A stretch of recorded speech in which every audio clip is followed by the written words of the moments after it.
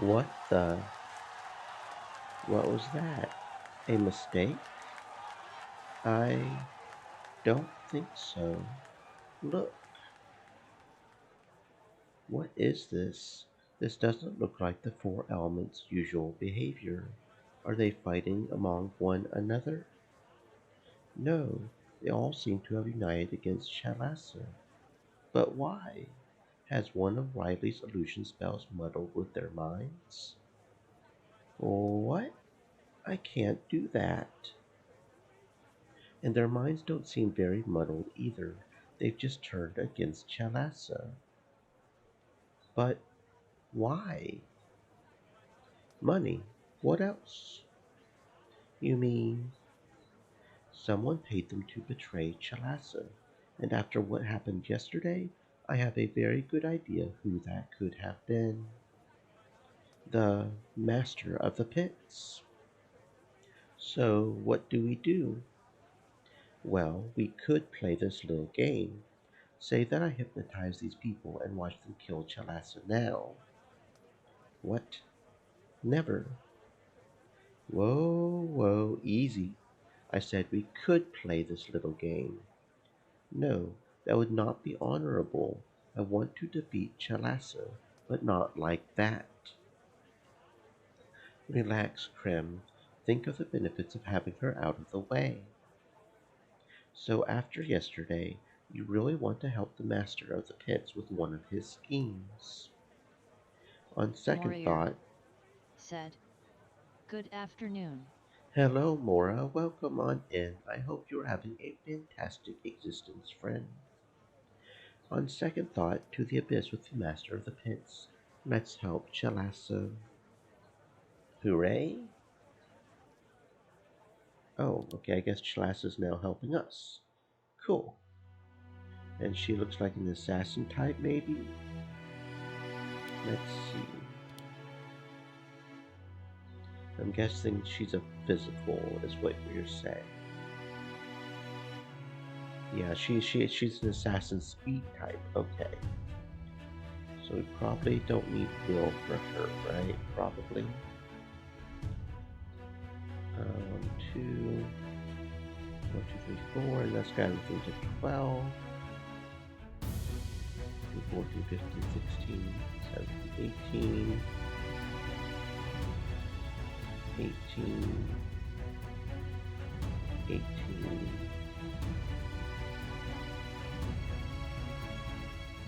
Yeah, that sounds good.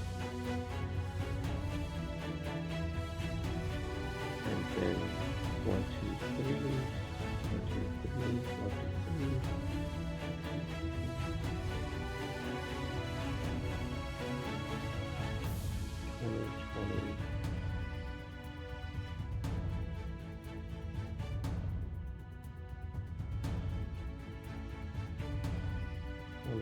One. Yeah, that sounds good. Okay, what skills do we have? Acrobatic skills, speed, attack, and defense are increased. It's a single target for base damage, increasing stagger greatly, causing bleeding. Hits 3 nearby targets. Definitely need Restless first, of course.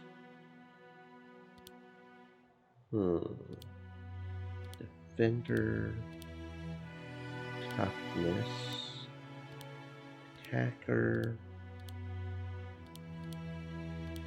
elementalist. Yeah, that sounds fine. Okay, so now we've got, I guess, hmm.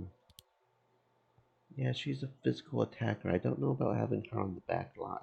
But we don't have a front line open, so.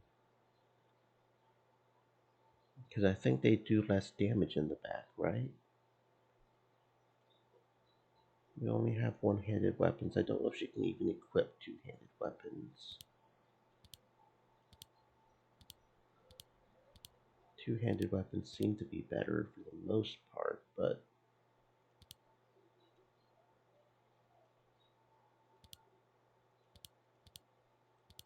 Okay, so that's good enough right there. Okay, I guess that's good enough.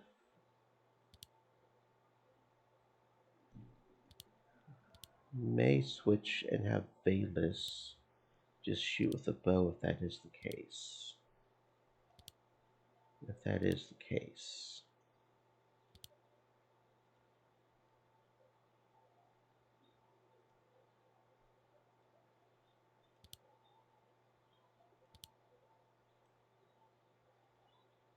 That could work. That could work.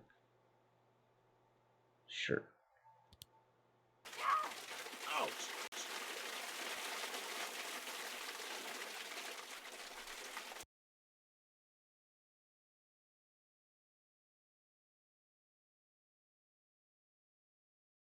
It hurts because I hit something important.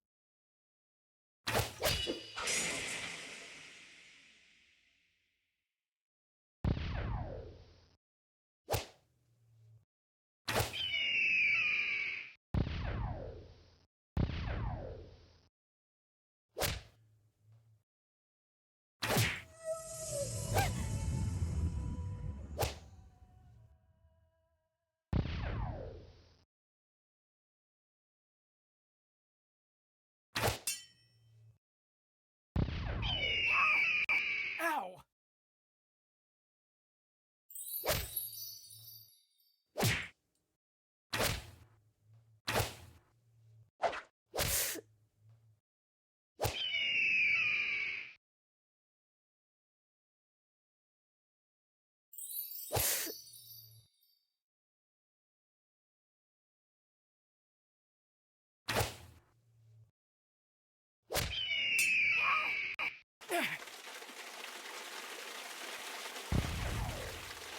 You stand no chance.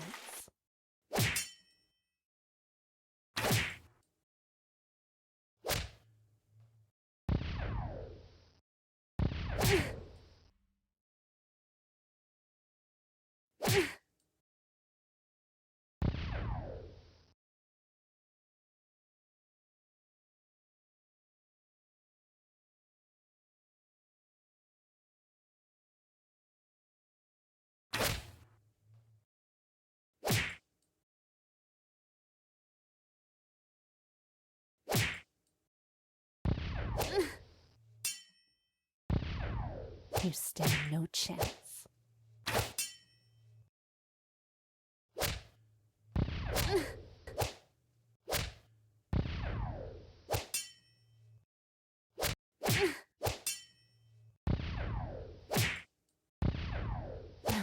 Fools.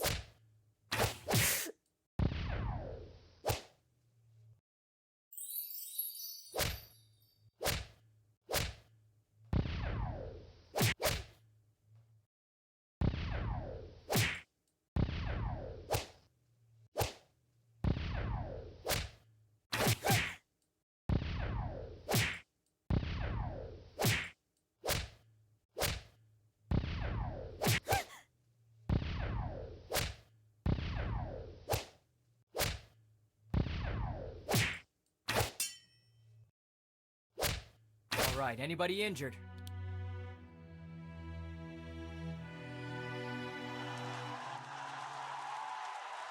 What an amazing turn of events. After an incredible feat of control magic by Riley, the four elements first turn against Chalasa, but then Riley loses control again and ends up fighting the very warriors he controlled. That's not how it went, bro, but okay.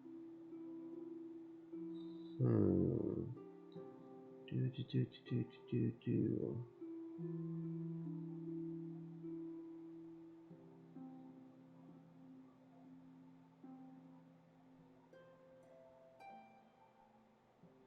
Okay. Um. Here's a chance to share something from warrior to warrior, friend. Would you? Yes, let's talk a little. A lot has been happening recently. It's probably good if we exchange a few tales. Anything you would like to talk about? Maybe some heroic sagas from your home?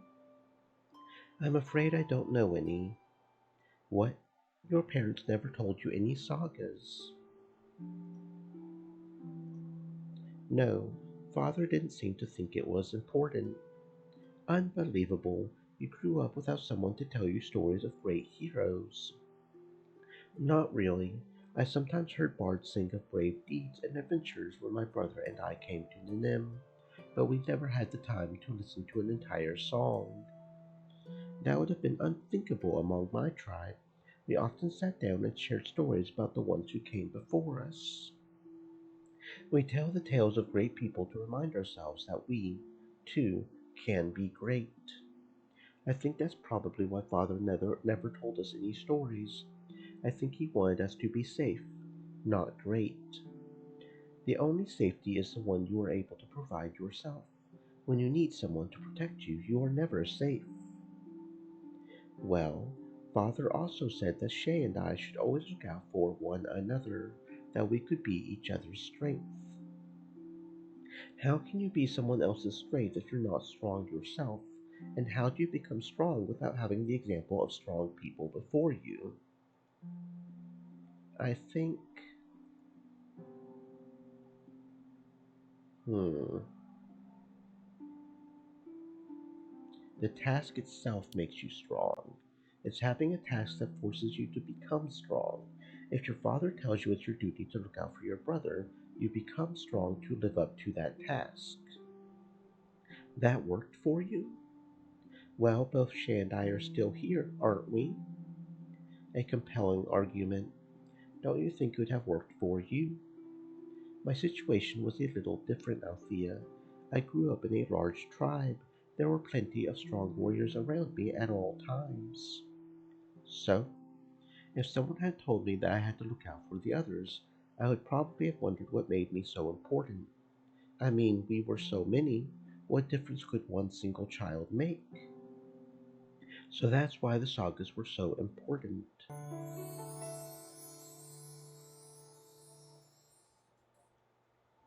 Okay, I think that's the first time we've seen that particular screen. That's new, right? Doop a doop a doop. Doop a doop.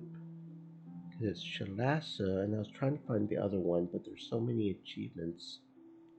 Couldn't find it in there. Jariel, that's the other one. Jariel and Chalassa, okay. Interesting. You grew up in a tribe of warriors. One would think that alone isn't reason enough to become a great warrior, too. Unfortunately, it's not. Even in a tribe like the Stalking Sabretooth, there's people who aren't willing to risk their lives for their own sisters and brothers.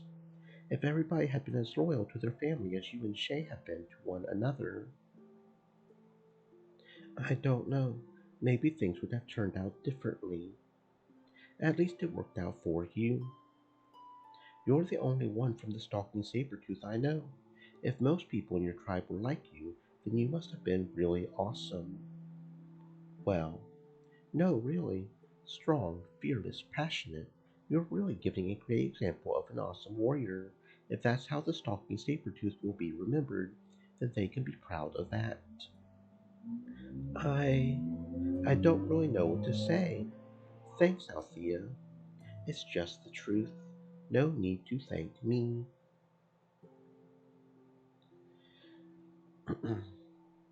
Penny for your thoughts, Chalassa. That was interesting.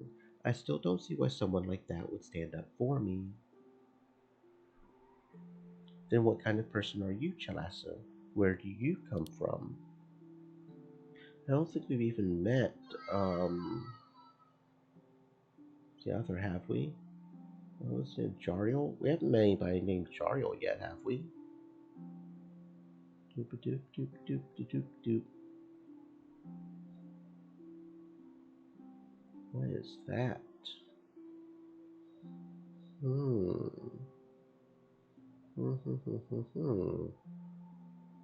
I don't think so, Althea.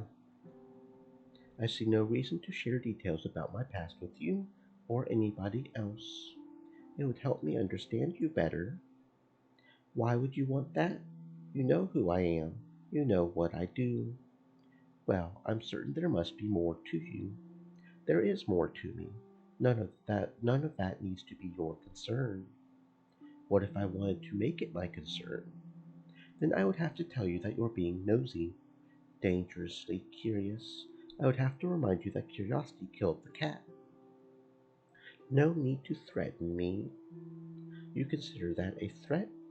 Sorry, that's not the impression I wanted to make, Althea. Okay, apology accepted. I usually don't make threats. If people trouble me, I prefer a more permanent solution. You don't consider saying something like that a threat? No, do you? Yes. Then I must apologize again. I was only stating the facts.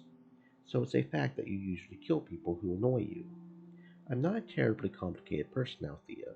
You act, I react. There's not much more you need to know about me.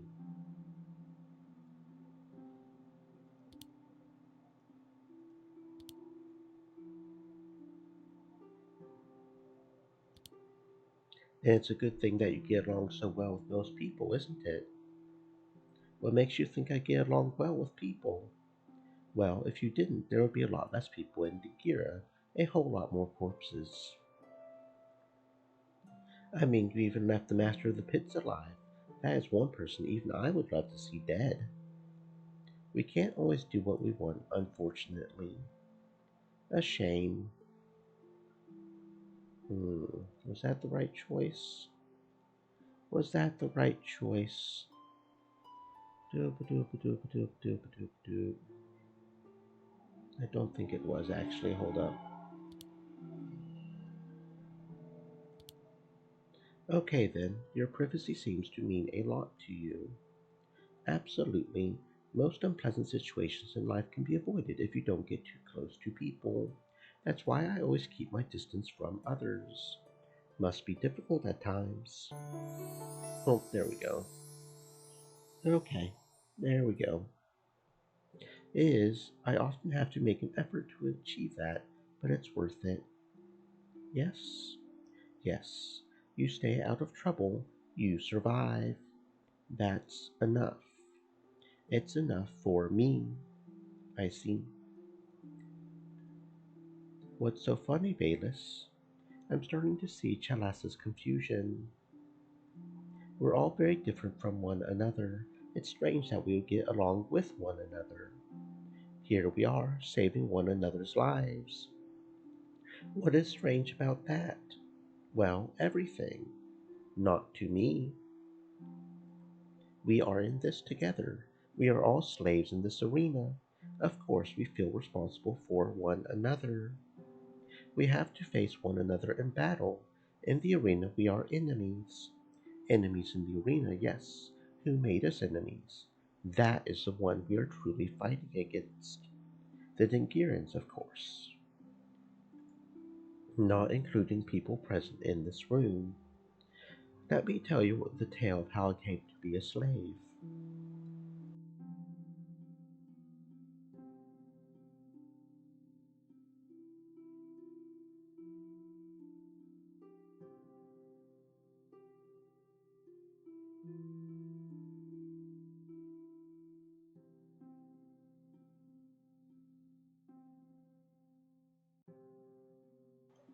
Then you will understand why it is so natural for me to consider you not friends, but allies.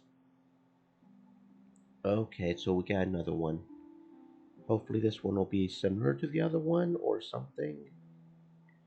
Oh dear. Definitely restless. Restless is kind of important, I feel like. Counterattack feels like a good skill, so we'll do that one. Um, let's see. Let's go ahead and put 2 here, so that's an even 10. 2% crit chance. Let's go ahead and even out strength at 20. And then put a bunch in constitution.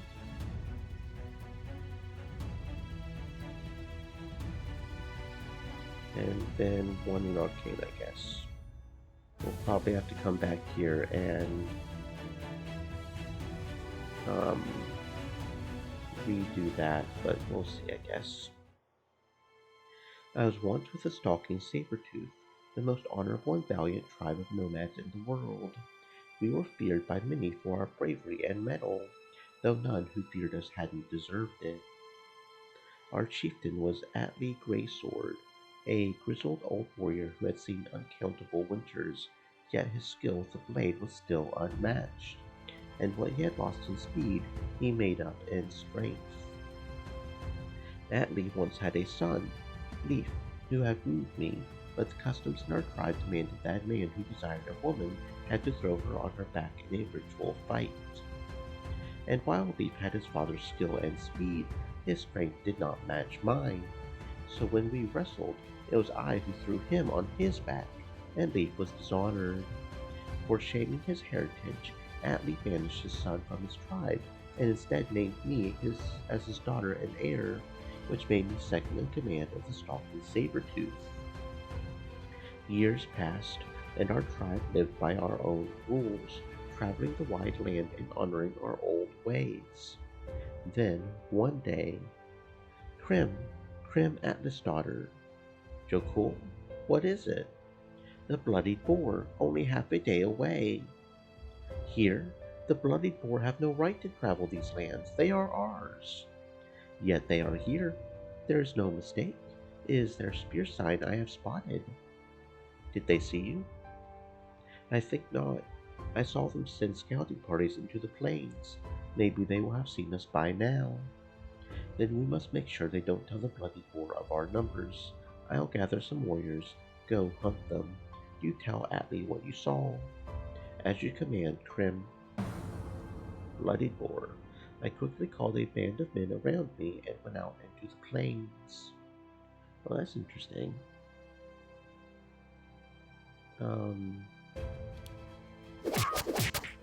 Oh, it's a scorpion. Hello, scorpion. Oh, and we have some friends with us to fight with us. That'll help. Okay. I guess.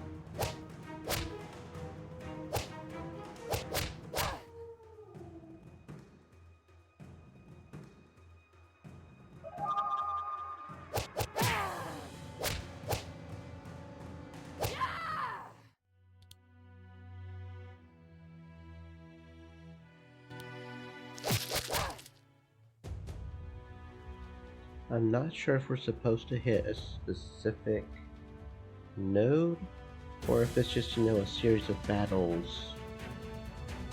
No matter which node we hit. Like the polar bear case. I don't know.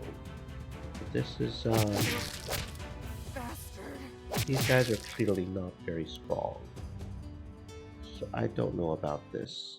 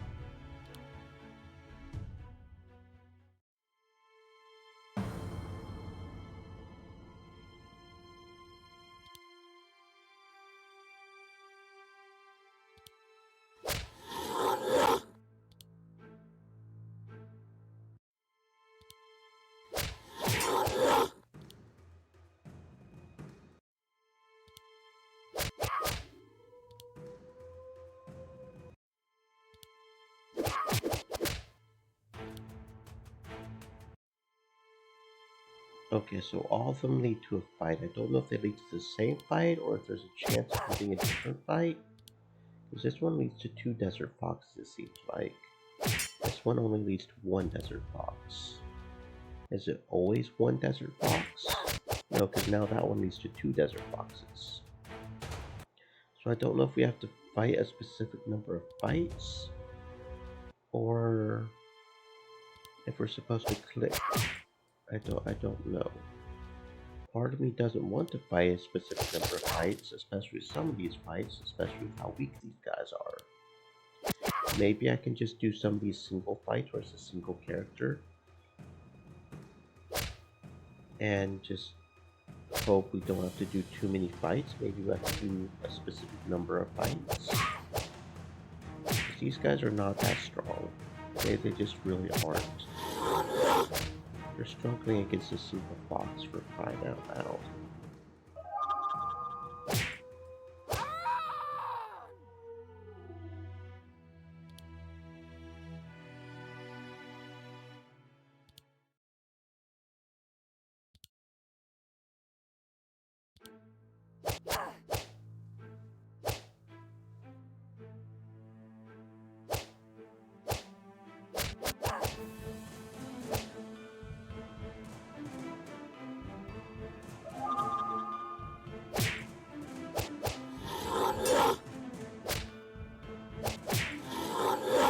Saber-tooth!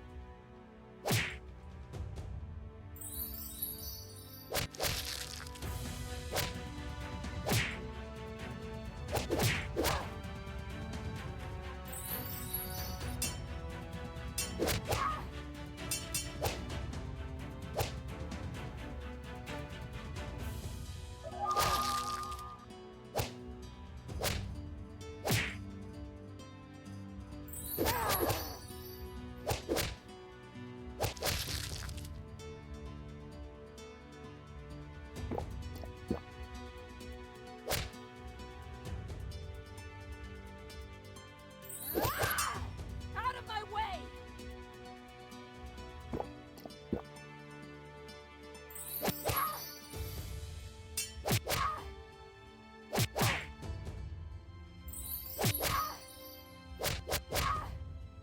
Saber-tooth!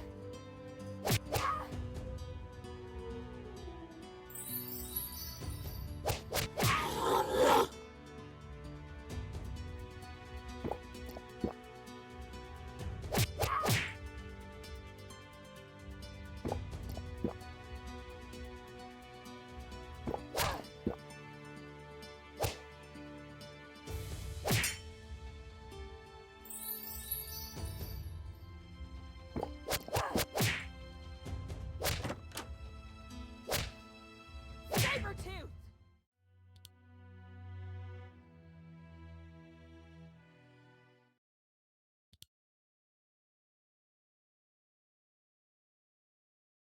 Okay, so it does look like after a set certain battles, we end up getting over here to the human footprints. Okay, that's got to be one of them. Surround that scout. We cannot let him get away. I drew my weapon and walked towards the tent. You in there, flea-bitten son of the bloody boar, know that shall be the blade of Krim Atlas, daughter of the stalking saber-tooth, that will end your life. Krim? By the gods, it is you. Leaf, you, here? Indeed, it is I, father's daughter. I knew the stalking saber-tooth would be in these lands at this time of year, but I didn't expect you would personally welcome me. This is not a welcome, no tribe. You are trespassing on the very lands you were banished from, and you are in the company of the enemies of the stalking saber-tooth. Watch your words, father's daughter. No longer am I Leaf No Tribe. Before you stands Leaf Boar's Head, chieftain of the bloody boar by the trial of axe, and my honor as a man has been restored. Good for you, Boar's Head. So you are not an outcast in the company of my enemies. You are my enemy, and I have come to put an end to this enmity. Tell Atli Greysword that the tribe of the Bloodied Boar has come to break their spear sign before him and to join the ranks of the stalking Saber-tooth. What? That's insane. The Bloodied Boar and the stalking Saber-tooth have been enemies since the beginning of time. And I, Leaf, born Atlas' son, am now Boar's head, and I wish to offer my father this, the end of the history of the Bloodied Boar, and new blood for the stalking Saber-tooth. Go to Atli and tell him this. Leaf has returned with the Bloodied Boar as a gift for him, and all he thinks he asks for in return is to be called his son once again. So that is it. You wish to be his son again, and one day succeed him as chieftain of a tribe that will then be the largest in the world. No, father's daughter, I will never be able to succeed him as chieftain. That honor belongs to you, and you alone, who defeated me and won my birthright.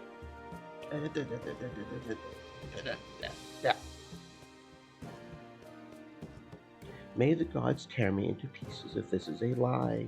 I no longer desire to rule the stalking Saber-tooth, and I no longer desire you, Krim. So, that is what you ask for, that Atli accepts you as his son again, in exchange for the Bloodied Boar. It is so. Then you shall live, for now, until Atli has decided upon your fate. Thank you, father's daughter. You will leave your weapons here, and my men will bind you on our journey back. I accept. We return to the stalking Saber-tooth with Leaf as our prisoner. Upon our arrival, Atli immediately asked to see him, and he was brought to the chieftain's tent. Atli and Leaf talked for a long time. Eventually, Atli came from his tent and towards me. A word, daughter. Of course, father.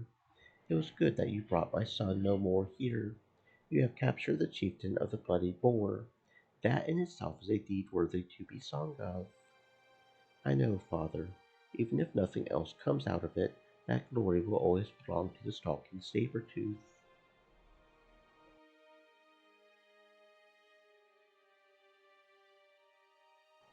Has Leaf told you why he led the Bloodied Boar here? He has. He says he wants to give you his new tribe so that you can unite all under the spear sign of the stalking Saber-tooth. He told me the same. Of course, this sort of act is unheard of. In the 100 generations of our tribes, never has anything such as this been proposed. You're right, father, as always. We conquer other tribes. We don't unite them.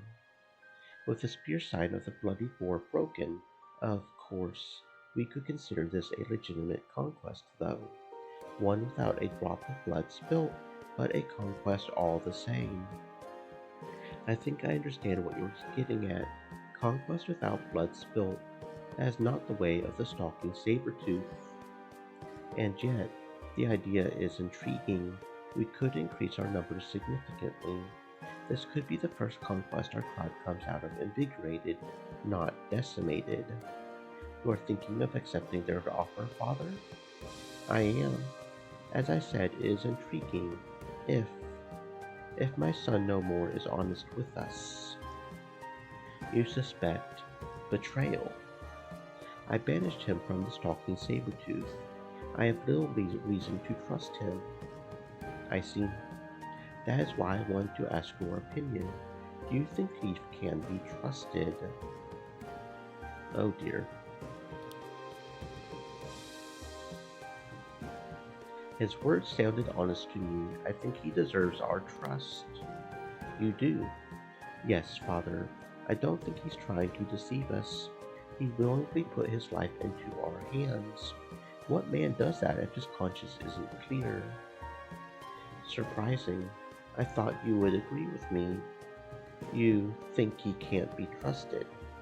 Actually, no. I think his proposal sounds too good to be true. What if it is true? If Leaf really wants to restore his honor by offering us the lives of our enemies? What if all he's trying to do is make us drop our guard? You mean, make sure the Bloodied Boar can destroy the stalking Saber-tooth without much of a fight? Precisely. They are about as many as we are, and if they have the element of surprise, they could murder us all in our sleep. I doubt that's what Leaf has planned, Father. Remember, he's willing to offer us the bloody boar as a gift. We could simply choose to sacrifice that gift to the gods. What good would this do him? Not untrue. We should take precautions, of course. I see no reason not to take Leaf by his word. Yes. Yes, you are right. We should. Okay. We take precautions. We take them as thralls, sacrifice half of them to the gods. The bloodied boar cannot threaten us if their numbers are only half ours. They are mostly old people, children. So this is what we will do. We have Leaf tell them to come to us one by one, lay their weapons down. Then we separate the warriors from those who cannot fight. As for the warriors of the bloodied boar, we will sacrifice them until there are less than half our own number remaining. The rest of them shall serve as our thralls for the rest of their lives, though if they have children with our tribe, these children shall be born into the stalking saber-tooth. What about Leaf? Is my son no more wished to be my son again? This he shall be, once all sacrifices are complete. A wise decision, Father. Then it is settled. Talk to Leaf. Tell him to return to the bloody boar. Have him prepare his tribe.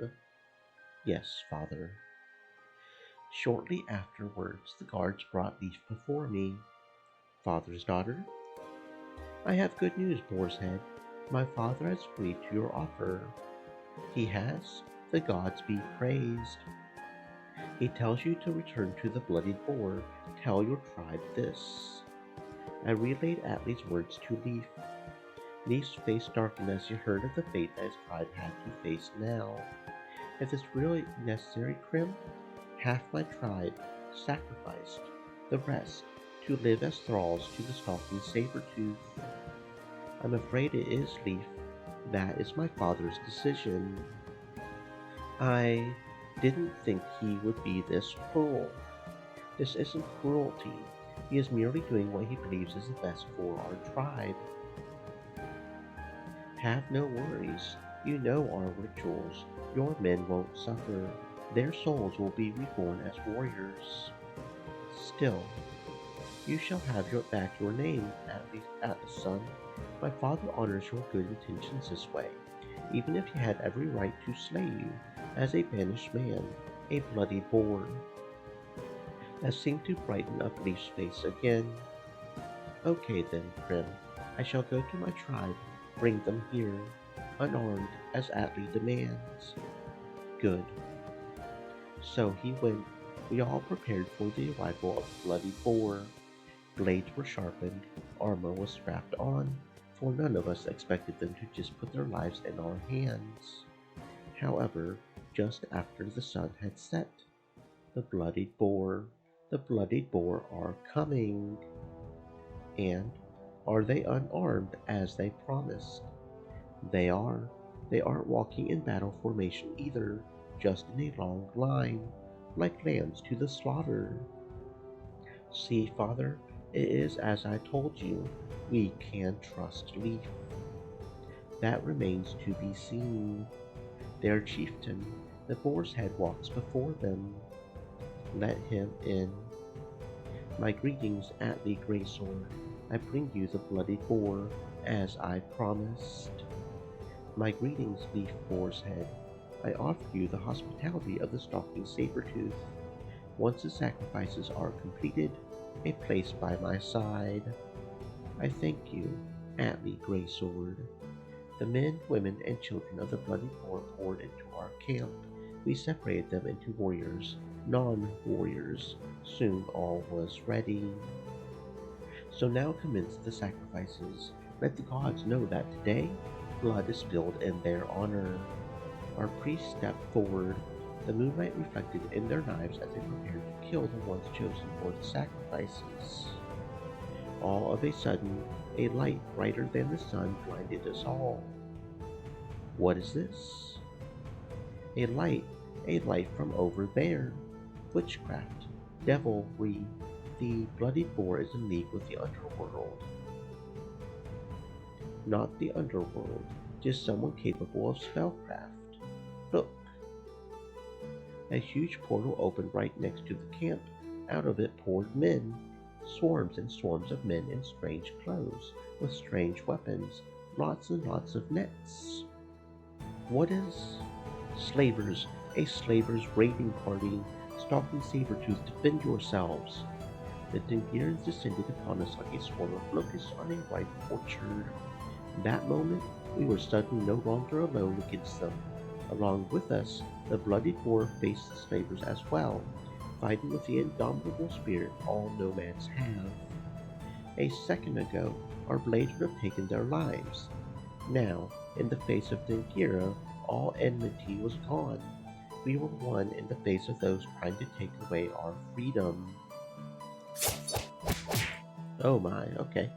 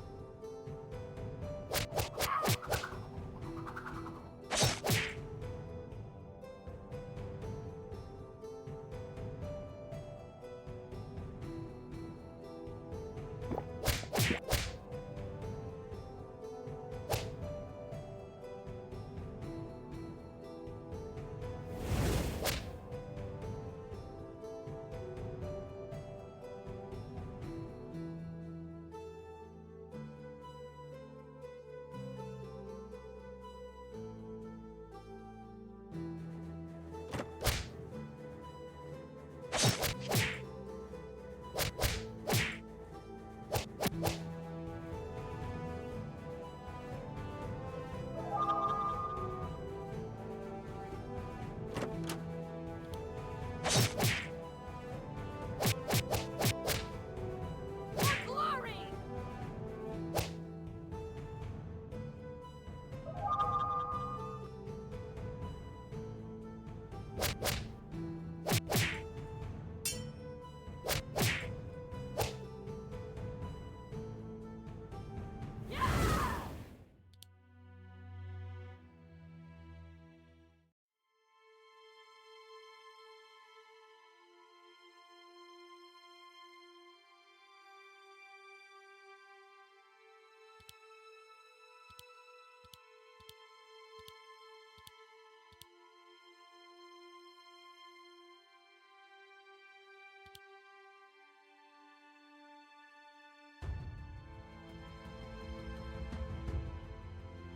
Suddenly, I saw something out of the corner of my eye. Father! I felt the enemy before me with a quick strike, then broke through the ranks of the Dingirans. I was already too late. Atli lay dead. Upon him stood Leaf, in his hand the grey sword my father had wielded for all his life. His father before him, his grandfather, 20 generations before him. Leaf, Krim, how nice of you to join us. How dare you continue to fight the stalking Sabretooth? Didn't you see that there is a new enemy? Of course I did. Who do you think called the Dingirans here? It it can't have been you? It was me. You you betrayed us. You betrayed both your father's tribe and your new tribe. As for the bloodied boar, they were mortal enemies as long as I was still at the sun. After that, they were never my friends. Truth be told, it was only with the help of the Dagirans that I was able to take over their tribe. Of course, that help had a price. I would deliver them to Dingira as their slaves. You rat! You aren't worth being called a nomad. You're right about that, Krim. I am no longer a nomad. Do you know what I am now? Rich. Dead. Put down father's sword at once. I think I'll keep that. It's a good blade. Old. Very good craftsmanship. I'm going to sell it for a high price. You know what? I'm buying it. I'm paying with your life. Boy, I sat here and tried to trust you, and you just want to stab us in the back like that. Can't believe you. Cannot believe you. Mm-hmm.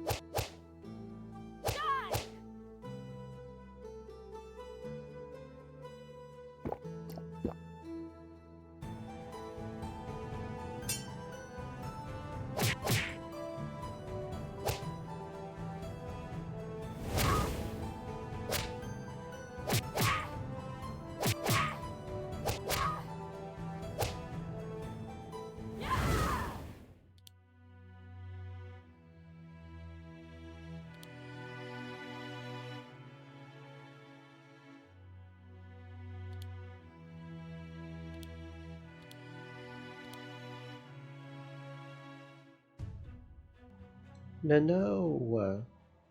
To the abyss with you. I wrestled the gray sword from Leaf's weakening hands. With a single blow, I cleaved him in half from top to toe. Then I turned to his Dingiran friends. That moment, a net was thrown over me. Before I could react, I was struck down. I fell with the gray sword in my hands, my father's sword. I knew that by taking it back from the traitor Leaf, I had made Atli proud. Complete Grim's personal quest in hard or nightmare. So I was defeated. I became a slave. The Dingirans brought me here. I see. No wonder were brought straight into the arena. After a battle such as this, they knew you were a born fighter. That other tribe, the Bloodied Boar, even though you were mortal enemies, even though you were just about to kill them, they still helped you against the Dingirans. Yes, you know, us nomads, we don't need much to live. The earth under our feet, the sky above our heads is almost enough. Most of all is a single desire that we all share, the desire for freedom. I see. So that desire is what united you, your enemies, against the Dingirans. What unites me with you? The Dingirans may have made me a slave. May have put me in chains. They may force me to fight. They will never make me accept my fate. Give me the chance. I will escape. I will take my revenge on them. I will free as many as I can from their grasp. And that is why you, all of you, are natural allies for me. I didn't think you would be that deep. Talkative? Your story was longer than mine, not half as exciting. Riley, you relax. Just kidding. It was a great story. Maybe a little bloody for my taste. Well, undoubtedly heroic. Too bad I am not like that. You said you considered all of us your natural allies, Krim. Sorry, I don't feel the same. What do you mean? I am a slave. I belong to Master Yeldon. He commands me. Maybe he will set me free one day. Maybe by winning I can accomplish that. I do not desire freedom. Desire is weakness. It makes you predictable. Don't we all, in our hearts? Don't assume you understand me, Althea. Don't trust me. I would disappoint you. Good night. She always leaves on such a cheery note, doesn't she? Rise and shine, you bastards. I would say good morning if I knew any way not to sound sarcastic. Sarcastic? I see you're already getting used to life in Dingira. Master Yeldon? What do you want, Yeldon? Mind your tongue, woman. You will be respectful towards your master. Stay your whip. Today's chores will be a more than sufficient punishment for these troublemakers. Today's chores. Your behavior seems to indicate that working for me seems to hold too little excitement for you. At least that's what my other fighters are telling me. You pick fights with them. You ask idiotic questions. That's not precisely what happened. In any case, as you don't seem to appreciate the life you have as my slaves, I think I'll give you a chance to experience what working under the others would be like. The others. The four families, to be more precise. Today, you're their slaves. What? We're slaves to all of them. To one of them. Any one you choose. You'll go to their mansion and introduce yourselves as little favors from me. Tell them they can use you in any way they wish until sunset. If anything should happen to you during that time, I'll cover all the costs. Like disposing of your corpses. Wait, so you mean the family we choose could just kill us? You wouldn't mind? Well, the owner of a slave may do whatever he likes with that slave, even kill him if he fancies that. Today, you're someone else's slaves. What's the matter? Don't you think the four families will treat you with the same kindness that I have shown you? If by kindness you mean having us fight to the death for the entertainment of others. In my arena, you always have a chance to survive. Other slaves may not be so lucky. Maybe you'll appreciate my ownership more after having seen what other masters expect from you. We're going to be sorry, aren't we? Yes. Yes, you will. Hold it. Chalassa, what do you want? To repay my debts to you. You already saved my life twice. Once from the poisoned wine, yesterday in the arena. You're not in our debt because of that. We did this because it was the right thing to do. I remember you calling us fools because of it. That's right. You are fools. You're not precisely making it easier for us to trust you. You shouldn't trust me. However, I would ask you to at least hear me out. Okay, that doesn't sound too Stream bad. elements. In exchange Said. for you helping me out, Stay moist, I my want to friends, offer you my hydrate. help whenever you're outside the arena. I would like to accompany you. Protect your backs. Protect. Or stab. If you don't want me behind you, which I would understand, I can always walk ahead of you. I know Dingira like the back of my hand. Inside the arena, there's not much I can do for you. Inside the arena, we are enemies. Outside, however, there's nothing that pits us against one another. There's no reason out here why I would be enemies with people I feel indebted to. So you do have a sense of honor. You do feel something like loyalty for the fools who saved your lives. Yes, that is one weakness I've never been able to overcome. You call it weakness. I would say it's the first likable thing about you. So would I. You are not without honor, Chalasso. I, for one, accept your proposal. So do I. Better to have you on our side than against us. Yes, having you with us will sure make things easier. Then it's settled. Chalassa, you're welcome to join us, especially in our current situation. Current situation. Master Yeldon told us to go to one of the four families, offer them our services for the rest of the day. What services does Yeldon expect you to perform for them? Any service they want, as though we were their slaves today. You know that they will just send you to your deaths, don't you? That's a possibility. No, that's a certainty. If they have ownership of you for one day only, then there's no incentive for them to keep you alive for longer than that day.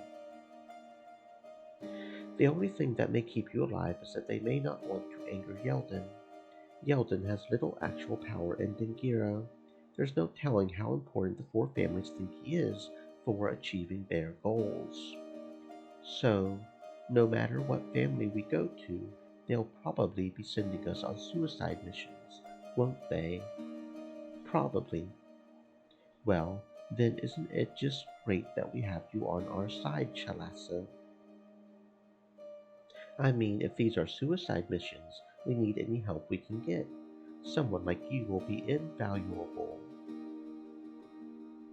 This isn't what you thought you would sign up for when you offered us your help, right, Chalassa? No, it makes no difference. I would understand if you backed out. I think we all would. I won't back out, Shay. I stand by my word. I will be with you, for better or for worse. Which only shows what kind of woman you are, Chalassa. I feel honored to have you with us. Don't. I may disappoint you. No worries. I just won't expect more of you than that right now.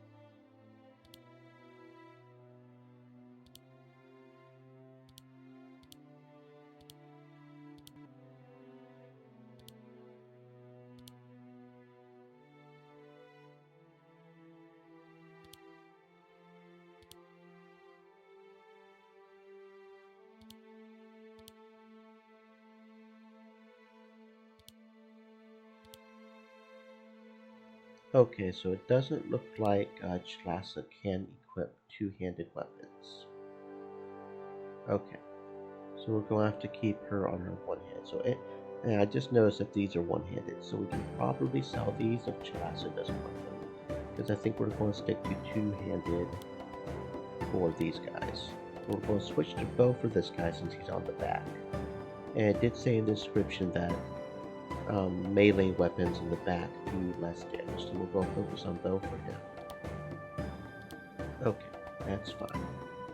So that means we can sell everything but the bow, because we'll save the bow for the boy. Once he gets to level 11. Yeah, that sounds right. That sounds right. That sounds right.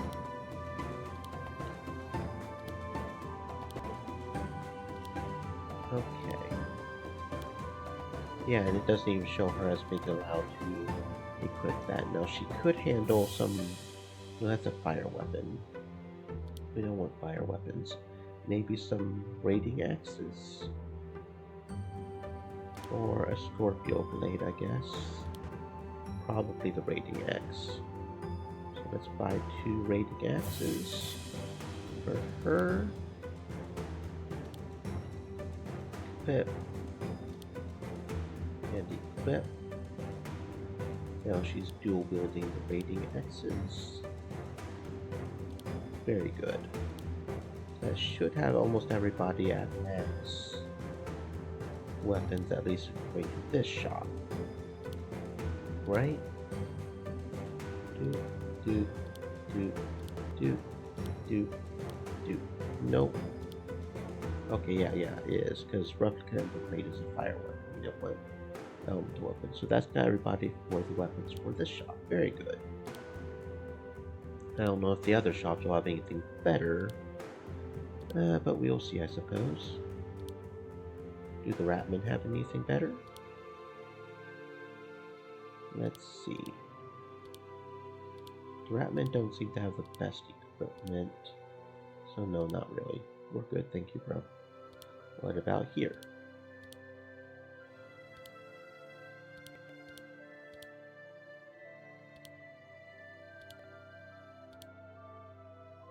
Nope. Okay.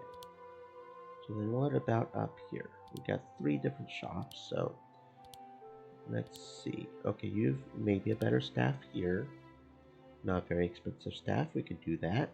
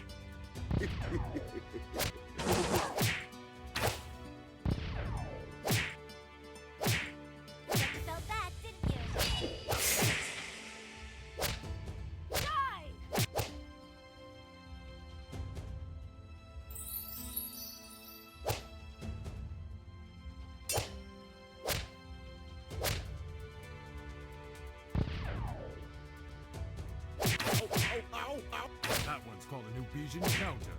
How does it feel?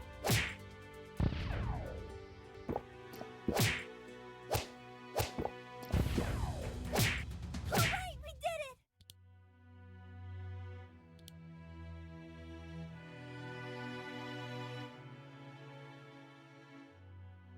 Something else I noticed just a second ago.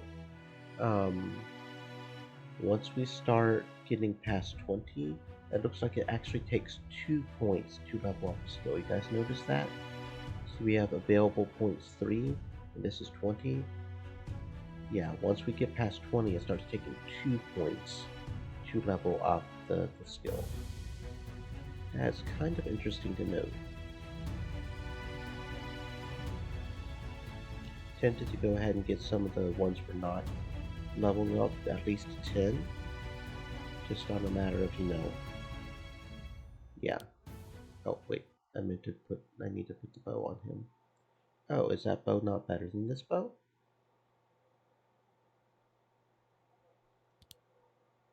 Or can you just not equip that bow for some reason?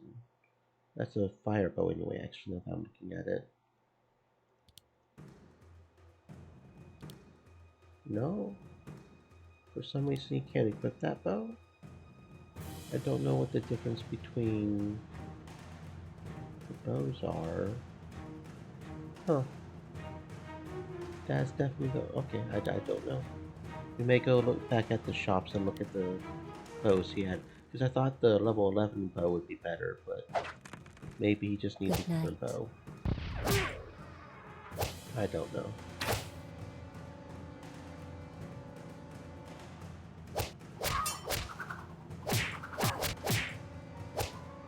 Oops, I must have underestimated my own power.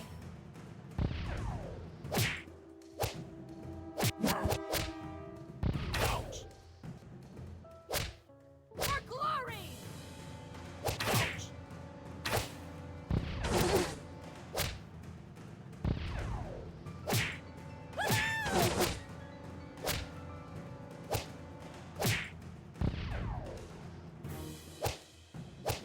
This was unpleasant. Necessary, but unpleasant.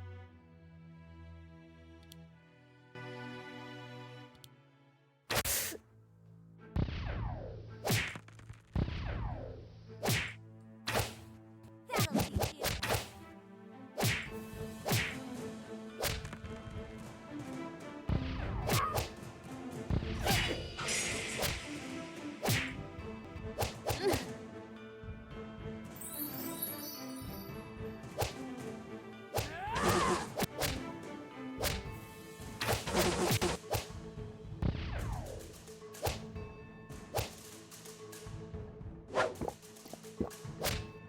You stand no chance.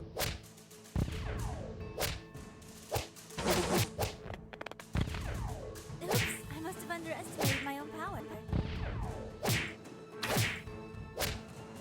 We live to see another day. Good.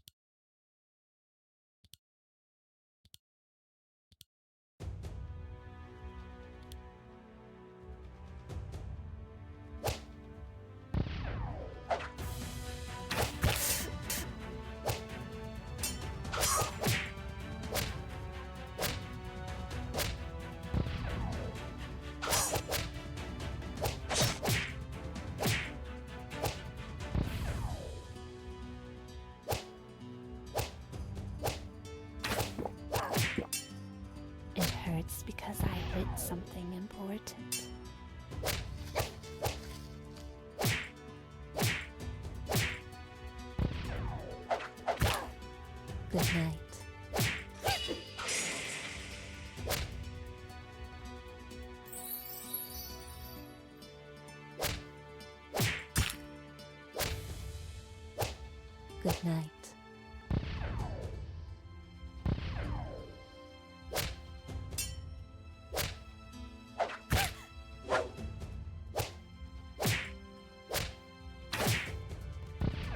All right.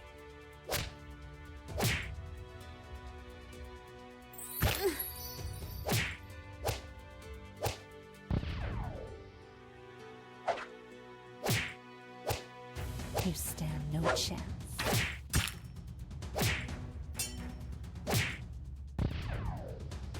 Victory is ours.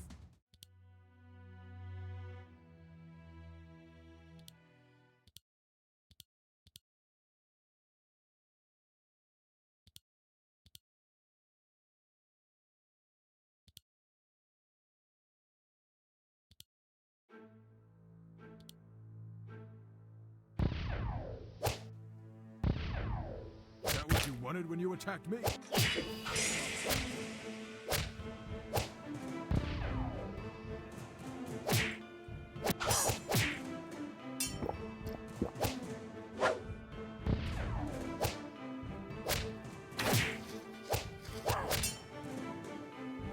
Leave before I kill you.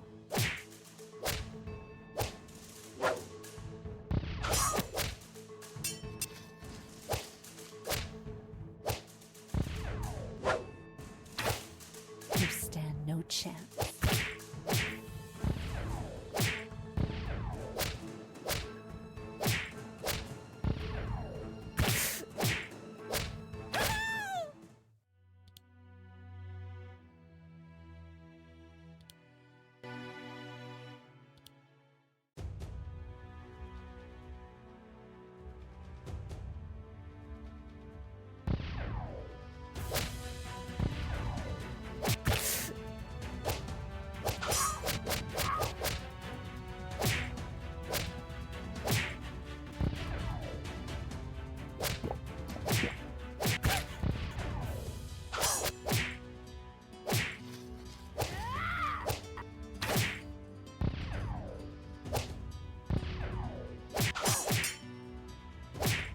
Leave before I kill you.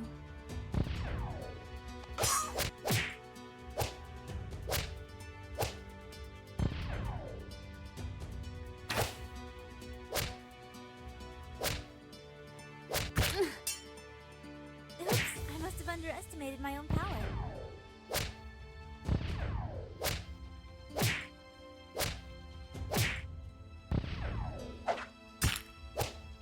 Good night. Fools.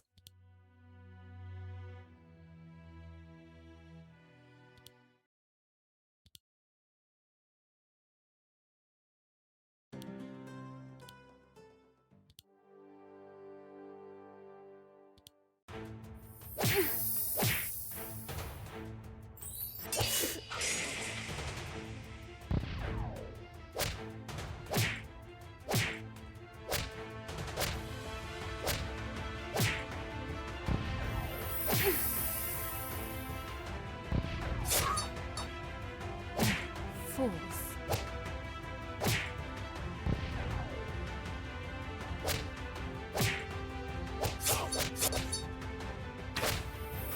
Sleep tight.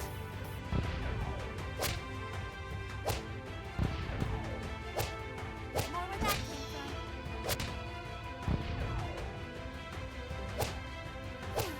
It's over.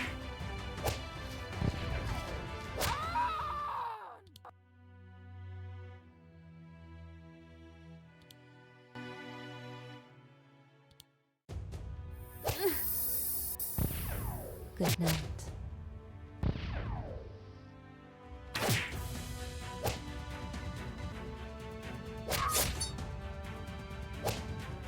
Good night. Revenge.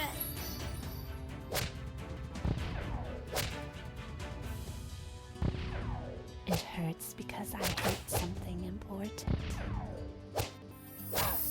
Good night.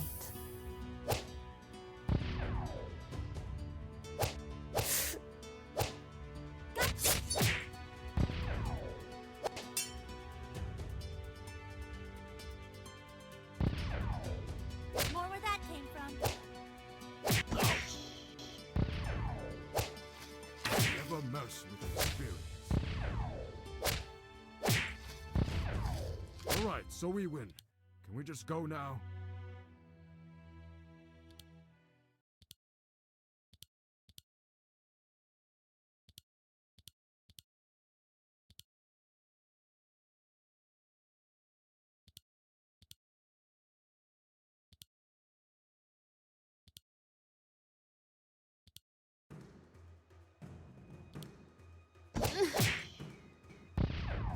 You stand no chance.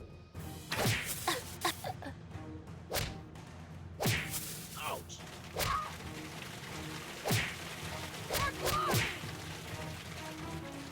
That wasn't necessary.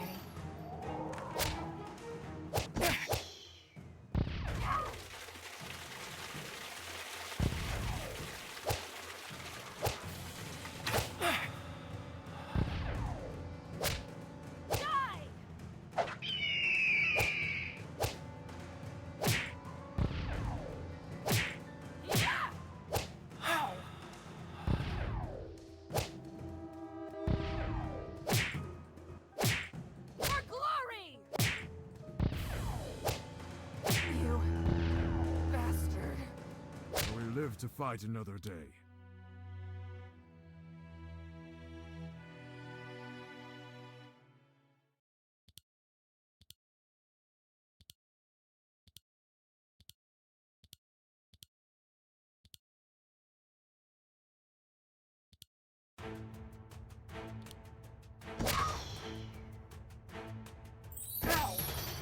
Good man.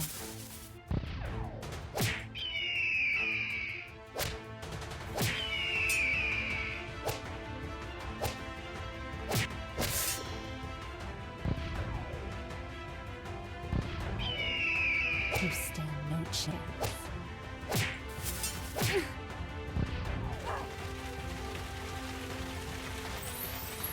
Good man.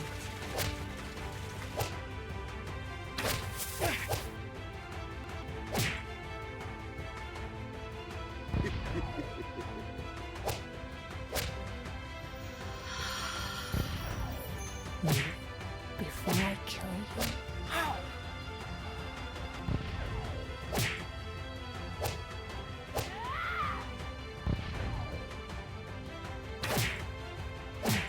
Fools.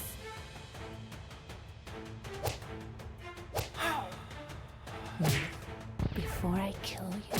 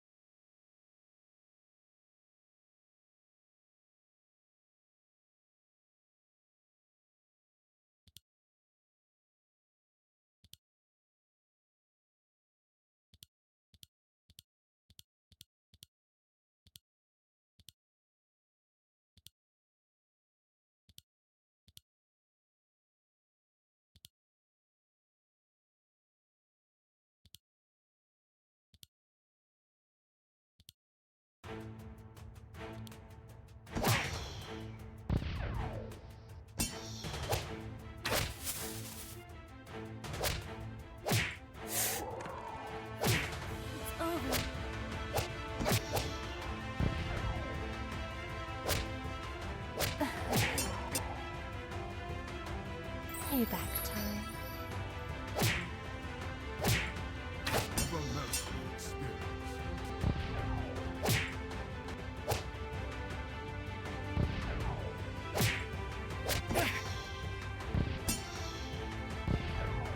Good night.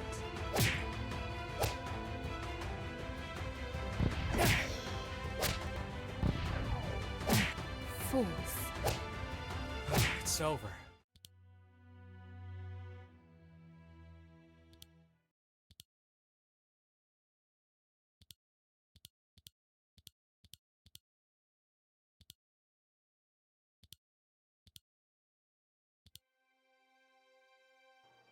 Yeldon's servants again in the company of the famous Shalassa. Greetings. Master Yeldon sends us to serve the Gamesh for today. Why would Yeldon do such a favor for our family? Have we earned so much of his appreciation? Or is that his way of punishing you for not serving him well? A little of both, I would say. I must admit that while this is unexpected, it is quite convenient. We are a little short on couriers at this time, especially for the transports requiring a certain care. Transports of our goods, of course. Drugs, medicine, of course. Beneficial concoctions that strengthen both mind and body. Drugs is such a nasty expression. Where do you need them delivered? To our traders in the territory of the Galena. The Galena? That's a surprise. I didn't think the Galena with their enchantments would need, well, other boosts. It is their enchanters who are our best customers. The goods we sell liberate the spirit, which is a prerequisite for using powerful magic. So people there will be expecting us. Quite so. Wait here while I get the goods. Why do I have a bad feeling about this? Because it's obviously a dangerous job. These drugs, if they can be used to bolster magical abilities, then they must be quite valuable. Meaning that if we carry plenty of it around, we'll attract all sorts of unwanted attention, especially from people trying to take them away from us. You're also forgetting one thing. That is, that the Galena probably don't really want drugs on their territory. They would send their own couriers to pick them up from here. You mean, the Gamesh are making a profit from addicts along the Galena. The Galena can't be happy about that. We must prepare for the worst. I see. Here you are, 6 packages of Gamesh goods. What do we do with them? Take them to the 6 traders in the Galena territory. Give one to each of them. Collect the payment from them. After we're done with that, return here. Bring me the payment you've collected. Don't try to nab even a single coin. I know precisely how much each of them will give you. Understood. Good. Then get going. Okay. Let's deliver the packages. Each of us should carry one. That way they won't slow us down. Good idea. Let's do that. Guess we're becoming drug mules now. That's nice. You said the Galena?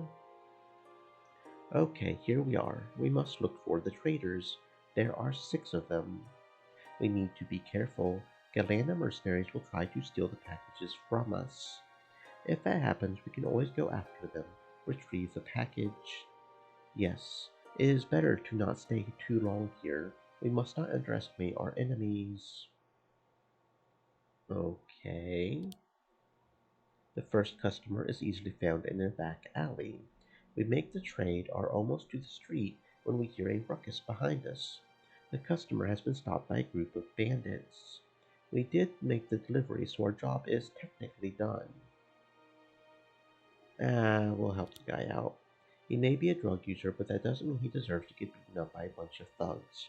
The Gamesh family probably wouldn't like it if we turned a blind eye anyway. Turn around and attack the bandits.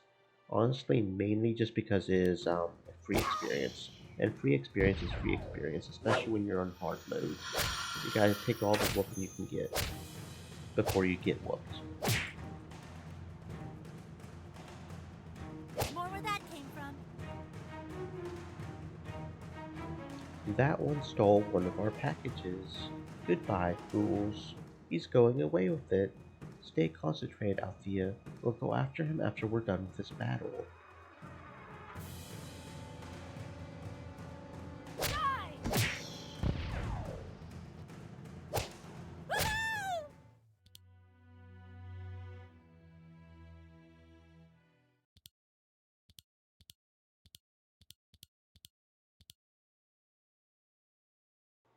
The man thanks us and promises to put in a good word with the Gamesh family for us before he scurries away quickly. Nothing left to do here, we head on to the next job. That's one of the guys who attacked us. Help!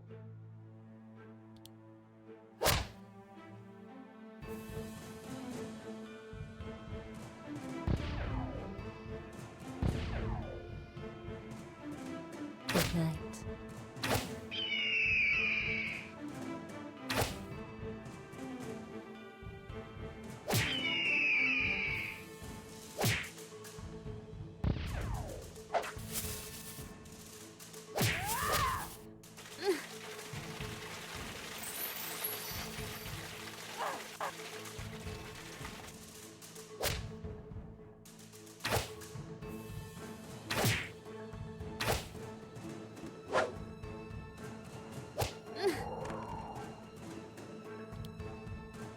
Morsels for hell. This will teach them what happens if they try to steal from us. Oorah, that was not too hard. Good, good. Despite all these bows we keep getting, none of them are better than what we've got. Guess that staff isn't either. Okay. Deliver the next package. Here you go. Thanks. Here's the payment. Atlanta mercenaries are attacking. Oh no, because we can't whoop them, right?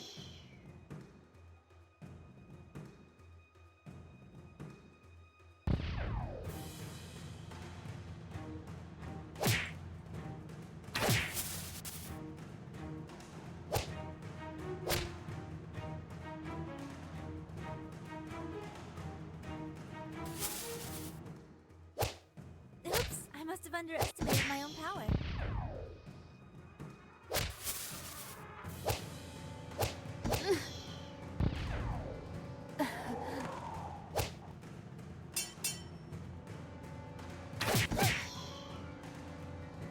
Payback time.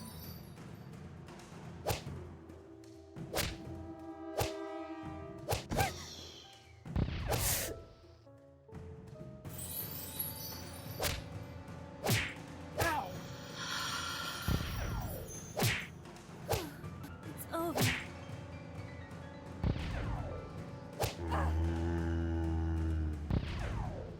All right, we did it!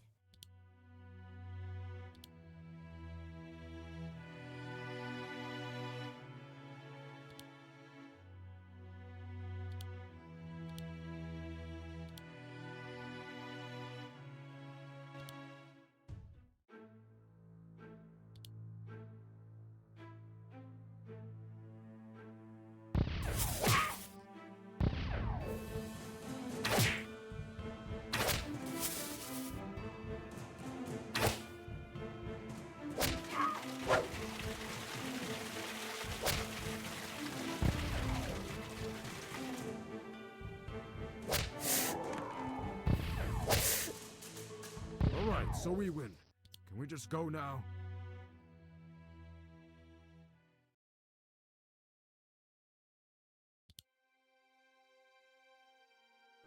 We find the next customer without any problems. Unfortunately, he's not happy with the agreed upon price, tries to haggle with us. Somehow, I don't think our master for the day would be too happy if we gave him a discount. Bro, you want this? This is not something you need to live. So you want this, you gotta pay for it, bro.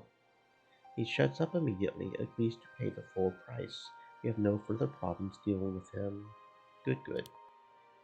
We're stopped by a band of rough-looking mercenaries on our way to the next delivery. They seem to know what we're carrying for the Gamesh family, demand we hand over the goods. I have no idea what you're talking about, dude. Star is off, Riley takes over. Miraculously, he's able to convince them that we're not the people they're looking for. The mercenaries don't seem to start a fight where they don't stand to benefit, so they let us by without any further trouble. We end up going in circles as we wander the streets to find the location of the next drop-off point. There's no getting around the fact that we're a bit lost. We could ask for directions. If we arouse any suspicions, someone might call the guards. Ask for directions. The man you approach happens to be an arena fan. He saw our last match, gushes excitedly for a good minute. We're able to get the directions after signing a few autographs to make the transaction without any further hitches. Never be afraid to ask for directions. It's okay. The last customer's house is protected by a group of guards. We'll have to get their permission to get by without fighting, which should be easy enough as long as we present a reasonable excuse. We're delivering a message, dude. They let you through with an escort. Once you're inside, the owner of the house sends the escort away. You're able to make the delivery without anyone else being the wiser. Good. Our job here is finished. Let's get back to the Kamesh district now. That was not so hard. That was very easy, really. I don't want to sell this bow yet, because we might still be able to use that one. I'm going to sell the others since they don't seem to be very good.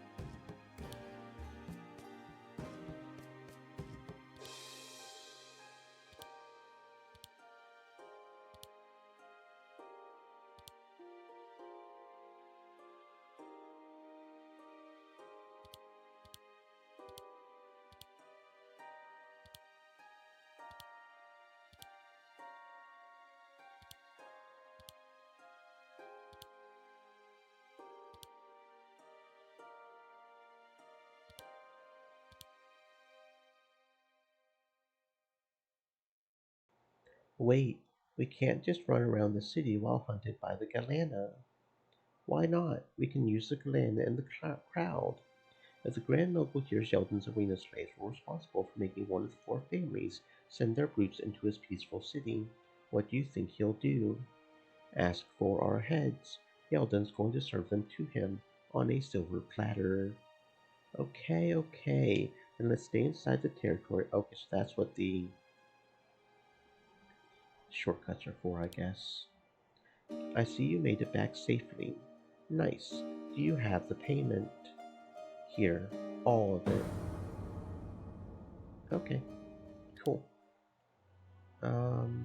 You and you and you.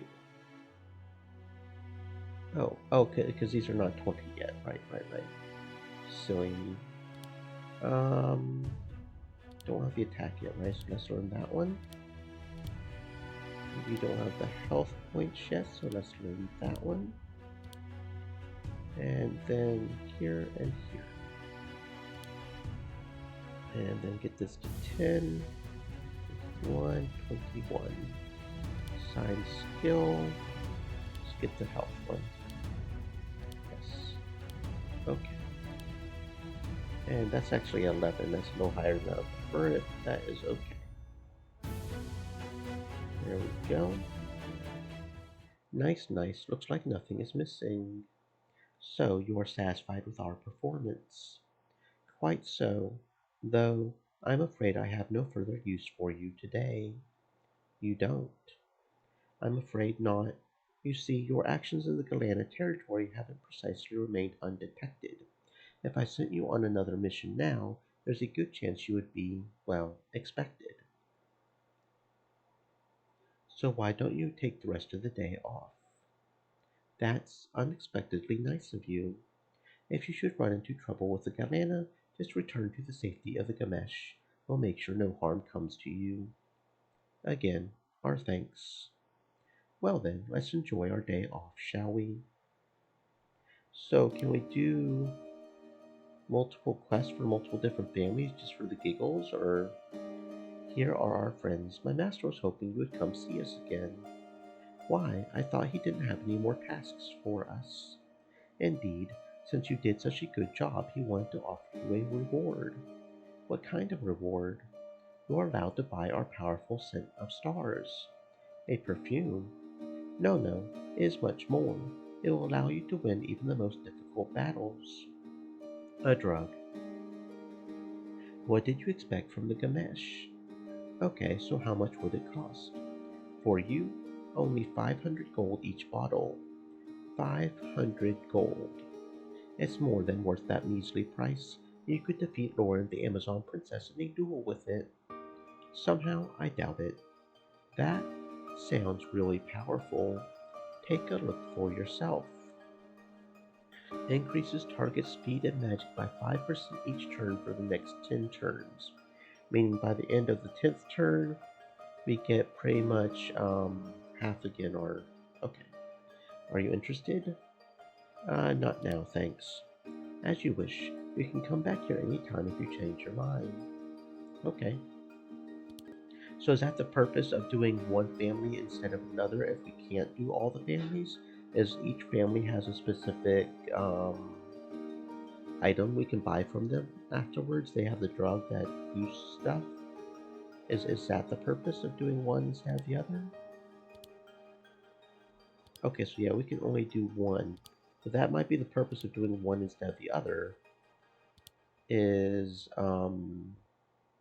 whatever they reward us with being. So that kind of makes me curious what the other families have. It's not like it seems to be very difficult to do one family or the other. So we know what that one does. We know that that's a drug. We don't really care about that one too much. So let's try and see what Lugal has. What is your quest for the day? Why are you here already? The next delivery for the arena is due in 3 weeks. We're not here because of any sort of delivery. Master Yeldon sends us to serve the Lugal for today. What do you mean serve us? We don't need any further mercenaries. Besides, Yeldon's prices for arena slaves are too high anyway. What Althea's tried to tell you is that we have been commanded to be your slaves for today, at no charge. What? It's a favor from Master Yeldon to the Lugal. Why would Yeldon do us any favors? Our relationship is strictly about business. He has no reason to butter us up like those weaklings, the Kidu. Consider it a free sample, so that you may one day decide that Master Yeldon's prices are appropriate for the quality they provide.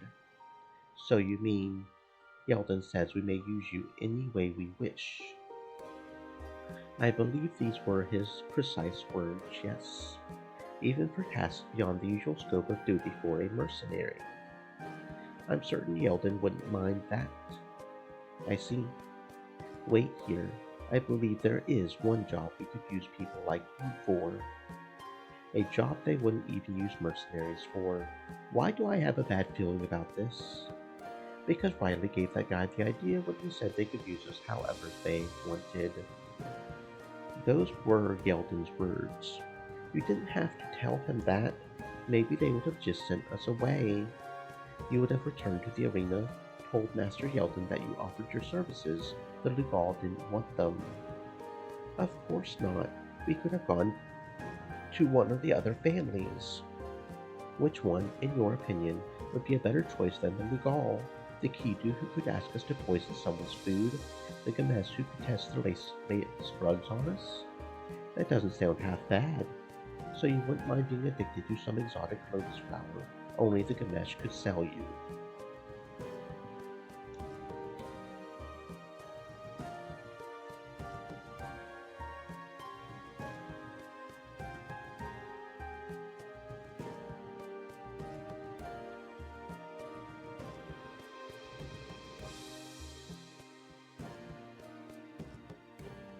The Galana would probably ask us to steal a magical artifact, maybe even from the Grand Mogul himself. Really, who would be stupid enough to try that? The Lugal are arms dealers, plain and simple. I'm certain that whatever work they may have for us, it's straightforward. So that's the sort of people we're dealing with here. Yes. Good news. It appears that we have indeed a task we can assign you. What is that task? Our sources at the Kidu Mansion tell us that we have a chance to get our hands on an important retainer of the Kidu family. That is, if we can strike quickly. A retainer? A woman named Robinia. Robinia? She's not from Dingira, but she works for the Kidu. She only rarely leaves their mansion. However, today will be different. Today she'll be heading for the bathhouse to meet with an employer from the Grand Mogul's palace. Heavily guarded, of course. You will seize Robinia on her way back. You will need to do that from within the Kidu territory. What, while she's right among her own people? If you attacked her right on her way to or from a meeting with one of the Grand Mogul's men, the Grand Mogul will hear of it. I doubt your lives will be worth much if he does. Because she may then know some of his secrets. He won't like it if his secrets become known, right? Precisely. So that is our task. Go to the Kidu territory, seize Robinia, return her here. That it is. We need her alive. She can't tell us what the Grand Mogul wanted if she dies. Understood. There's just one thing that's unclear to me. Why isn't this job for mercenaries? The Kidu have a good eye for who our mercenaries are. If they prepared an ambush like that, someone would probably recognize them. Alert Robinia. We aren't the sort of people that Lugal would usually be hiring for such a task. Precisely. You would be too expensive. Okay, no further questions. Good. I will be expecting you back this evening, just before sunset. Okie dokie. I thought the Lugal were people with, well, straightforward work. Yes. How is that straightforward? It is a simple abduction. Nothing out of the ordinary, just standard work. I think your standards may be a little different from ours. Really, there's not much to it. Lie in wait, attack the group, seize Robinia, make our escape. You keep forgetting that we don't know which path Robinia will be taking. How are we supposed to prepare an ambush under those circumstances? We know one thing, her destination. That's right, the Kidu Mansion. Wait a minute, you're actually proposing we lie in wait right before the Kidu Mansion. Yes. This is madness. Someone's going to get suspicious. The moment that happens, then we're dead. Then we must make sure they don't become suspicious. How are you going to do that? We're going to look like Kidu guards. Very funny. How are you going to accomplish that? I can use my illusionary magic to make myself look like whatever I want to. There's no way I can disguise all of us. Then we'll need to acquire Kidu guard uniforms. From where? From Kidu guards. Finally, an idea I like. So you want to attack guards, steal their uniforms. Do you have a better idea? Not really. I remember there's a tavern popular with guardsmen in the Kidu territory, the Leaf and Halberd. I'm certain we'll find a sufficient number of guards in there. Great, another tavern brawl. I reckon so, okay. Kidu, Kidu, Kidu. He do, they do, we do. Voodoo. Okay, this is it, the tavern. Okay then, what strategy should we... Charge! Yep, that's a strategy.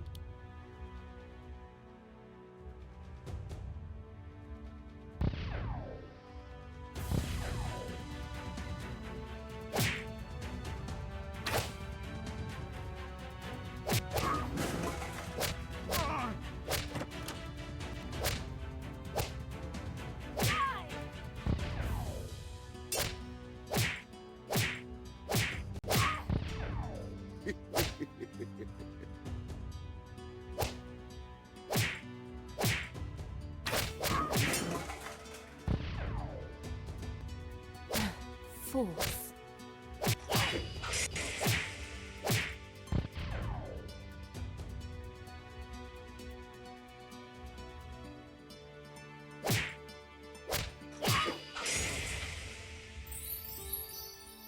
of a mouse with experience.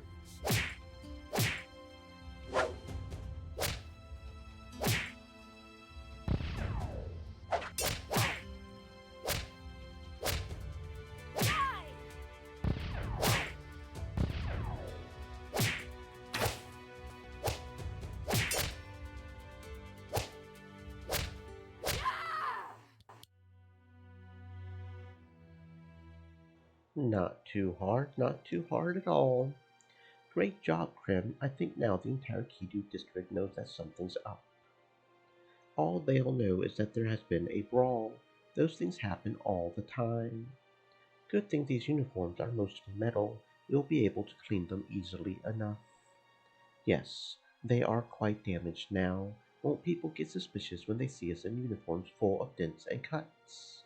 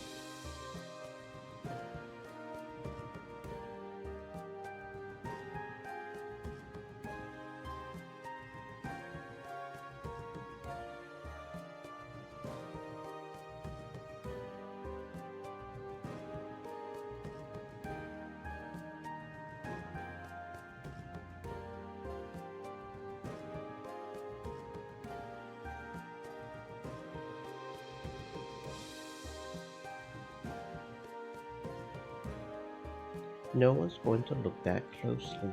People tend to overlook uniformed guards anyway. Well, you go wear what you like. I'm not putting these things on. You also need to look like a guard or be better. I forgot you could do that. Then let's dress up. Goes to the Kibu Mansion. Okie dokie. Okay, we are there. Now everybody get into position. We still have most of the day before us. Do you really want us to wait? The longer we stand here, the more people will get used to seeing us. The longer we'll just blend into the scenery in time. I would rather do something than just stand around. Sorry, Krim, there's no way around this. I know, I don't have to like that though. Hey, all the standing around, I can't take it. Just a little longer. It's a stupid plan. Yes, it's the best plan we have. Krim, okay, I'll be still. This waiting is making me... Here they come. Finally. Okay, on my mark. Charge! Not again.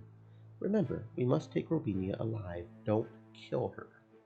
Okay, so keep Robinia alive. Understood.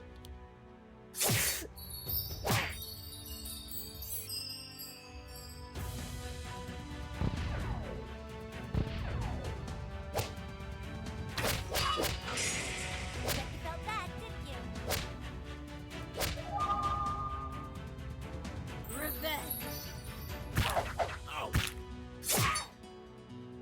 Stream elements. Set. Stay moist, my friends, hydrate. I can't believe you fell for a certain fate like that.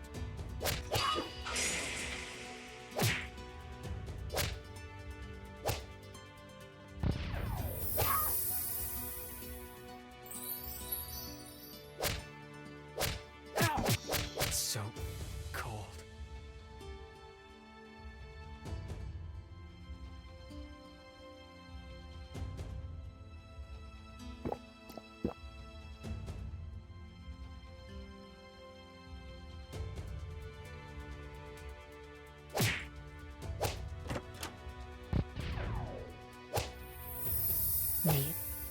before I kill you.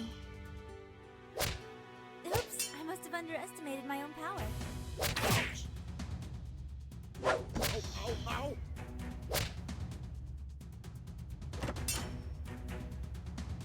Ow, ow, ow! Ouch! Die! Ow, ow, ow! Ow! Not again!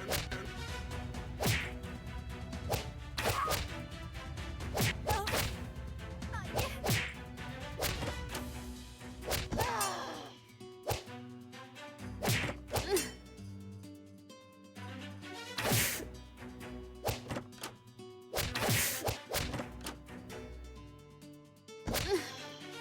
You stand no chance.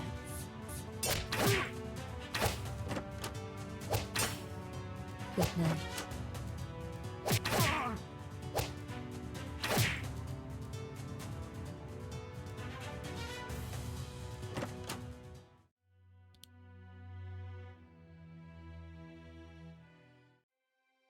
Seize her. Oh, let me go, let me go, help! Hold her, everybody. I have rope with me. I'll tie her arms and legs. Quickly, let's get her out of here before everyone from the Kidu mansion comes after us. One of us needs to carry Robinia. You are not carrying me. Help! Shalasa, do you also have something we can shut her up with? I have a blade. Well, that seems to have worked. Now, who's going to carry her? Althea? Valus. Good, I'll take care of her. Let's move. Kidu mercenaries, they spied us. Yeah, that's what I figured. Whoever has to carry her probably can't fight? Or they can? Okay, I don't know what the penalty or reason for choosing who carries her is, but okay. Kinda thought it would just be somebody who couldn't fight, but whatever.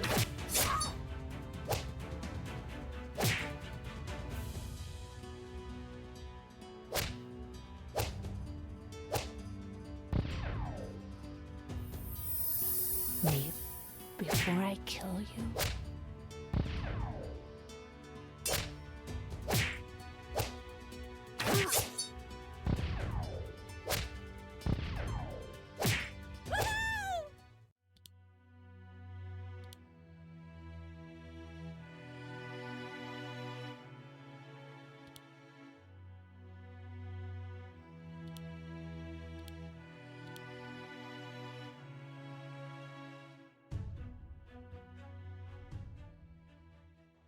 We must leave the Kidu district immediately. I agree. First, we need to get rid of those mercenaries chasing us. Kidu mercenaries, they spotted us.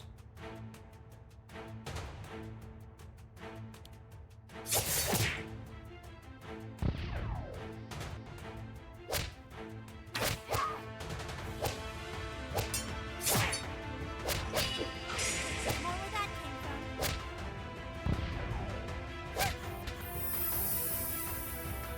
You stand no chance.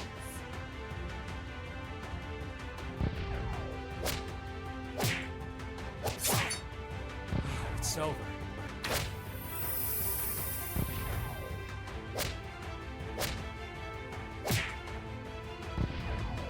Good night.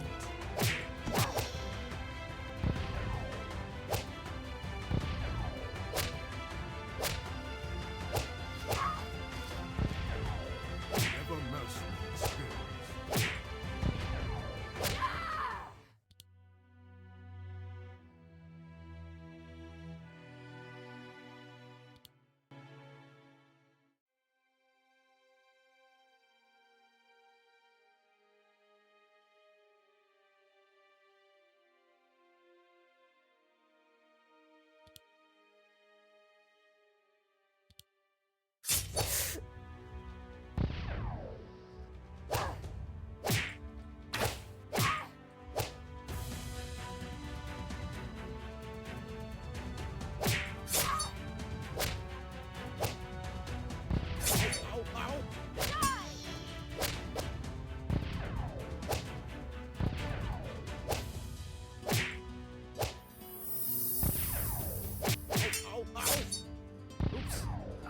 underestimated my own power. No trouble at all with me around.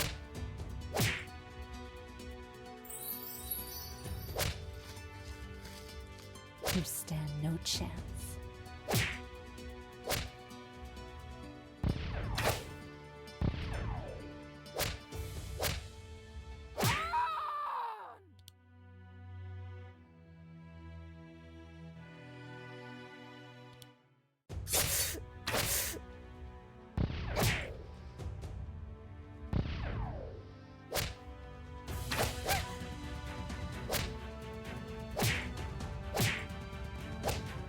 For glory!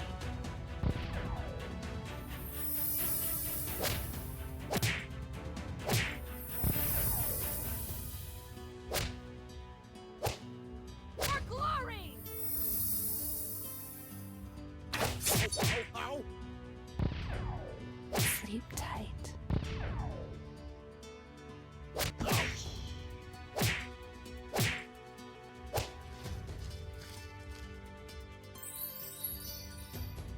Good night.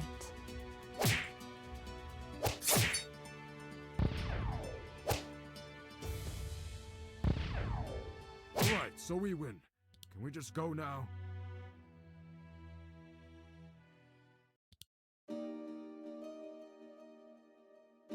There she is. Splendid. You're going to regret this. The Kidu will tell the Grand Mogul of your deeds. Admit they let someone carrying his secrets fall into the hands of someone else. That would be quite disastrous for them. I think we will have a lot of time getting to know one another, Robinia. It may be less time than you believe. The Kidu will send someone and free me. Well, that's a possibility. I know what we can do about that. Yes, we'll take you to the Iron Hall. That silenced you nicely, didn't it? Bastard. Okay, that's that. Consider your employment terminated. Okie dokie. 20, 20, 20, 20, 20. Science skill.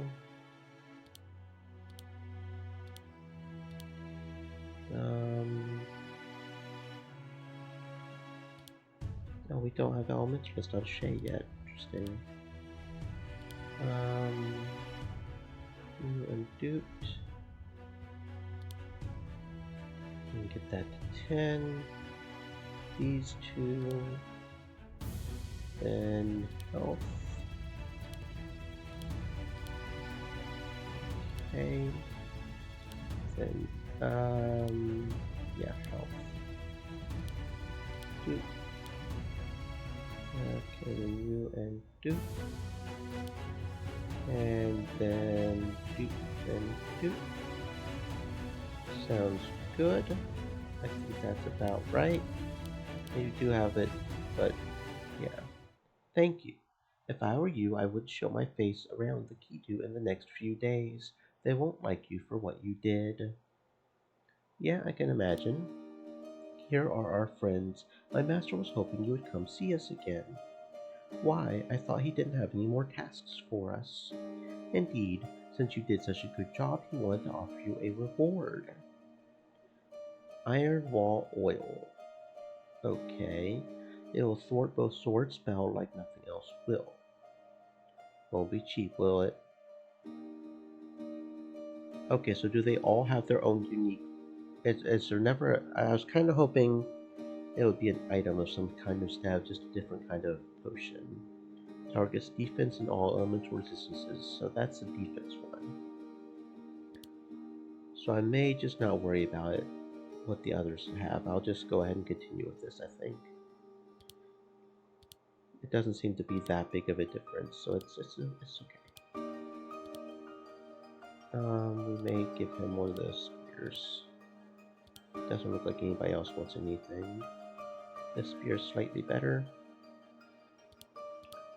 Okay. That looks about right.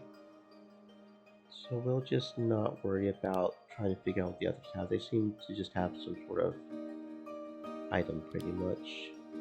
Let's go see if we can get some better armor, and I don't think we can do anything else, because that was that, right?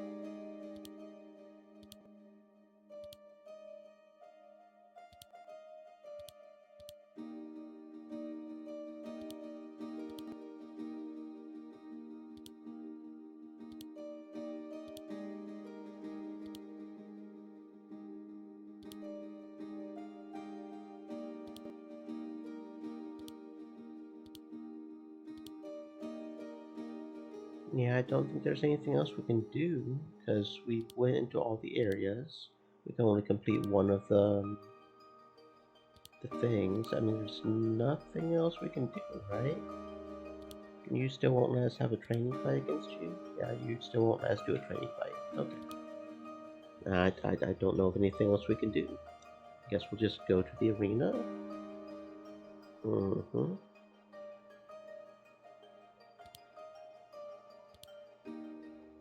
I'm telling you, they're not here. You can just give me that message. Give that message to me. I'll tell them. I'm afraid that's not possible. I must speak to them in person. Well, then you'll have to wait until they return. Then you'll have to wait until they return. Speaking of which, here they are. Oh, another quest or something? Or what's going on over here? Yes, that certainly looks like them. Us. Probably. Do we know you? Do we? No, but that's not surprising considering I only carry a message for the 5 of you. No, wait, there's 6 of you. So you can count to 6. Impressive. That's strange. My employer said there will be 3 elves, a man, and a woman, but there's 2 women here. Are 2 women too much to handle for you? No, I really need to be certain you are the right people. Who is that message from? I'm afraid I'm not at liberty to tell you unless I'm certain I have the right people. Then what did your employer tell you about the people you were supposed to come to?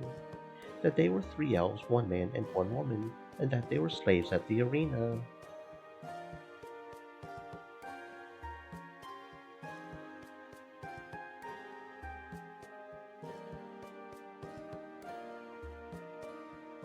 Which is why I was sure they weren't talking about you. You're the only team of 5 with 3 elves in it. They are 6. Chalasa doesn't fight with them. No idea why she's accompanying them at the moment. That makes sense. Well, in that case, could you give us the message now? No. Well, I was hired to deliver a message to the 5 of you only. No one else. I was really curious what this fuss was all about.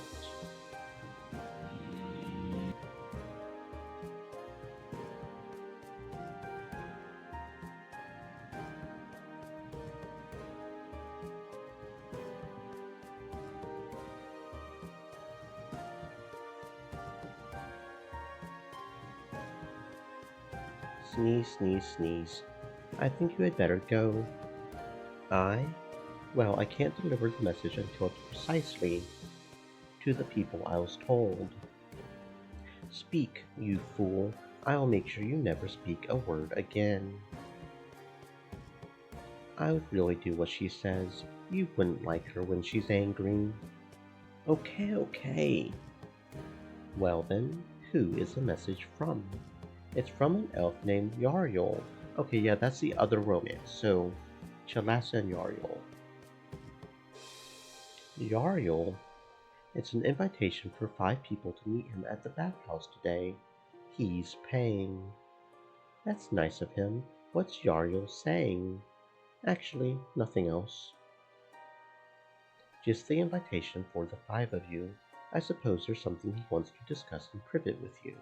The bathhouse is a good place for that.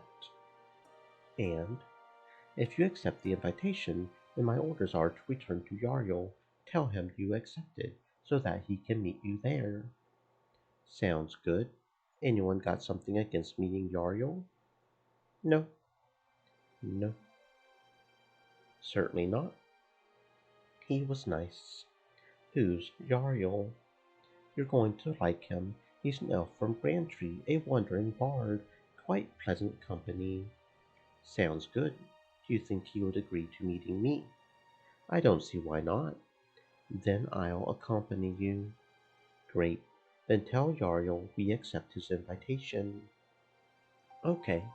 Then here you have his letter of invitation. Show it at the entrance of the bathhouse, so they'll let you in. Thanks. Come on, let's go at once. Okie dokie. Whoa, where do you think you're going? Into the bathhouse? I don't think so. This is no place for slaves, especially not for arena slaves. Unless they have an invitation, which we do. What? Let me see that. Here. Where did you steal this? Steal? This letter is for Althea and her 4 friends. Well, I am Althea. Really, there are 5 people with you. You obviously took this from someone else. It's a good thing you arena slaves can't read. If it is a problem that we are one too many, I'll go. Yariel doesn't know me anyway. I'm afraid that won't do. What? Why not? If the invitation's for 5 people, we are 5. Look, as I already told you, it's obvious that you stole this invitation from someone else, so I certainly won't let you.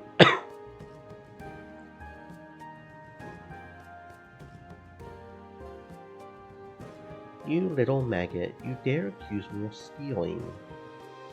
Intimidation certainly won't get you anywhere.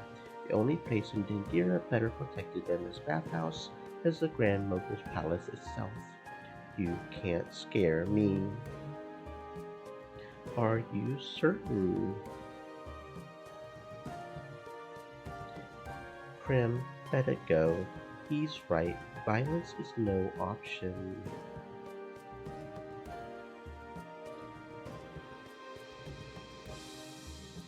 But Yariel is expecting us. Then I'm certain he'll find a way to contact you, if you're that important to him. So to make this quick, you're not letting us in, no matter what. Precisely. That certainly saves us a lot of time. Come on everybody, let's go. Can't I just tear that stupid head off that guy's shoulders? That would be a bad idea. When he said that the bathhouse was well protected, he probably wasn't lying. The bathhouse is regularly used for private meetings by the Dingiran nobility. They like to stay among themselves. So there is no way of meeting Yariel there. No longer, I'm afraid. I shouldn't have come with you. What if there was a way? What do you have in mind? If they don't let us in through the front door, why not take the back door? The bathhouse has no back door. Not, not an official one, that's right. However, there are the steam tunnels. Steam tunnels? Underneath the bathhouse, where all the heat comes from. That sounds uncomfortable. Not at all. Sure, it's hot. If you take care, you can avoid the really hot parts, the ones that hurt. Where do these steam tunnels lead to? To the main firing room. There's a locked grate before it. I'm sure the six of us can take care of a locked grate. How do you know all that? When I was still a boy, I discovered them. The steam tunnels were great for playing hide and seek with my friends. You had friends. That was unnecessary. So how do we get there? Through the sewers. Come, I'll show you. This brings back bad memories of giant ants. We got rid of that ant queen. Trust me, there's nothing dangerous down here. That's quite some heat that's coming out of there. Yes, they don't call them steam tunnels for nothing. You're sure it's safe? Of course it is. I was down there when I was like 7 years old. The biggest thing I saw was a mouse. How dangerous can it be for the six of us? Okay then. Where are you leading us, Riley? This is a dead end. Can't be. I remember this route very well. This is where the heat comes from. How did you get past that door back then? What door? That? It wasn't here before. You might be right. Looks like it was built in later. It opens by just turning the handle. Weird. No keyhole. No handle on the other side either. Chalasa, can you block it open with one of these loose bricks? I would like us to have a quick exit. Done. I'll squeeze through first. The ceiling is really low in here. I thought it was bigger. Then again, I was a lot smaller back then. It shouldn't be a problem though. There's enough space so that we can all move freely, says the one swinging glorified utensils. Were you planning to cleave sewer rats for practice? It never hurts to be prepared. Being vulnerable suits you, Prim. Come closer. I'll show you how vulnerable I am. I thought I would never get that invitation from you. I'll kick that grin off. Shh. What did you do, Riley? I did nothing. She almost hit me. There'll be nothing almost about it next time. Will you two ever stop? So you ducked for cover right against that door. Great. The brick slid off. The door locked. It's impossible to open it from this side. No turning back now. What are you doing? It's too hot in here. Give me a break. Okay, let's go. Oh dear. I can take this shortcut, but the steam coming out from the ground seems... Okay, so that seems to be like a shortcut, so if we didn't want to get hurt, I guess?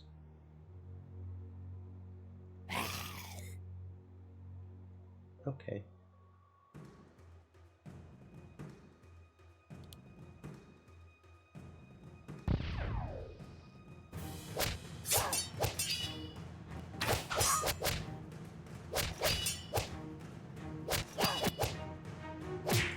Good night. Oops, I must have underestimated my own power.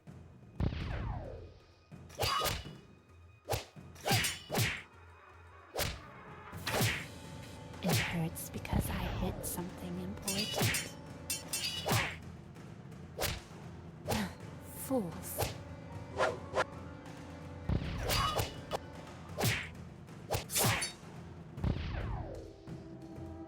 Leave before I kill you.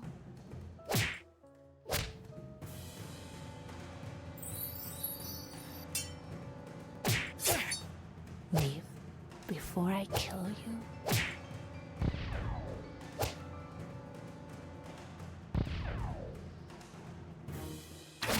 Fools.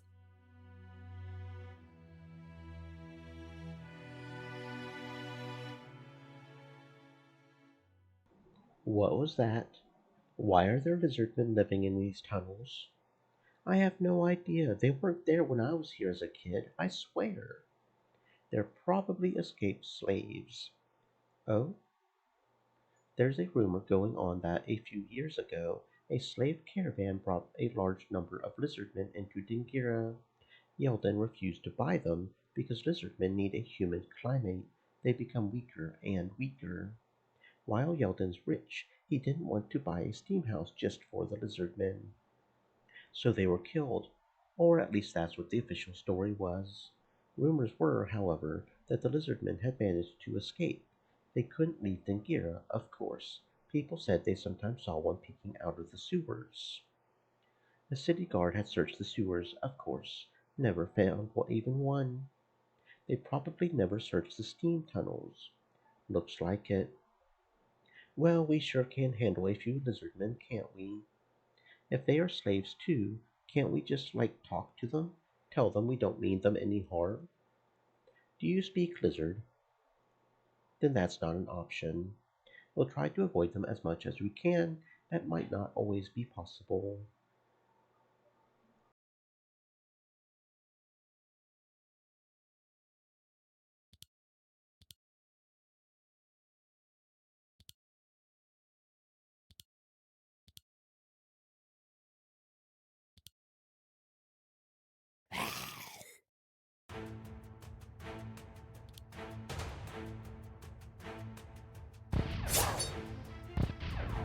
It hurts because I hit something important.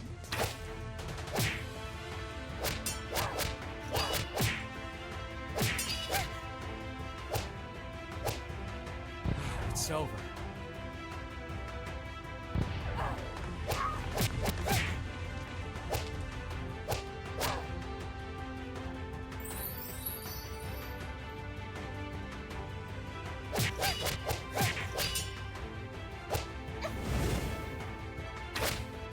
You stand no chance. Thanks.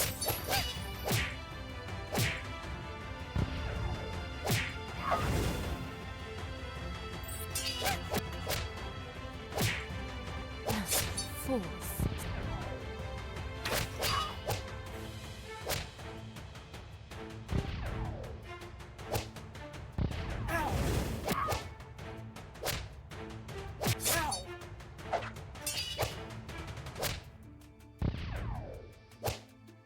Never mess with experience.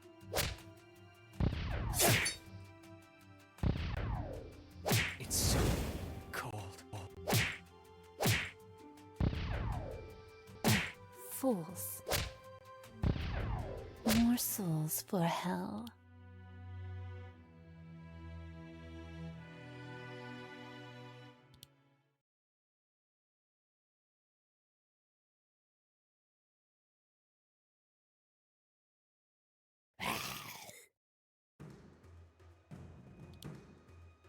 It's so cold. All right.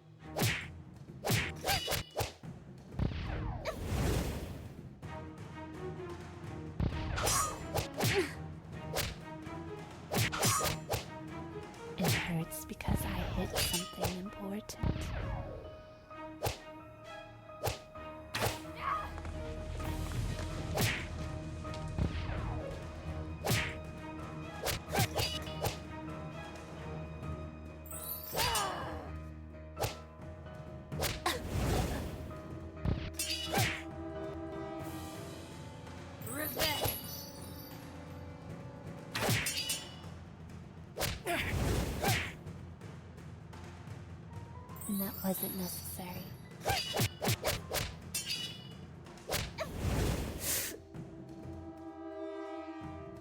Or where that came from.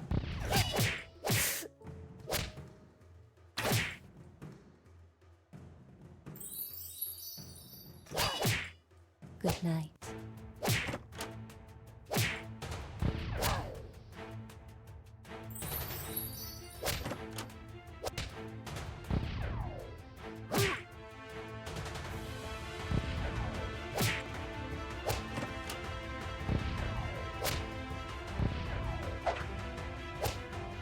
We live to fight another day.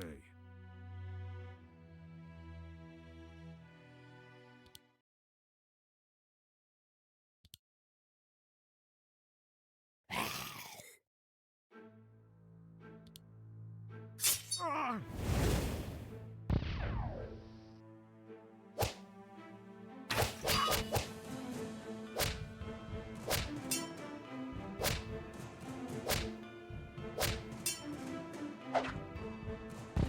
Ouch!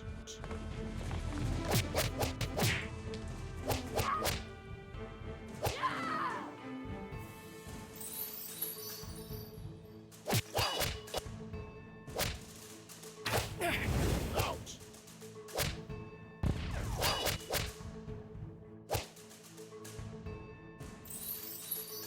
It hurts because I hit something important.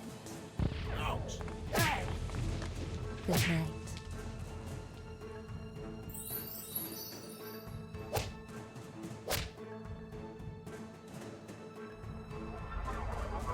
Never mess with the spirits.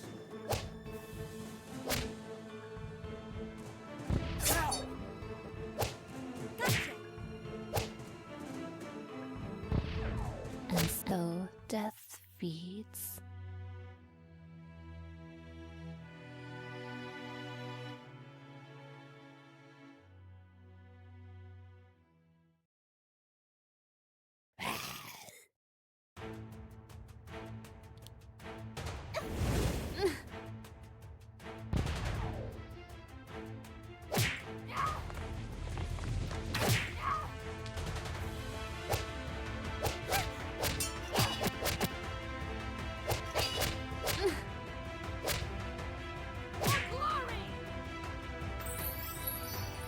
You bastard.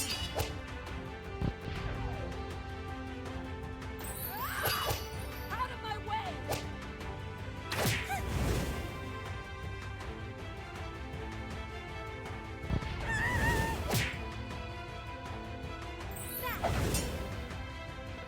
Ouch!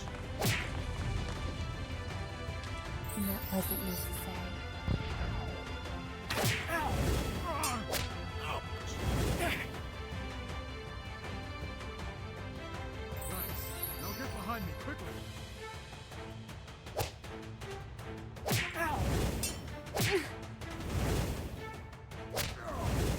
Not again.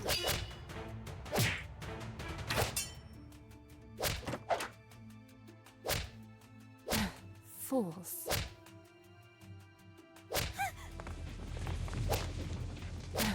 Fools.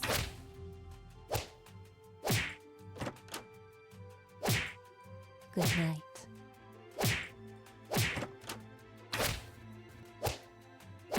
Once again, Riley and his merry band prevail.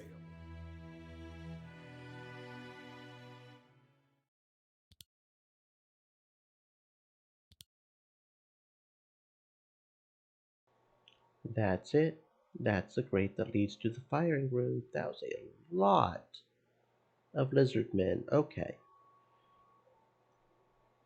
That lock looks simple enough. There. Open. Okay, now let's see whether we can sneak by the people working down here. Should be easy enough. It's loud down here. What's that roaring sound?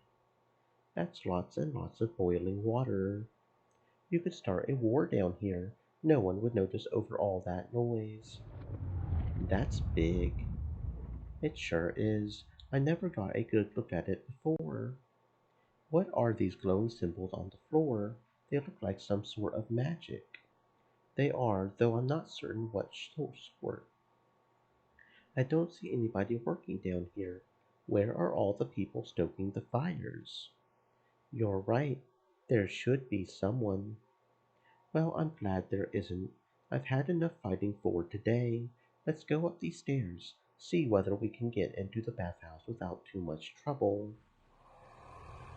Wait, did you hear that? Hear what? That. You're right. There is something different from the roaring. Sounds like a wild animal, or worse. I have a bad feeling about this.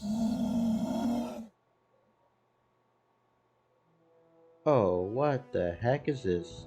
A fire demon. They stoked the fires of the bathhouse with a fire demon. A demon. Kill it quickly. Okay, so this is what we end up with after all those lizard men. This hopefully we won't get completely owned, but we'll have to see, I suppose.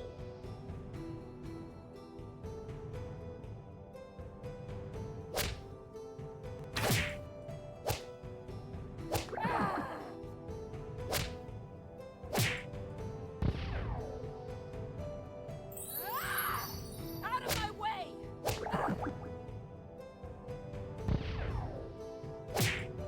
You felt that, didn't you?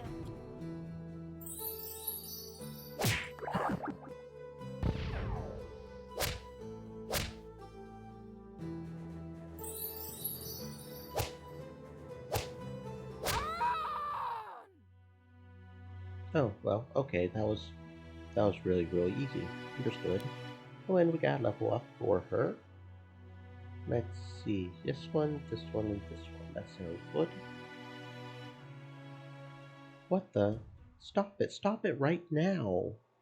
Are you insane? If we stop, that thing's going to eat us. Elder Sigil. Or it won't.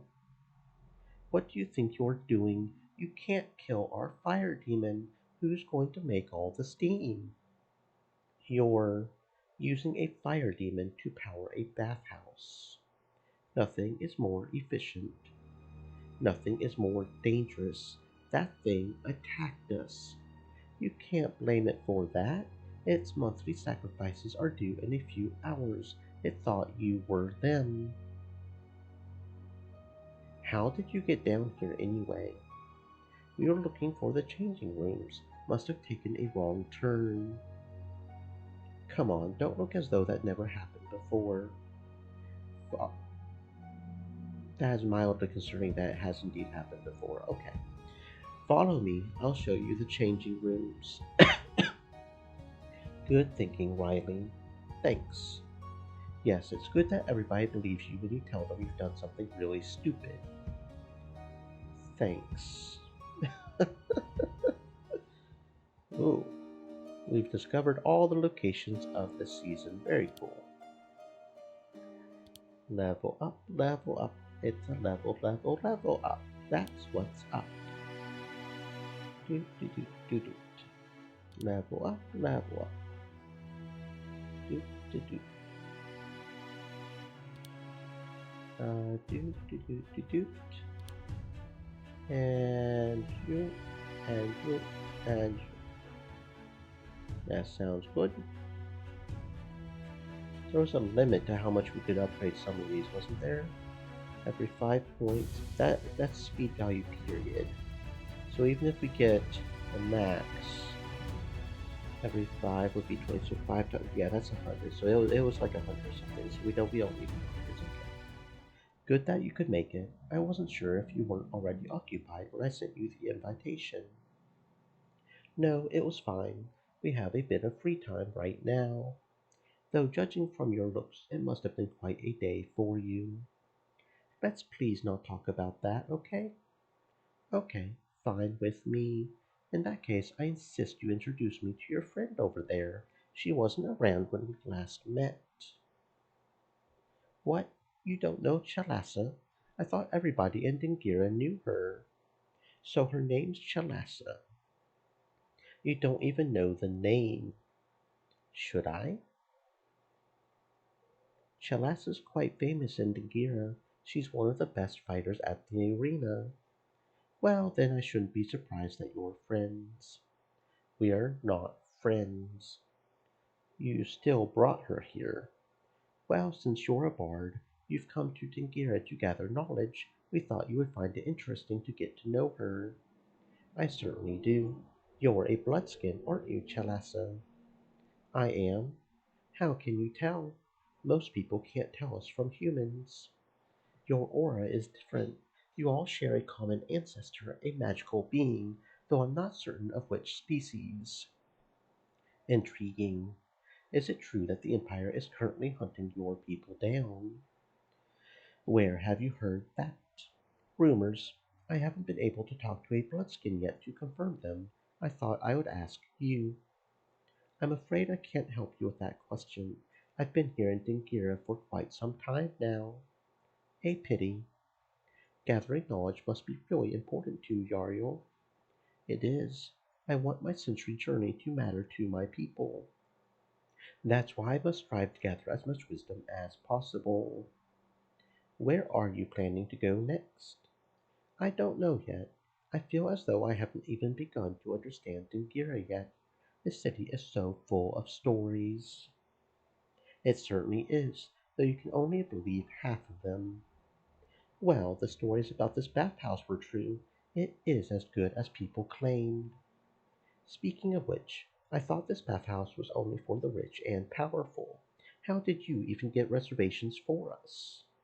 It's not entirely true that's only for the rich and powerful. Apparently, being rich is enough. As is usually the case, da, da, da. And you are rich. I guess I must have been. I had to spend pretty much all of it on buying us the time in here, but it's all right. It was in local currency, Mahal. Nobody outside Dingira accepts payment in Mahal anyway. What is this thingy over here? Ah, go away. Shoo, shoo, shoo, shoo, shoo, shoo. Da, da, da, da, da. Mouse, mouse. Now my mouse has disappeared. Okay. How did you get your hands on that much Mahal? I had some seeds from plants in Grand Tree with me when I came here. Someone who said he came from the Kidu asked whether they were for sale. He sounded really interested, so I told him to make me the best offer he could. And that alone earned you that much money. Not quite. I didn't know precisely how much the money he offered me was worth. I could see that this wasn't really his final offer, so I asked for 5 times that sum. I got it.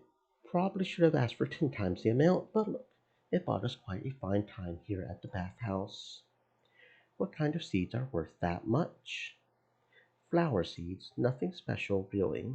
Oh, hello, Stereo. I'm sorry, I don't know how long that was sent.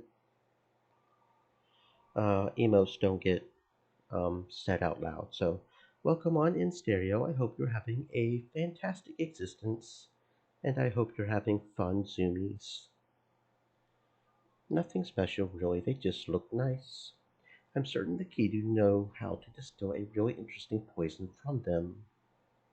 You think so? That's the only reason why they would want to buy them. Oh dear.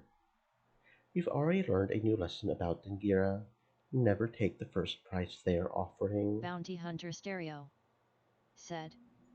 Wasn't even a minute ago. No worries, I'm doing good. How are you? I am doing fantastic. Thank you for asking, and I am glad you're doing good. I think the lesson's a different one. Nothing is harmless. That is true. Nothing is harmless in the wrong hands. Just ask that guy that lost his dog. He turns a pencil into a weapon. Don't worry, I doubt you've made matters worse. People say the Kidu can distill water into a deadly poison, so your seeds won't make much of a difference. Bounty Still, Hunter this wasn't what Stereo I intended. said. I see bikini girls. Yes, yes, we do. We have apparently hit the pool arc. You know every game's gotta have that pool arc, right? Things happen, Yariel. You've got to leave them behind and move on. Probably. Put that long face away. We're at Dingira's second most luxurious place. We should enjoy it. You're right, we should. This could be perfect time to bond a little with the others. Um, okay. Do. I think we're going to go for Chalasa, was it? I think it's Chalasa we want to try to romance this game. Maybe. Yeah, Chalasa. I think it's Chalasa we want to. Chalasa's might be the most difficult, according to this romance guide here, because apparently she has a secret boss fight that we have to do to romance her. Nobody else has a boss fight apparently, and we are on hard difficulty, so you know what? We're just going to make things difficult on ourselves. I thought we established that I don't like these kinds of conversations, didn't we? Well, that was some time ago. I thought after we now know one another a little better, that still hasn't changed my opinion of these things. Really, Althea, what do you think you'll get from trying to force me into these situations? I don't know. Maybe just a better look at the person you are. I already told you I'm not terribly complicated. You also said that there was more to you than just Chalasa, Master Assassin. There is. Again, it is none of your concern. Please respect that. I'm really not asking for any dark secrets, just anything that would help me understand you better. Why would you want that? Well, we are working together, aren't we? Yes. Right now we are. So what's wrong with trying to get to know your teammates a little better? The fact that we won't be teammates forever. Well, right now we work together. I give you that. We help one another out. We both profit from that. Don't make the mistake of considering me your friend. I don't make friends, Althea. I'm not much of a social person. You should have understood that much about me. I have. So why do you keep trying to make nice small talk with me? Because that's how I was raised, Chalasa. My father taught me that I was not alone in the world, that without getting along with other people, things would be much tougher. Your father was a wise man. I hope he still is a wise man. He was still alive when Shay and I were captured, and he didn't try to do anything to try to rescue you, unlike this random guy that he said not to hang around. The problem is that his wisdom probably works well for him, for you, for your brother, not for me. So what's the difference? The difference is that if you make friends with other people, you both profit. If I make friends with other people, everybody suffers. How can you say that? Believe me, Althea, you don't want to be friends with me. No, I don't. I want to be girlfriends, not just friends. All that awaits my friends is sadness, suffering. I've seen it happen. That doesn't sound like happy memories. It isn't. So you're acting like that so that you, others, don't get hurt again. Precisely. Doop doop doop doop doop doop doop. Um. Sorry, Chalasa. I don't think that's a very clever decision. What? You've been through bad things. People you considered your friends suffered. You too suffered because they were your friends. You didn't want to see them like that, right? I would prefer it if you didn't bring up the memory of that again. Don't you understand, Chalasa? If you allow your bad memories to stop you from making new friends, then you're missing out on making new memories. Happy memories. There is no happiness in being friends with me, Althea. You know that because it happened before. Yes. So why do you think it's going to happen again? Don't you think things can change? I think that. Yes. I think that I can't change. Then what if you don't need to? What if you can stay precisely who you are? Make friends, things will still turn out differently. That would be nice. See? Nice. It's not going to happen. Not unless you make it happen. Whoop, whoop, whoop. Get that relationship change, romancer. So much idealism. Sorry, I suppose that's the one thing I can't change about me. Stay close to me. It's bound to happen again. That's the risk I'm going to have to take. Your choice. Don't say I didn't warn you. Well, that was interesting.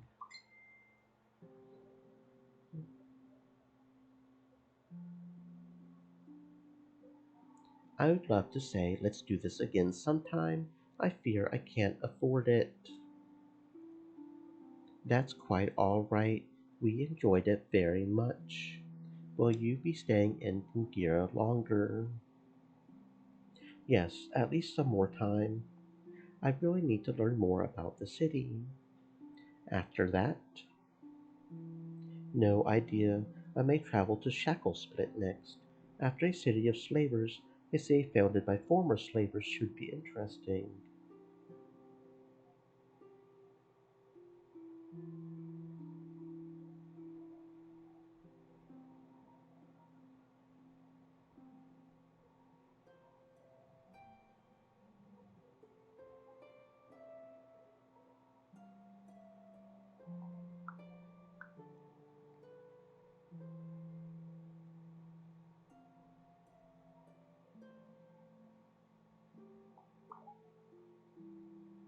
Doop doop doop. You should be careful when you go there. Shacklesplit is a lot less civilized than Dingira. Quite a few unpleasant people around there. I'm not worried about that. I have friends in Shacklesplit. They'll show me around. Dingira certainly has its own share of unpleasant people. I won't argue with that. Well then, it was nice meeting you again. I'll try to watch your next fights at the arena. Thanks. Thanks again for the invitation. You're welcome.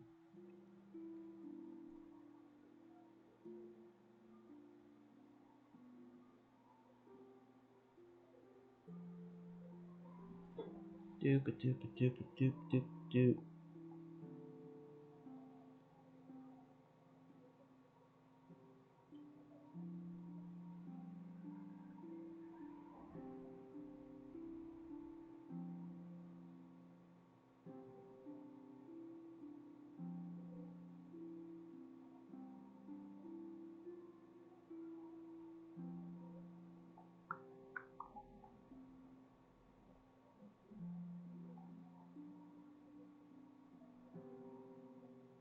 Okay.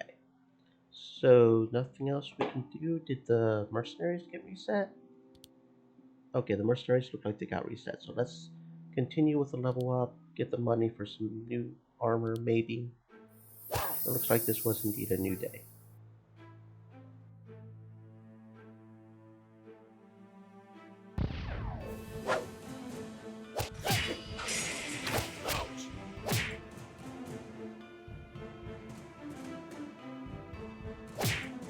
You stand no chance. No trouble at all.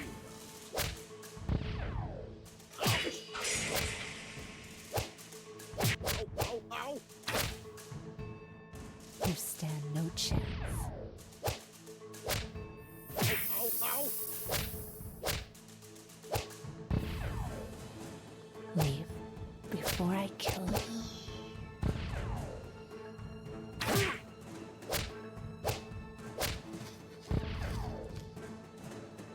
It's over.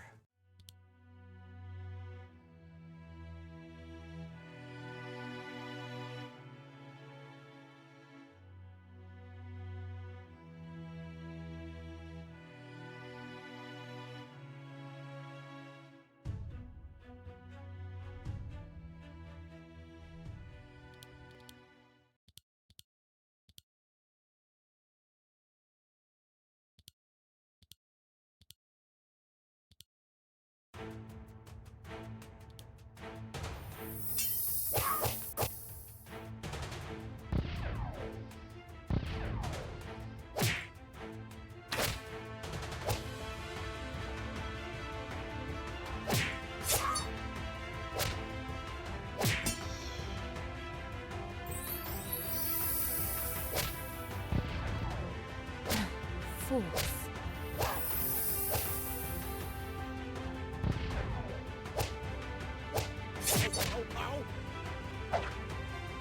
Never mercy with spirits.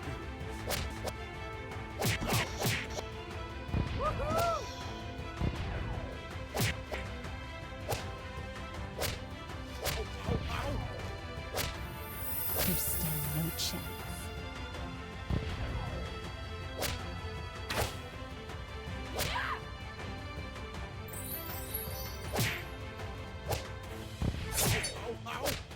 Sleep tight.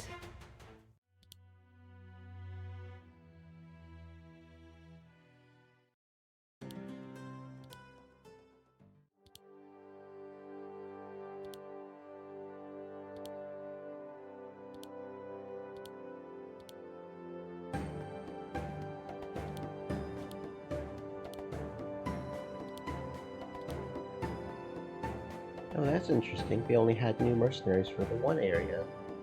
I wonder if it's because that was the area we anchored, isn't it? Huh.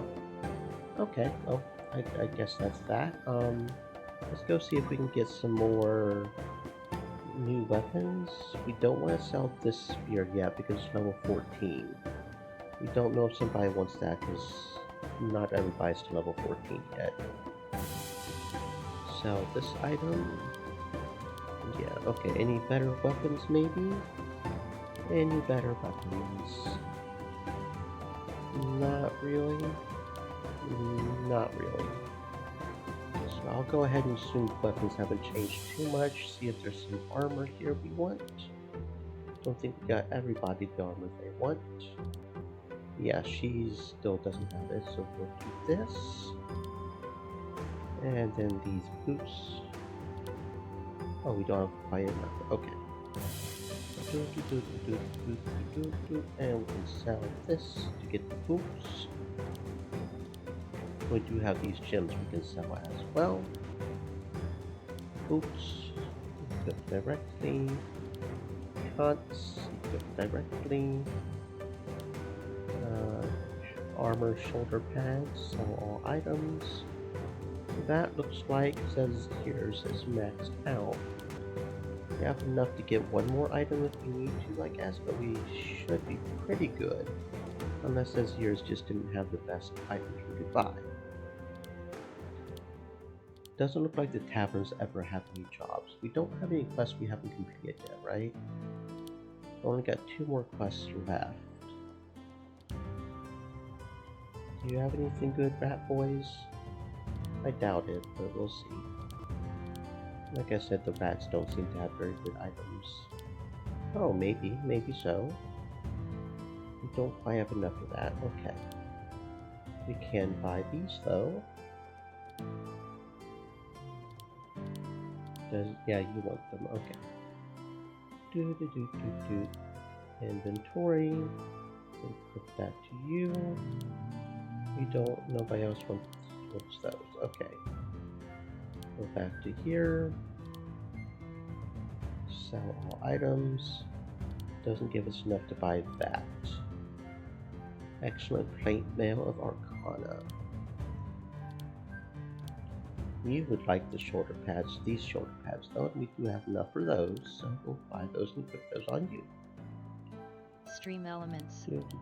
Said. That's all Stay we have. moist, We my probably friends, won't get enough hydrate. money from that. Yeah, okay. So I don't think there's anything else we can do. Oh, look at that woman. She's taller than you. Indeed. Give me an hour with her in bed. Krim, calm down. He's drunk. Does it give him the rights to insult me? She is even hot-tempered. How I like them. Do you like this as well? Hey, you punched my friend. Okay, was that just a random thing that can happen? We could just randomly end up fighting somebody in the tavern? I keep going to the taverns to see if we can get a quest, but apparently we can occasionally get to a brawl. Krim doesn't know how to get hit on apparently. She thinks she's getting literally hit, I guess.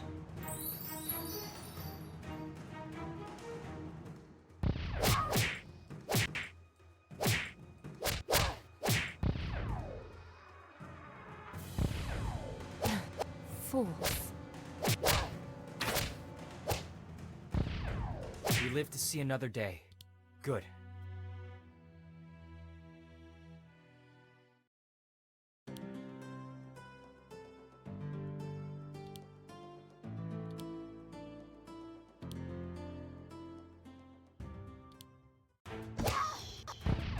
Good night.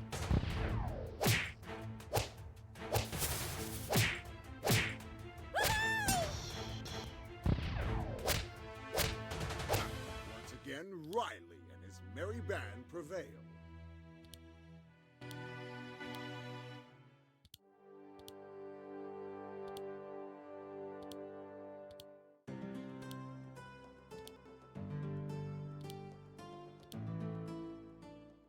Okay, I guess that's all we can do. There you are. Did you forget something when you brought us that last message?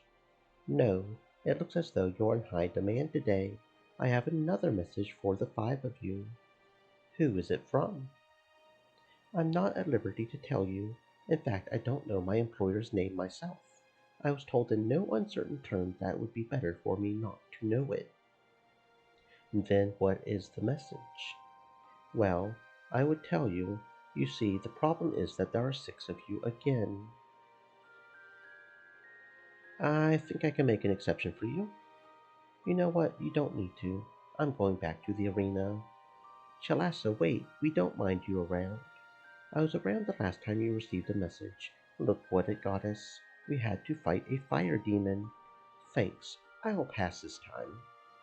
Chalassa?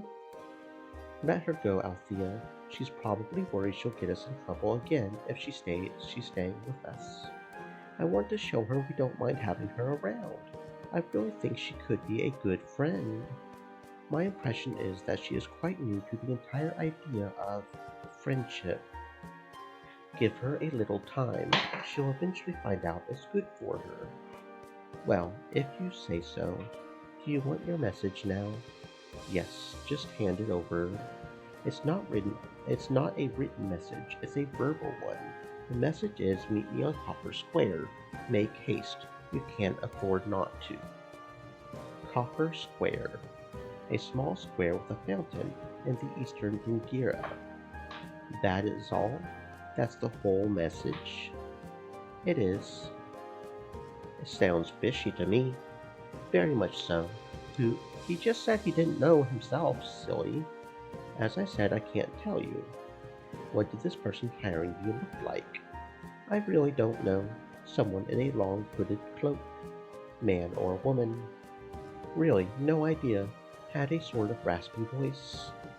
Could have been faked. Anyone can speak with a raspy voice. I think the only way of finding out is going there. Let's move. There, a cloaked person. That must be the one who sent the messenger. Creepy. Who is that? You there, did you send for us? Don't just walk away. I think he wants us to follow him, Shay. He sure has a strange way of showing that. Let's follow him. Let's be careful. It could be a trap. I have a bad feeling about this. Do you notice the sound that guy is making as he walks? Yes, a scraping sound. He must be wearing armor underneath that cloak. I thought so too. Look at him. He's so thin. How could he be wearing armor? I've had enough of these riddles. You. I'm talking to you. Shay, don't grab his robe. He might... Undead. Oh dear.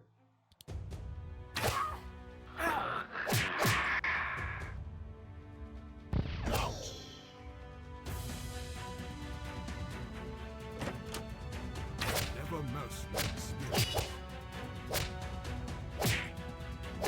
Ow, ow, ow!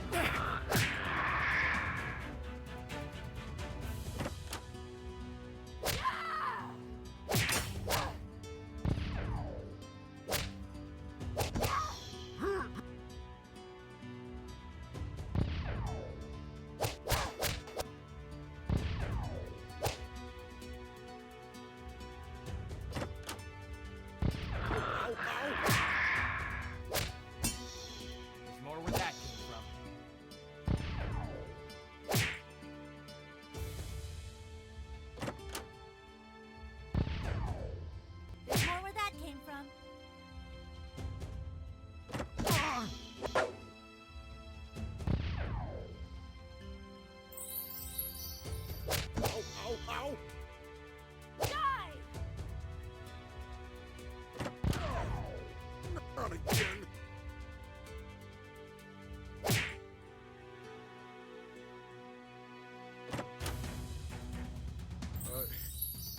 Don't tell anyone you saved me, okay?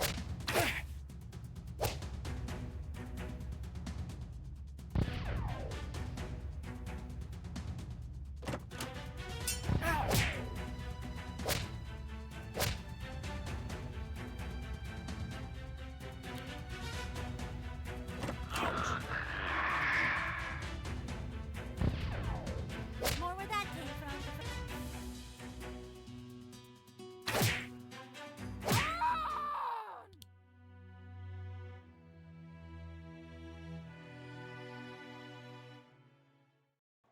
Careful, everybody. There's more coming towards us from that alleyway.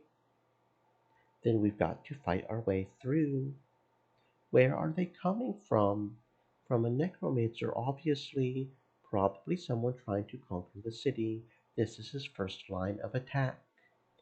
Oh dear. Well, we already handled one necromancer. We can probably handle another, right?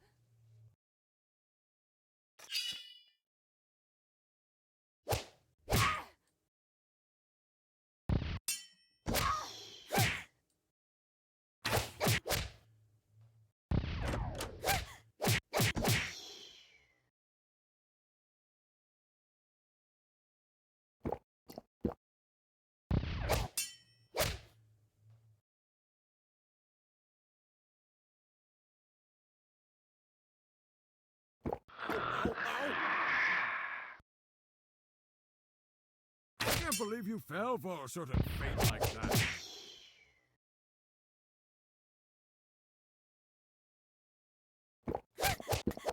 Ow, ow, ow!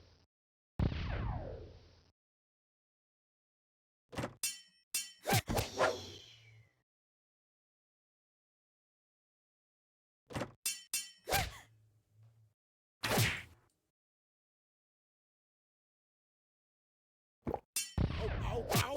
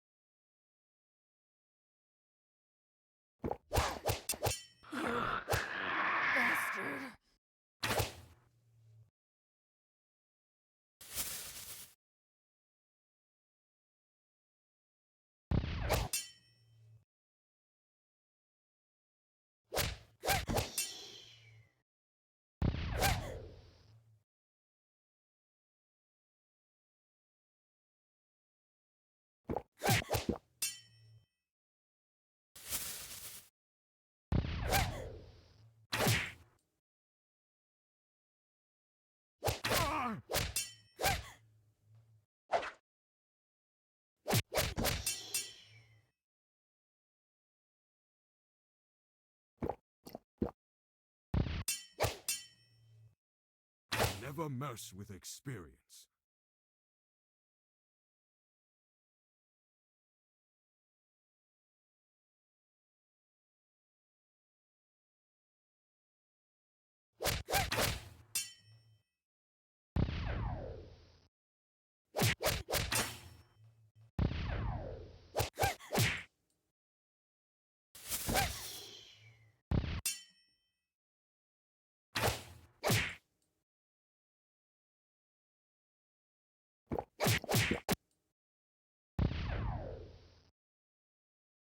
Oops, I must have underestimated my own power.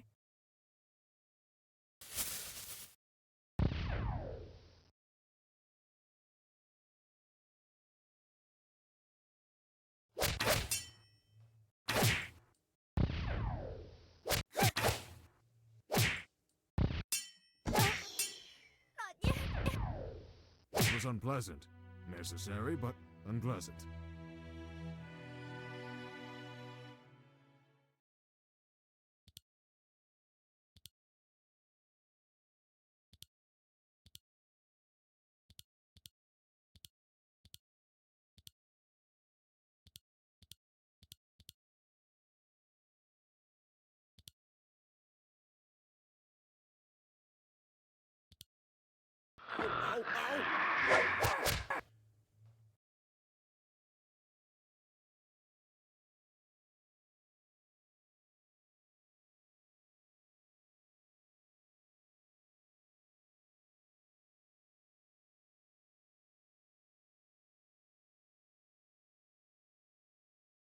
How embarrassing.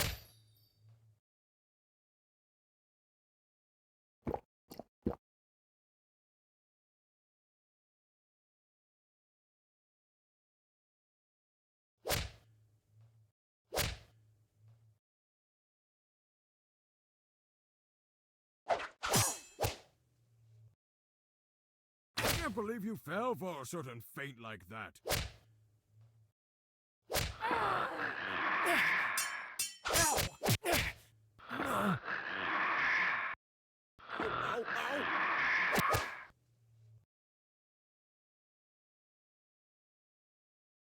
Shouldn't I be the one to heal you?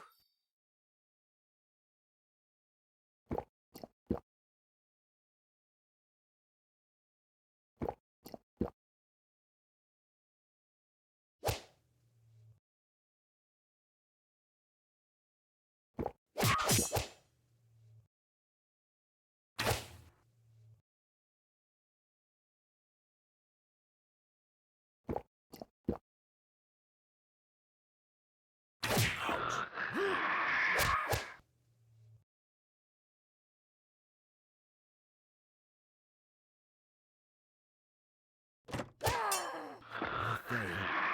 Shame.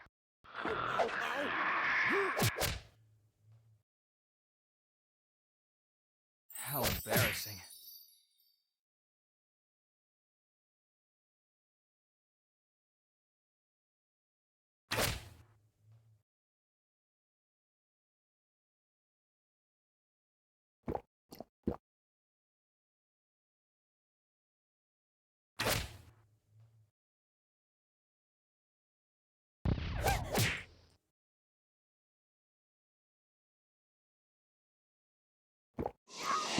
No, not yet.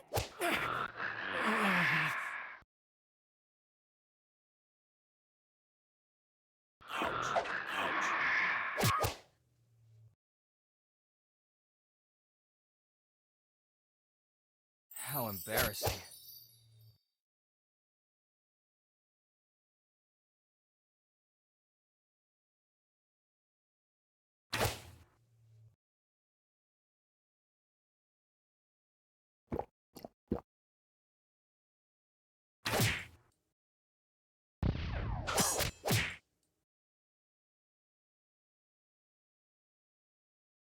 You bastard.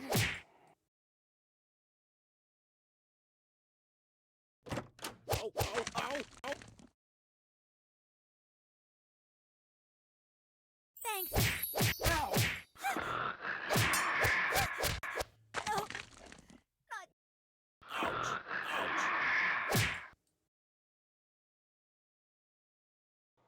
I love it. I fucking love it whenever you're doing good. You're beating everybody up. You're maybe struggling a little in a little bit of fights, but then all of a sudden I mean, what the hell is this? 58 damage, 30. Nobody is doing anything like this. What? What is this shit? This is what makes me mad in games. So they just Shouldn't I raise be the the one to difficulty heal level you? like this, just ridiculously high. There is no purpose to it. It doesn't help anything. These skeleton mages back here are breaking us. Like, the amount of damage they are doing right now is ridiculous. I feel like we should be able to win this fight, but if they are, especially Shay, Shay is not moving fast enough for us to do anything.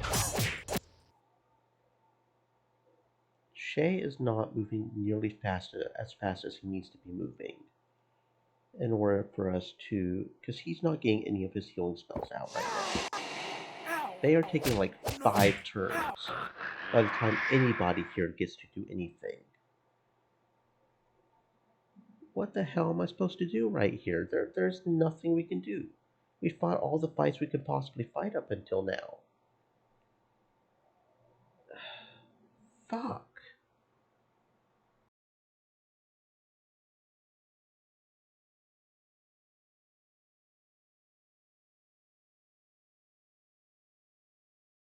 I'm back. It's so cold. Like, they are getting 5 turns for every single turn we get. I feel like we should be able to win this fight because we've done so good so far. We've not had this sort of roadblock yet. And all of a sudden these mages are just doing 50, 60 damage. Like, what the actual hell, bro? Shouldn't I be the one to heal I you? genuinely have no idea what to do right now. I feel like we should be able to win, but the amount of damage they're doing, and I don't know if even loading the save will help, because about the best we could hope is maybe, because Shay's not even getting a turn here. Shay is quite literally not even getting a turn right now. So he's pretty much pointless because he's not. They're all moving so fast that we can't do our healing stuff. Bastard! Yeah, see, they're moving way too fast. Like, what the hell is up with that? Yeah, I keep trying to get at least one of the mages down so that 50 damage will stop happening, but That one's called a new Bijou we quite encounter. literally don't How even does have it our feel? healing mage right How now because of how embarrassing. they're doing this.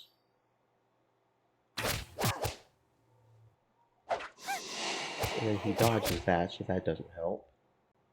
And then Riley is stuck again, but I don't want to heal Shay because Shay Not again! is not getting any turns in here. And even if we do get the mages down, and then he's paralyzed, of course. What the fuck am I supposed to do? They are railroading. I mean, we were winning how many? We won how many fights in those sewers with the lizard people? And then all of a sudden, that's the source that I hate in a game. We do good, and then it just railroads us. It pisses me off every time. Every time. Because we do good, and why? Why would you build a game like that? Why? Just why would you do that?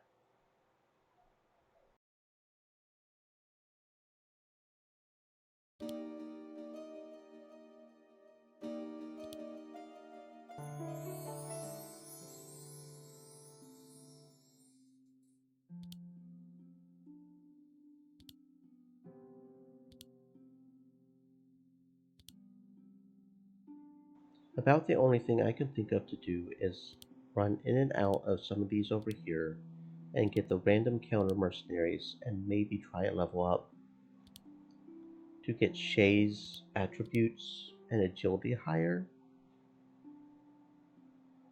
That way he actually has to just plug all the points he gets into agility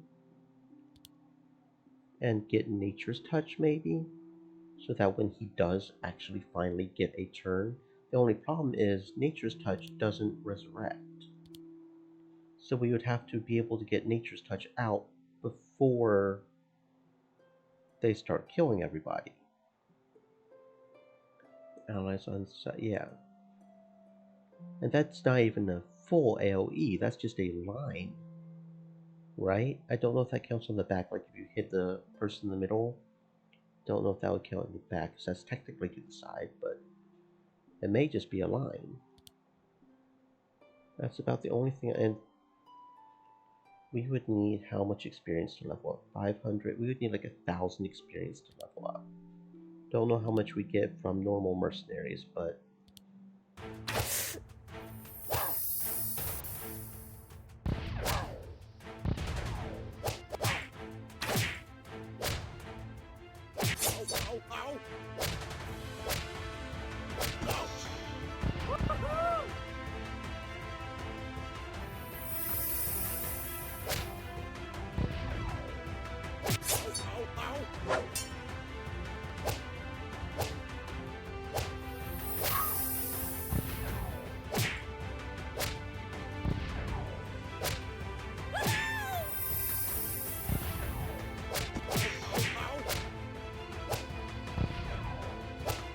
You stand no chance.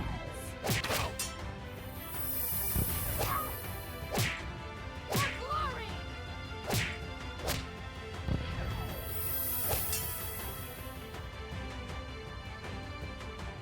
Oops, I must have underestimated my own power.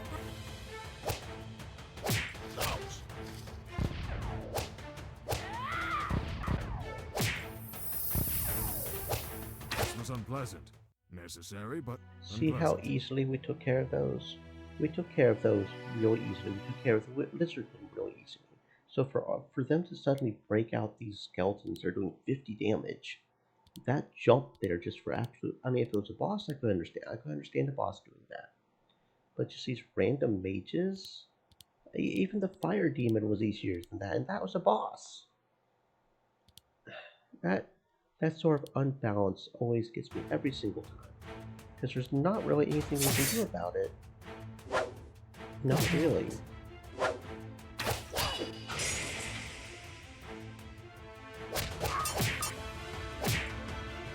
You stand no chance.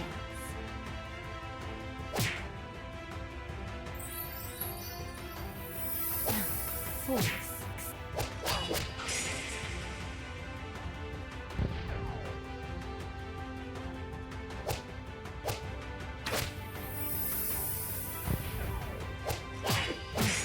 Fools.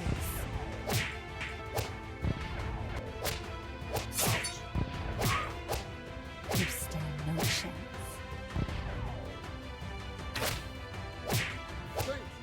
Thank you. Ladies and sirs, it's been a pleasure performing for you. Okay, so how much experience are we getting? We're getting about 53. So we would have to farm for how that? No, we can't farm for that. That's not going to work. That's not going to work. There's no way we'll get enough what by then. We'll have to do something else here, obviously, because the one guy is not moving fast enough. So maybe we just need some. Are there AOE items that we can heal with? I don't know who would have items. You don't have items, obviously. You don't sell any potions. You don't sell. So none of these guys are selling potions. These guys aren't selling. Does anybody sell potions? Period. Yes, yes. Okay, okay. That might not be an option anyways, because nobody sells potions. Oh wait, that's not the potion. That's not the potion item, idiot. Okay, Resurrect's knocked out at character, heals him to 60%. 60% could be better than our Resurrection, because that's 20%, so that could get him up on his feet quicker. Front row inflicts bleeding, only usable by thief. Stamina spell points, restores health. That's the one we've already got. We could get some medium haste, I guess. They're not that expensive. We could get some medium haste, and maybe if we move him fast, because that's his problem right now is he's not moving fast enough. He's not getting a turn. That could be something. They only have one, so let's go ahead and buy that. And then mage class. So that would be like you and you. So that would give us a few people that could do some really good resurrection here. And it's only 218, so let's go ahead and buy those. Let's go ahead and buy these. They're not that expensive. That's not a whole lot left. So yeah, let's go ahead and do that. And mercenaries, okay.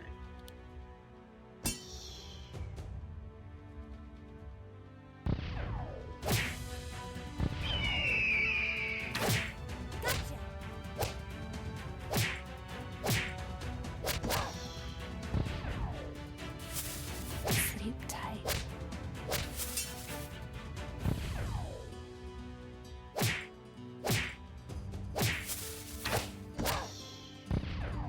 Good night.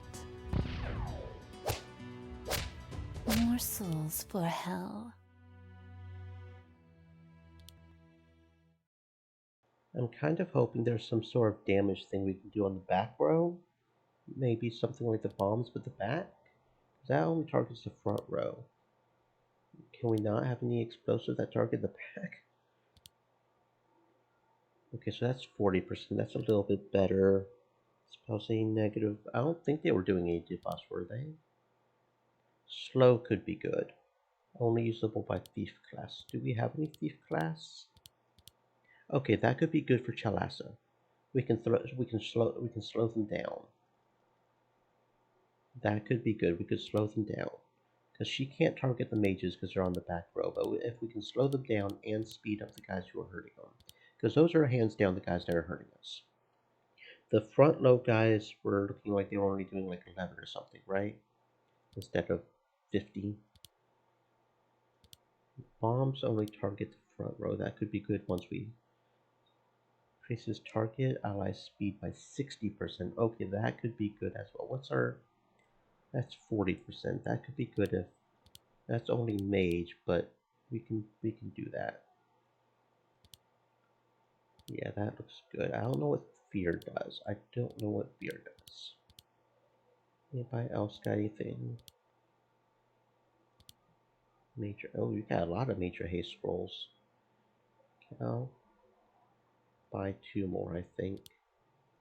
Okay, and then we'll save, and we'll see if that helps. Having those scrolls. Maybe that's the key to it. Maybe. Maybe.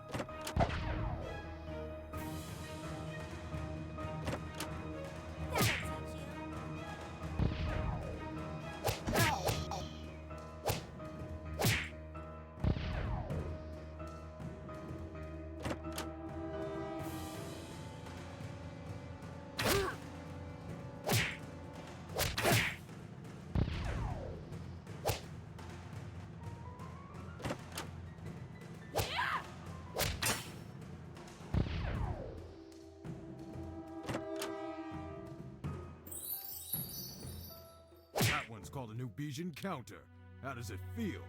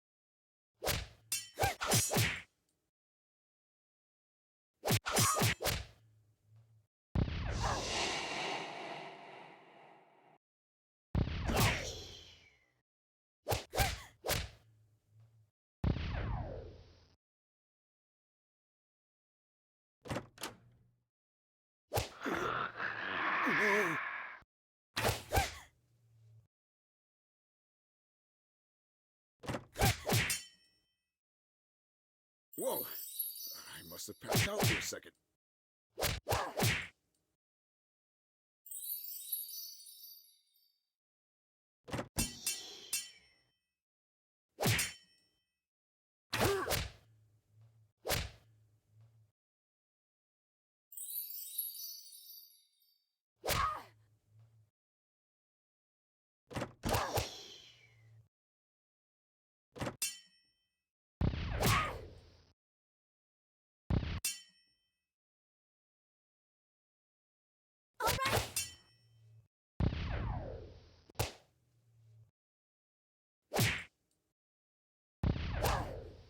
Oops, I must have underestimated my own power.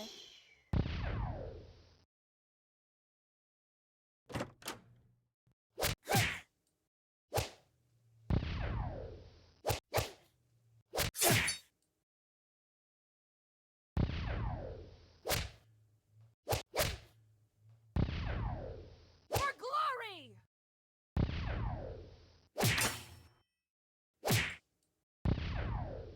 See? No trouble at all with me around.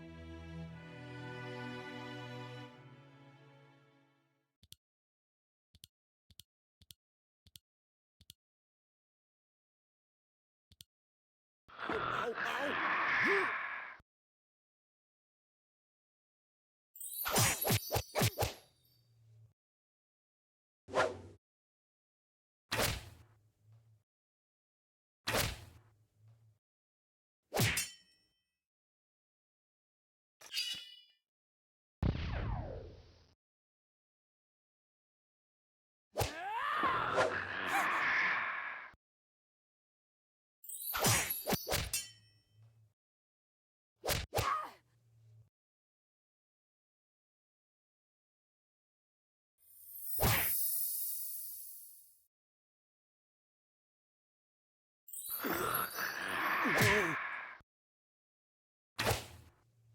Never mess with experience.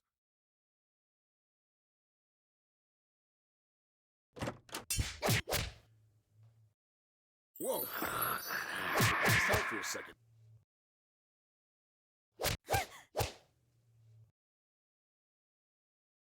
Ow, ow!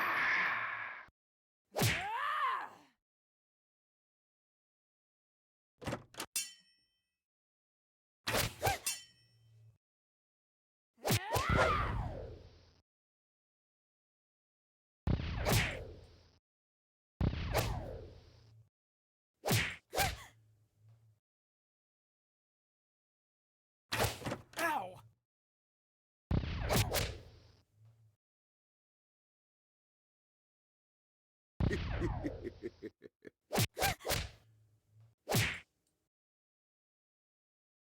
Ow!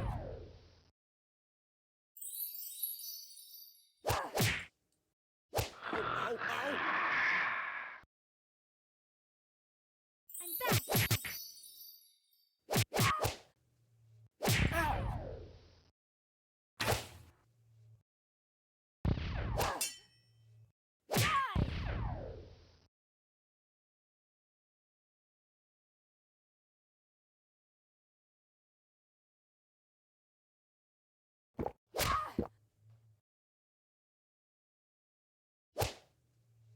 Ow! Whoa! I must have passed out for a second.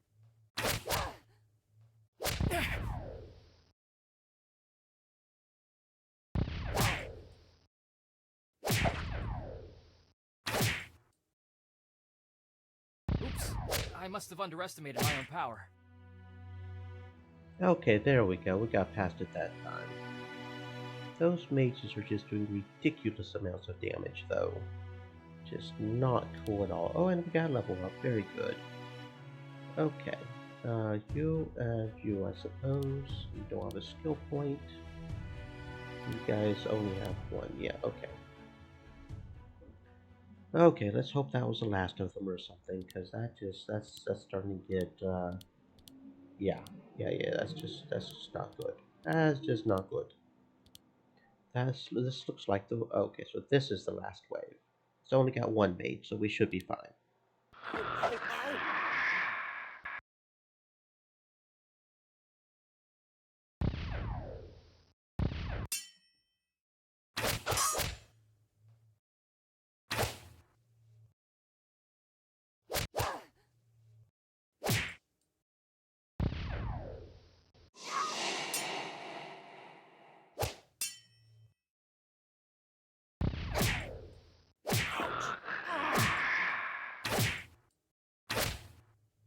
Woohoo!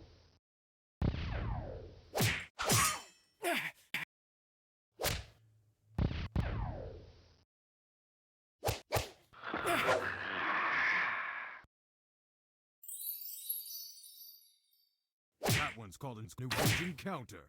How does it feel? Ow! Sabretooth!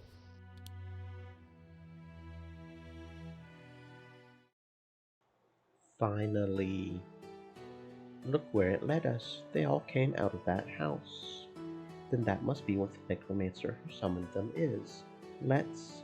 Your... Rowenda, I'm murdering you. We're finally here. Good. You... I was starting to wonder how long you would need. Sent my servants to lead you here. They sure took a long time to... My servants? What did you do to them? Your servants? These skeletons were... What did you think they were? The first line of attack of a necromancer trying to conquer Dinkira? That thought might have occurred to us, yes. Silly boy, I'm not a necromancer. I had to buy these from one. They weren't cheap, you know? I think we may have a talent for mistaking magical servants for monsters. Never mind. The expenses for these minions are nothing compared to what we all can achieve if we work together. What do you mean, work together? Well, you're arena slaves, aren't you? Yes. So fighting shouldn't be something you're above, obviously. Well, yes. I also suppose you like winning, right? I don't see anything wrong with that. Perfect. Then you are precisely the people I need. You fight, we both win. Forgive me if this may sound a little impatient now. What in the world are you talking about? Fighting, of course. I want you to fight. Fight who? That bloodskin assassin, of course, Chalassa. Chalassa. Precisely. That will be a surprise when you defeat her in a one-on-one. You want us to defeat Chalassa in a one-on-one. Of course not, you fool. I want Althea to defeat Chalassa in a one-on-one. Okay, woman, that's it. You're officially not making sense right now. I'm not. No. Maybe it would help if you told us why Althea should fight Chalassa, so that I can bet on Chalassa losing the fight, make the biggest single winnings the city has ever seen. Yes. It's a pity Chalassa isn't here right now. I'm really curious what she would say. I don't think she would say much. I think she would just stick her dagger into you. She wouldn't hurt a nice old lady, would she? If that lady was planning to somehow tamper with one of her arena fights, I wouldn't be so sure. I really should have invited her instead of you. I could have explained it to her. You obviously don't understand a thing. Actually, Chalassa was with us the entire day. We only parted ways just before we came to see you. Why didn't you bring her? Why indeed? Please, Rowenda, couldn't you just talk straight? I thought I was. What precisely do you want us to do? Not all of you, just you, Althea. I want you to face Chalassa in the arena, defeat her in combat. How do you expect me to do that? Chalassa's pretty much the arena champion. Easy. You only need to convince her to let you win. What? Now it makes sense. You're talking about fixing a fight. That's dishonorable. Profitable. Do you know what the payout is if someone bets that a newcomer like Althea will defeat someone like Chalassa? Okay, I understand that much. If Althea defeats Chalassa, you win lots of money. Precisely. How precisely does that help Althea? Precisely. What about me? Easy. If you need help with it. If you help me with it, I'll buy you from Yeldon, give you your freedom back. You would actually do that. You're not that expensive. It would only be a fraction of what I'll be winning with betting on you. Shay, Bayless, Krim, Riley. Easy. I want to keep some of those winnings. Then all my friends would still be slaves. You would be free then. From outside of the arena, you could assist them in ways impossible to you now. That's actually not too bad, Althea. You could try putting some pressure on Yeldon so that he doesn't give us impossible battles to fight. We would still be in the arena. Even under the best of conditions, accidents can happen. We'll survive it. Althea. Well, then there's only one more question. Why should Chalassa agree to something like that? From what you said so far, she has nothing to gain from it. She is in your debt. You saved her life in the arena. This is how she could repay you. It's a lot to ask for. Really? It's just one defeat. No one says she has to die in the fight, even suffer major injuries. What about a good old-fashioned knockout? If she really doesn't like the idea, tell her the one who will be paying me out is Yeldon's master of the pits. I'm sure she would love to hear that. She's still not really getting anything out of that. I doubt she'll ask for more. All my friends would still be slaves, including my brother. Althea, you would be free to work for your companion's freedom if you like. This decision can't be easy for you, Althea. Whatever you decide, know that we will all support you. Now, what do you say? Will you convince Chalassa to lose her next fight to you? I'm not abandoning my friends. What? If my friends and my brother are slaves, I don't want to be free either. You could try to get them out. I know. I wouldn't be able to help them out while they're fighting. As long as they're in the arena, they will be doing a lot of that. Really, don't you think they'll get along fine, even without you? Even if they did, there's still another thing. Chalassa will never agree to that. You're wrong about that. She certainly will. Chalassa wants to be free too. She knows that the best way to do that is winning fights until she has the opportunity to fight for her freedom. Even one loss breaks that chain of flawless victories. She can't afford that. You don't know Chalassa. I've watched her for quite some time now. I fought at her side. I know her better than you do. You're throwing away the opportunity of a lifetime. Find someone else, Rowenda. I won't play that game. Okay then, I will find someone else. You'll be sorry you didn't agree. Come, everybody, let's go. That woman's making me sick. Althea. So you're finally back. No thanks to you. You're all still alive. Good. Now let's hope that seeing what other masters expect from you will have taught you the value of Master Yeldon's good care. It was interesting. I'm certain it was. The rumors about what's been going on in the city today were most intriguing. So, you know what we had to do today. No, I wouldn't go that far. I have a pretty good idea. As I always say, the reputation of this arena is its true power. Reputation. What was he talking about? Do you think that maybe he somehow managed to learn of our meeting with Rowenda? Definitely not. Are you sure? Being up a small army of undead could have attracted more attention than Rowenda intended. I think he talked about how us working for the four families improved Yeldon's reputation with them. There's a good chance he heard about the results of the job we did. We can only hope you're right. If we have to hope for Riley to be right, we're doomed. Really?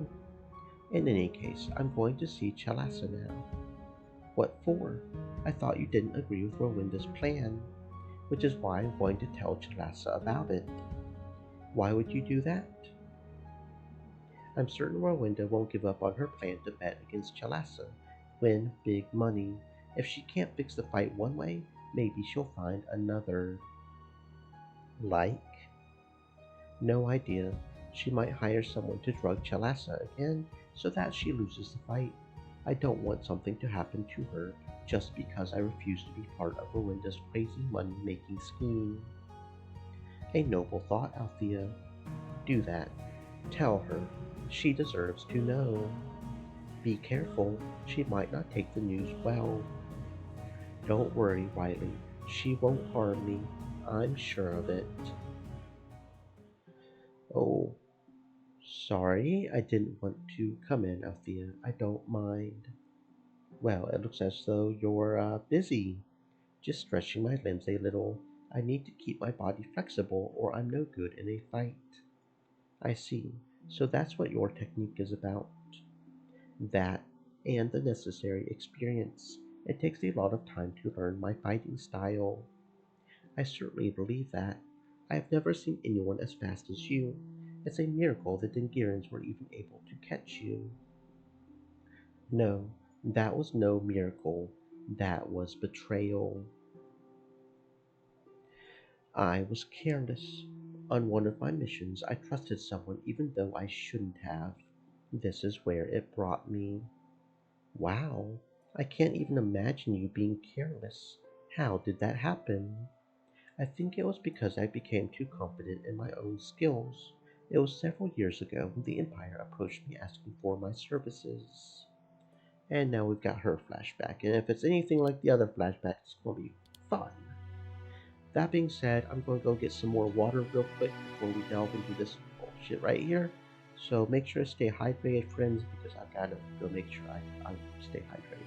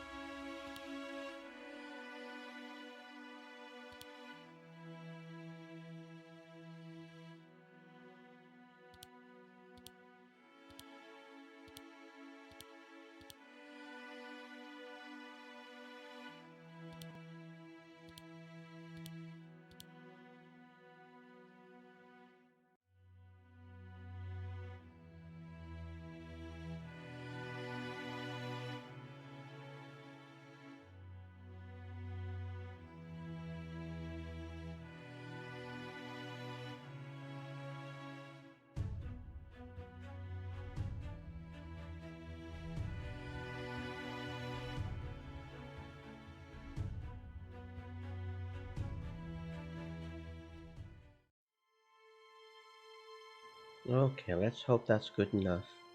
I had received a message that my services were needed in the Empire, and thus I traveled to Grimoire. I am here. You didn't have to scare me like that. Your message told me to be discreet. I did what you said. Yes, you definitely did. So you are Chalassa. I am.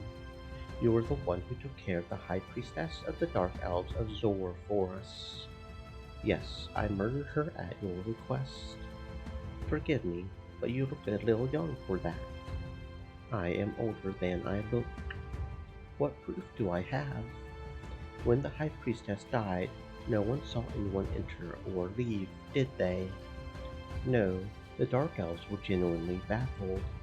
Then you may want to ask your 89 guards here at the fortress whether they have any reports of an intruder. While you're at it, you may also think about who aside of you knows the precise number of guards stationed here. I see. Add to that the fact that you neither heard nor saw me until I was right behind you. Had you been my target. Okay, I get your point. You are as good as people say you are. Your message said there was a delicate matter you needed taken care of. Delicate. Doesn't even begin to describe it. You know Sir Ormond? The champion of Horus. Who hasn't heard of him? In the last few months he's been visiting Hammerhands a lot. We've already had rumors that he's been planning something. Now our spies have confirmed it. What precisely? He's planning to take over Horus, declare it an independent city-state. Isn't Horus an imperial city? Of course it is. Our steward governs it with a strict, just hand. I thought Sir Ormond was loyal to the Empire. Didn't the council knight him in a rare, unanimous decision? He did. Ever since Ormond appeared, he always had greater ambitions. As a lowborn, he's never going to get the throne he wants from the Empire. Unless he takes it from you. This is why he has been forging an alliance with Hammerhands. As soon as he has taken over the city, the dwarves are going to help him fortify the walls so that we cannot just take it back by force. The dwarves are also allies to the Empire. They are. They also owe much to Sir Ormond. His heroics have often furthered their goals. According to our spies, they feel very much indebted to him. Indebted enough to risk the Empire's wrath. The dwarves know very well that we're not going to attack them. We cannot afford a war against Hammerhands. We won't risk trade either. Their ore is too valuable for us. That sounds troublesome indeed. It is. Sir Ormond is loved by everybody in Horus. Once he declares himself rightful ruler of the city, the people are going to love him even more. Put frankly, we don't have any way of stopping him. Why not? What he's planning is high treason. If your information is correct, you can just execute him. Execute a hero of the Empire, one who is knighted for his bravery, who everybody loves.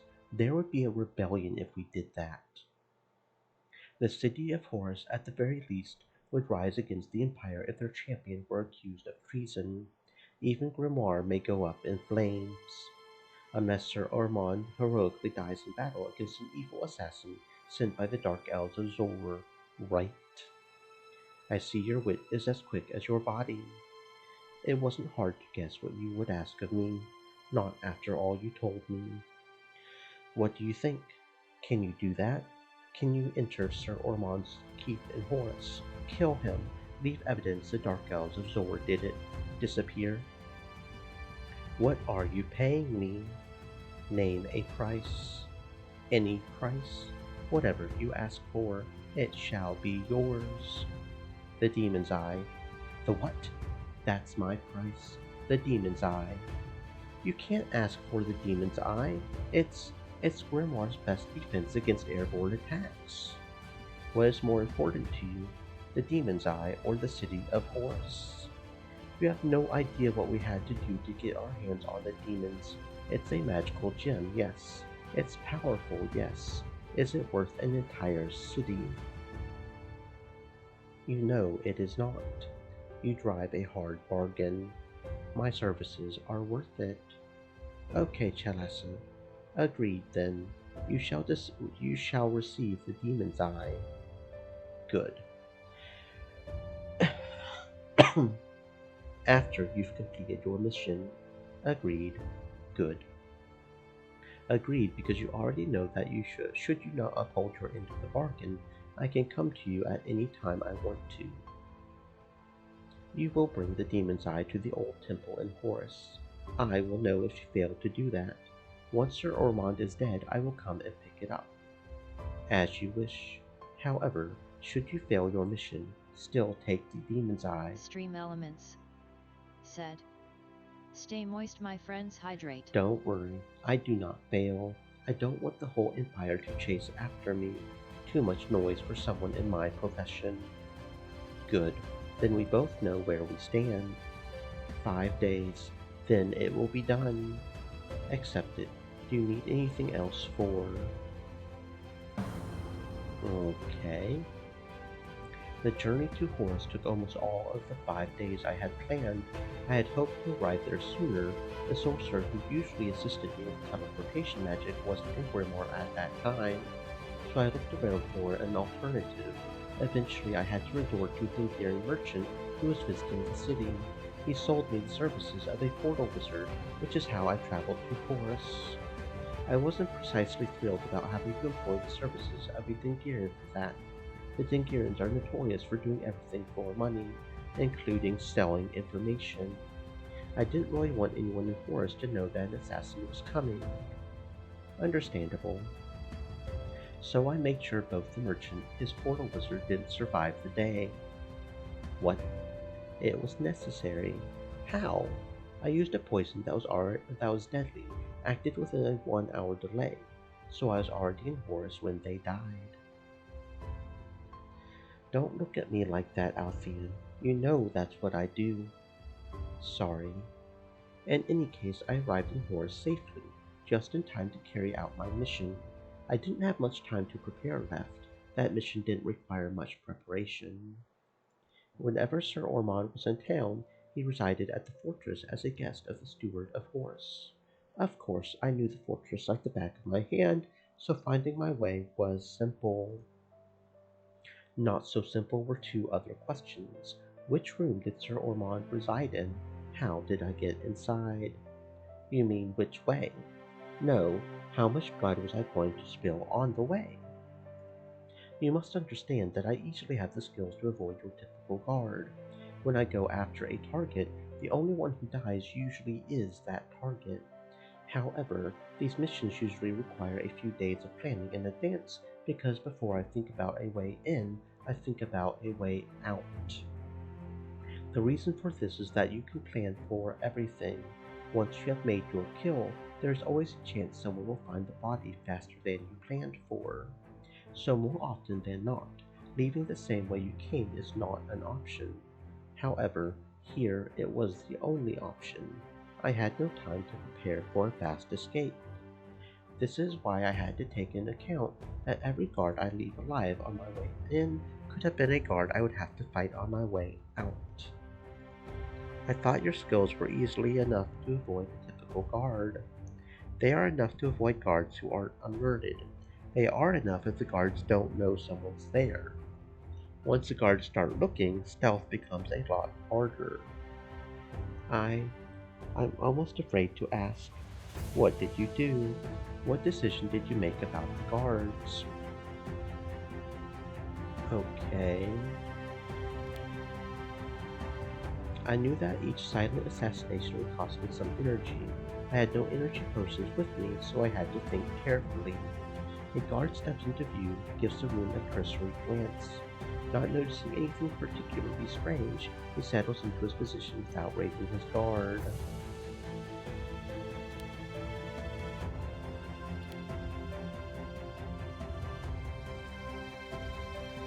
Okay. The guard stifles a yawn that shifts his weight onto the other foot. He's bored. That makes me careless.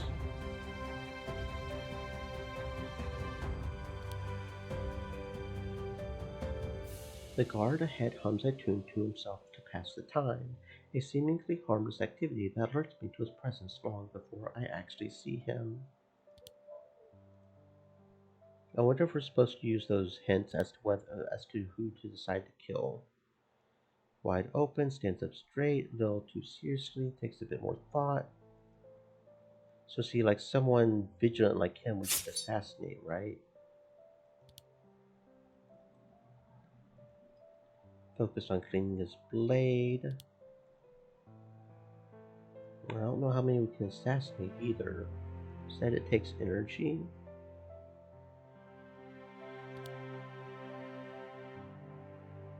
Okay, and now we have to figure out which door they're in. This door is different from the others. It's green. Nothing, couldn't hear anything. No way of telling who's in there. Okay, so you don't. Someone's inside. Make out snippets of conversation. The door to Sir Armand's room had recently been painted green.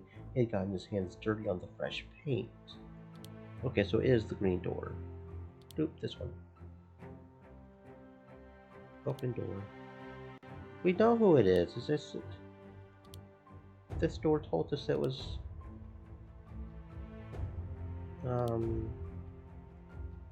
Sir Armand resided in a room on the 3rd floor. This is the 3rd floor.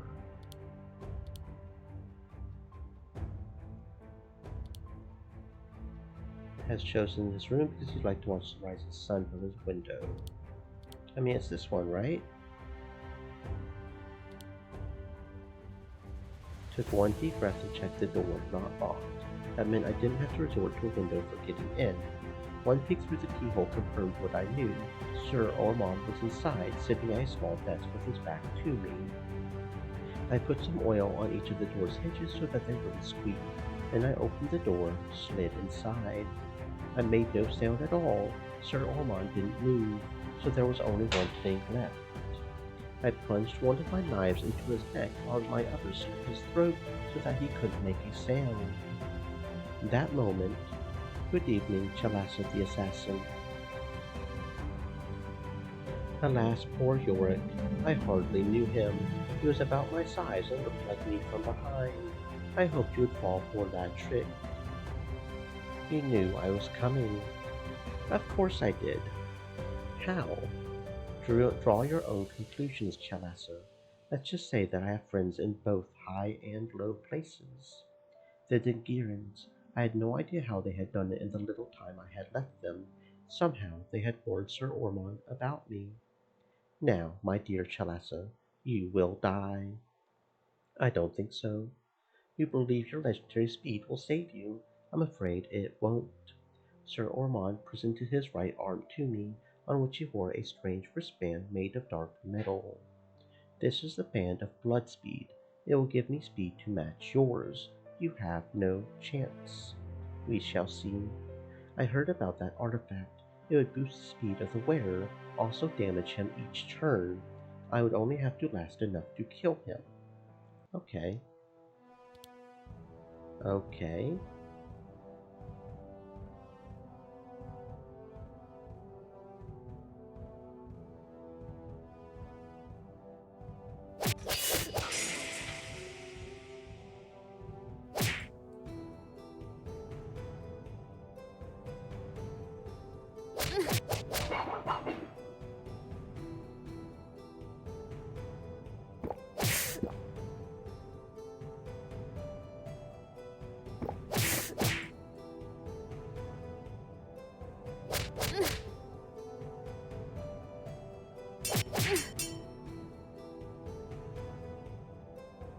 It hurts because I hit something important.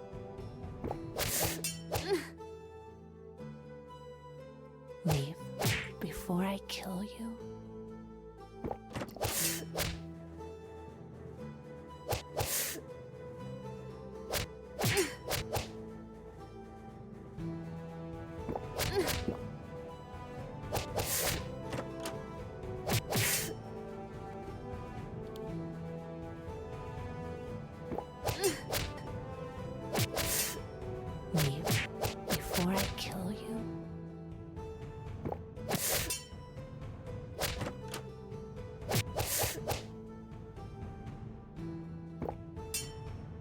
leave before I kill you?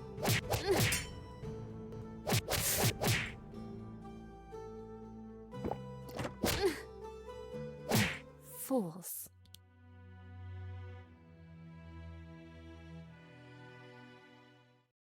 Eventually it was over. Sir Ormond lay dead before me, so did his guards. From my pocket I pulled out a handful of spider mandibles, spread them throughout the room. Everybody in Horus knew the Dark Elves of Zor loved to decorate their armor with them. Then I looked at Sir Ormond again. My eyes fell on his arm. You put up quite a struggle. I suppose you won't be needing this any longer. I took the band of bloodspeed off his arm, put it into my pocket. I don't usually loot the dead. Some compensation for the trouble he had been causing me was in order. I quickly left the fortress the same way I came, fortunately without running into more guards. There had been enough blood spilt for one night. My destination was clear: meet up with my employers at the old temple. Is it done? It is. You don't look so well. It didn't go so well either. Sir Ormond knew I was coming. You managed to kill him anyway. I do not fail. Okay, so that was not that hard. We managed that one pretty easy. Cool. For future reference, anybody who does that one, you might want to make sure to get the skills that make her go invisible, because it looks like he takes damage over time. So you could just go invisible and just wait it out, I guess. As I expected from you, you live up to your reputation, even when faced with difficulties. Band of Bloodspeed. Difficulties I brought upon myself. I trusted people to keep quiet who aren't known for that. What do you mean? Dingirians, you can't trust them. Well, many share that sentiment. They can be useful, though. They certainly can. Can't you? In shackle. Before I could react, magic chains appeared out of nowhere, wrapped themselves around me. What the? Don't try to resist. I doubt you could fight in your current condition. Sir Ormond, the Horus Guards must have offered quite a fight, judging from your looks. What are you doing? The only sensible thing to do with an assassin after she's completed her mission. Get rid of her. Really, how naive are you, Chalassa? Did you think I would leave behind any witnesses, anyone who could tell others what happened here? We had a deal. I kept my side of the bargain, as I knew you would have. Why did you think I told Sir Ormond you would come? Only because you were good enough that wouldn't matter. You did. I told him the dwarves had sent you, though, so that they could take over Horus for themselves. What if I had failed? What if I had not been able to kill him because you had alerted him? In that case, he would still have thought the dwarves had sent you. Without the dwarves at his side, he wouldn't have tried his coup. So you see, it didn't matter whether you succeeded or failed in your mission. The Empire profits either way. Since you tired yourself out fighting Sir Ormond, you are now too weak to fight us, which is why you will now die. No. We agreed that. That deal is off. This woman murdered my brother. I demand that she be my slave from now on, as is Dingiran law. You cannot just have her. She knows too much. Her life is mine now. I will see her die the way I want it. That is, from hunger, thirst, tied to the flagpole on top of my house in Dingira. Okay, you can have her. General. Well, looks as though you don't die today after all, Chalassa. I'm certain a few days more or less won't matter. You've poisoned your last Dingiran assassin. Shut up and get it over with. Oh no, not yet, not yet. So I was taken to Dingira. How did you survive that punishment, tied to a flagpole in the heat of the sun, without food or water? Actually, the wizard never did that to me. As soon as we were in Dingira, I managed to convince his wife that he had bought me as a love slave. which is why his wife immediately took me to the slave market, sold me to the arena. This is how I came to be one of Yeldon's slaves. I had no idea. No wonder I never told anyone. You are the first. Wow, what gives me the honor? No idea. Maybe I just think you're worthy of my trust. Or maybe I just feel I'm in your debt because of what you did for me.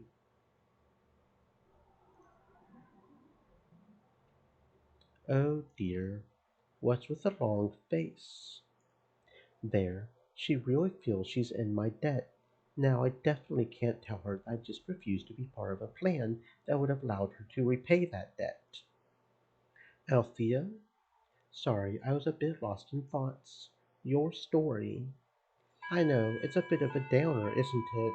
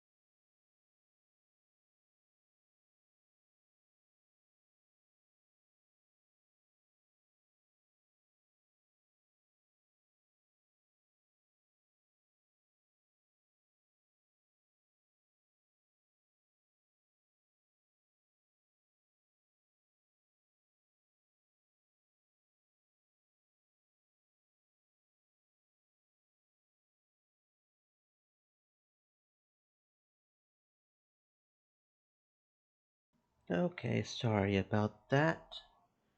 My mama apparently bought me a new heater because she keeps getting worried about my wall heater, which I can't completely blame her because it is ancient and it looks like it's about to explode at any minute, but we now have an electric wall heater. Hopefully that won't make Bounty my Hunter electric Stereo bill go said, through the roof, but welcome back. we'll see. We'll see, because it's probably at least better than the gas one we've got, because it's a little scary. It's like 100 years old or something. Thank you for the welcome back, Stereo. Okay. And it does look pretty quiet, so it should do fine. I know, it's a bit of a downer, isn't it? Well, at least you're still alive. That's all that counts. You always find something positive even in the saddest stories, don't you? Thanks. Is there anything else? No, not really. Then could you leave me alone for tonight? I'm not quite done with my stretching. Can we watch? Of course, Chalasa. Good night. Good night, Althea. Wake up. What do you want? Master of the Pits is busy today, so he sent me to wake up your lazy butts. What important task awaits us today? What did the Master of the Pits tell you? Nothing. Just train and get ready for the next fights. Go out and buy better equipment if you need it. Tomorrow you're fighting again in the arena. That's unexpectedly nice. Well, I've given the message. I'm done here. That is strange. Look, I'm not sure what is going to happen tomorrow. I think we better do what he said. Okay, let's get out and prepare ourselves. Better be ready for everything. I might need a better weapon after all. Not only did I get a heater, though. Not only did I get a heater, my grandpa occasionally gets food from the church, and it's sometimes food he doesn't eat or can't eat because of his diet. But I got two whole bags of potatoes, as well as a heater. So, potatoes, boil, mash them, put them in a stew. I can always eat potatoes. I usually make mashed potatoes with butter myself. Maybe a can of tuna if I'm feeling really hungry. So it's a day of gifts today, just a day of random gifts, which I won't complain about. Let's see, yeah, it doesn't look like anybody has any better weapons. Working on the weapons. Maybe get some better armor. We can get the money. I don't even know if I can fight anybody. Okay, so there's nothing in the tavern over here. Doesn't look like it. Okay. And they have respawned. Okay, cool. As far as weapons go, though, there are... Oh, that's not the thing. That's the thing here. Okay. There are no better weapons. Okay, what about armor? This place mainly sells mage armor. Does look like Riley can get some more new stuff. So we'll buy and equip that. Buy and equip that. Buy and equip that. It's got us out of money, but I think we can sell everything in our inventory. Nobody wants our inventory stuff, right? Maybe that sword there and that sword there. Unless, of course, we don't get... Oh, that's a dark sword. We don't get that anyways. Unless, of course... Those are one hit. I don't know. I would assume she comes back into our party. I don't know. I don't know. That's that though. Okay. Then we can get this wristband, these pants, this shoulder thing. That should be everybody good on armor, at least as this store is concerned. Very good, and we'll sell everything in here, get a little bit more money. We'll go ahead and take care of these guards just for the experience and because we can. Why are we? Oh yeah, because we did the... Okay. And you know what? We'll go ahead and keep Bayless on the back. It's okay.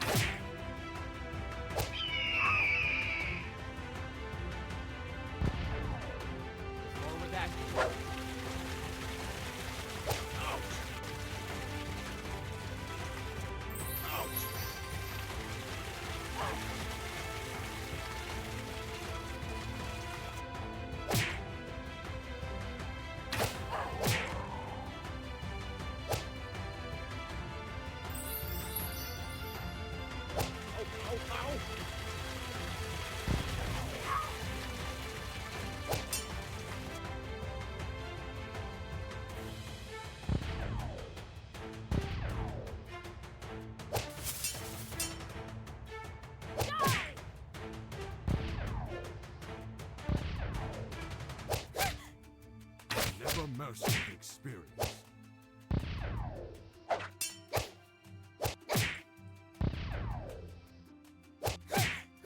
It's over.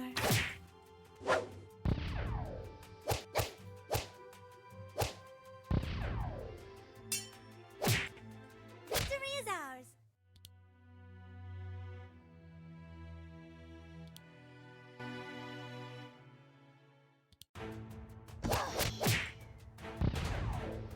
You. That.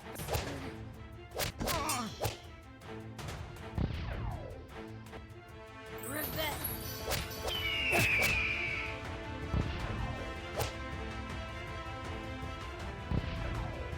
Is that what you wanted when you attacked me?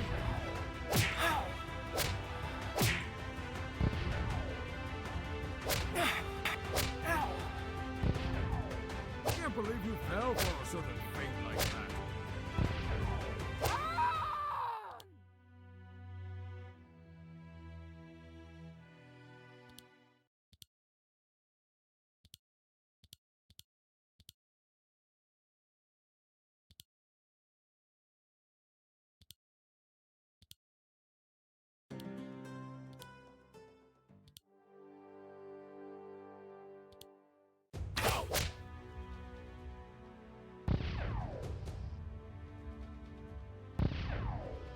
I don't like this any more than you do, but I'm better at it than you. Ouch!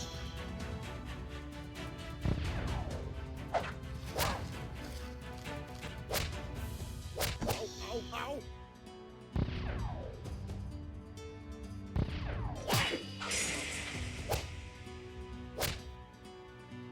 Never mess with experience. It's over. Ouch! Ah!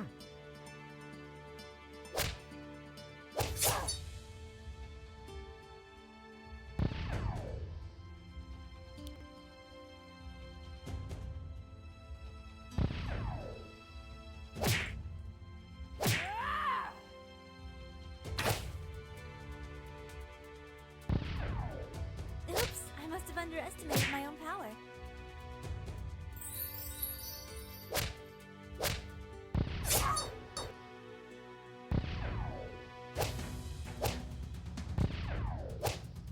Alright, so we win. Can we just go now?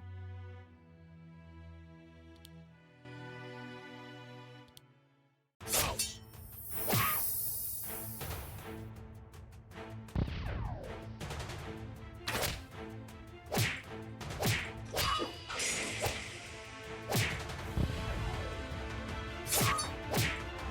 More where that came from.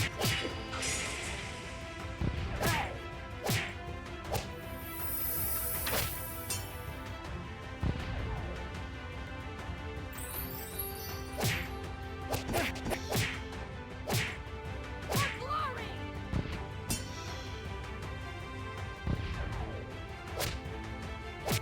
Ow, ow! Is that what you wanted when you attacked me?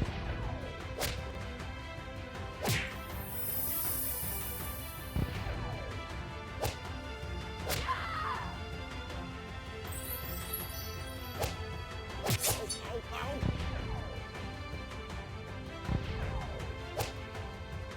It's over.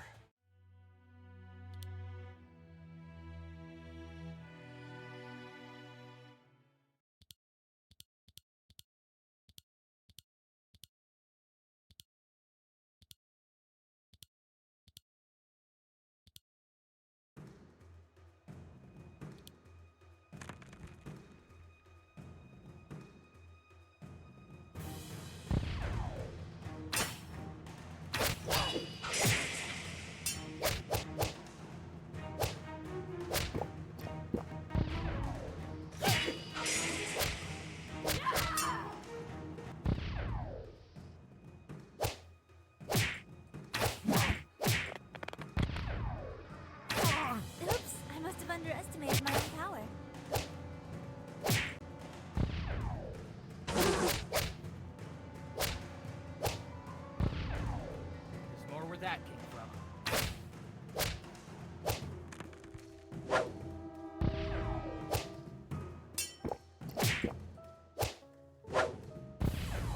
Victory is ours.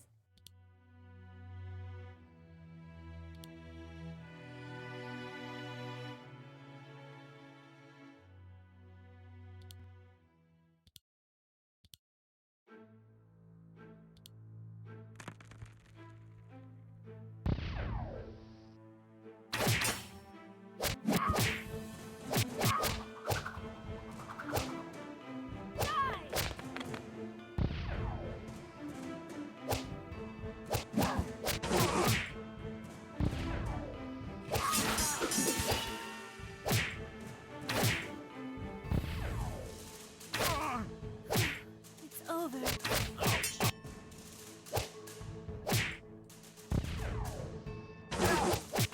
Ow, ow!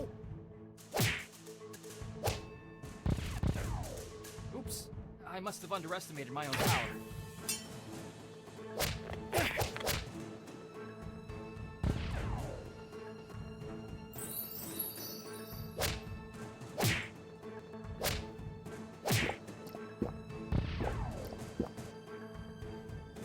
Or where that came from.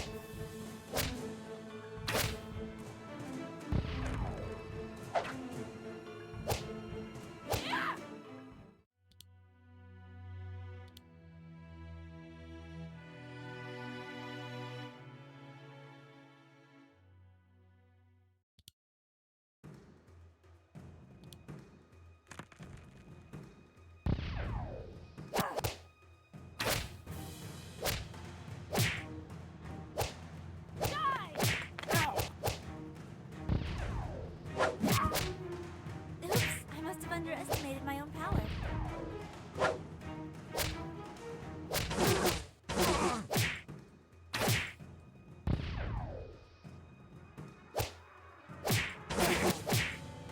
More where that came from.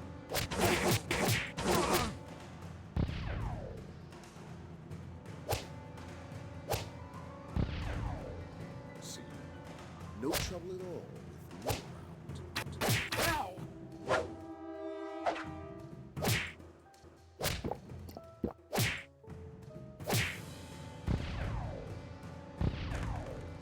Bet you felt that, didn't you? Woohoo!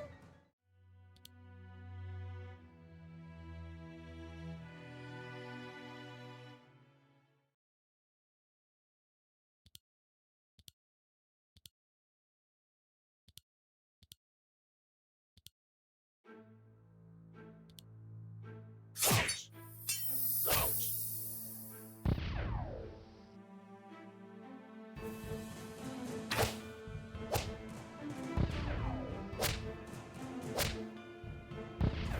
Ow, ow, ow!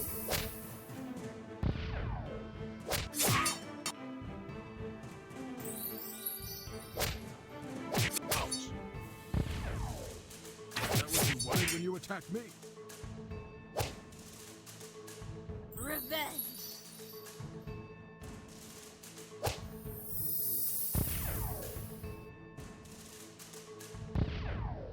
All right!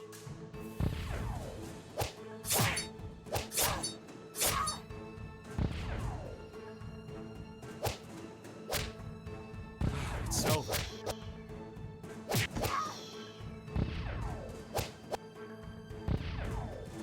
Is that what you wanted when you attacked me? Ow, ow, ow, ow! Ouch!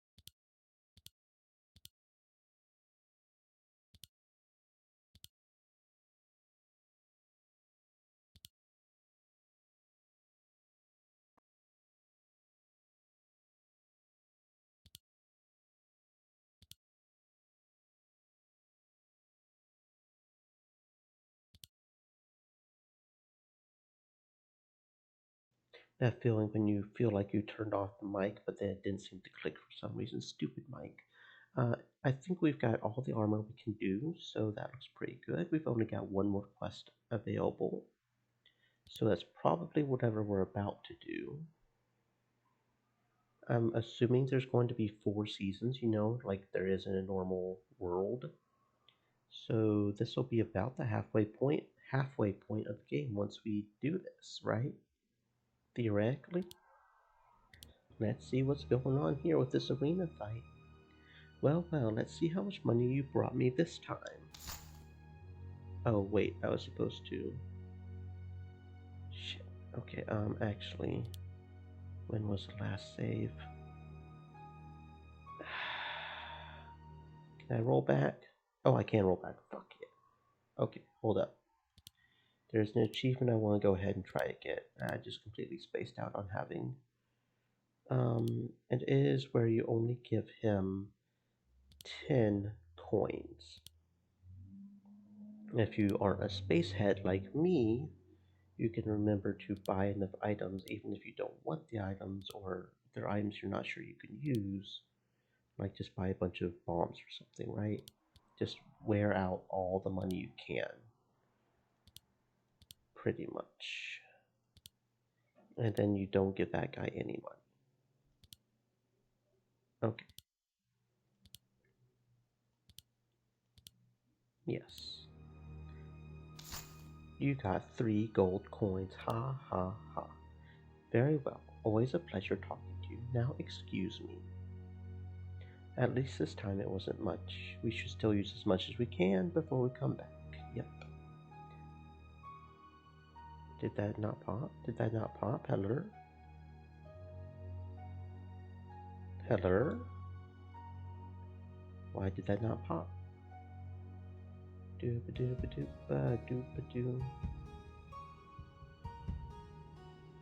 Okay, what do you want to bet that also count the other turn into gold? Like it's a cumulative. We can't allow him to take more than 10 gold period from both encounters. That might be what it is. Well, we have to do a second run anyways if I do try to get all the achievements, because we have to be a boy to do the boy romances. So it's just something, we'll have to remember to do next run or something if I do another run. Okay, really tired now. Let's get to sleep. Tomorrow we have to fight. Get up, you lazy sloths. Time to fight for the entertainment of Dengir's rich and noble again. What sad bunch are you putting us up against today? Orcs, goblins? I think today's challenges will be quite entertaining for you. Today we have a round of prize fights. Prize fights. That's when you arena slaves don't fight among yourselves against challengers from other arenas around the world. There are other places where people are held as arena slaves. Unfortunately not. There are a few places in the world where people fight for the entertainment of a crowd as well. Only these people are actually paid money for putting their lives on the line, unlike you sad creatures. He's right. There are quite a few arenas. I've seen one myself, in Grimoire.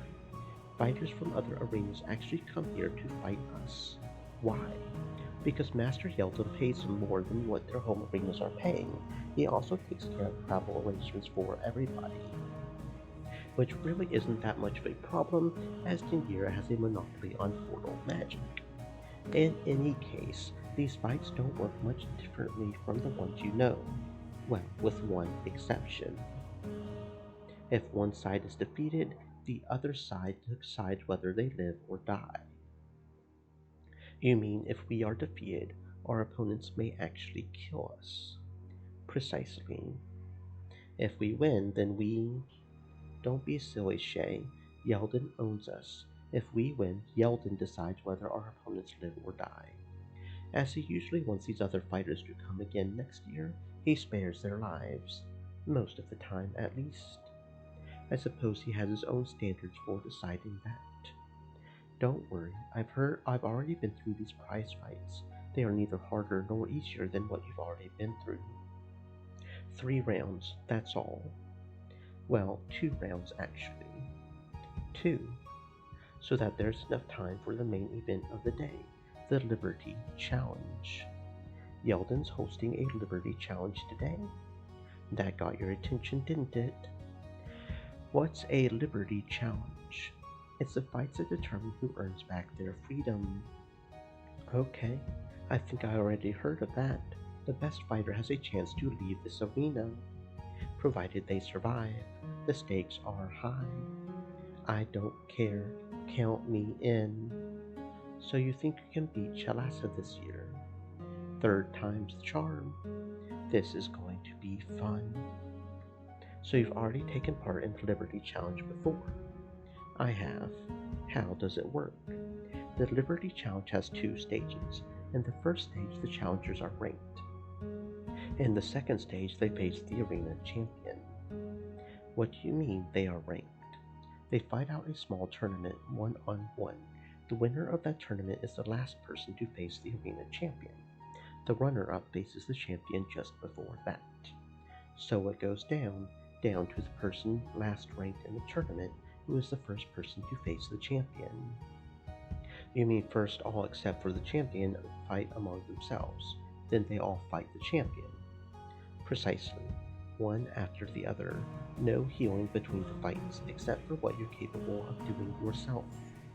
If you beat the champion, then you become the new champion. Which means, if you win 5 Liberty Challenges in a row, you earn your freedom. So in order to win, you must fight everybody else in the arena, one after the other. You must win 5 years in a row. Yes. That sounds impossible.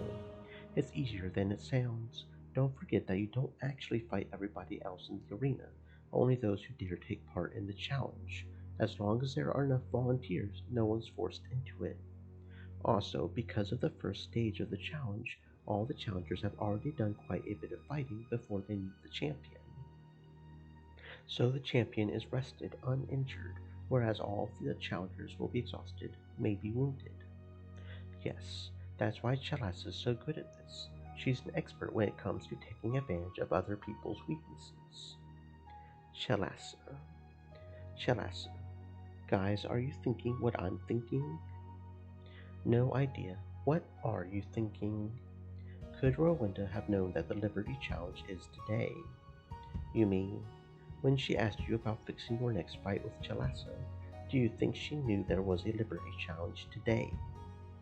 Impossible.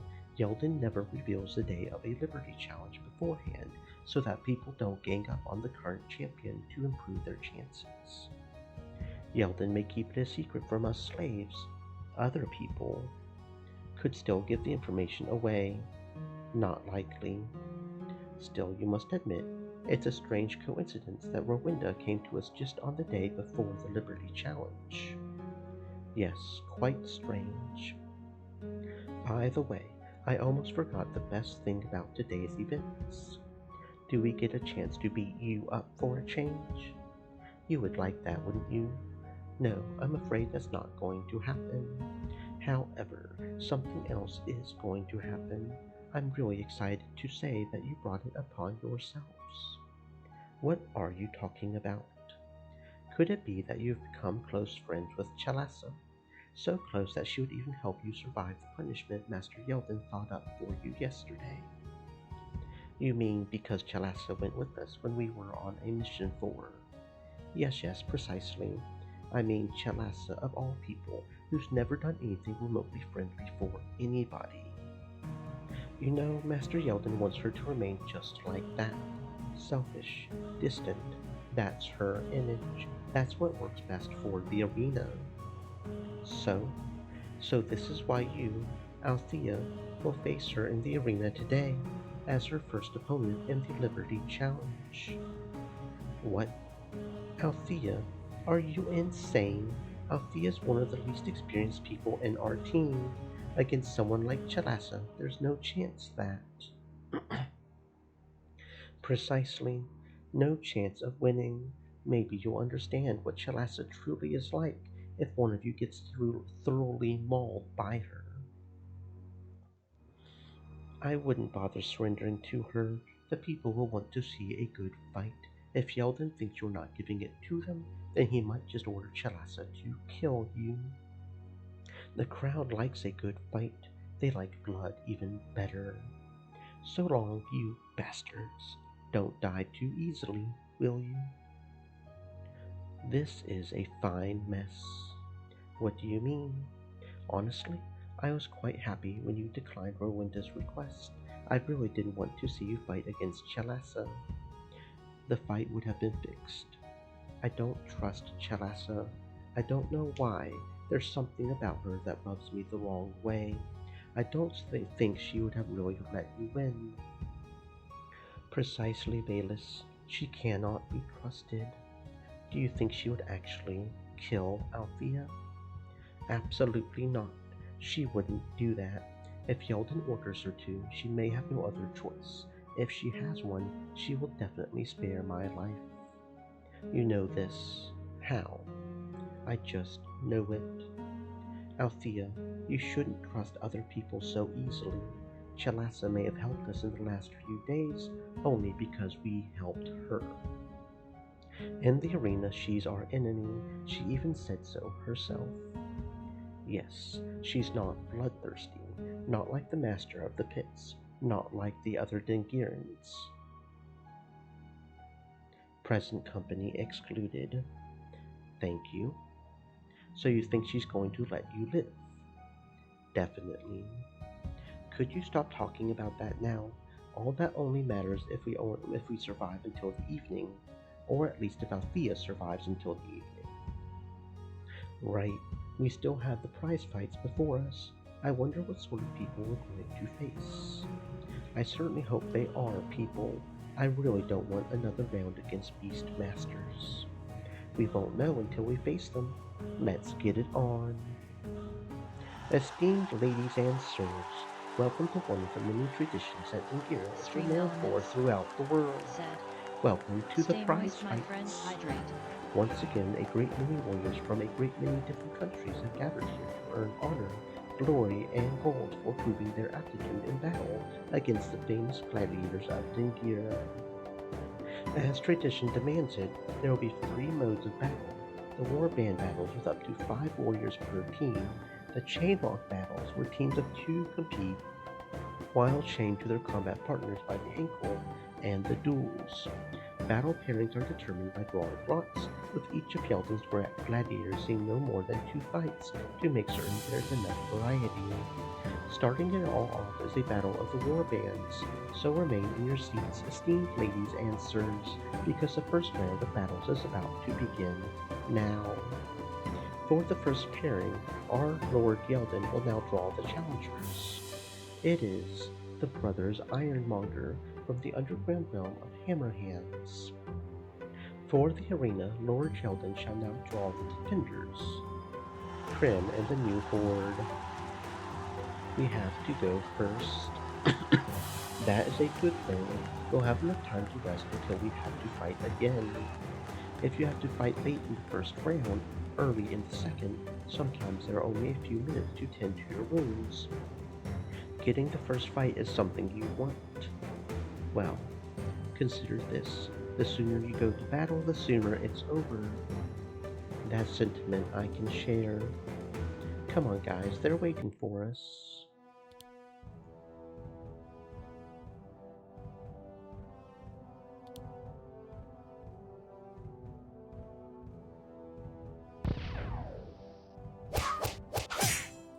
I can't believe you fell for a sudden fate like that.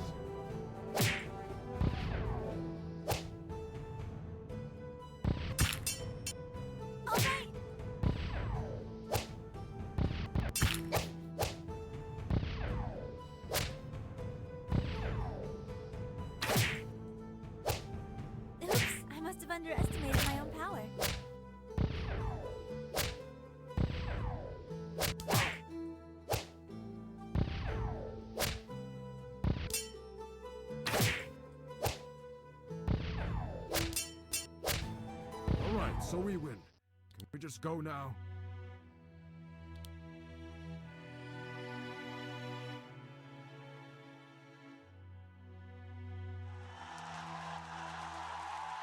It is over. Krim and the new horde once again prove their mettle. The brothers Ironmonger are reduced to a heap of dented armor and bent axes. Now all eyes turn to Yeldon, in whose hands the fate of the Dwarvenkin now lies. Will he allow them to live? Will he order his gladiators to take their lives? I hope we won't have to kill them. As do I. They fought bravely. They were one fewer than we were. Yeldon raises his hand. It's thumbs up for the brothers Ironmonger. They will be allowed to leave the arena with their lives, though the money they spent for the right to compete will remain here. Esteemed ladies and sirs, give a big cheer to the brothers Ironmonger, who showed us all the skill, valor of the people of Hammerhands. This is where they are now. Yes, it is. You can't go in there. Gladiators only. Then, could you, perhaps, ask them if they have a moment? They're not supposed to be disturbed. They need to prepare for their next fight. Who is this outside? I'll have a look. Jariel. Althea, good to see you in one piece. What are you doing here? I saw your first battle just now. You seem to work together well as a team. Thanks. Are the others all right too? I wanted to visit you all at the Healers. These people keep saying I can't come in there. Look, some places down here are off limits to anyone who's not with the arena. Can't have people interfering with the gladiators. What could I possibly do? You could be a sorcerer, cast some nasty curses on the gladiators, then bet that they lose their next fights. Easy money for you. Don't you have magic users among the gladiators as well? Sure we do. We know who among us is capable of casting spells. There are counter spells in place specifically tailored to our gladiators so that they can't use their magic where they're not supposed to. I see. So that's why you're not just allowing anybody from outside to go wherever they want to. Precisely. Could always be a magic user in disguise, especially if it's a pointy ear like you. I think he meant that as a compliment, Jariel. Whatever. You know what puzzles me? Why are you allowed to meet me out here then? I could be putting a curse on you. That's okay. Master says he don't mind if something bad happens to Althea. I suppose there's a lesson to be learned here. Don't rub the Master of the Pits the wrong way. Yes, I think I heard that before. Goodness, do you expect trouble? Nothing I can't handle. Don't worry. Well, I do worry. Really, that's not necessary. The others will look out for me. If you think that's enough. It has to be. Yeldon doesn't want people from outside to interfere with arena business.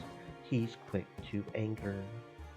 Okay then, I'll keep my eyes open. If there are ways in which I can help you, I will try to. Thanks, Shariel. Much appreciated. Just be careful, okay? I will, Althea. Althea, what are you doing? The others are getting...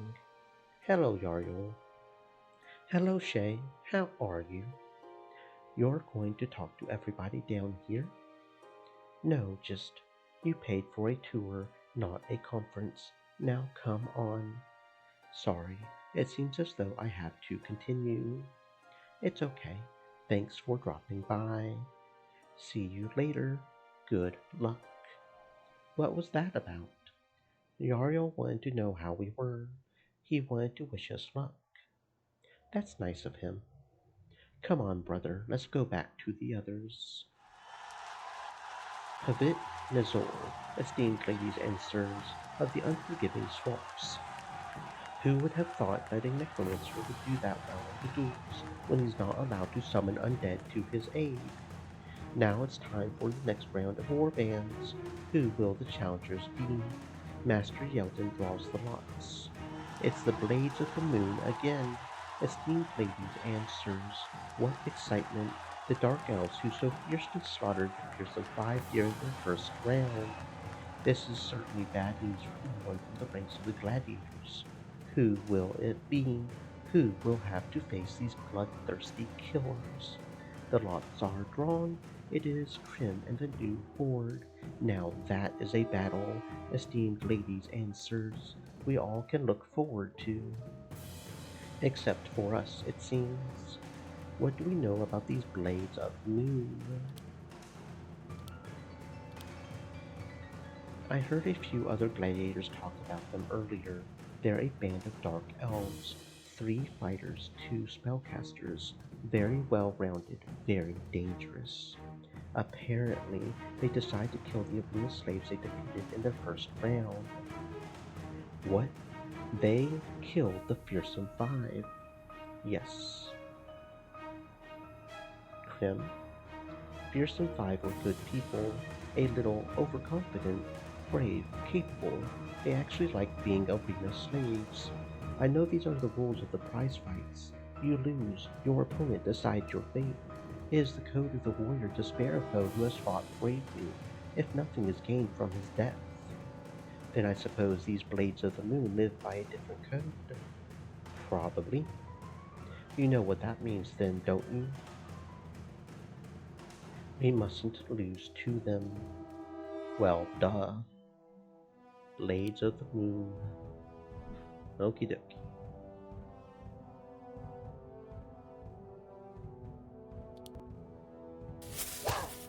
Ow, ow, ow!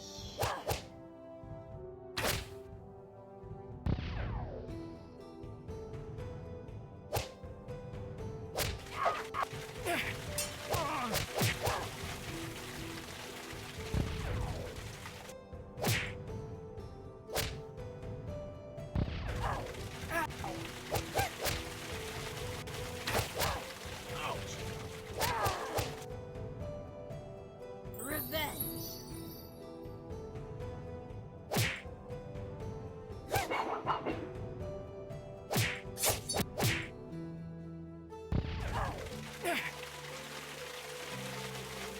Over with that, bro. Ouch!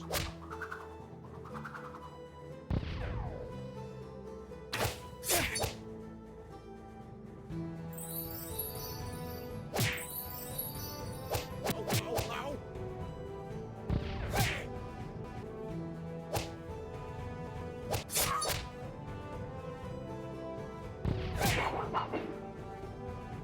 Ow, ow, ow!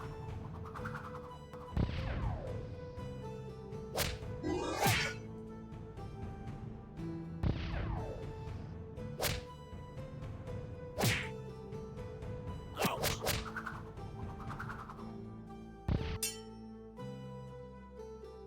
Ow!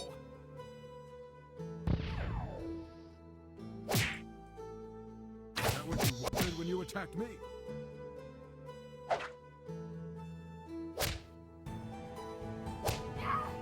Ow!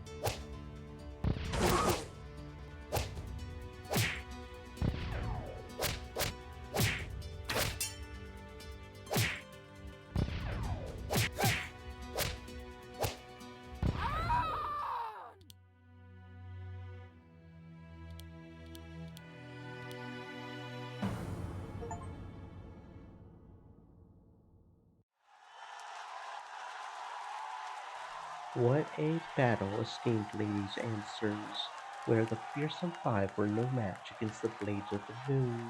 Krim and the new horde have proven their skills are in another league. Yes, though it was close. Now what will Yeldon decide? The Dark Elves have dared challenge the arena of Dengira. They have been defeated. Will they be allowed to leave with their lives? Yeldon raises his hand. It's thumbs down, esteemed ladies and sirs.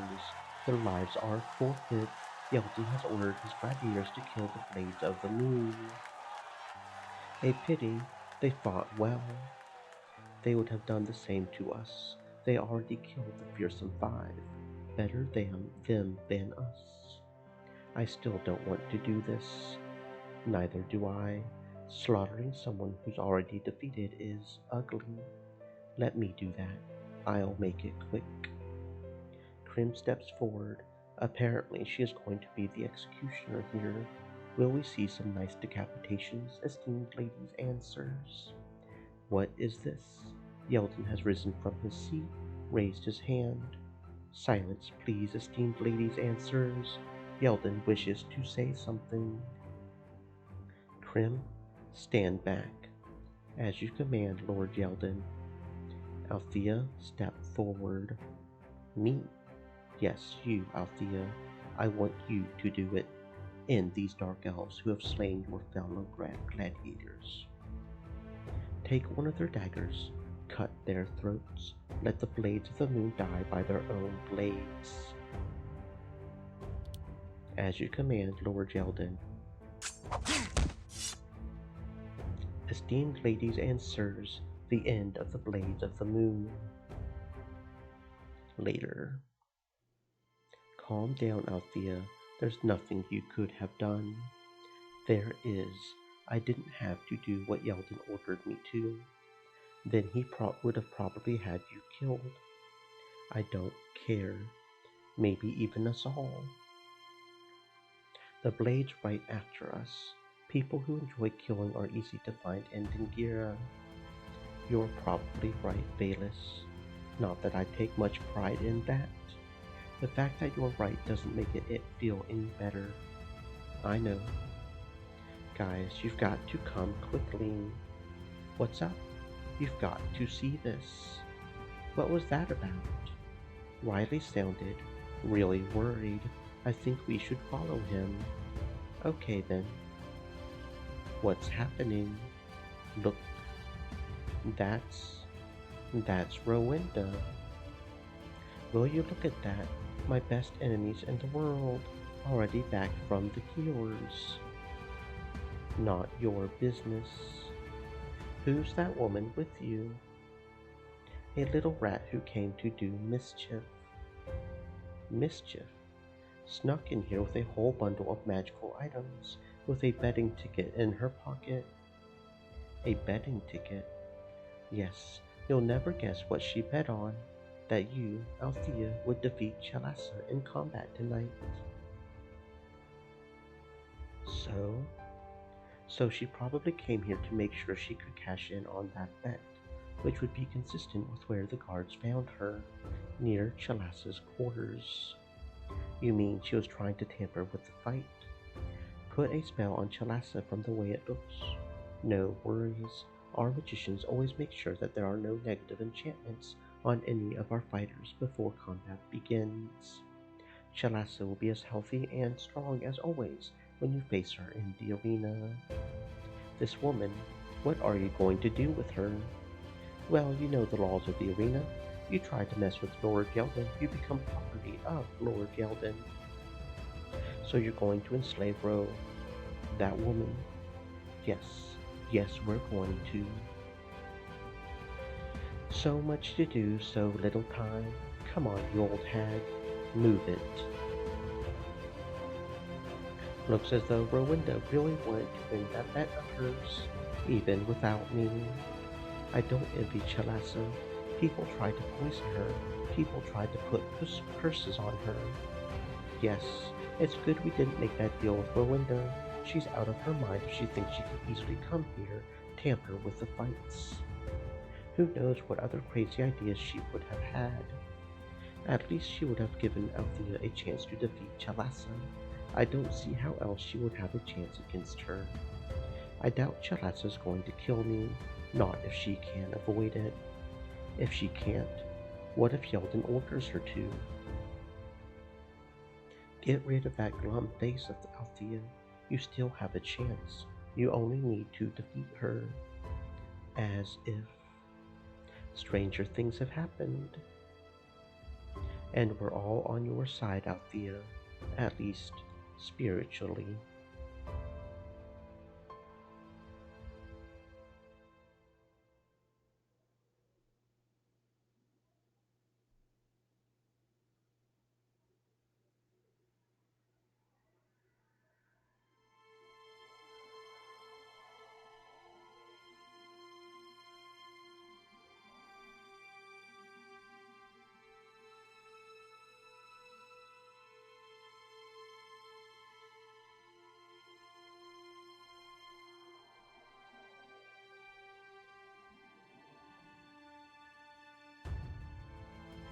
I would prefer physically. Speaking of which, it won't be long until the preliminaries of the Liberty Challenge now. I need to prepare. Yes, of course, you're taking part in them. I intend to win them. It's my best chance of earning a chance at freedom. Good luck, Krim. Any of you up to it? Not me. No need to draw my attention to myself. I'm already in. Well, I'm not. I'm glad I'm not. As expected from someone who fears death. I don't fear death. If death stood before me, I would laugh in his face. Of course. It's not death I fear. It's just the thought of dying that I don't really like. I had best be going before this goes any further. Yes, do that. You think she'll be alright? I would worry more about everybody else in the competition. Okay, only a few minutes now. Going to face Chalassa in combat. Alone. I don't know why. I'm still scared. I should have no reason to be. I don't need to fear Chalassa. I'm certain of that. Am I? No, I have decided to trust her. I will trust her. She will not kill me. She is an honorable person. Maybe not in the same way that Krim would define honorable. In her own way. Chalassa doesn't seem to find joy in killing, even in fighting. She does what she needs to do to survive. She's just good at it. I am going to survive this. Chalassa will play her part. She will spare me. This I am certain of. Out with you, Althea. Time to die. Now for the main event of this day. Esteemed ladies and sirs, both noble and common, the final round of the Liberty Challenge. Those of you who attended this battle last year know that it ended with the victory of the former champion, the one who has been called many names in the past. Goddess of Death, Blood Queen, the final silence. Esteemed ladies and sirs, Chalassa. If she prevails this time, she is only 1 year away from earning her freedom. Or should she be victorious, another victory in the following year will mean her release from servitude, the status of a free citizen of Dengira for her. As usual, if she falls, the winner of today's event earns the title of champion, is the next in line to be granted a chance at freedom. Now for this year's final round. Chalice is ready, so is her first challenger. Traditionally, this is the person who ranked lowest in the preliminary battles. This year, however, Lord Yeldon has agreed to give that honor to someone else. A special person who, though a newcomer to this arena, has already made quite an entrance. I give you Althea. Let the battle begin. Okay, let's do this, I guess. What's with the glum face? You're not worried, are you? Should I be, Chalassa? That depends. On what? On what you're expecting. A first casual, even lazy strike from Chalassa. Clearly, she's not taking Althea seriously.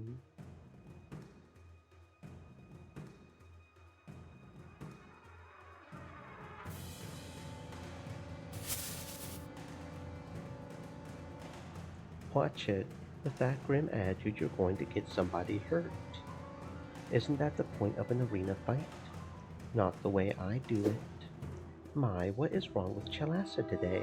She's slower than she usually is. Her attacks lack the precision we know and love. Has she decided to go soft against the rookie? What are you doing? Fighting, getting you into the position I need you in. Where's that? As close to the other fighters in the Liberty Challenge as possible. Nani?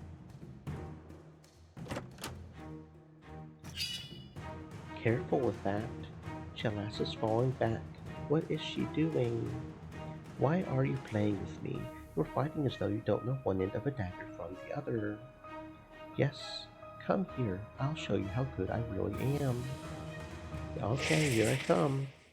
What? What is this? This aura. Chalassa seems to have gathered some sort of magical power around her. Esteemed ladies and sirs, this is a first. In all her years at this arena, Chalassa has never exhibited any magical powers. She must have secretly learned those skills. What will she be doing? That spell seems elaborate. She seems to be using some sort of charm for it. Chalassa, what are you doing? Something that should have been done a long time ago. I'm opening a portal out of here. What? Slaves of Dengir, this portal leads right into the city of Shacklespit. Everybody who has the courage to be free through the portal. Oh dear. No, stop them, guards, guards! What? How? I don't understand. There's nothing to understand, Althea. Just get through the portal, quickly. Chalassa, don't you dare run away from me now. I'm not running, warrior woman. You should be running. From you, I would never. No, through the portal, now. Take Althea with you before she gets killed. No, I'm not going without the others. Chalassa's going to take care of the others. What Chalassa is, you are. Watch out, guards. Oh my, okay. Guess this is happening.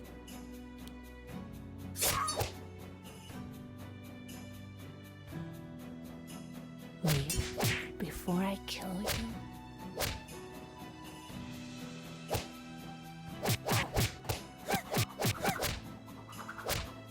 There's more where that came from.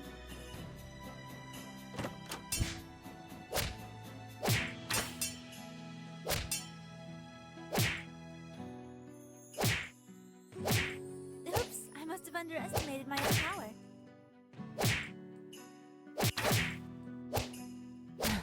Fools. Shay. Althea, you're alive. What? Why are you still here? She said you would already be on the other side of the portal when we arrived. I would have been. Someone here obviously thought it was better to die heroically waiting for you. Now fly, you fools. I'll cover your retreat. You heard the lady, Althea. Get going. Rowenda. She'll be fine, Althea. We just saw her cut down hordes of guards as though it was nothing. All right then. Come, who wants to be the first to die? Woman, no one makes a fool of me. You're doing a good job at that yourself.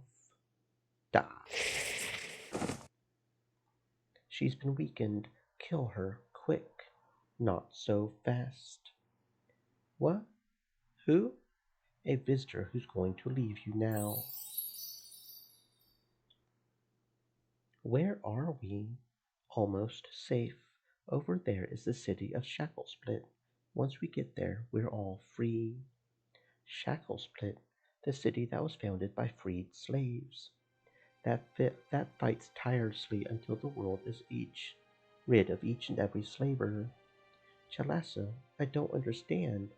How? You can stop calling me Chalassa now, by the way. Good act, though. Act? What, you haven't figured it out yet? Pardon, figured what out? I'm not Chalassa, I'm Rowenda. What? Your appearance. That's an illusion. Impossible. The Dingirids would have seen through any kind of illusion. Precisely, which is why I had to use a scroll of soul swap to switch bodies with Chalassa. So, that's Chalassa in your body, on the other side of the portal. Clever, wasn't it? That's the kind of plan you need if you want to strike a major blow against Dingira. I hope Chalassa's not getting my body too badly beaten up, though. I'm rather fond of it. Would prefer it if she made it back alive. Right, she is taking awfully long. Jariel? Quick, help me. Rowenda's injured. My body? Is my body alright? Your body? What luck. She was the target of a spell that only tears the soul into pieces. Only. Quick, give me your hand. Back in my own body. Feels good. I don't feel good. Something's still wrong with me. There they are. Quick, secure the arena area. Rowenda, the Dingirids are coming. Close the portal. What? I can't do that. You could open it. With a one-use charm, the portal should close itself in a few minutes. We don't have a few minutes. They're coming for us. Then we'll come for them. Everybody, charge. She's right. Stand your ground. Chalassa, not you. You are gravely ill. You're not in the condition to fight. Maybe you are right. I don't feel good. Oh, and we got a new character, Jariel, a bard. Okay. Do. And we've got Rowenda again. Do. Okay, a bard. Kind of wish I could see what he has equipped. It's a single target for 20% of health, random condition for up to 3 turns. Buff speed. Only one song can be active at a time. I don't know how to decide what's a song and what's not. 25% of health. Okay, that could be good. Yeah, we need to do that. So we have some backup health in case Shay needs it. All characters regenerate SP. That could be good. I mean, we've got a lot of SP between Shay and Riley, but 10% attack bonus. Increases all party members' defense. Generate all parties' health. Okay, so that must be what it is he keeps singing a song, and whatever song it is what's currently active. So we could do Rhythm or Restoration and heal at 5%. That could be good. Just a general healing that's constantly there. Slowed, weaken, and then each of these are status. Okay. So we definitely need Restless. Restless is a pretty important one. Defender sounds good. Elementalist, so the magic spells don't hurt too bad. And Toughness sounds like a good idea. Now I'm not sure. Okay, if he does a whole lot of... If we mainly have him as a healer and he's doing the back stuff, probably be best to assign him like he was a mage, right? That's probably the best idea. He's already got, yeah, and his strength is the lowest, so that's probably what we're supposed to go for here. We'll go ahead and get strength up to 10 just because that's a good number. Yeah, that sounds like a plan.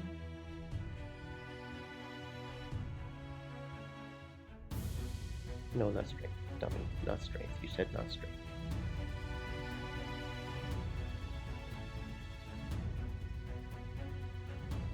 Okay, and that goes up to 20. That'll have that up to 20. Nope, and that's 20. So that's got everything but strength up to 20. Cool. Okay, and that'll be 21. Okay, that should be fine. That should be fine, right? Review your party before proceeding. I thought Chalasa wasn't supposed to be fighting. Why is Chalasa on the front row here? Is there any reason why we shouldn't have Chalasa on the front row? Because I kind of want to keep her on the front row if that's the case. I may put Bayless on the back row, but 13, 14, 14.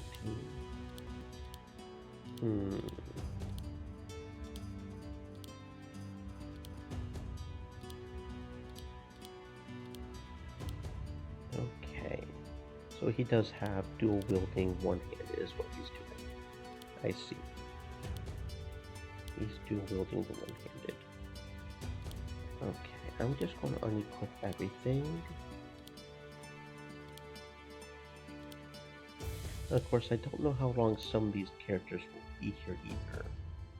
Don't know. Well, I mean, if we can romance him, he's probably going to be here permanently, right? Probably. So we'll just see. I don't think I'll keep Rowenta in. I may switch him out for him. Maybe.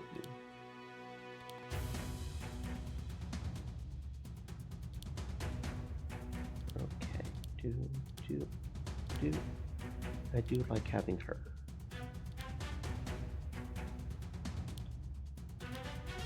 Okay.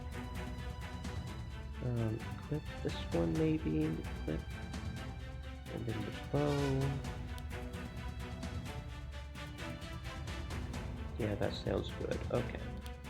Double check with the armor here. We do have some armor we can equip you with. I'm just going to assume we can use you. That whatever hit you is not a problem because I really kind of want to use you. You've got to be okay, right? I mean, we're supposed to be able to romance you. You'll be fine, probably. You'll be okay. And if we do put him on the back, I guess we can unput this stuff and try to put it. Yeah, that should be fine. If we make him and switch him out. So we have a constant healer that's constantly healing us other than Shay. Yeah, that sounds good. That sounds good. Go ahead and switch out the bow because we can.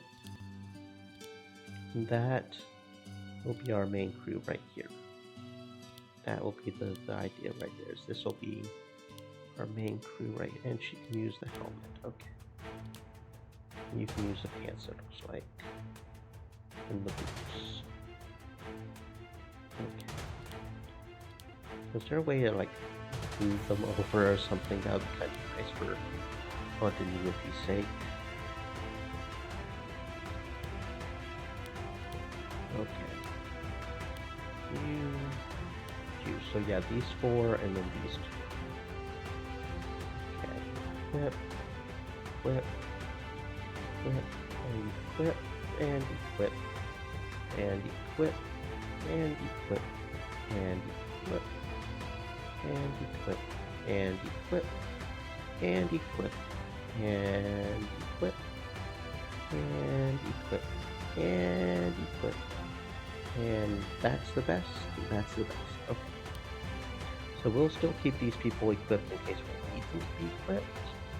Which I don't know if they will need to be or not. I don't know if we'll lose one of the others, but better to have them equipped than not.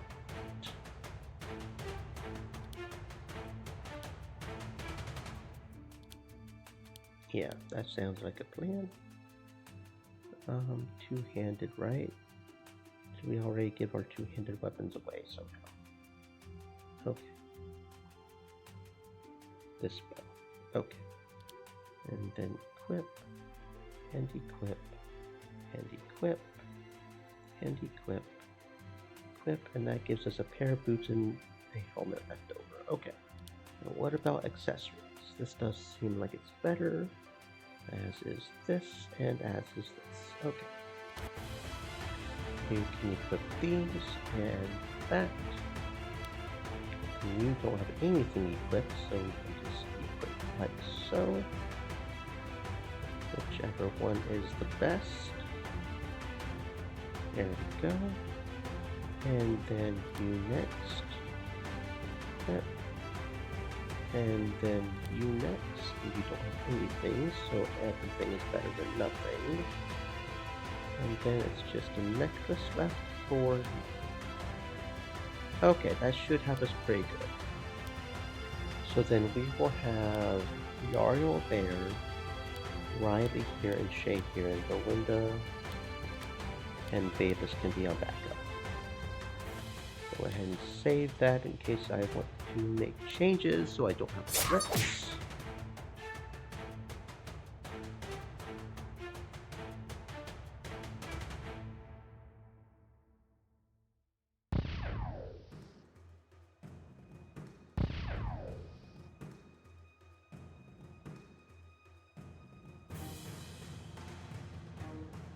Reverse the ticking clock and mend the evil rules.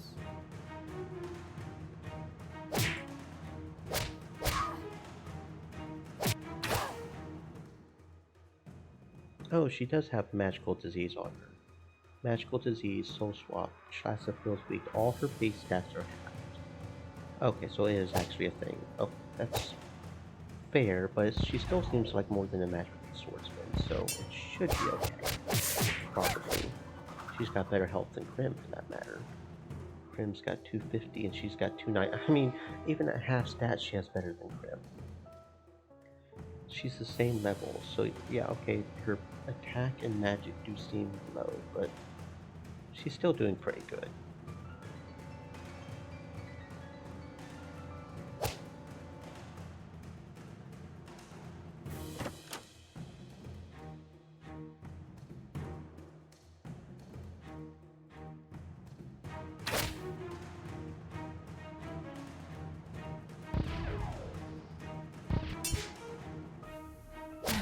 Fools. Or where that came from.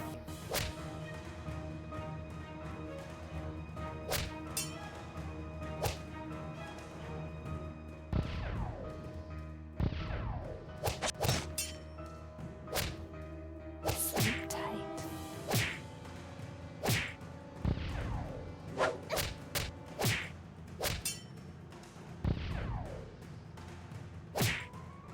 It's over.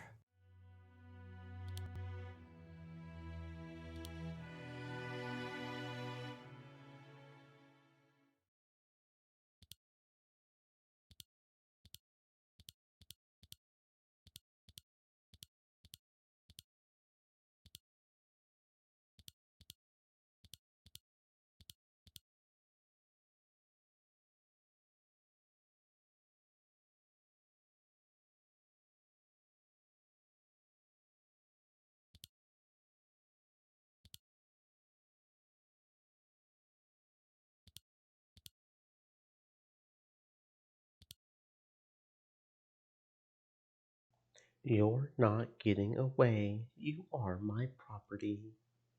Quick, kill Yeldon. If he opens another portal, he can send an entire Dingiran army right after us. We're on it. Our pleasure. Thank you for letting me kill Yeldon. This will be quite enjoyable.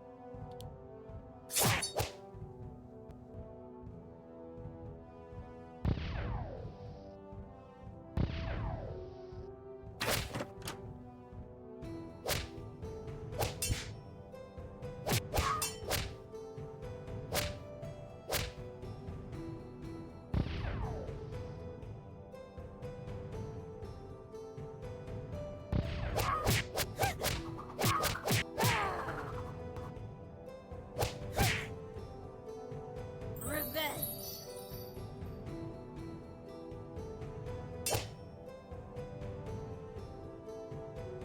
Reverse the ticking clock. Check out that, thank you.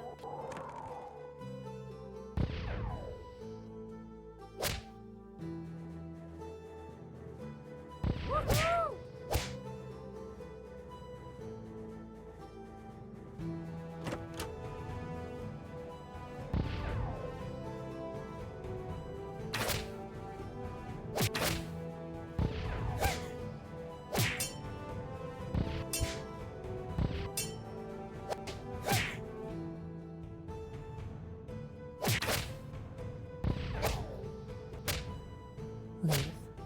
before I kill you?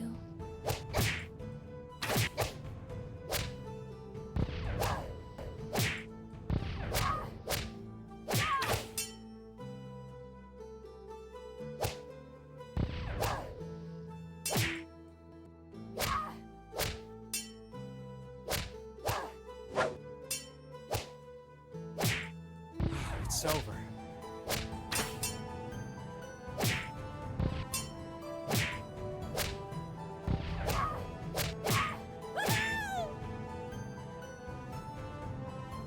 You useless servants, I'll fight this battle myself.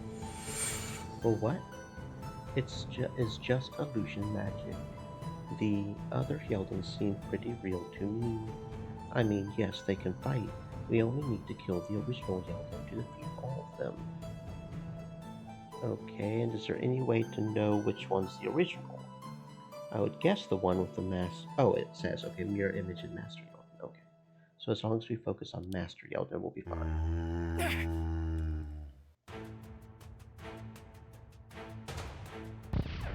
Ow!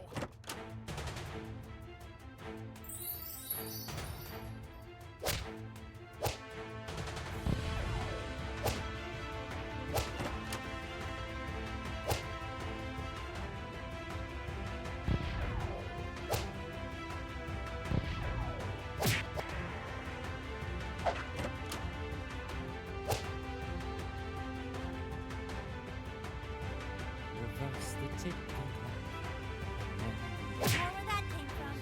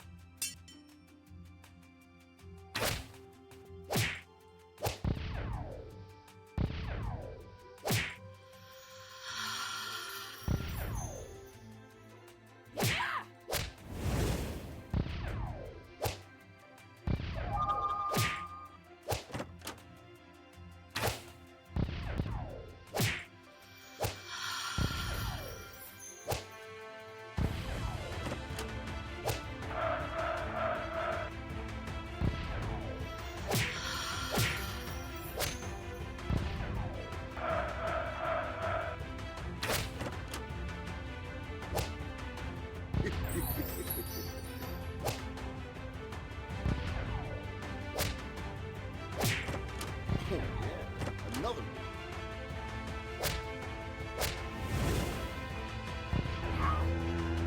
Felt that, didn't you?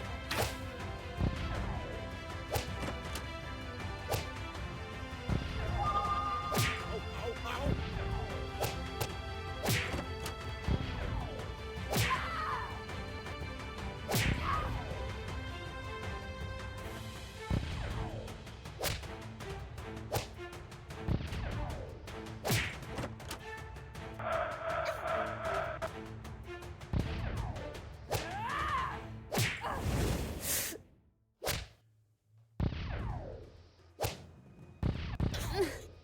All right.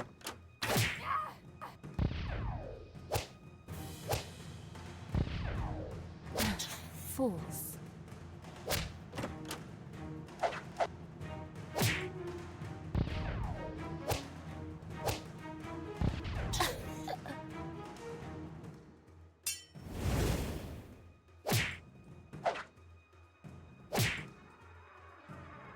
Payback time.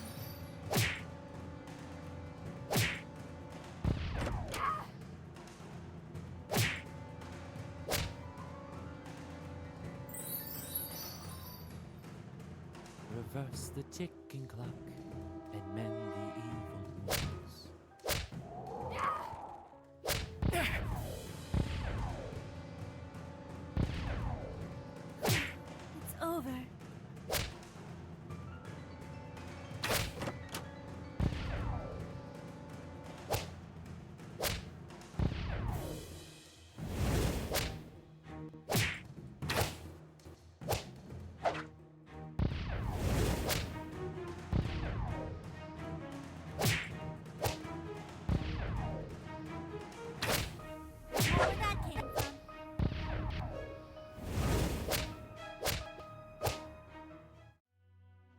There we go. Slave master killed. Woot woot. Got some rings of ruby and a rare quarterstaff. Plucked peacock. Quest solved. We discovered all the quests of the season. That was the final one. Very good, which gives us some level ups. Here and here, I think. Get a skill. Don't really need spell points or magic value. Not really sure I know anything else I want to do with her, honestly. So for right now, until I can figure out what I better want to do with her, because I'm not very good at doing skill selection. Fatal Blow could be good, but we'll just go ahead and hold on to that. And if I notice a boss has like a gimmick or something that seems like we need a specific type of skill, we can just save it for that or something, if that makes sense.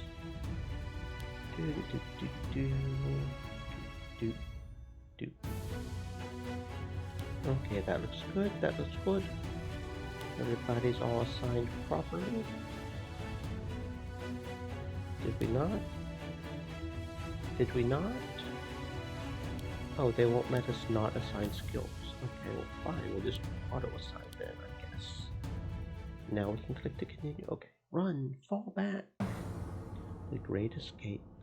We got even more experience to do a level up again. Okay, lots of level ups right now. Okay. And we can up your attack, Althea. The only passive we don't have for you that we want. You get 23 and 23. And then you get 22. And health would be a good, or maybe, no, we'll do health. Okay.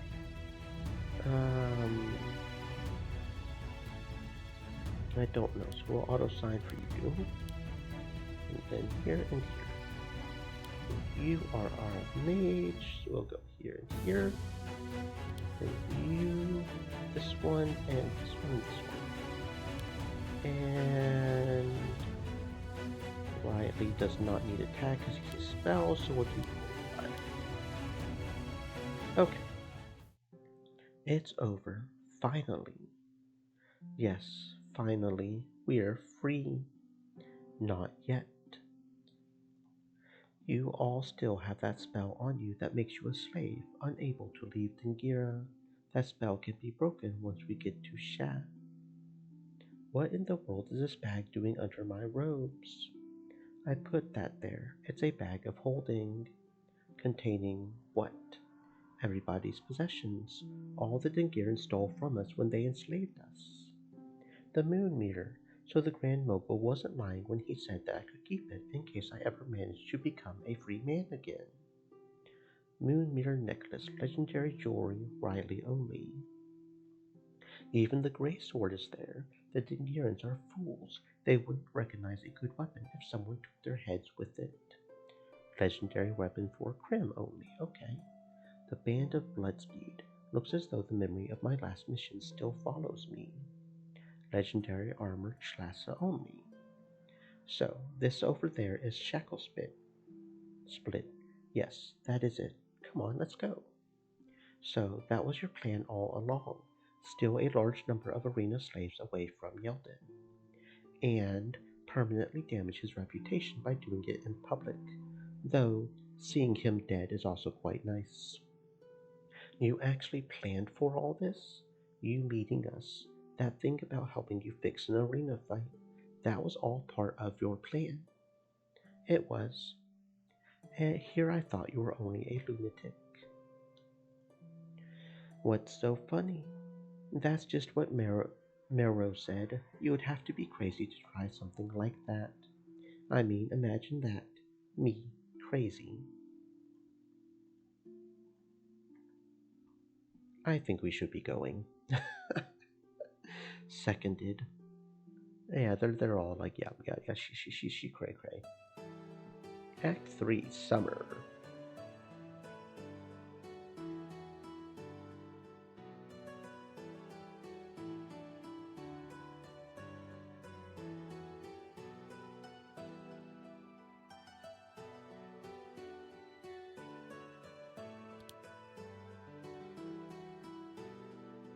Shackle Split, City of the Free. A few weeks later, you're back. Yes, sorry it took so long. It was one hell of a line. I was able to get us some vegetables, so at least we'll have real dinner today. Good, I was starting to get tired of fried fish for breakfast, lunch, and dinner. We're on the coast. The land around us isn't very fertile. Fish is the only thing they have in abundance. They could at least try to trade more, then things on the markets would be a little more diverse. You're forgetting that Shackle Split isn't precisely friends with most other cities. Trade is difficult if everybody hates you. Well, Shackle Split could give at least some places a little less reason to hate them. There are plenty of places where we have friends. The elves love us. We have good connections to Hammerhands, both of which are across the ocean. You could use a few friends here on Zoltar. Who wants to be friends with people who are friends with Dingira, who don't mind them being slavers, are happy to trade with them? Well, yes, if the alternative is only having fish to eat. Be glad you have at least something to eat. Besides, it's not as though it's impossible to buy other kinds of food as long as you have the money. If you have the money, which you don't.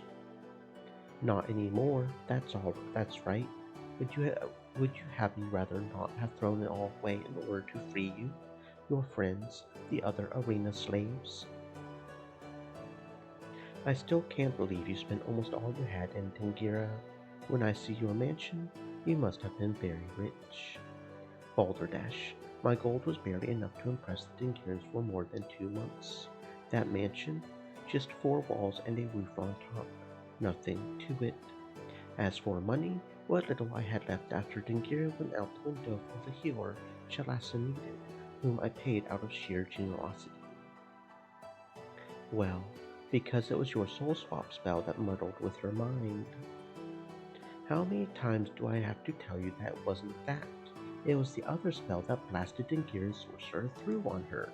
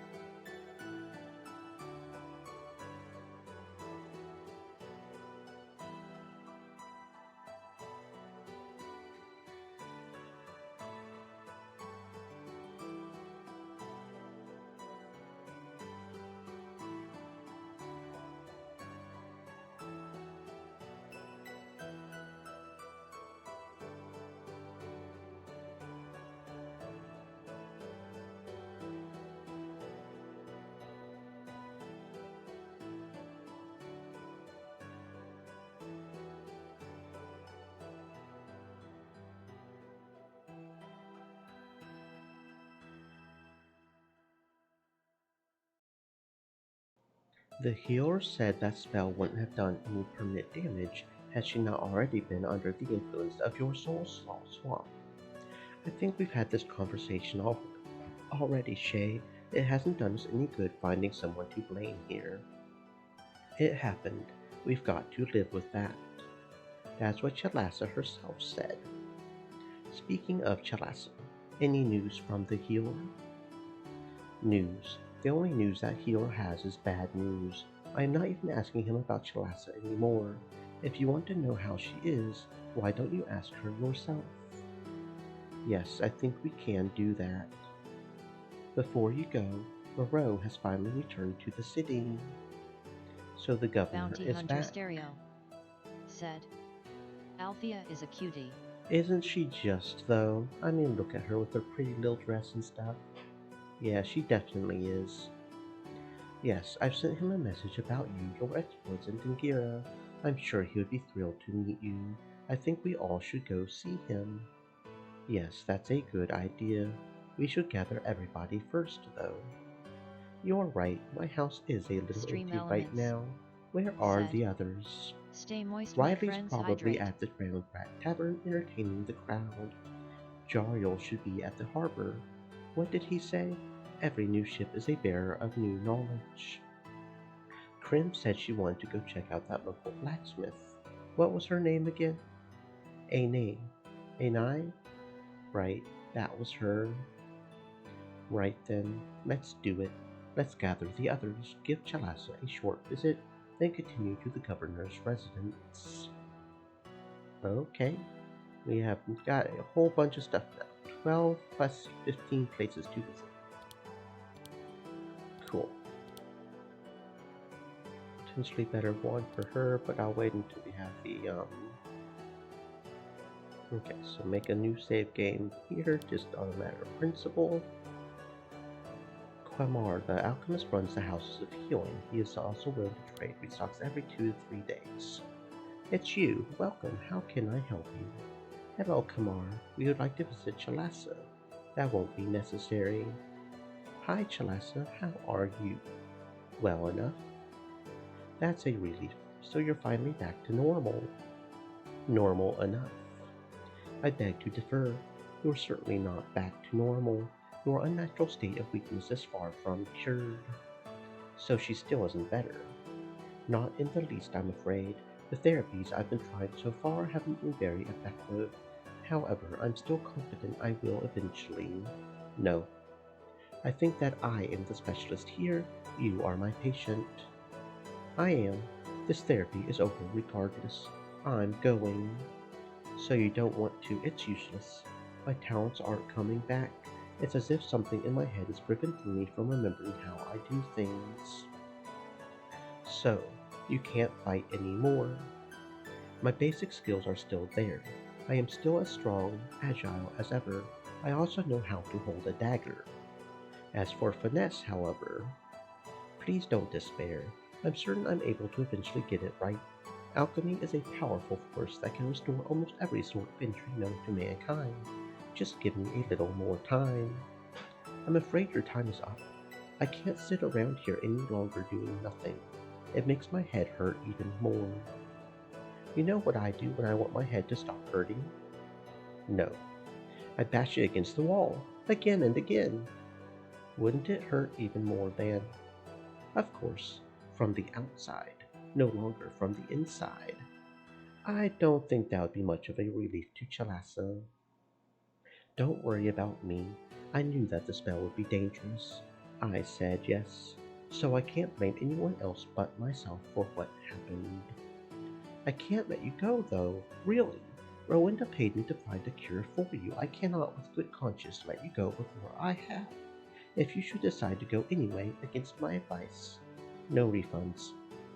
Why, you little fraud. No, no, no. That's the first rule of alchemy. Once you pay money to the alchemist, you never get it back. You said you would find a cure. If you can't cure her, Rowenda, let it go. This is my choice. If you're worried about your money, then I will repay you. It's not about the money. It's about this little bastard weaseling out of his responsibilities. He did what he could in the time I gave him. He was willing to do more. Let him keep the money. Chalasa, are you sure you want to go already? Maybe a little more time will bring at least some of your skills back. Take away a little more of my sanity. I can't just lie in bed all day. I need to do something or I'll go insane. Well, it's against my recommendation. You should definitely not be alone in your condition. She won't be. We'll take care of her. No, you don't have to take that burden. I want to. We all want to. We're only here because of you. Because you helped Rowenda with her plan. You're the reason why we're slaves no more. So we'll be there for you. Yes, you're stuck with us now. As long as you're comfortable with that anyway. Okay then. So, that's it. You won't be needing my services anymore. Not right now, you little cheat. We'll probably be back if we need some healing. Okay then. My door is always open for you. My wallet will always accept your coin. Come, let's get going. We've got more to do today. We must gather the others and pay a visit to Governor Moreau. Krim, everything all right? Althea, yes, I'm fine. Find any interesting weapons to buy? Yes and no. Yes and no. Yes, I found some interesting weapons. No, I don't want to buy any right now. Though, of course, I'll gladly show you all what I have in stock if you want. I'm afraid we're a little short on time right now. We'll get back to that offer later. Krim, can you come with us? Not yet, Althea. Aine was just finishing a story I wanted to hear. Will only take a minute. In that case, we'll wait. Well then, Aine, continue. Where was I? You were just telling me about how you and your family got separated. Yes, of course. Even though my parents were allowed to raise me, I was taken away from them when I was 8, sold to a mine owner. I had to push mine carts through the tunnels. I've heard of that practice. Most children who go through that don't live to the age of 13. I was lucky. When I was 10, I had an early growth spurt, became too large to fit into the tunnels. Then they gave me a pickaxe, had me split rocks so that the ore inside would come out. This was where I made friends with Orungan, the man in charge of smelting the ore into ingots. He was also a slave. He taught me all he knew about metal, which was a lot. Before his capture by the Dinkirans, Orungan had been a blacksmith with quite some skill. He had lost a daughter, which I think he saw in me. A few years later, Moreau freed us, brought us to Shacklesplit. Orungan was able to work as a blacksmith. He taught me his craft. When he died 4 years ago, I took over his forge. Your parents? Your brother? I never saw them again. I can only hope they are still alive. This is terrible, being separated from your family, your blood. No one should have to suffer that fate. Yes, I wish I could one day see them again. If that is in any way possible, then I promise I will make it possible. You would? Yes, families shouldn't be torn apart. She's right. If we can find a way to help you, then we will. Can we visit you again later, Aine?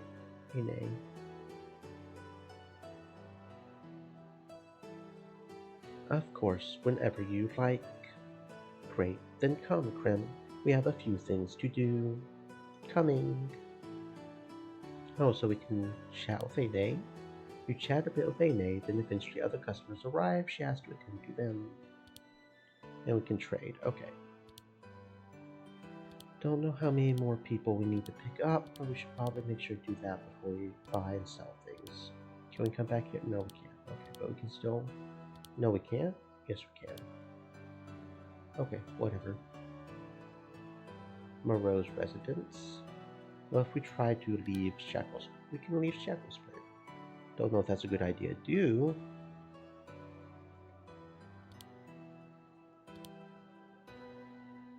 Shariel's here looking at the ship with interest. This is the biggest tavern of Shacklesplit. This vendor doesn't have much stuff, but it's quality stuff. Okay, so that's just a shop. Thank you all, ladies and sirs. You are a wonderful audience.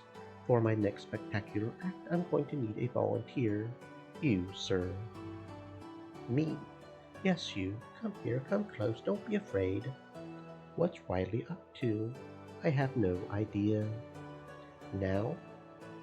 Good sir, we've never met before, isn't that right?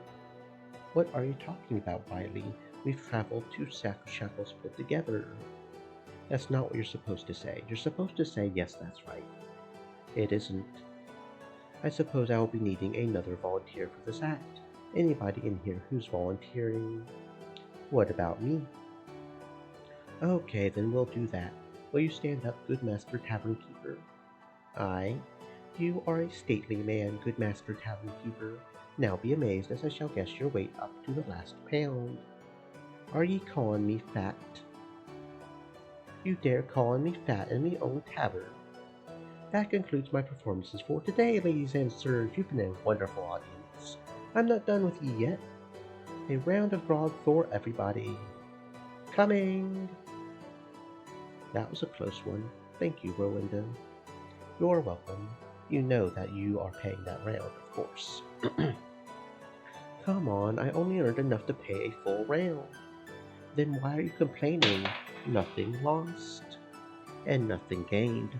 Well, that's your own fault for opening your mouth and calling someone a fat fool. So you're still trying to get rich, rightly?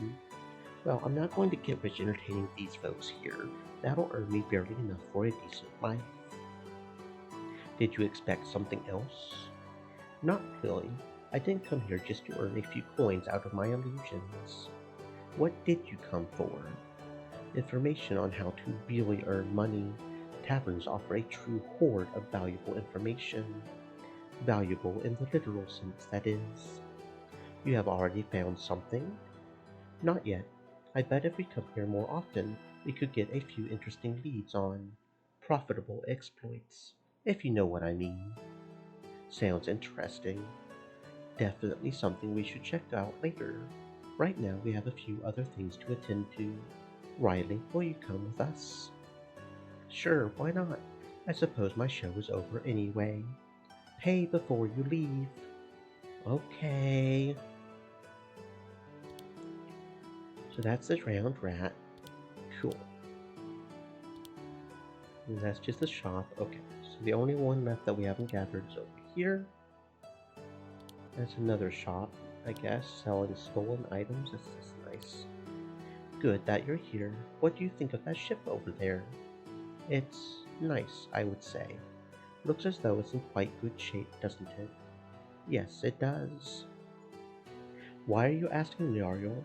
You're not thinking of buying it, are you? Buying? No, of course not.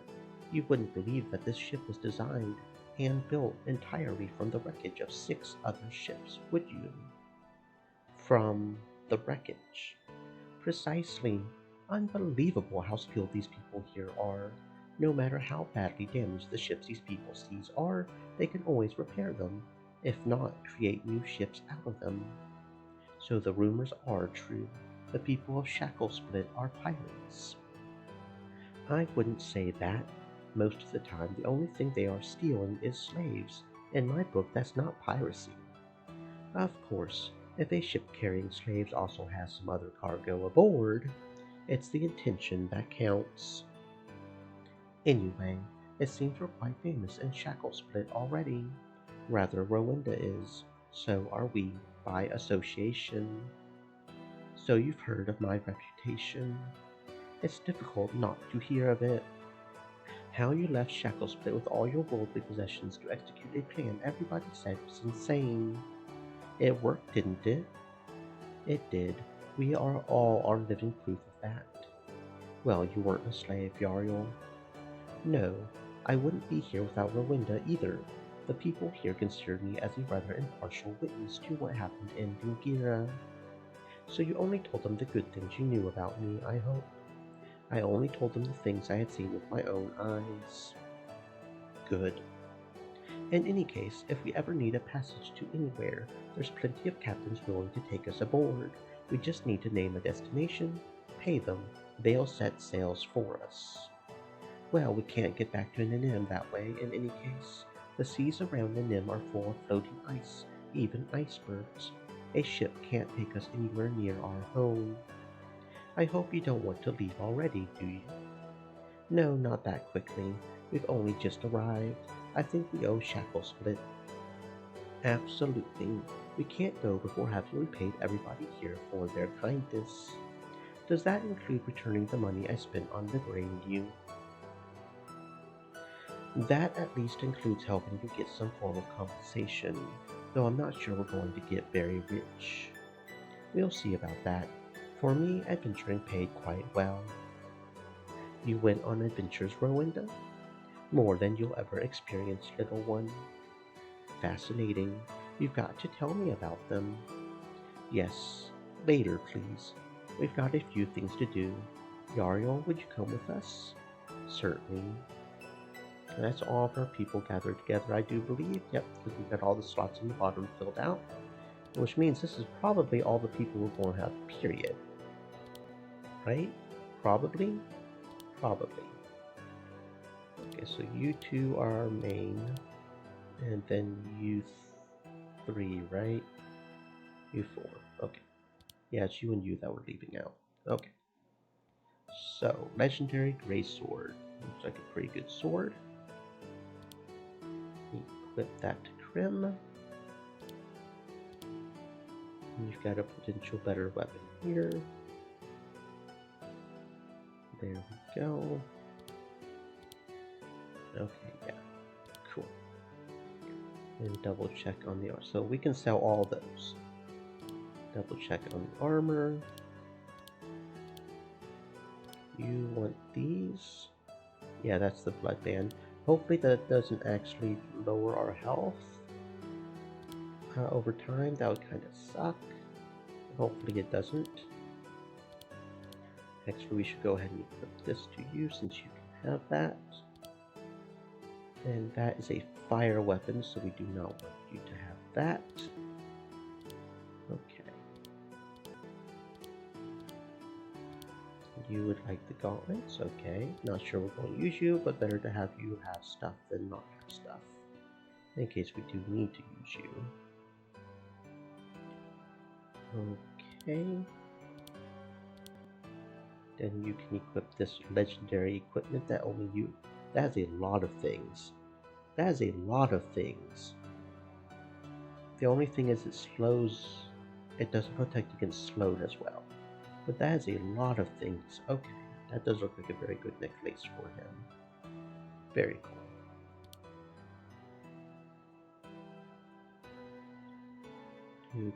Okay. That's everybody equipped, so that necklace can go to you, I guess. Okay. So then that means we can sell everything else. Sounds good. Doop. Doop. And there we go. Got a pretty little penny now. Okay, first things first, weapons. Can we buy any better weapons? I probably won't buy weapons for these two, actually. Or buy anything for them. I'll probably just pass them down. That's a water weapon. We don't want elemental weapons.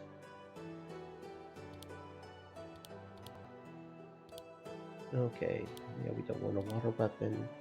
Refined damaging flail could be good.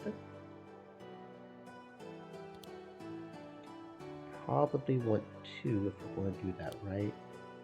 Or do we want the handcrafted broadsword? That looks like it might actually be better.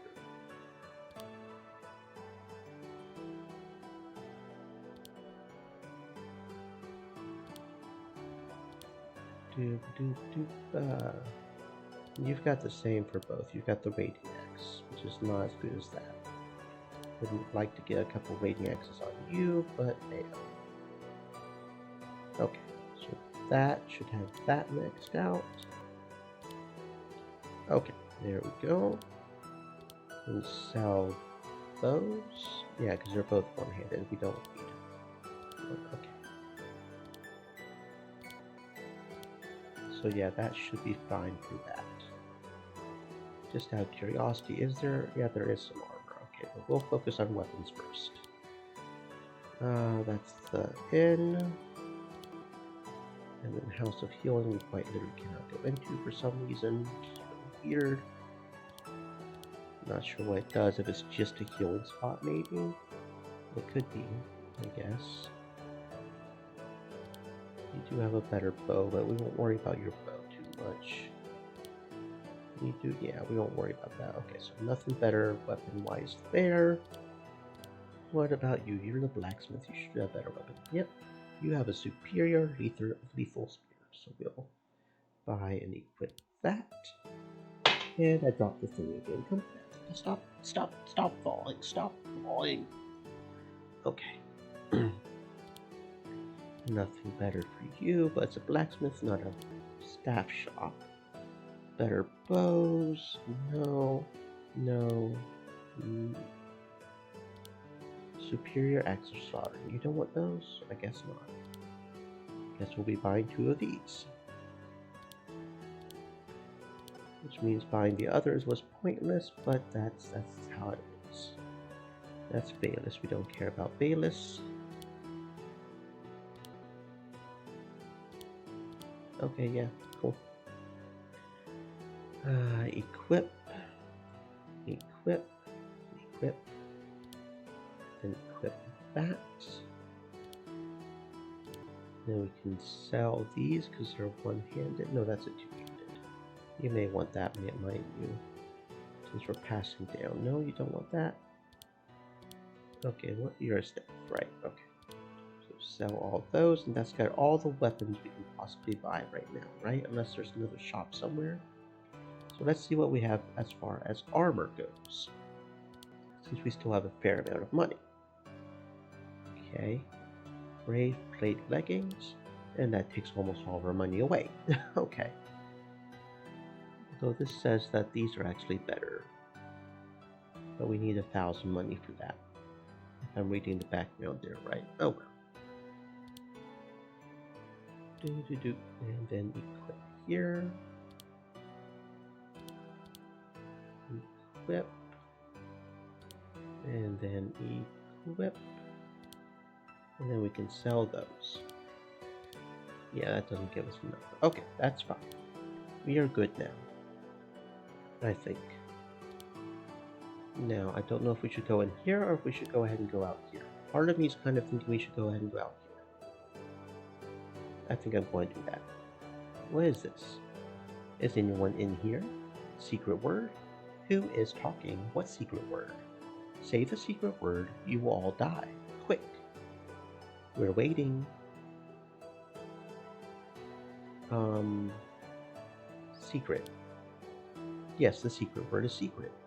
Thanks. It wasn't that funny. Wait a moment, I recognize you. Oh, the Ratman! You've come a long way from the Nim. We could say the same thing about you. Actually, we were already traveling to Shacklesplit while you were doing the Liberty Challenge back in Dingira. We've just arrived. How is it possible that you knew about my plan? We didn't. We just wanted to see the sea. I see.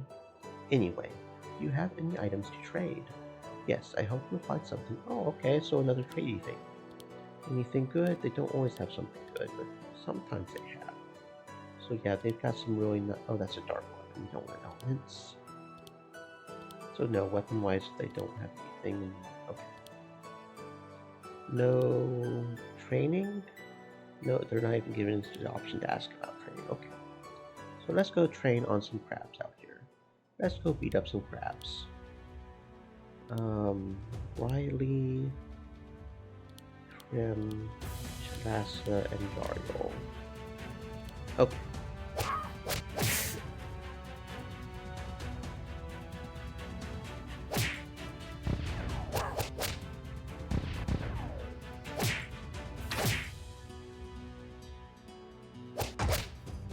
Good night.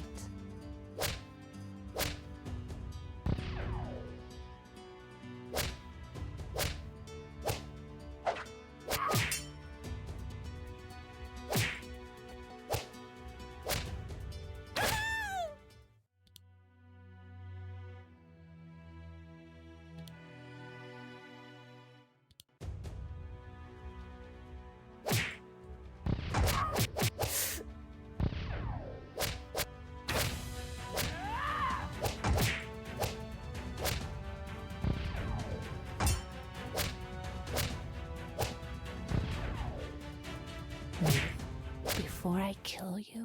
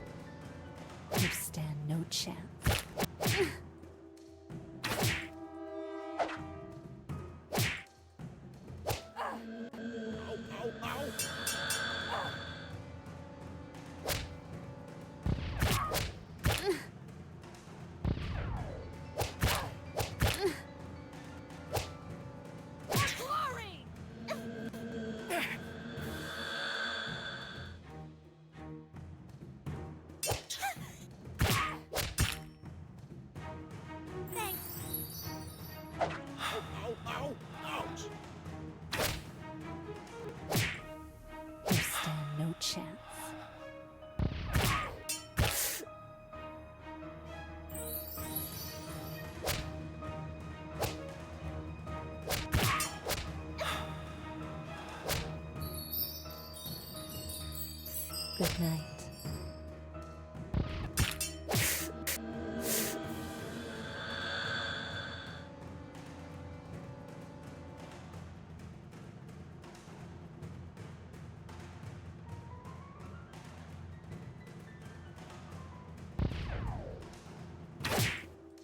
You felt that, didn't you? Ow, ow, ow! Oops. I must have underestimated my own power.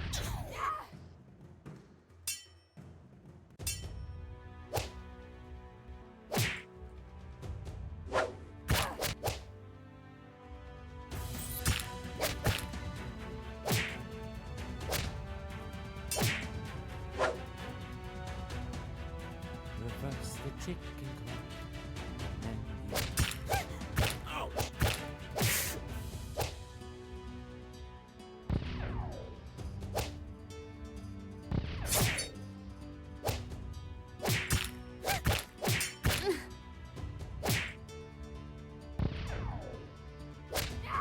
Ouch!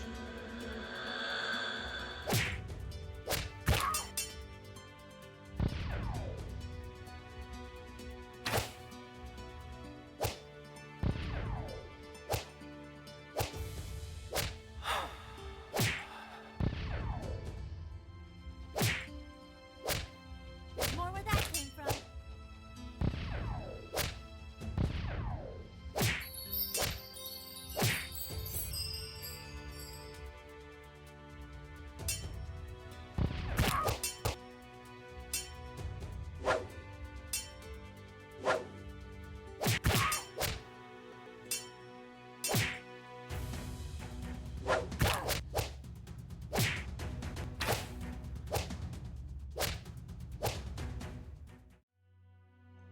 Well, wasn't expecting some ghosts, and that was certainly a random fight I was not expecting, but we managed.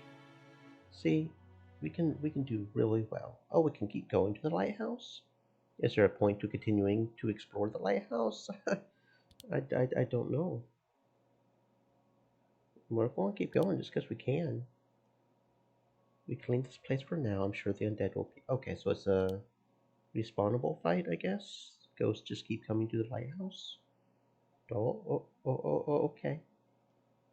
We didn't really get any money from that, did we? Not really. The crabs didn't drop any money. Oh, we did get some gems, though. Maybe we can buy something with the gems. I think it has 496. They do have some night, but that's 1,000. So yeah, we'll have to wait until we have like 1,500 or something. Okay, so that looks like about all we can do right now. I guess we'll head on over to the villa and see what's up. This is pretty lavish. Indeed, these carpets alone are worth a fortune. Where is Moreau? Moreau, where are you, you scurvy dog? Rowenda, salt water curse my eyes. I thought I would never have to see you ugly hag again. How dare you be put out of town when I make my triumphant return? Where's that parade you promised me? Parade? All you deserve is to walk the plank, you daughter of a rabid baboon. Where did you dig up these bad actors claiming to have been enslaved for oh so many years? Actors? I did play a stage or two, but actor? Oh, so you don't believe me? Well, these here were arena slaves. Maybe you'll believe me when they gut you toad to throat. That bunch of pitiful rags. What? Did you just call me a pitiful rag?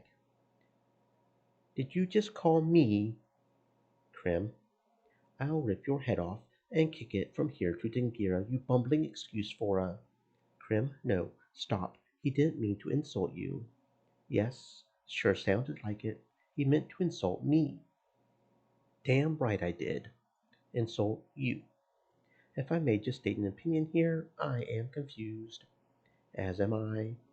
Guys, Moreau's one of my oldest and best friends. That's how we always greet one another. Yes, especially if we haven't seen one another for such a long time. You were gone for months. Good plans take their time. You mean crazy plans, you mad old crow. I mean plans only a mind greater than a pea can understand, you imbecile. Could you, like, stay the welcomings until later, before you end up insulting Krim again? Yes, of course, that's probably a good idea. You're actually the governor of Shacklesplit. I am. Proud of it. No one's tried to get me removed from office for over 20 years. Even Rowenda agrees that I do a fine job. A fine job for an old sea hound like you, at least. That's a first. You calling me old. In a respectful way. There you have it. So how did you become governor? I was elected by majority vote. You people here vote on their leaders. Hard to believe. Yes, that's how things in Shackle Split work ever since the city was founded, long before my time. Can get a little confusing at times. We tend to discuss our things longer than it would be good to discuss them. We sometimes don't set our priorities straight. If you don't like the way I set my priorities, why don't you call for a new election? Run against me. Because I don't want the hassle that comes with being governor. Too many small things to take care of. Governor. Moreau's fine. Moreau, if I may, wouldn't you say that providing enough food for everybody in the city should be pretty high on the priority list? Food. Has the sea suddenly run dry of fish? I'm talking about non-fish food. That won't be necessary.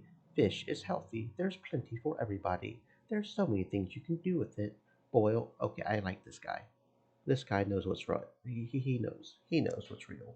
Fish. All you need is fish, friends.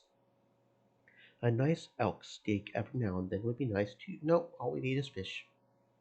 Elk. What's elk? Never heard of it. I don't want to try things I haven't even heard of. Why don't you even have bread in? Okay, now see, bread could be good. A good fish sandwich would be good. No, okay, I'll have to disagree on that one. Bread is good. In any case, Rowenda wrote me this quite incredible note about your quite incredible abilities. You were all arena slaves in Dingira, weren't you? That's right. You killed a lot of people, didn't you? When it was necessary. Most of the fights in the arena weren't to the death. Our owner made good money by having other people pay him for watching us fight. So you did do a lot of mock fights. Mock fights. Our fights weren't to the death. That doesn't mean they weren't serious. They were usually until one side gave up or was too heavily injured to fight. I told you what arena fights in Dingira are like, Moreau. Didn't you listen? I rarely listen when you speak. Most of it is nonsense anyway. Let me rephrase my question. Do you consider yourselves competent fighters? Yes, absolutely. We're all useful in battle, one way or another.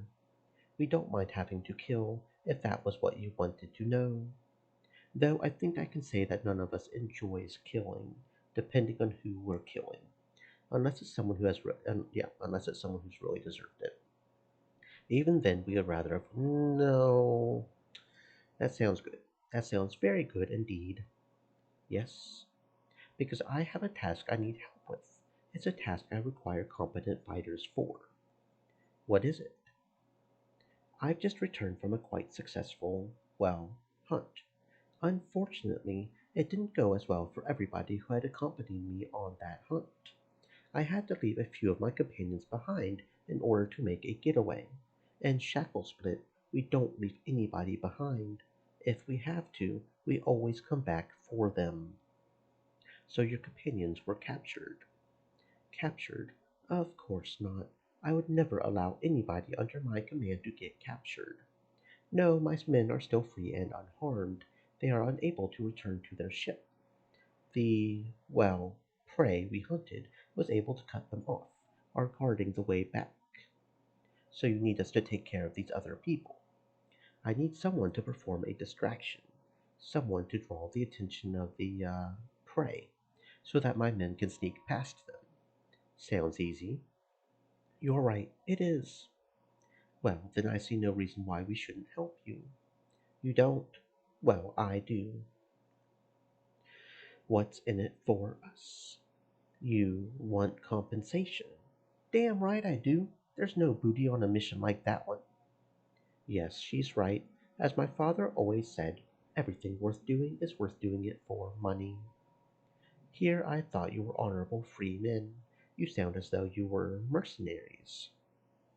I don't see anything wrong with the concept of being a mercenary. All you have to do is make sure you're always on the right side. My side is the right side.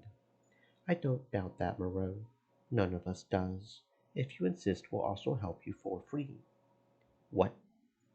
Reasonable people. However, isn't the life of your companions worth anything to you? Of course it is. It should be worth the same to you. You're citizens of Shacklesplit now. We are all brothers here, former slaves who have been liberated. Shouldn't we stand up for each other? Well, sure we would. You know what feels off about this? Off? If you all stand up for each other, then why ask us? We're new to this city.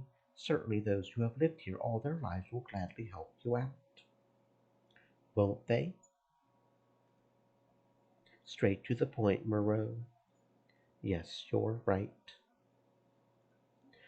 Truth is, most people in Shacklesplit are cowards. They've been slaves all their lives. Only a few of them know how to fight at all. Shacklesplit's reputation is mostly based on the exploits of a few foolhardy people, like Rowenda, like me. Most others neither have the guts nor the brawn for any heroics. They were enslaved as punishment for crimes they did in their past. Nobody in Shacklesplit judges them for that. I wouldn't trust my life with these people, nor the lives of my men. If what Rowenda wrote me about you is true, then I can trust you. Please, will you help me? What do you offer? Okay, you win. Dude, you live in a beautiful house. You live in a beautiful house with expensive rugs. You can pay us. If you didn't have the money, that would be one thing, but you clearly have money. If you bring back my men, I'll pay for any further travels you wish to undertake from here. I'll cover for all your expenses. Is that a deal? Doesn't sound bad. Do we also get to keep the spoils of our exploits? Do we have to share it with you? No, keep whatever you can secure for yourself. Now that's an idea I can subscribe to. In that case, we accept. Good. Then meet me at the harbor in half an hour. I'll tell you all you need to know then. Okay, we'll be there. During this act, once you leave the safe town of Shacklesplit, you have no clue which enemies you'll face, how many of them. Make sure to be well equipped and always bring a lot of healing potions with you. Thank you for the heads up, I suppose. Makes me a little nervous, but I suppose we'll find out what we're getting ourselves into as we go. Oh, what's this? Gambling Joe, no refunds. Welcome to the Gambling Joe. Hello. Are you ready to try your luck? Only 600 gold. Wait, what? I was joking, of course. You can choose 6, 12, or 1800 gold. If you don't explain yourself, I'm going to crush your head on the wall. I see you're new here. Let me explain how it works. I collect crates of items from the wreckage of ships around the world. They're all precious, some more, other less. You make a bid for 600, 1,200, or 1,800 gold. 600 gets you one random item, 1,200 3, and 1,800, the best deal, gets you 5 random different items. Which items? You don't know. It will be a surprise. That's the fun part. You're trying to cheat us. What? No, I swear. I don't even know myself what's inside each one. So this is why you're called Gambling Joe. Precisely. Is your name really Joe? Do you want to gamble or not? Otherwise, please leave. I see. So that could be a good thing to do if we have just too much money on our hands, I guess, or something. Okay.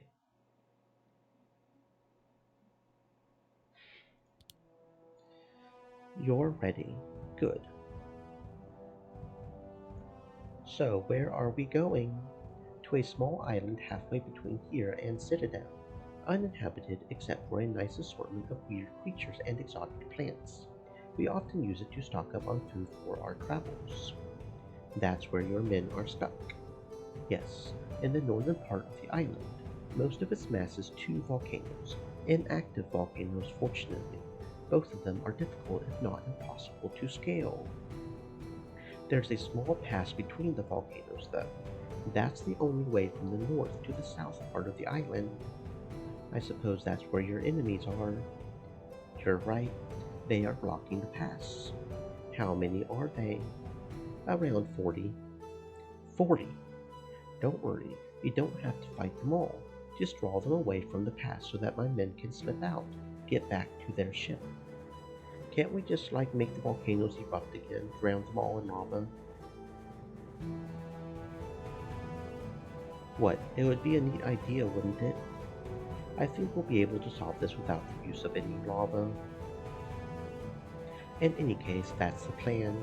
You go in, draw their attention, preferably the attention of all of them, then return to the ship quickly. My men will then do the same with their ship. What if your enemies have already captured the other ship, the one your men came in? They won't be able to find it. Are you sure? Very sure. You see, it's on the bottom of the sea. You thought I was the crazy person here. Seriously, on the bottom of the sea. A secret of the trade. A few of our ships are made of a special tropical wood that can take a few weeks underwater without rotting. We fill them with water, then douse them so that they submerge. In order to get them out, all you need to do is dive down and remove the ballast. They will rise again. Then you shovel out the water. They're good to sail again. See, an entirely crazy idea. Actually, that makes sense if you don't want your ships to be found. Now you're being unfair. If I had told you of this, all of you would have said it was crazy. How do you manage to remove the ballast once the ship is underwater? Water-breathing spells. A few of my men know them. You know what puzzles me? If your men are on the north side of the island, the enemy is in the middle, then why don't we just land on the north side, take your men aboard, bring them to the other side where their ship, well, I would assume there's a bunch of coral or something that causes the north side to be dangerous to try to sail. Steep cliffs, yeah, something like that. I mean, I'm sure he thought about that already. Otherwise, they wouldn't even, yeah. That leaves only one question. That is, I suppose your enemies came by ship as well. Yes, they did. In fact, we'll have to be careful not to be spied by their frigate when we approach the island. Then how do we get away? Don't worry, our little ships are faster than anything they have. What if they follow us, plot our course? Won't they know we'll be heading to Shacklespit, attack the city? If it was that easy, Shacklespit would have been gone a long time ago. The waters around our city are treacherous. Only small ships can hope to navigate between the reefs and the shoals. Larger ships will run aground. Oh, I see. So this is where you get the raw materials for your own ships. I've seen your people bring in shipwrecks, but I didn't know they would find them just around these waters. Quite clever, isn't it? There you go again. Clever. Had I proposed such a plan, it would have been insane. Must be your delivery. So to sum it all up, we sail to that island, go to these enemies in the pass, draw them out, flee back to the ship, through the jungle on the island, yes, and then sail back home. Okay, that's the plan. Any further questions? None here? No, I'm good. So am I. Yes, I understood it as well. Same with me. When do we make the volcanoes erupt? I think we should be going. What? That was a valid question. Spoil sports. Shortly after, the open sea, the wind in my hair, the spray in my face. Can we please turn around? Krim, what is it? You look terrible. I think I'm about to die. You're not about to die. You're just seasick. Nomads were born to have dry land underneath their feet. All this water. Could it be? Is this finally a situation where I can stomach more than Krim? Don't say stomach. Really, this is nothing. Wait until we get into a storm. Then things are going to get interesting. Come on, Rowenda, don't frighten Krim. The sky's blue, hardly a cloud. Where would a storm come from? I could conjure one up. I don't think any of us wants that. Really, you're no fun. You spoil sports, really. Actually, if the frigate spots us, feel free to conjure one over there. No, we could wreck their ship with a storm. That's a good plan. Don't say sick. Krim, is it really that bad? More than that. Come, let me help you. Straighten up. Look at the horizon. Right at the horizon, not at the waves or at the ship. Now take a few deep breaths. Breathe in the sea air. Taste the salt. Feel how fresh it is. Now breathe out again. In and out. In and out. That's good. Now I'm going to sing a song. The chorus is repeated twice. After the first time, you join in, alright? What? You want me to sing? If that's a problem, then after the first time, you all join into the chorus, okay? That sounds actually fun. That's a neat idea. What sort of song is it? It's a shanty, a sailor's song. I've never heard any of these. Well, it goes like this. Hoist your sails in the morning, strike your sails in the night, set your course to the rising sun, your future is bright. The holly golly ho, holly golly ho, holly golly holly ho. We sing holly golly ho, holly golly ho, from the stern to the prow. Clean! Stay clean, my friends. Your hygiene is important. Everybody, holly golly ho, holly golly ho, holly golly holly ho. We sing holly golly ho, holly golly ho, from the stern to the prow. Fear not the ravenous seagull, fear not the eye of the storm, fear not your little wife leave you, rum will keep you just as warm. And a holly golly ho, holly golly ho, holly golly holly ho. We sing holly golly ho, holly golly ho, from the stern to the prow. Fear not the murderous kraken. Or do. What was that? Two arms! Two arms! What's happening? Kraken! Kraken! Kraken! I always knew it. Sinking is bad luck. Okay. Yep. This is happening. We're getting Kraken. We sung too good and we attracted the Kraken.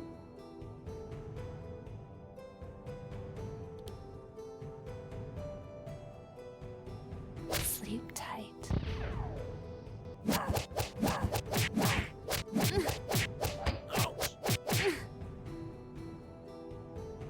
Reverse the ticking clock and mend the evil wounds. Sleep tight.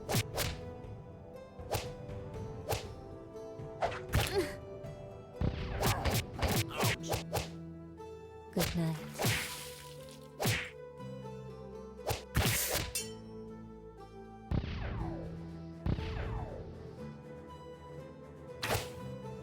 It hurts because I hate something important.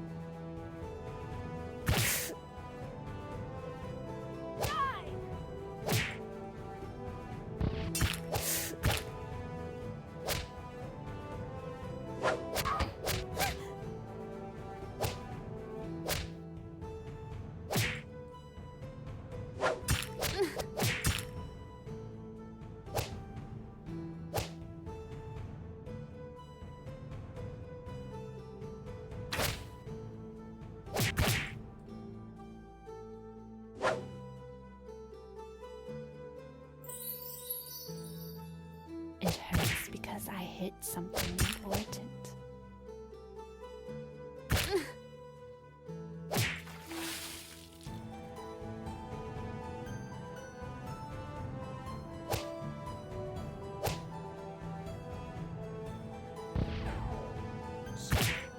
No trouble at all.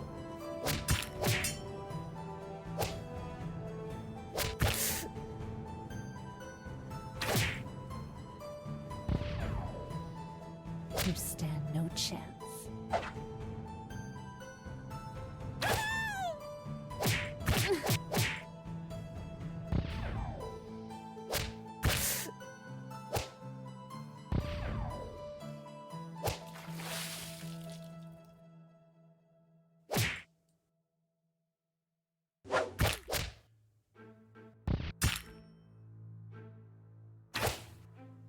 Good night.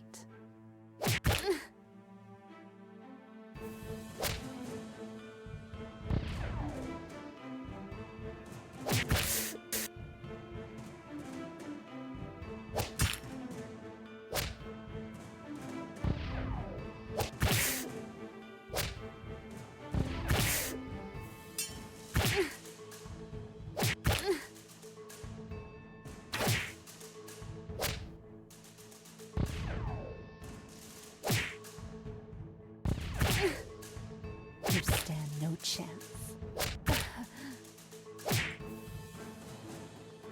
That wasn't necessary.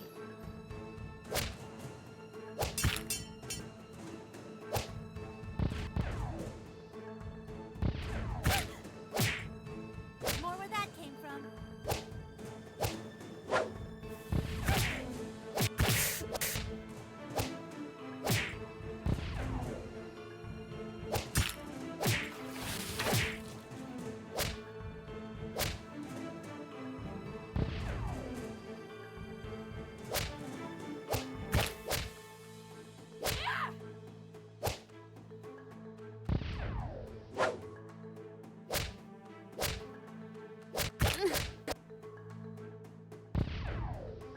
Oops.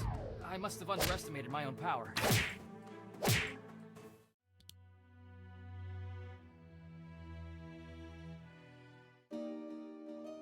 Does anybody see any more of those tentacles? No, I think it let the ship go. Or we cut off the last of them. Who cares? My precious little albatross is safe. Krim, are you alright? Alright. I feel great. Nothing like a good fight to make the blood boil. So you're no longer seasick, Krim. I don't think you should have reminded her, Riley. That was a great spell just now, Jariel. Can you teach it to me? Spell. You sing of a kraken? Bam! There we have a kraken. What? That wasn't me. That was a coincidence. There are no coincidences. No, I swear, this never happened before. I hope you don't know any songs with dragons in them, do you? Of course I know songs with dragons in them. In fact, I'm going to sing one right now. No, just to show you that this kraken had nothing to do with me singing about it. No, you don't. No more singing on this ship. Who knows what other creatures you make mad with it? Come on. Don't take it personally, Ariel. I thought your singing was very beautiful. Yes, I think it was the rest of us who messed up that song. Next time, just sing it alone. But a shanty is supposed to be song. A song where everybody joins in. It just doesn't sound right if only one sings. Didn't you hear me? No more singing on my ship. Well, okay then. You can still teach me that spell of yours when we're away from that idiot Moreau. I'm standing right next to you, Rowenda. You're still an idiot. 2 days later. Well, everybody, here we are. We're on the west coast. There's the first volcano. You need to circle around that one, counterclockwise. Enter the pass between it, the other volcano. That's where we're going to find your enemies. This jungle will give us enough cover for a sufficiently stealthy approach. Only that you don't want a stealthy approach. Quite the contrary, you want to attract the attention of the enemy, lead him away from the pass. That means it's perfectly fine to be as noisy as we want. Precisely. In that case, why don't we make one of the volcanoes erupt, cover the enemies in lava? I mean, nothing would be louder than an erupting volcano. The lava would, Rowenda. No lava. No lava. It shouldn't be too tough, even without any lava. As Chalassa said, the jungle provides plenty of cover. We could just ambush them with ranged weapons and spells and draw them out from there. We want as many of them as possible to follow us though, which means we should have a pretty good idea of how many they actually are. We probably need to scout out their camp. I'll do that. Okay, that'll give us the information we need. How will you get back out, Chalassa? Easy. I signal you when to attack. You draw their attention. I fall into the backs of the first ones who run towards you. join up with you again. Sounds solid? Good. Then I'll be waiting here for you. We'll make sure the albatross is ready to depart as soon as you're back aboard. The winds around this island favor the direction we're headed to. Which reminds me, does this island have a name, Moreau? No, none that I know of. I guess we should call it Supply Island or maybe Supply Land. That's a pun to make toenails curl. Doesn't anybody have a better name? Lava Storm. I hereby name this island Lava Storm. Rowenda. No, you don't. If I can't get any real lava, at least I must give this island a proper name. Well, why not? I'll record that from this day on, this island shall be known as Lava Storm. If everybody's done being idiots, can we go and bash in some heads now? Yes, I think we can go. Looks like Krim's finally over her seasickness. Looks like she's got dry land under her feet again. Okie dokie. We need to reach this place to free Moreau's men. Okay, so do we just go straight there or something? Puff, stop. What's up? What's up? Going through this forest is tiring. What were you expecting? Never been through a tropical forest before? Actually, I'm a bit tired as well. It is not safe to stop now. We must go on. I agree. Moreau is waiting for us. Okay then, let's go. Okay. So that's just... okay. Snakes. Careful, there are some cobras. Their venom is very powerful. Okay, some giant snakes. Those don't look like cobras I've ever seen, but okay. You stand no chance.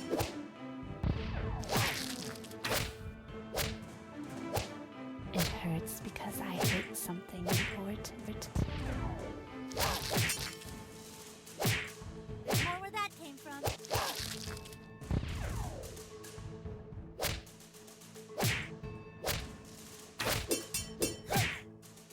You stand no chance.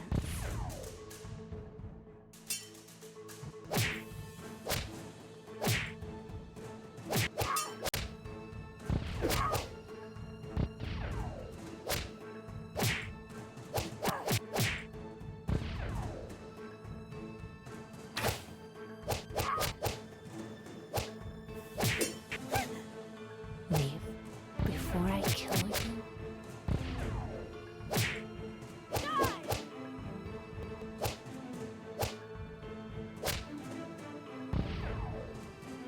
Stream elements.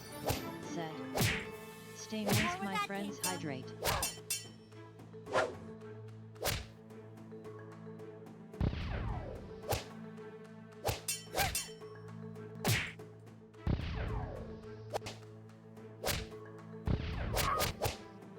Sleep tight.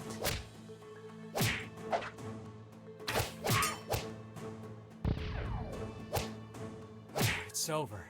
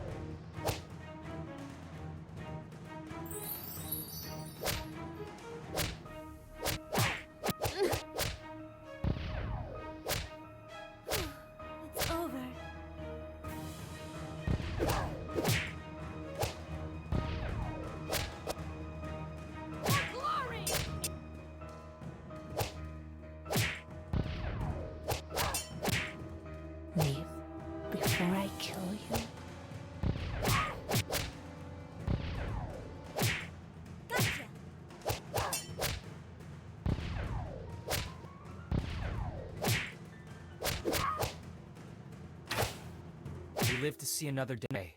Good.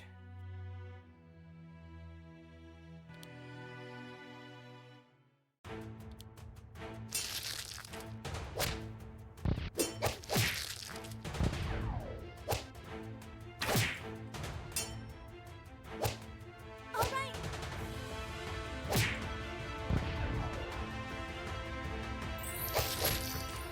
Wait, before I kill you,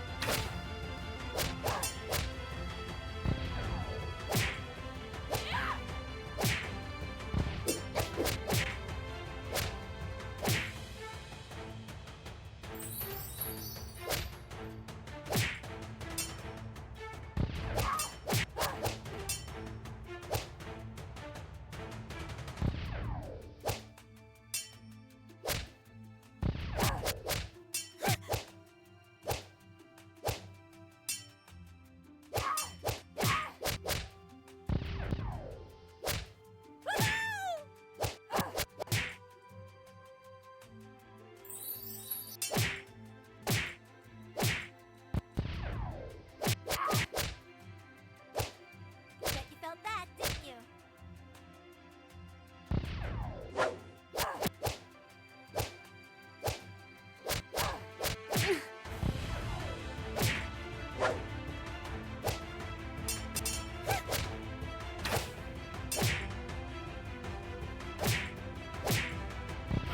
Once again, Riley and his merry band prevail.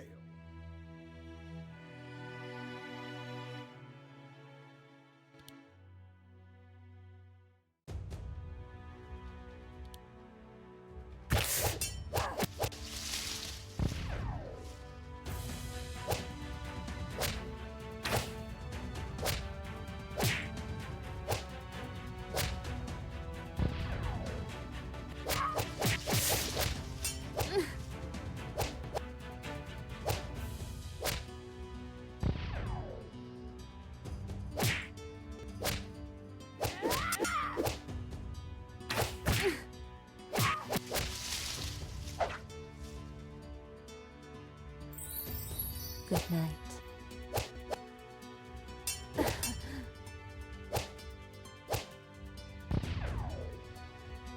And that wasn't necessary.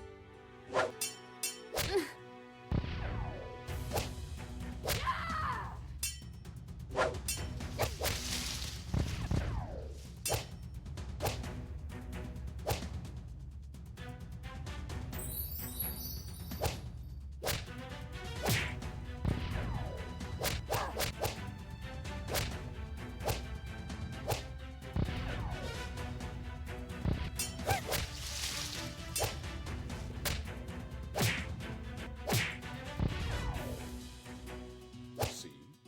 No trouble at all with me around.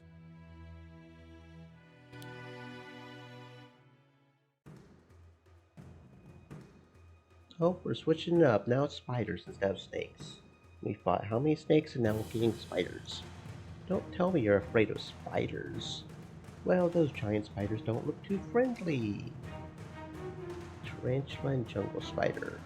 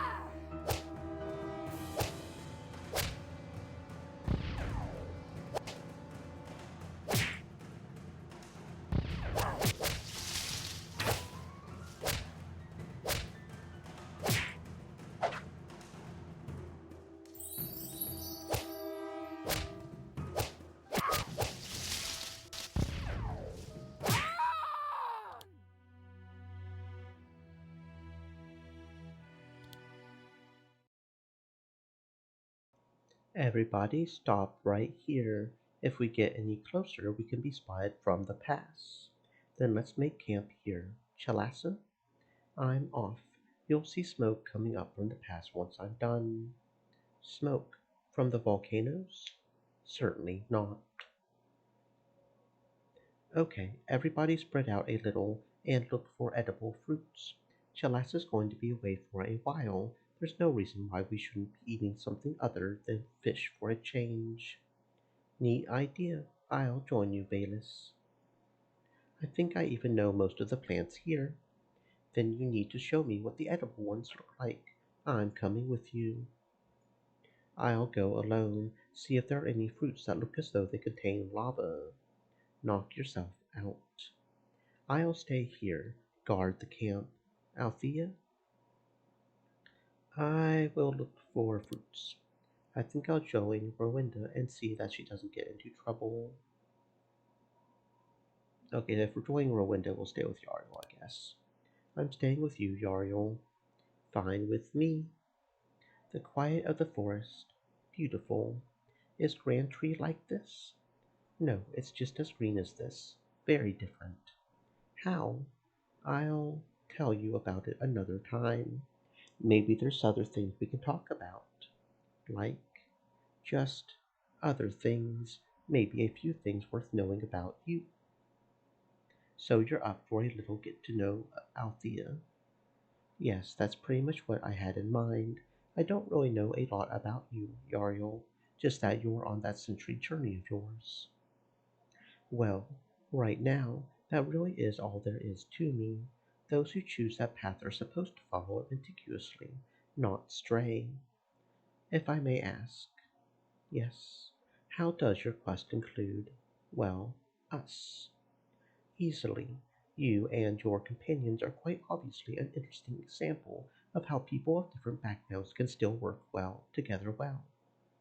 Okay, if it were only you, Shay, and Bayless, it obviously wouldn't be a surprise that you can team up with some efficiency. You're all from the same isolated village to the far north. But Krim grew up under entirely different circumstances and with different values from yours. You would expect there would be quite a bit of conflict between you three and her. Well, we were pretty much forced to team up. It's not like the Dinkians offered either Krim or us a choice. Shouldn't that be even more reason for you to dislike one another? Not if we dislike the Dingarans even more. That's interesting. So you believe your common dislike for the Dingarans is what allows you to work together. Okay, let's see. This is probably the second one, right? Since the first one would be in the bath, I guess. That's probably one reason, but hardly the only one. Oh, Krim's from a tribe of warriors and used to fighting together with others. Bayless spent several years of his life as mercenary and served in several armies. And father always made sure that Shay and I were there for one another, so the two of us learned the value of having someone to watch your back as well. So at least we were all taught that being a lone wolf isn't very desirable. Even without the Dingirans as a common enemy, that's something we have. Okay, aside from that, we're all away from our homes. Krim must have a little hope of ever seeing one of her tribe again, and neither Bayless, Shay, nor I know if we will ever return to Nim again. So you would say it's the common misery you share that unites you. I wouldn't call it misery. It's just something we have in common, something that helps us relate to one another, even though we may be different. Now that is interesting. It is. Yes, because it implies that each of you is actually able to make that connection and notice that they're in the same shoes as everybody else. Is that something noteworthy? Yes, it is. It's now very apparent that you've never been to Grand Tree. You wouldn't believe how many of my people are absolutely incapable of imagining themselves in someone else's position. Their entire understanding of the world revolves around themselves. So they're selfish. Not selfish, self-centered. What's the difference? Grand Tree elves care about the plight of others if they learn about it. For example, if someone from my home sees a beggar in need, he will gladly offer them help. However, hardly anyone would try and find out if there are any beggars. As long as no one accidentally runs into one, beggars don't exist in their perception. It's that bad? Why do you think things like century journeys even exist? Without elves like me to actually go out and report what the world is like, Grantry wouldn't have any clue what's going on elsewhere. I see.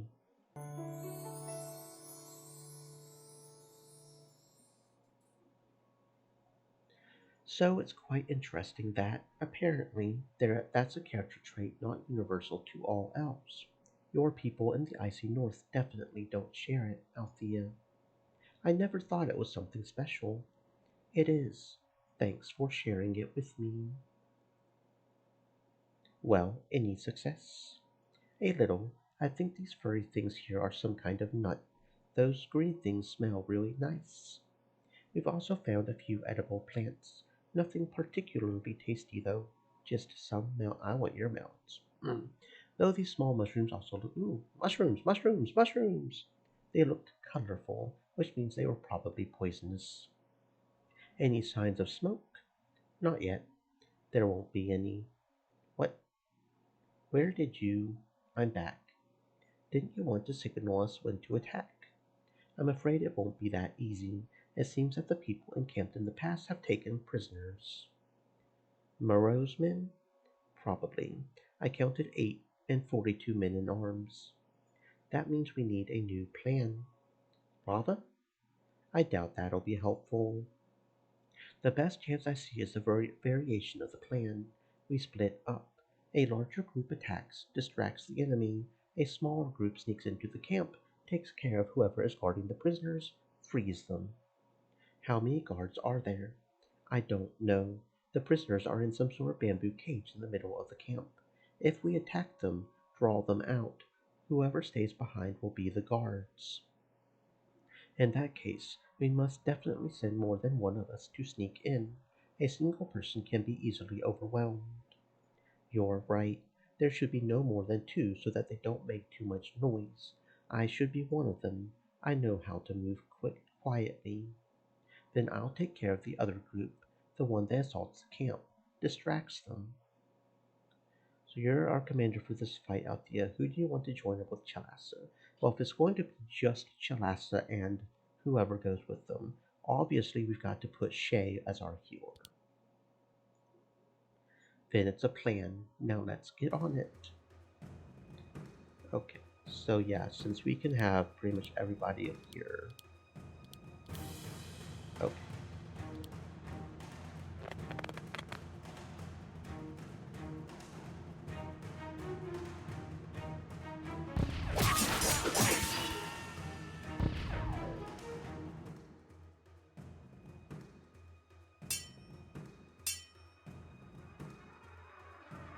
Reverse the ticking clock and mend the evil.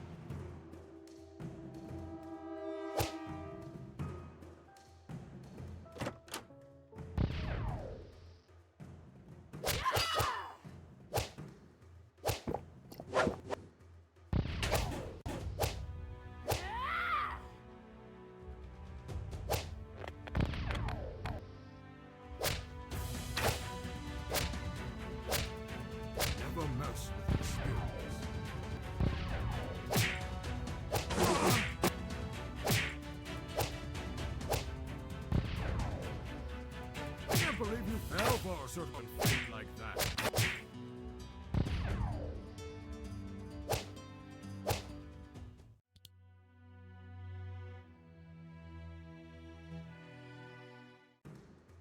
Here are the prisoners. There are 3 guards near the cage. That's a problem. Luckily, they look inexperienced. Then we have only one option. Kill them before they can sound the alarm. Okay, that's fine. Shay can keep Chalasta alive, and Chalasta should be able to manage them well enough. Should. I guess we could do this, couldn't we? You know what? YOLO. You stand no chance.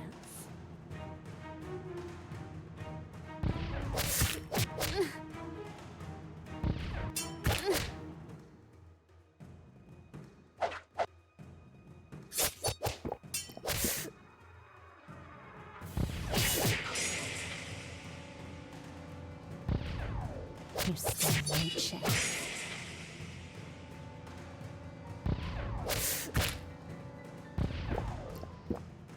Leave before I kill you.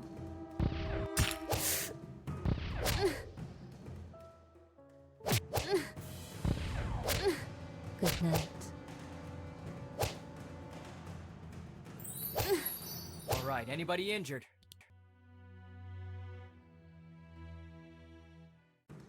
We are done. Moreau's men are on their way out.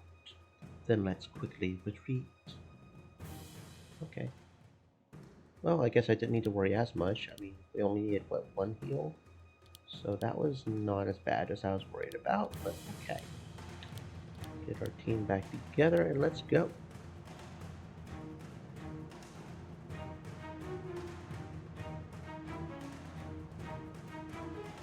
It hurts because I hit something important.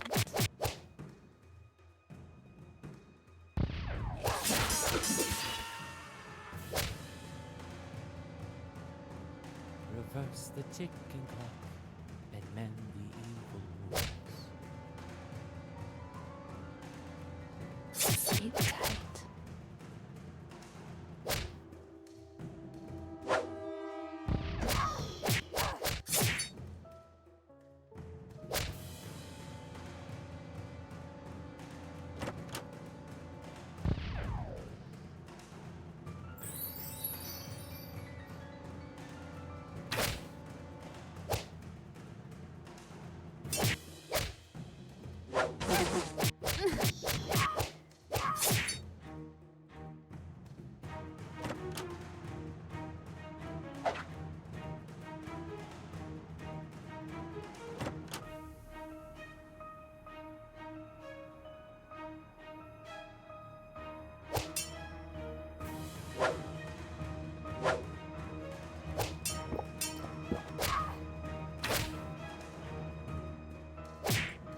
Good night.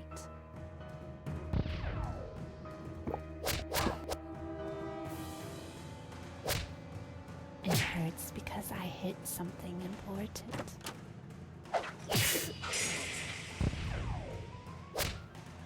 Sleep tight.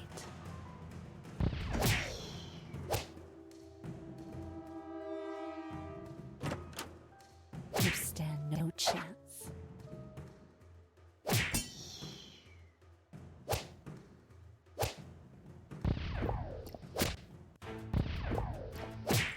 Leave before I kill you.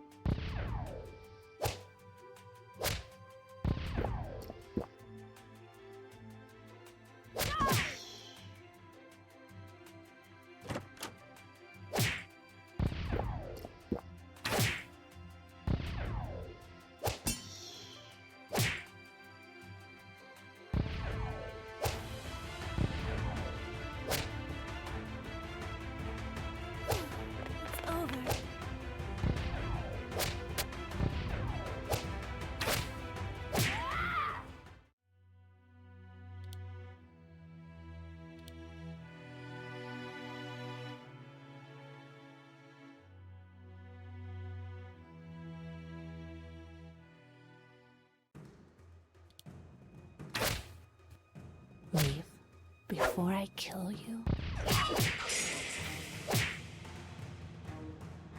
Reverse the ticking clock.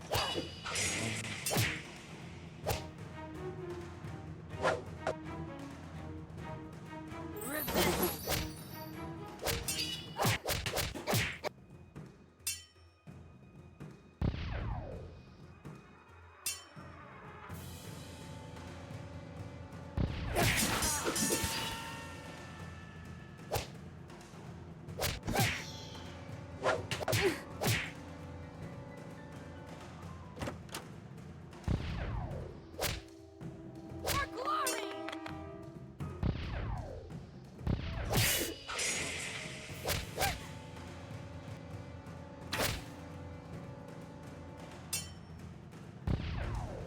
For glory!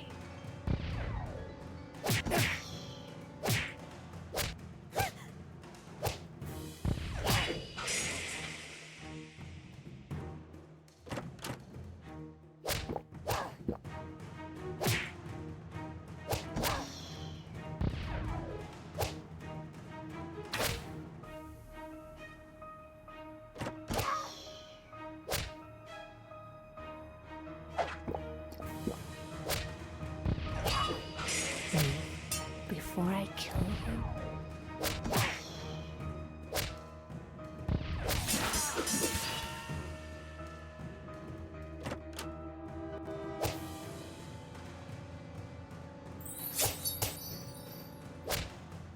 It hurts because I hid something important.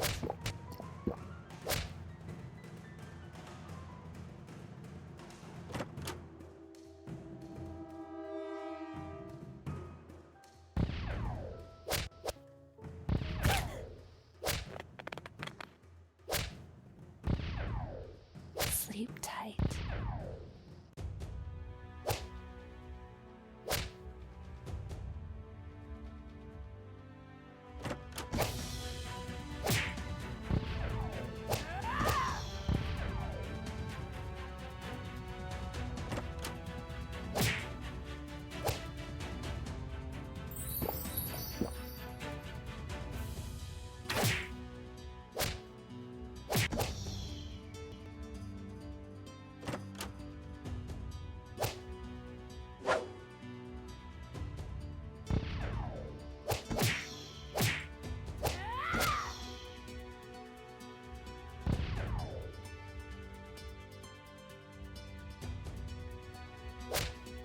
It hurts because I hid something important. Once again, Riley and his merry band prevail.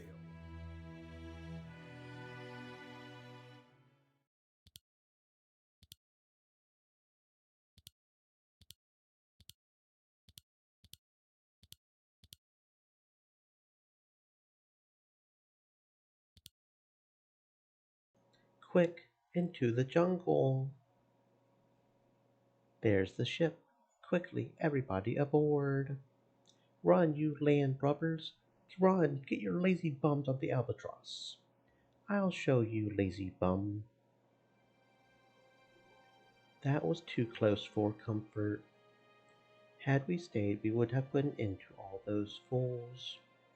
Wow, you're really over your seasickness, Krim, aren't you? I mean, realistically, how many did we kill? They said there were 40 something? We fought like 3 or 4 waves of 5? We had to have at least killed half of them. I mean, right?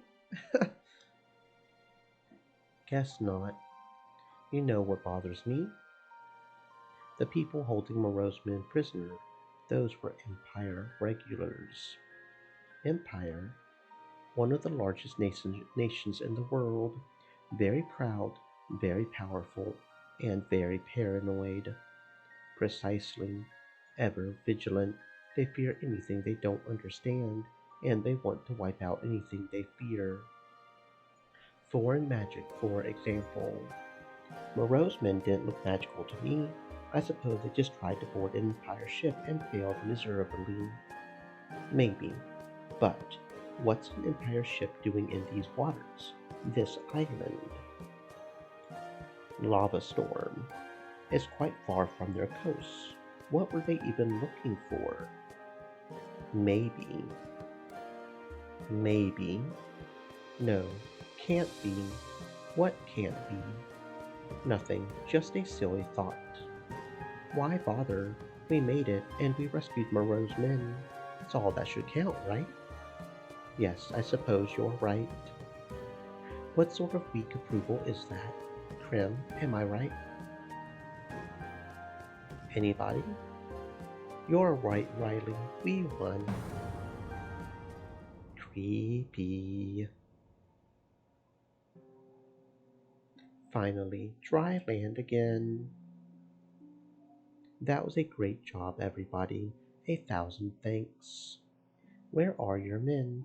I haven't seen their ship follow us. Well, their pinnace was submerged, so they couldn't immediately set sails. They will have gone into hiding for a day or two until they can be certain the enemy is no longer watching the island. Named Lava Storm. Yes, Lava Storm. They'll make it back.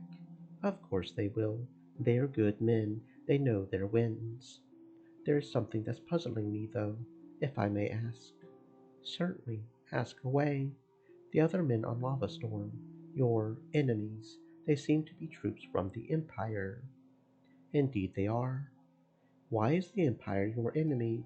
The Empire doesn't partake in slavery. I don't think it's illegal for a citizen of the Empire to own slaves. You're right, it's not. They conduct manhunts. This is just as bad. Manhunts. They send their military out to search and capture people. They don't enslave them, but they either kill them or they bring them back to Grimoire.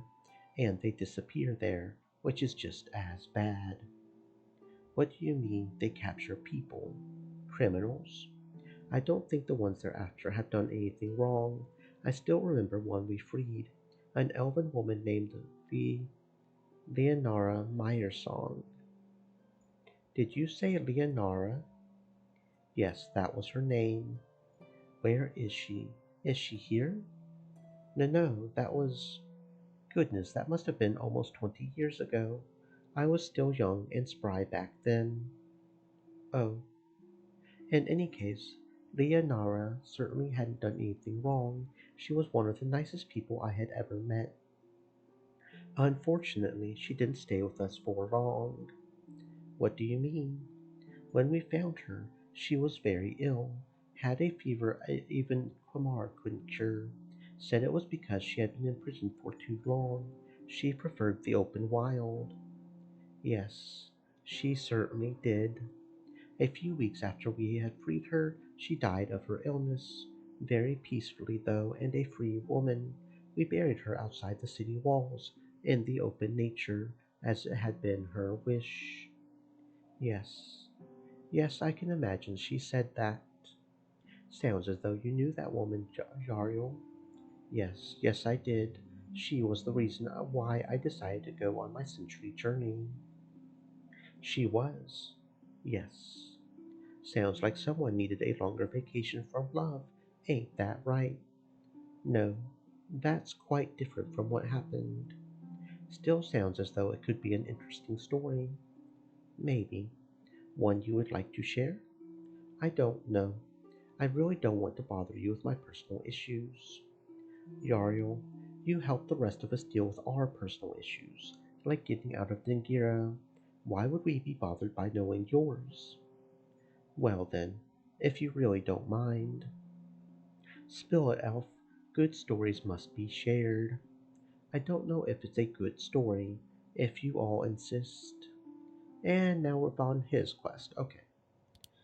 Not all of them have been particularly difficult, but save him just to be sure, right? He's definitely the bard in the back row type thing.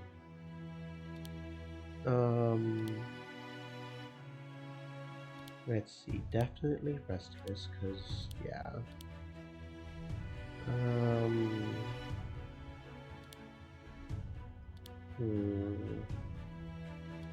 let's go ahead and do buff. That just feels the best. Okay.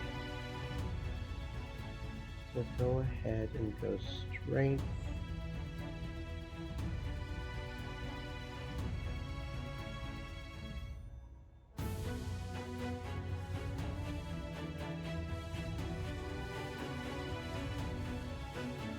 Then a little bit of arcane. Yeah, that sounds good. Maybe. It happened 24 years ago. I was with the Green Guard at that time. That's the elves who patrol the forest and make sure the paths are safe for travelers. We are usually assigned to small teams. However, as we had a lot of ground to cover, we also split up from time to time when we were in the safer regions of the forest. It was during one of these single patrols I first met Leonara. All quiet. I thought I heard something rustle over here. So I did hear something. I slowly snuck closer to the sound. Probably just an animal. If so, it must have been a very large animal. Large animals could have meant trouble, which I was supposed to take care of. However, what I spied was more than trouble. It was a huge serpent, the largest I had ever seen. It had wrapped itself around a very beautiful woman, an elf like me, was apparently just about to choke her to death. The woman was bloodied and unconscious, and the serpent was also bleeding from many wounds. It must have been a terrible fight, one the woman had been obviously losing. Without really thinking, I immediately leapt towards the serpent. Let her go, you beast! I rammed my knife into the serpent's body, and it hissed and snapped at me, but I was too nimble for it to get me. Fortunately, the many wounds it was already bleeding from had made it weaker than it usually was. One more stab of my knife was enough to convince the serpent to let go of the woman and slither away into the forest. I immediately went to the woman and had a look at her. Her wounds were serious indeed, though to my surprise, not all looked as though they had been caused by snake bites. Some looked rather like scratches and gashes caused by something with sharp claws. But I didn't know much about wild animals at that time, and I figured I could have been mistaken about that. In any case, it was obvious that the woman needed help, and so I picked her up and carried her back to Grandtree as quickly as I could. She was immediately brought to a healer who tended to her injuries. They were grave indeed, and she remained unconscious for almost 2 days, during which I stayed by her bed and watched over her. Eventually she awoke. Well, where am I? You're safe. You're in Grandtree. Grandtree. I'm Yariel. Yariel Ringard. What's your name? Leonara. Leonara Myersong. My brother. Where? Your brother. Dorian. He was traveling with me when we were attacked by these beasts. I sadly shook my head. I'm afraid you were alone when I found you. Your brother probably didn't make it. So, there was more than one of these monsters. Yes, there were many, a great many. My brother is very strong. They came in such large numbers. It must have been terrible. When I found you, one of these beasts was apparently just about to eat you.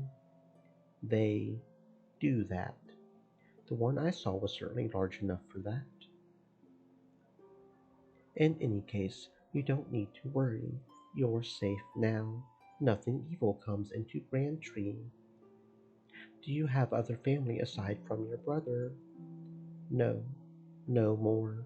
We used to live in the lands in the far north, the area the humans call unforgiving swamps. What? That far? I didn't even know there were any settlements. It was just a small settlement. It's no more.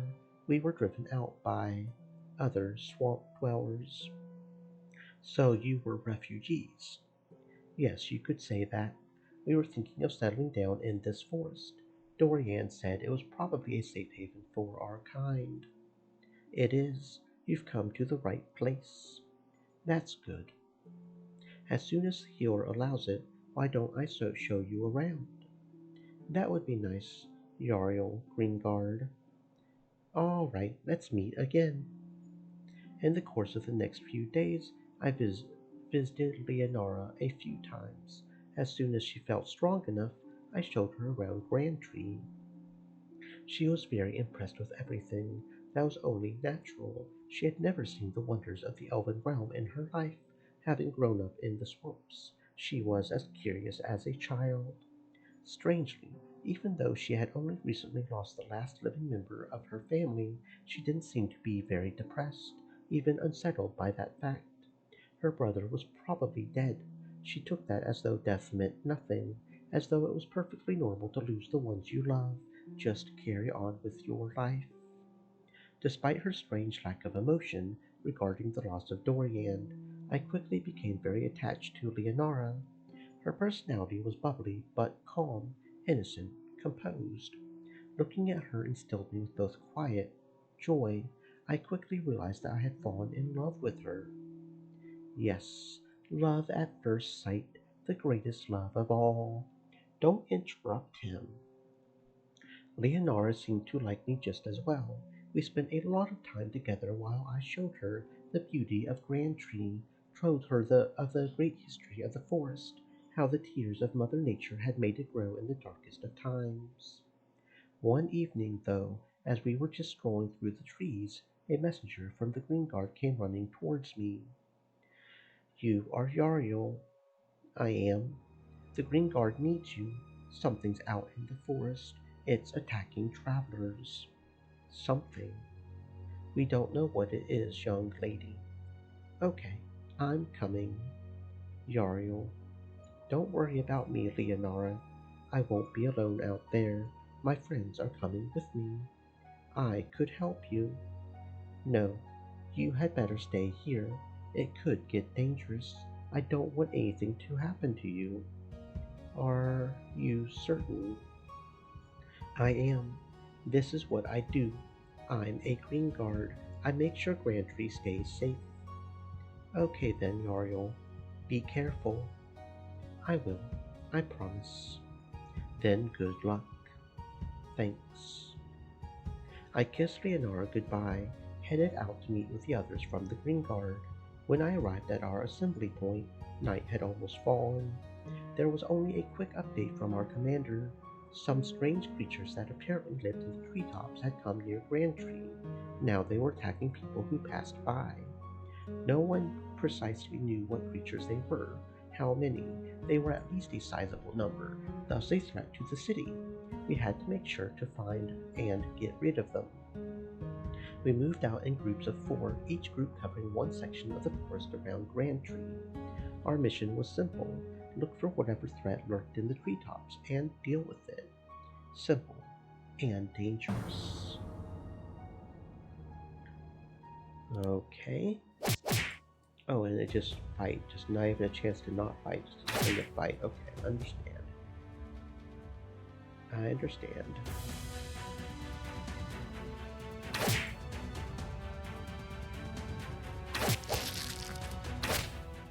Okay, it was just a forest drake. It was not hard. Finally, the beast lay dead before us. So, what precisely was it? A forest drake, one of the smaller dragonkin. They don't breathe fire, they breathe acid, which is just as bad. Even worse, they aren't solitary like other dragons. Forest drakes come in swarms of as much as 50. They are voracious enough to empty an entire forest of all other living things.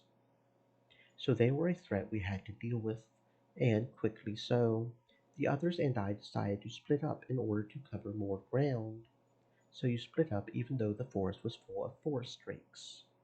A forest drake is a dangerous creature, but nothing one competent warrior can't handle. But if we overlooked any, and they continued attacking helpless travelers. I see your point. Carry on with your story already. Things just got interesting. Okay then. Okay. Do, do, do, do, do, do, do. Oh, and now we're solo. Okay, that's good. Oh, yeah, that's not good.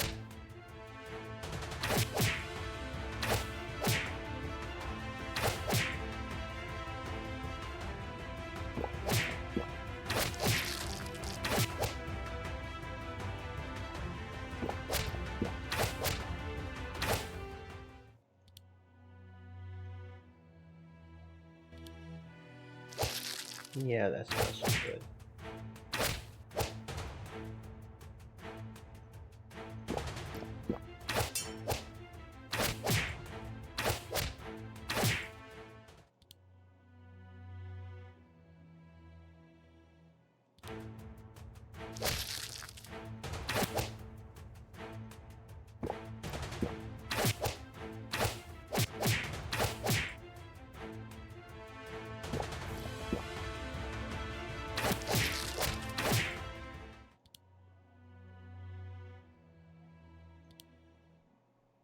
Suddenly there was another rustling, not above me, but behind me, and as I turned around, out of the forest broke a huge serpent, the same serpent I had already seen several weeks before, when it had been attacking Leonara. The serpent hissed at me with a vicious look, and I readied my weapons and prepared to fight. I don't think we can do this fight. This is not good. This is bad. This is very bad. Having to do this fight on top of the other things. Okay, so clearly we need some sort of ability to. Okay, so we're going to need some sort of ability. I see how it's going now. The snake is probably the last fight though. Okay. So we don't need AoE because AoE would be silly.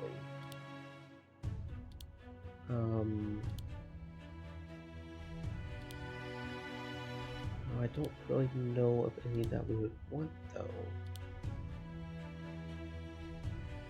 Ramping condition, we would really need healing, right? Definitely need restless. For sure.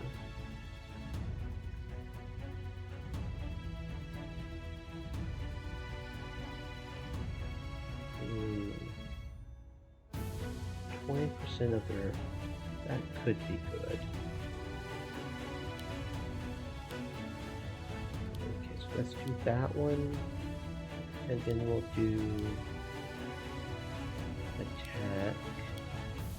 And then we'll mainly focus on constitution. So already got really high. It's constitution and skill.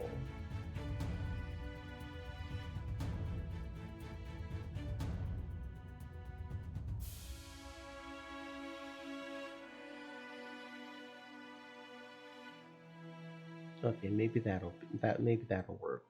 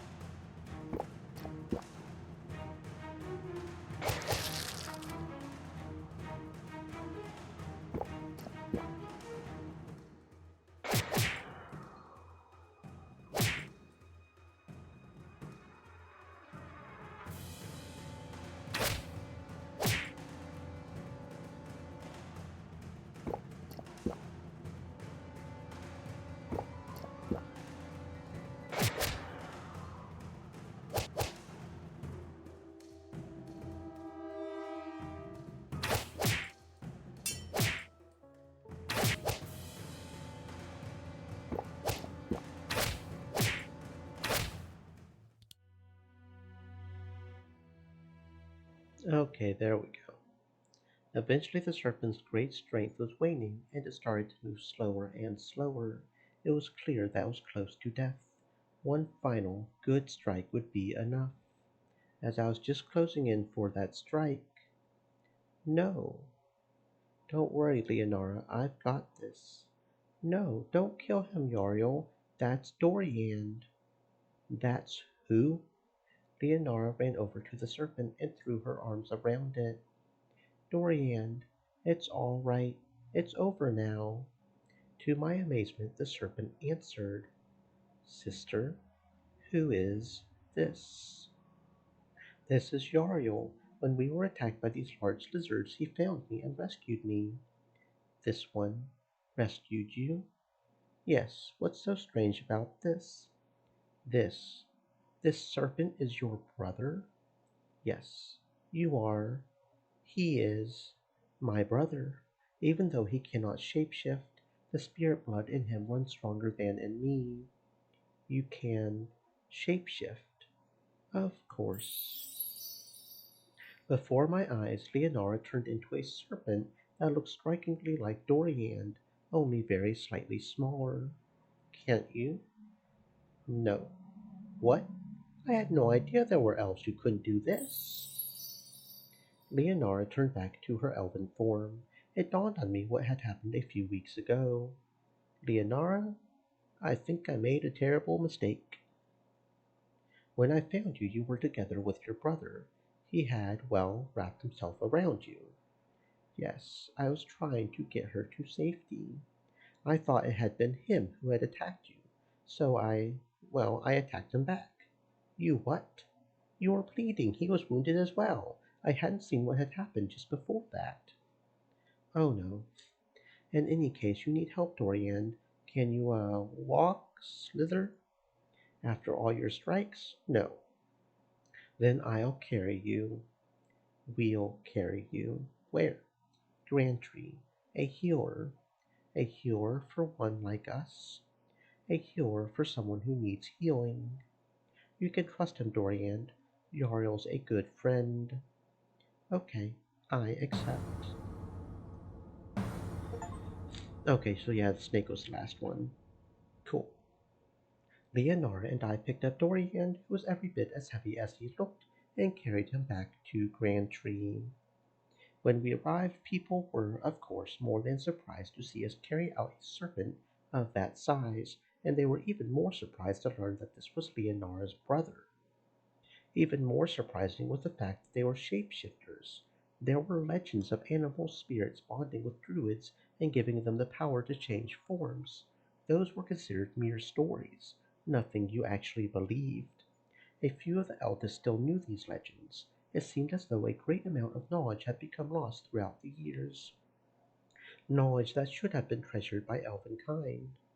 Leonora and Dorian told us that what they knew about their family and their bloodline, and it was added to the records of Grand Tree, but it was only a tiny sliver of wisdom they could offer us. Eventually, when Dorian's wounds had been fully healed, he and Leonora came to me one final time. So, you really want to go? Yes, Yariel, it's for the best. Grand Tree is impressive, but it isn't for us. We need a place for us. This forest is too crowded. There are already so many other animals and animal spirits. I don't think we'll fit in well. Where are you going to live? There must be other places in the world, maybe another swamp. Is there a place you could recommend to us? Not really. I'm afraid I don't know that much about the world. In that case, we must look for something ourselves. Thank you for all, Yariel. I really enjoyed the time we spent. Yes, so did I, Leonora. I guess that's goodbye then.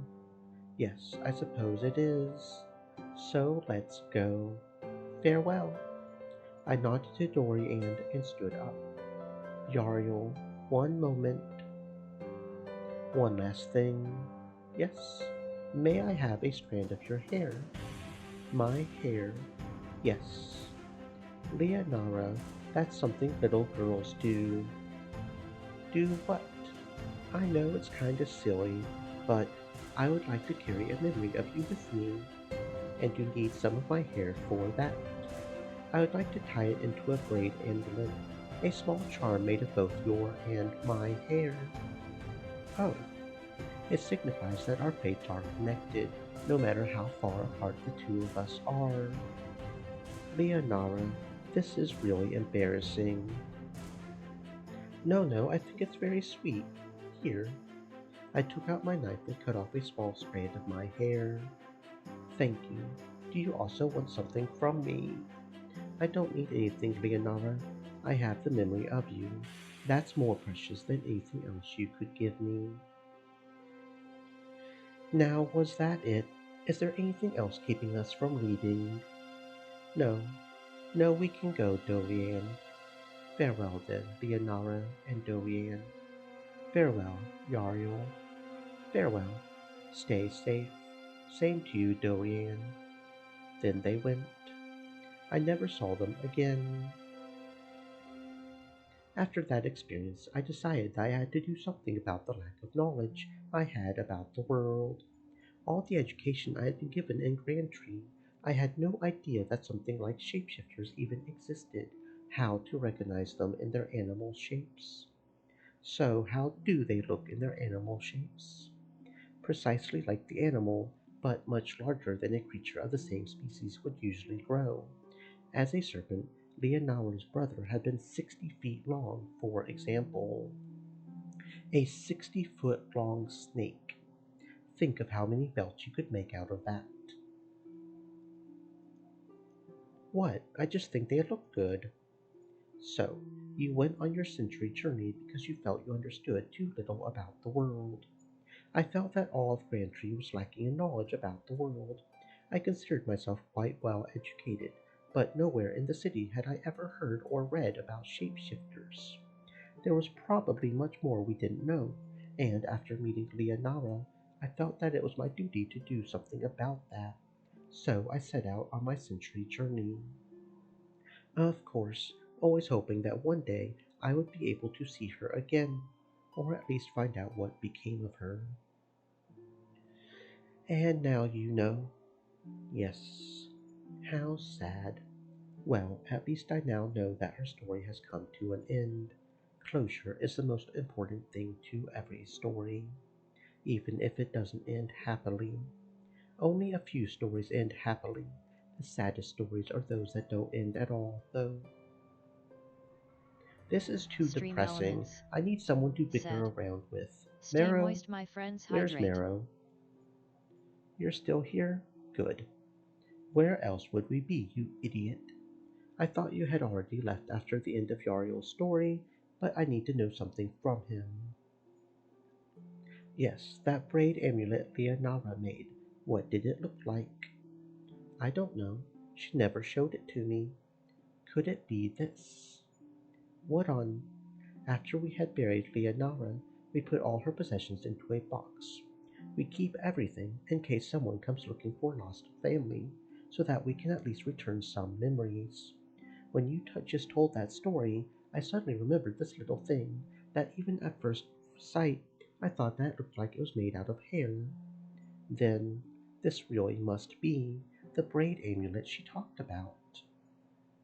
Yariel, then, the thing she made to remember you. Yes, it's now something to remember her. Yariel. Moreau, can I keep that? Of course you can. You're not family. Seeing that half of this thing is made of your hair, I think it's okay. I'm certain Leonara wouldn't have minded. Memory of Leonara, Yariel only. I agree. You said you went on your century journey hoping to find her. Now you have found at least a little piece of her. Yes, yes, I have.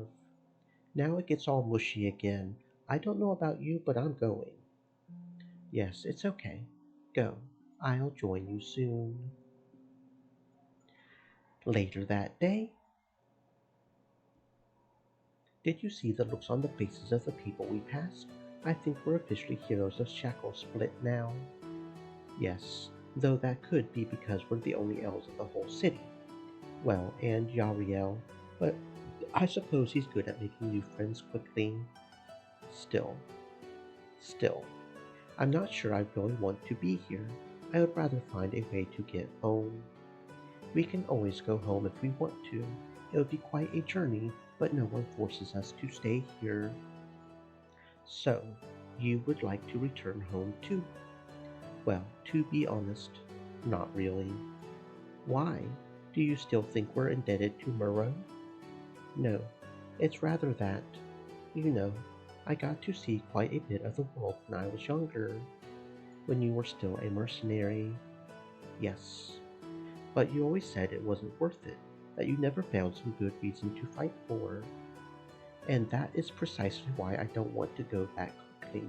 Shackle Split is something worth fighting for. Really, even if they don't pay us.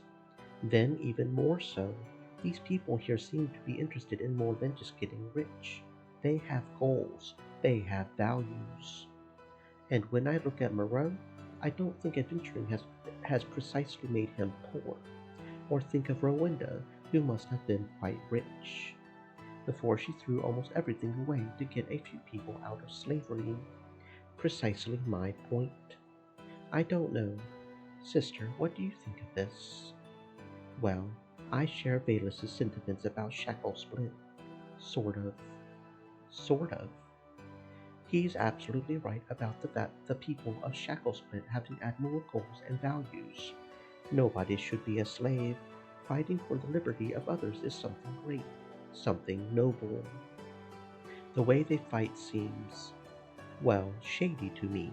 They're essentially rogues and crews who go on raids, not like the heroes of legend who set out to topple evil sorcerers and free entire countries from oppression. That's because legendary heroes are legendary. The stories about them are just stories. True heroes come in other shapes and sizes, and I think Moreau and his men qualify quite nicely. Maybe, but something about them still rubs me the wrong way. So, you want to return home to Nanim as well? No. Why not? Well, the reason is, if we return to Nanim, then what about our friends? What do you mean? What about them? Krim and Riley, Chalassa and Rowenda, and Yariel, would they come with us? I dare say no, at least not all of them. Rowenda lives here. Yariel's got a journey to continue, and I doubt Chalassa or Riley would like a place with so little excitement. And really, someone like Krim. You're right. She would have challenged everybody who can hold a sword to a duel on her first day, and in a week she would have wrestled every bear in the forest. Maybe it wouldn't be that bad. You see, as long as we don't go home, we can stay together with them all for a little longer. What? It's strange. Going on adventures with them feels more like a family than living with father has ever felt. I feel an attachment to them all that's stronger than what I feel for our little hut in an inn. It's a connection, hard to describe, like family in all but blood. Maybe like a wolf pack. Precisely. A wolf pack, that's it. We're all wolves. We're in this together. Season of the Wolves. There you go, friends. Season of the Wolves. As long as we continue on this path, we'll stay together. If we go home. Yes, I can't deny that I feel this connection too. So you want to be a wolf for a little longer, Althea? I guess I do. So do I. And I. Then I think we'll stay here a little longer. Just. What will we do? I doubt we would get bored. Moreau will certainly have more things for us to do if we ask him about it. He seemed to be quite pleased with our performance on that island. Lava Storm. Yes, Lava Storm. So he'll be happy to have us on his side for a little longer. Do you remember what Riley told us? There's always talk about profitable exploits in the tavern. We could find some adventure, maybe return to Ninim as rich people. Shackle Split will definitely have plenty of entertainment for us. Okay, you've convinced me. Let's check out some opportunities for adventure. Fine with me, just not right now. I need to take care of my weapons and armor. The sea spray hasn't precisely improved them. I must make sure they don't get rusty. Well, if you want, then the two of us can. For the 5th time, no. Chalasa, you don't understand how important this is to me. How am I supposed to finish mine? That is not my problem, that is yours. You're impossible. Can anyone talk some sense into that woman? Gotta go. My armor is rusty. Valus, need someone to help you polish your sword? Why are you both looking at me? I'm sure Althea here will understand the importance of privacy. I don't think I even understand what you two are talking about. Did you get into a fight? No, we're not fighting. We are fighting. See? Impossible. If one of you would care to tell me what the problem is. Don't look at me. I don't have a problem. Chalasa refuses to help me with my century journey. Oh, because he's asking questions that are much too personal. Some details, please. You know I need to gather as much wisdom about the world as possible, right, Althea? That's what my century journey is all about, right? Right. Well, if there's one thing almost no one has any information on, it's the bloodskins. Chalasa's species. Species? You say that as though we were some sort of interesting animals. In any case, Chalasa doesn't want to answer any questions on her. What do you want the bloodskins to be called anyway? People, Yaviel. We're people, just like the elves are people. Why don't you want to tell Yaviel anything about the people then? Because all these questions are personal. I don't understand what you consider personal here. I didn't want to know anything about you in particular, just about bloodskins in general. Like basic things, mating customs for examples, or religious preferences. He wants to know if we like our kinky or if we worship demons. I never asked these things. You did. You just used prettier words for it. See, this is going nowhere. Althea, could you try to talk some sense into her? Althea, could you maybe tell this guy to stick his ears into somebody else's private life? Well, your century journey is a very important task, Yaviel. Not just to you, but to all the other elves in Grandtree as well. Precisely my point. But, have you tried seeing this from Chalasa's perspective? What do you mean? You think your questions are perfectly harmless, and just basic knowledge on bloodskins. They are. They are to you, and maybe even to most other people. But if you don't really know anything about bloodskins, how can you be sure your questions aren't terribly offensive to them? Offensive? Trust me on this, Yaliel. If you asked those questions to any other bloodskin but me, you would have lost at least a few body parts, if not your life. What? But there are some things in our culture you just don't talk about. Never. Not among ourselves, and definitely not to outsiders. These are private matters that only concern a bloodskin, and nobody else. And asking about these matters is considered more than rude. Are you saying I've been rude to you? Yes. Oh my goodness. Chalasa, I apologize. The last thing I wanted to do is be rude. I never. I know. That's why, despite your questions, I still don't take offense. I just won't answer them. Yes. Yes, of course, I understand. My, this is so embarrassing. Thanks, Althea. Thanks for taking my side. Doesn't happen that often. It was nothing. I just felt you were right. That doesn't happen that often either. You seem to be quite the lone wolf, Chalasa. Well, yes, I guess you could say that. Why not tell me a little about what's going on in your mind? I can't seem to be able to convince you that trying to get close to me is a bad idea, can I? No, I suppose not. Then where do you think this should be going? What do you expect from getting to know me better? I don't know. I guess just get to know you better. What if I told you that I was a horrible person? That I was no one you really want to know any better than this? Then you wouldn't be telling me anything new. You've been saying the same thing ever since we first met. What else is there? Is there nothing likable about you? You tell me. You seem to be seeing something in me that I'm not, and I can't figure out what that is. Well, then that makes two of us. I also can't figure out what's with you.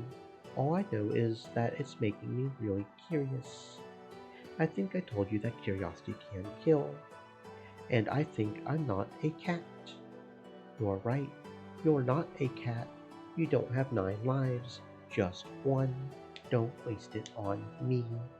It's not a waste, and even if it were, then that would still be my decision.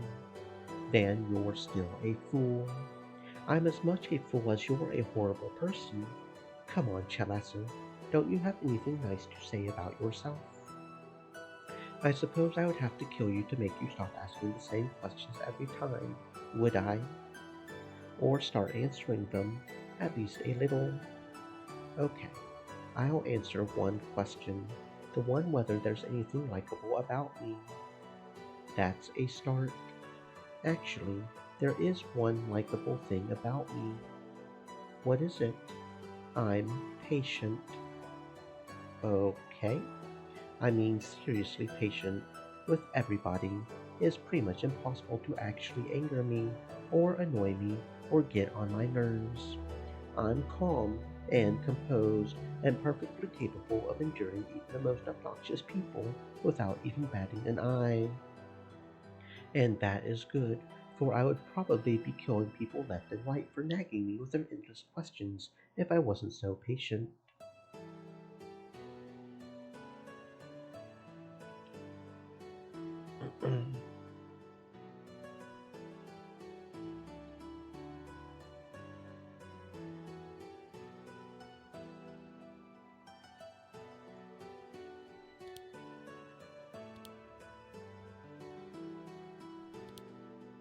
Then I suppose that makes me a lucky cat, doesn't it? Yes, it sure does. You're right, it is a likable trait. I mean, someone as irritating as me, I'm sure lesser people would have killed me 6 times over by now. More like 20 times over. You're really irritating, you know? What's the most irritating thing about me? Why, pretty much everything. Your stupid optimism, your misplaced idealism, your stubborn belief in good, even though the world proves again and again that good's on a losing streak. Most of all, your curiosity, though. I have never met one single person who has been that intent on getting answers. Well, now you have. It's me. Yes, it is. You're the Grand Master of Curiosity. I suppose that's the one likable thing about you. Likable. Did I say likable? I meant despicable. Good thing I'm so patient. Yes, you're right. Your patience sure is something likable about you. But you know what? What? There's something even more likable about you. And that is, you have a sense of humor. Do I? A strange one, but it's there, and actually it's quite refreshing. Thanks, Althea. Don't worry, I'm not going to tell anybody. You wouldn't want me to. Yay! Damn right I wouldn't want you to. If you did, then I would have to kill you. For real? Just kidding. Good. Maybe. Okay. Okay, everybody, so what do we do next? Well, as the poets say, the sky is the limit. We can pretty much do what we want. We could just walk out the gates of Shacklespit and explore the surroundings. Or see if anybody in town has something for us to do. Or just see what the local shops have to offer. Well, why don't we just find out all of that? Rowenda has a big bathhouse like the one in Dingira. When you see the heart icon floating on her house in the map, it means you can talk with any party member to unlock romance or friendship. You only have a limited amount of talk chances to use.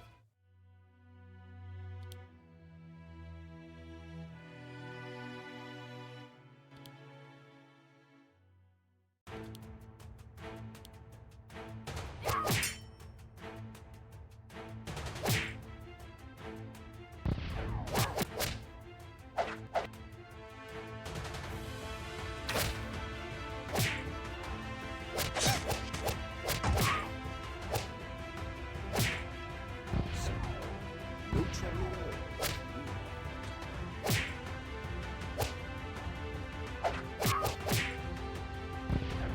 It hurts because I hit something important. We live to see another day. Good.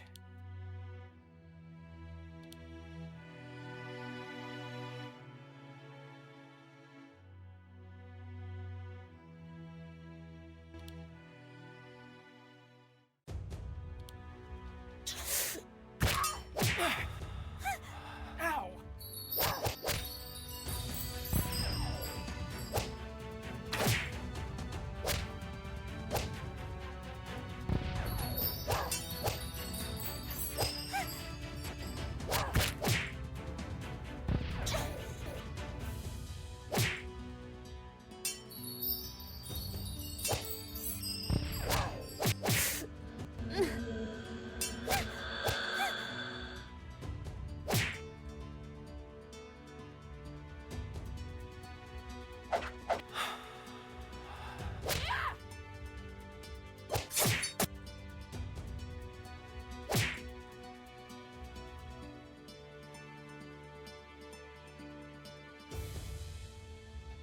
Reverse the ticking clock and mend the evil.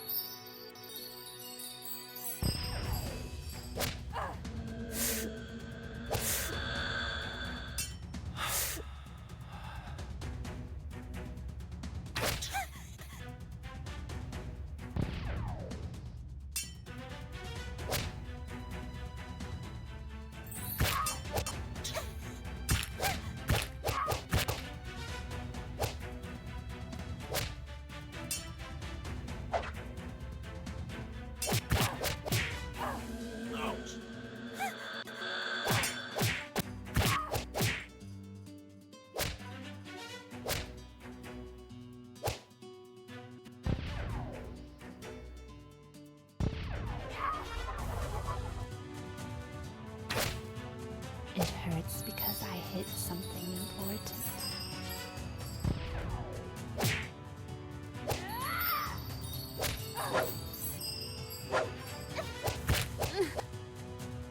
You stand no chance.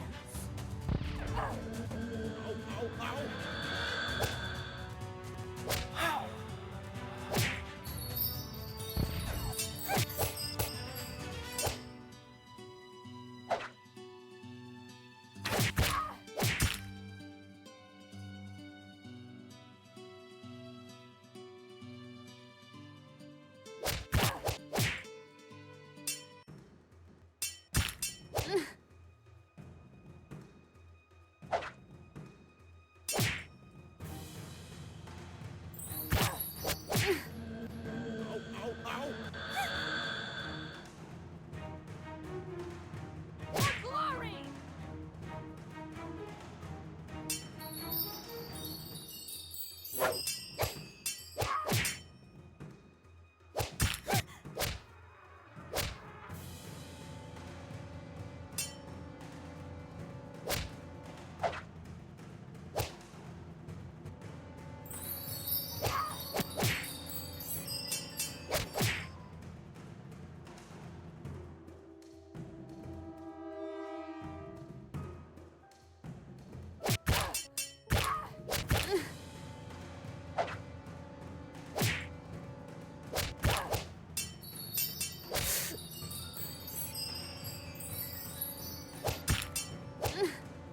You stand no chance.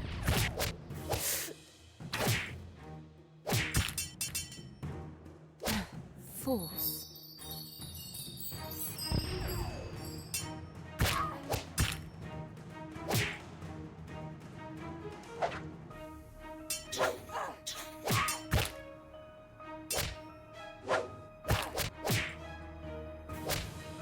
You stand no chance.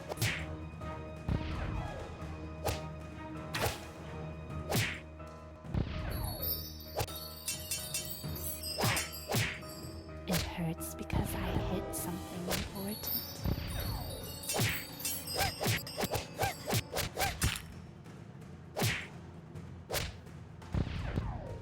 Oops. I must have underestimated my own power.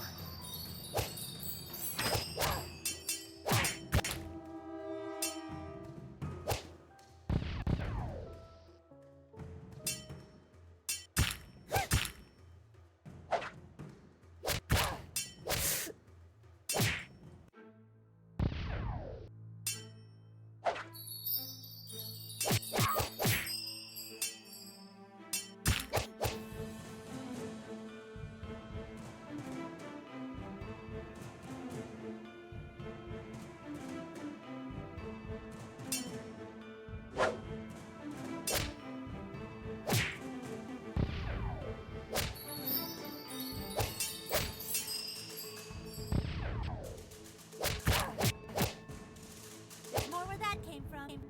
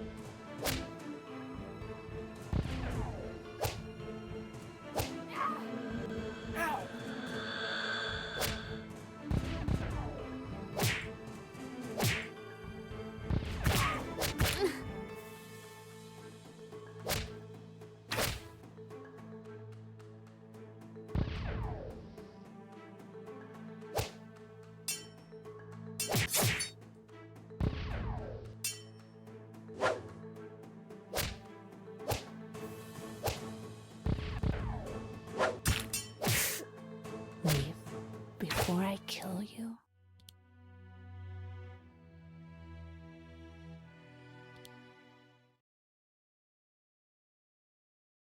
Okay, so those ghosts definitely seem like the main repeatable battle, so to speak, here. The crabs don't really seem to do too much, if we're being honest. Not sure if Valus wants that spear or not. I'm thinking he. Oh, it's an earth weapon. Okay, never mind. He doesn't want it because it's an elemental. Just noticed that. Okay. We have 692. Oh, right. We need to put that on, dude. Then we've got all these items we can sell here. Do do do do do da. Yeah, it's probably very good for him. Got quite a few things going on there. Don't think anybody else wants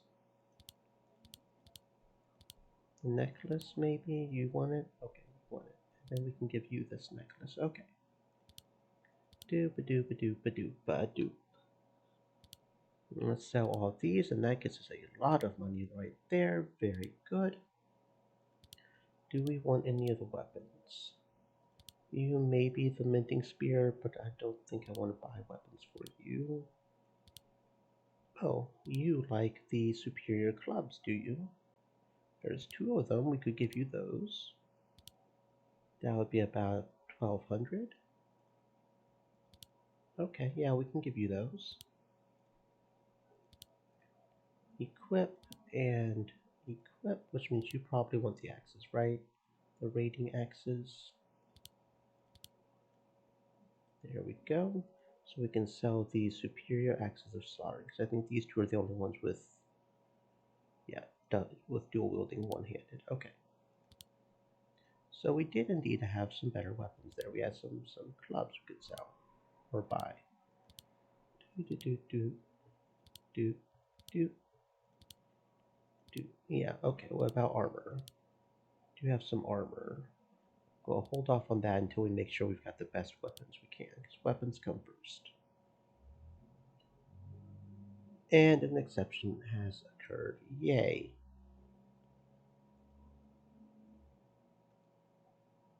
Yay.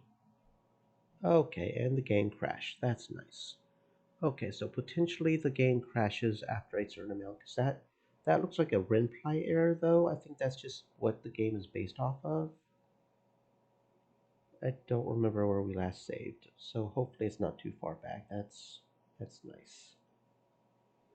We may have to remember to save and exit the game after about halfway through the stream to prevent that from happening, because that happened last time. About this time, if I remember right. But I think I've seen that a few times on WinPly, or I think that's the name of the program, as it tends to have memory issues like that just in general. That's just the software that is running, I think. And we have to refight the ghost. Okay, that's nice.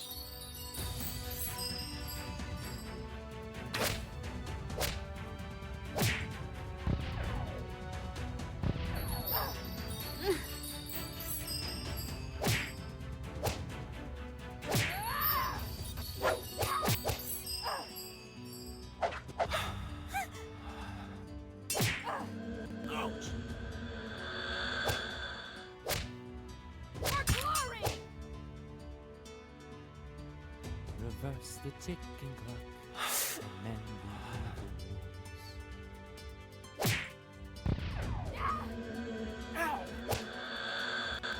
Ow, ow, ow! So, no trouble at all with me around.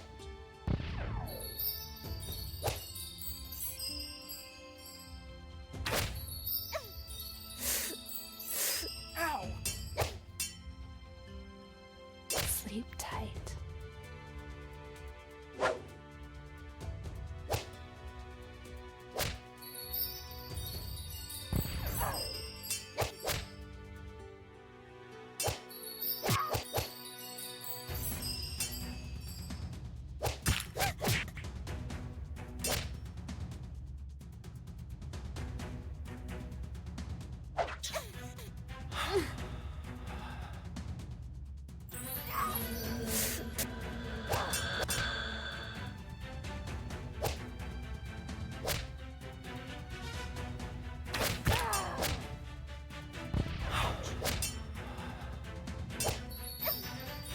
Ow, ow!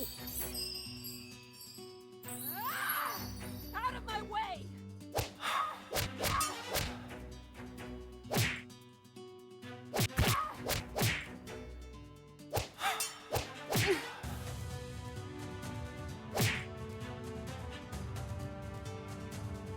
Oops, I must have underestimated my own power.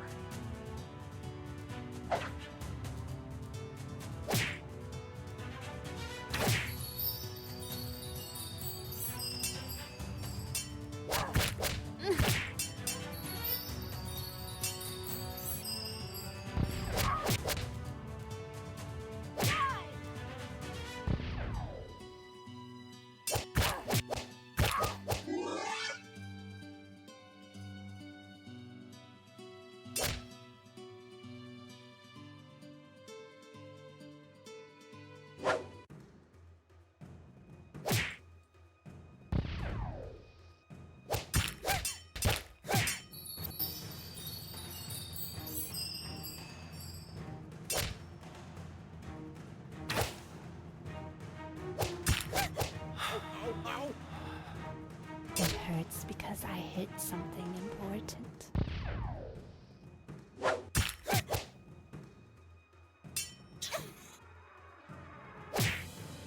Sleep tight.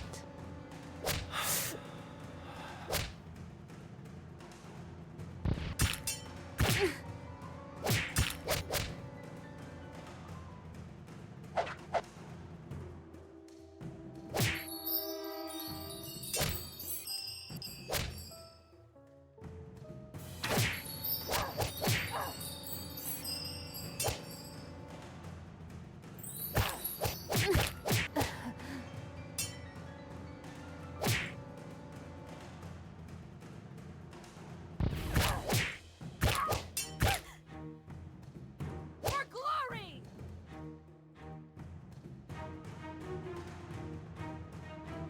And that wasn't necessary.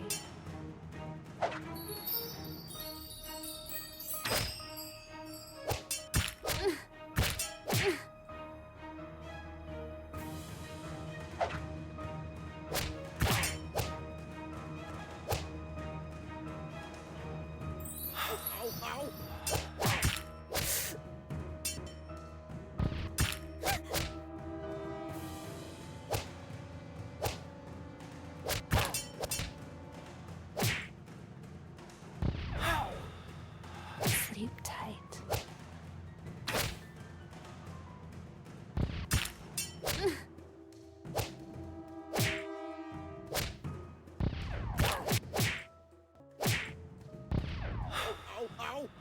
You stand no chance.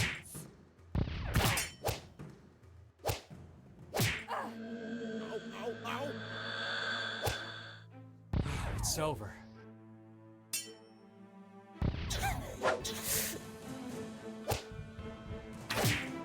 You stand no chance.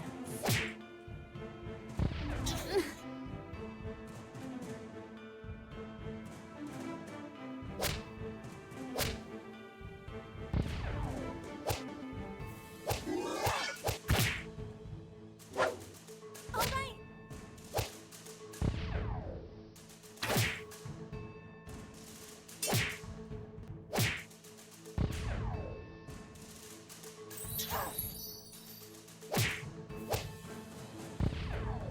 It hurts because I hit something important.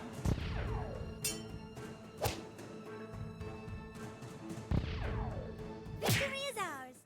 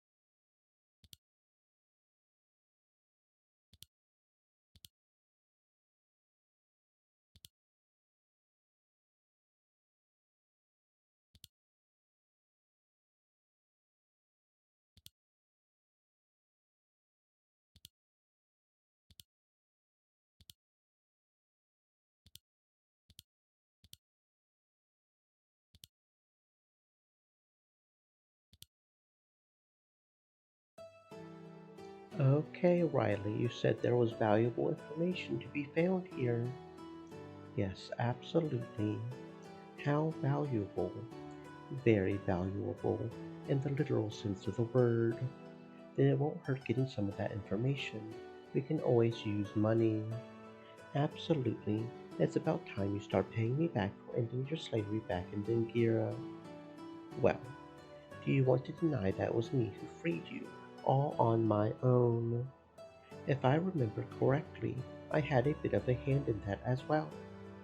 We certainly helped you sow chaos in Dingira long before that. I consider my debts to you paid. Come on, you're not seriously saying that all this fun you had with me. Fun. You made us crawl through the sewers and hunt down giant ants. And you sent undead after us. How is that fun? I wasn't even a slave. We can still use some money. If you stay with us, you'll get the same share that we all do, Rowenda. You're still cheapskates. In any case, information. Barkeep, what will it be? A round of wine for everybody here. Okay, 8 wines. That news you said you knew about the disappeared merchant vessel. The pride of Lucas. You've got an expensive taste. How expensive? Quite expensive. Then make us a price for both the wine and the news. 5 will be enough. That's a bit much, if you think it's worth it, Riley. I'm sure it is. In that case, we have a deal. Really? I mean good. Okay, then listen what we heard only a few days ago. While Moreau's out, the others aren't supposed to go hunting for a booty. Happens that they go after the wrong kind of booty. You mean wealth that doesn't belong to slavers. Booty that bites back when we try to snatch it. Booty that's well cared for. Some still go hunting, thinking they don't have to share with Moreau afterwards if they do. Moreau knows about this.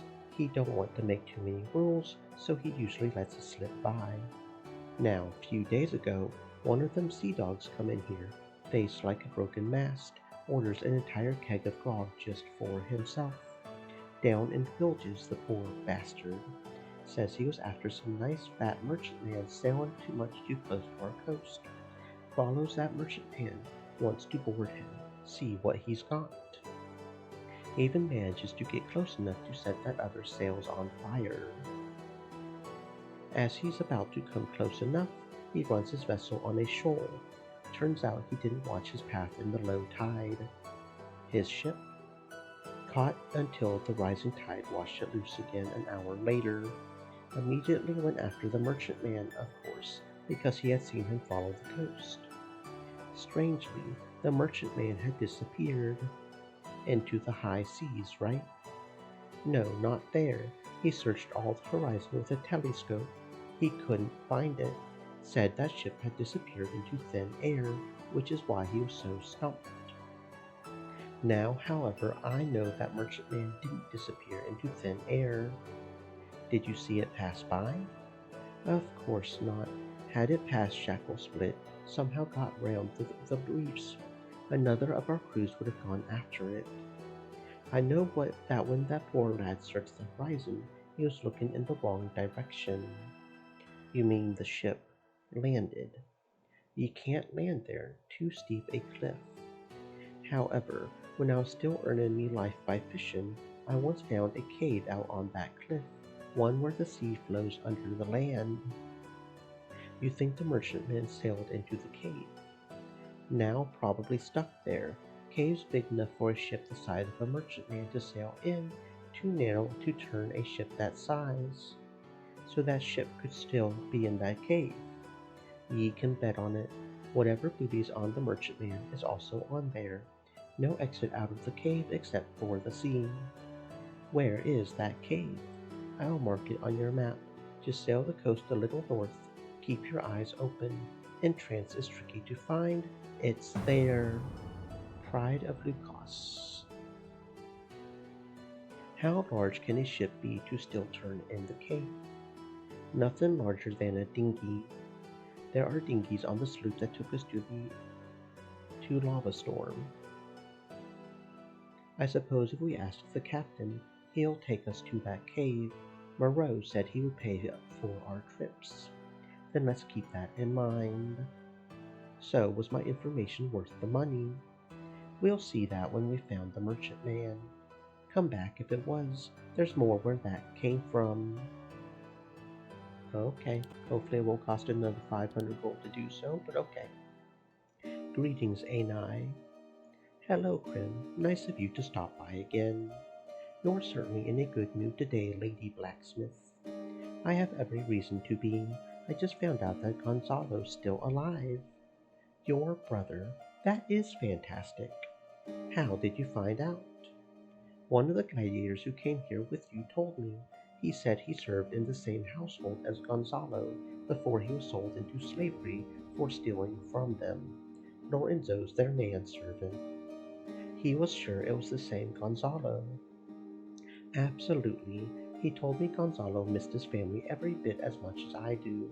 He often told him of his former life, of his parents, his little sister Anai. Anai isn't the most common of names among humans. Sure, couldn't he have been talking of someone else besides you? No, it all fits together. He had a sister who was sold into a mine at the age of 8. That's me. The names of our mother, father also match up. That's great news. It certainly is, especially since Gonzalo's created well by his current owners. Where does he live? On the island of Ninjuna in the far south. Ninjuna of the Glass Bell Islands. Yes, precisely. How do you know? The Glass Bell Islands are quite famous. They're the winter refuge of quite a few rich and noble people from all over the world because of their comfortable, temperate climate. They're heavily protected, though. Each family who owns one of the islands keeps a fleet of ships to defend them against pirate attacks. What family does Ninjuna belong to? The Zora family. Yes, Zora. That's what the gladiator said as well. Then that's all we need to know. Need to know? For what? To go to Ninjuna and rescue Gonzalo. What? Krim, are you certain that? I am. You can't just decide that on your own. I can. I'm going. Alone, if I must. Look, Krim, I know how you must be feeling. You don't, or you wouldn't hesitate. This is a chance to reunite a sister with her brother. What more must you know? For example, how are you going to get a slave off an island that's protected by an entire fleet of ships? Lava? That was a rhetorical question. Krim, I don't know what to say. Of course I would like to see my brother again. If you want to see him again, then there can't be any doubt. From what the gladiator told me, Gonzalo's doing fine. No one can be a slave and do fine at the same time. Still, what you're proposing is well, more than daring plan. Taking on a family like the Zora will require a large number of men, maybe even everybody in the city who can hold a sword. Unless we don't have to actually fight them. What do you mean? A small ship, using the cover of the night, could land on Ninjuna without alerting the fleet that protects the island. You can't put enough men on a small ship to take on the men guarding such an island itself. That's right, not if you're planning to attack the island. All we need to do is get Gonzalo out, right? That's not right. We should be freeing all the slaves these people hold captive. So we've got to... Krim, I think Gonzalo's the only slave they have. That gladiator told me he had worked as a gardener for the Zoras. They paid him very little. They did not own him. Well, until he stole from them. That's very much possible. The Glass Bell Islands are not Dingira. Slaves exist. They are not as common there. Then we could be looking at only a handful of slaves, at the very most. Maybe even only Gonzalo. In any case, that's a number of people who can hope to free in secret. No need for a large assault on Ninjuna. So, you are with me after all. Well, at least what you have in mind is not impossible. You said the Zora family are rich people. then I'm sure a little visit to their island could be profitable. It'll certainly make for a memorable tale. If we need to be stealthy, it will be a good exercise for me. Are there any volcanoes on Minjuna? The Glass Bell Islands are volcanic, yes. Okay, then what are we waiting for? So you really want to do this for me? Yes, we'll bring back your brother. That, that would be nice, seeing him again. We'll find him, bring him back, or die trying. Or not. Should we tell Moreau about this? I don't think that'll be necessary. We can just ask one of the captains to take us there. Moreau said he would be paying for any journeys we make, right? Then we should go to the harbor and look for a ship. Maybe the same one that took us to Lava Storm. You chat a bit with Anai. Okay, so we're getting some quests here. Seems like this area is really only for the crabs and a ghost fight. It's you, getting restless. Well, yes, to some extent. We wanted to know if there's anything else you have for us to do. What you're offering for our help. Well, to answer that last question first, the same as before, which is nothing. You get the warm feeling that you're doing something for the right causes. As I said, nothing. Plus whatever fortune you manage to free from the hands of greedy slavers, a ship to take it with you.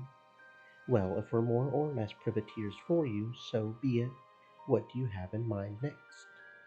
Actually, there's only one thing that I could need your help with at the moment.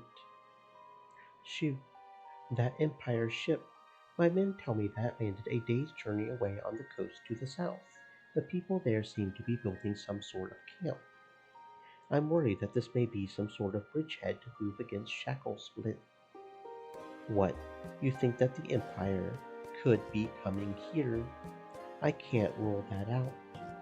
That Empire, it's strong, isn't it? The most important military force on the other continent. Then I think I don't really want to be here when they attack. So you bit off more than you could chew, Moreau. Possibly. However, it's not too late to do something against them. What are you intending to do against the Empire? Shacklesplit is just one city, and not precisely a very powerful one. We know measures to defend ourselves if we are attacked. However, taking these measures is costly. I would rather not take them unless I'm sure I need to. So this is what you need us for. Get a good look at your enemy. Possible enemy. If they've come as enemies, what do we do then? Come back, tell me. I suppose just killing them all is out of the question. If they've come as enemies, then I don't mind if you also make sure they leave again, one way or another. I doubt that's possible. The Empire isn't known for its weakness. Even a single frigate would mean at least 100 men under arms. A volcano could solve that problem. I thought we had already told you our opinion on volcanoes, Rowenda. In any case, if you find out what they are planning, that should be enough. Once you have that information, come back here. I suppose we can do that. Can we just take your ship? Certainly. The Albatross is fast, agile. She'll carry you safely. Then we'll see to it as soon as we can. Thank you all. Okie dokie. Moreau, are you here? It's you. Where's Moreau? Is everything all right? Yes, all is fine. He is not at home now. Where is he? Last time I saw him, he was cursing a certain Moloch about losing a bet. He looked very angry. Okay, we will come again another time then. See you then. And that's the standard for if nothing's going on message for... okay, and it changes a little bit. I think he drank too much. So I guess this one's got a few different messages we can do. He took a ship. Don't you see what a beautiful... yeah, okay. So the specific reason changes, but... You again. Yes, we are. Any other interesting things you know? Lots. Nothing I'm selling at the moment, though. Come back another time. Okay. Cool. So, I guess we've got a few quests we can potentially do. And there's also Gambling Joe. Okay. So let's see.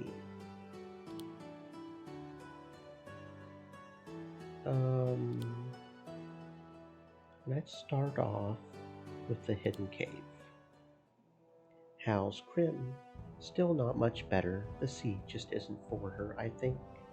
I think the sea would be more to her liking if there were more things to kill around. Thanks, Shay. I can live the rest of my life without seeing another kraken. Saying for me once was scary enough. So how long until we Stream arrive? elements. Can't be Said. much longer. From Stay the moist, barkeep's my description, it friends, should be hydrate. somewhere around here. There. There! I think I see it. Where? There, between the cliffs. Can you see it? Doesn't that look like an opening? Maybe. Well, only one way to find out.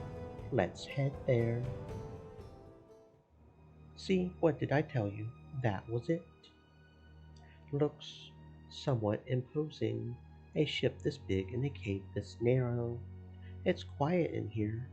Too quiet. She's right. A ship that size must have a crew of the appropriate size. Where is everybody? Well, ships that size always have a dinghy or two aboard.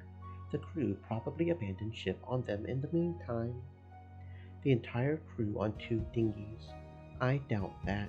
Even the largest won't carry more than 10 or 12 people at best, and a ship that size would be manned by at least 50 people. So where are they? There may be tunnels leading outside this cave. Maybe they went there. They are still aboard the ship. Then why aren't they making any sound? They may have noticed us come in, aren't sure whether we're friends or enemies. They're all dead. It's possible, isn't it? In any case, we won't find out until we go have a look. Okay, Althea, what should we do? Oh, okay. So if we go back on the Albatross and rest, we gain health, I see. So let's board the Pride of Argos. Looks deserted. Definitely. Maybe a little messy. Nothing out of the ordinary, except for these burnt spots. Well, the barkeep said that the ship's sails have been on fire. That explains the burns. I still have a bad feeling about this place. Let's explore this. Quickly head on. Where should we start out? Oh, okay. This is how we're going. Captain's quarters. Okay, then the captain's quarters it is. Oh, and we got ghosts. Okay. So that's what's going on.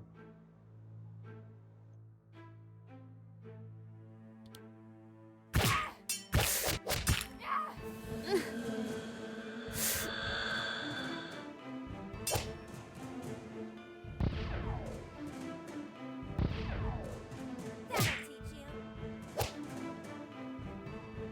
Reverse the ticking clock. And then the evil Ow, ow, ow!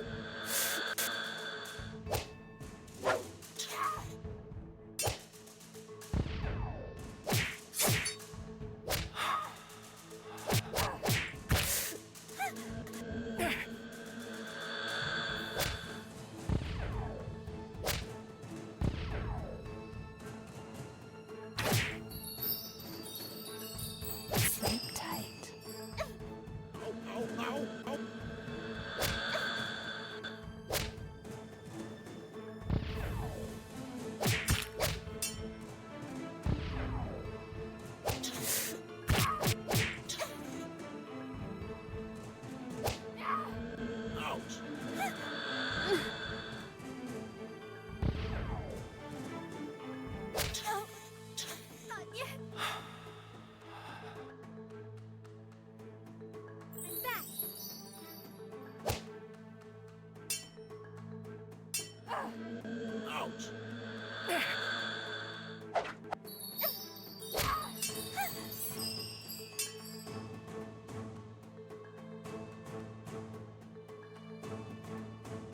And that wasn't necessary.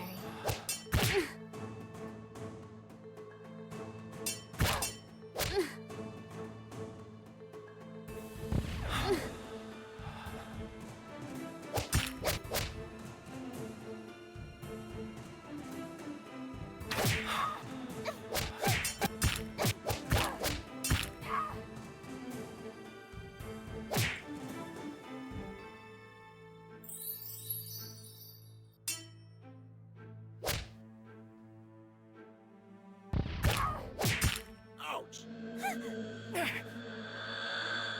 Sleep tight. Oh yeah, another one.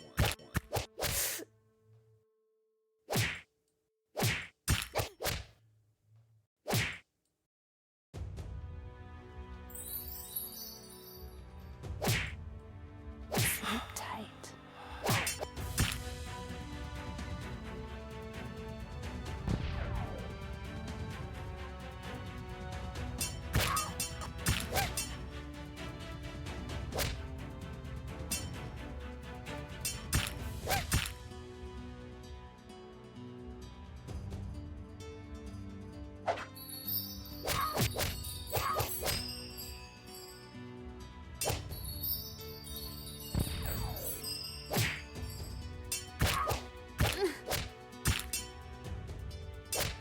Ow, ow!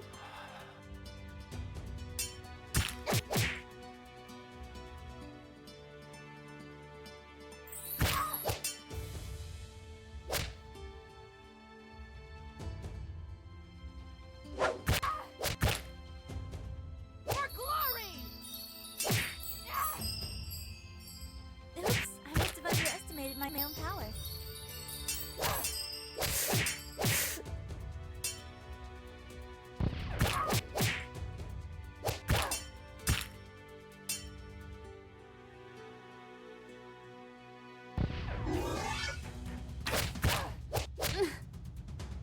Ow, ow!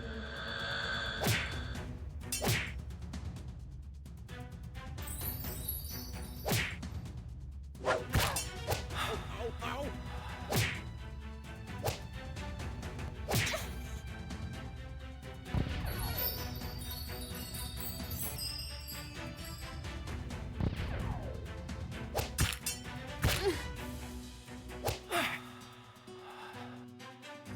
Reverse the ticking clock. And then you Sleep tight. Die!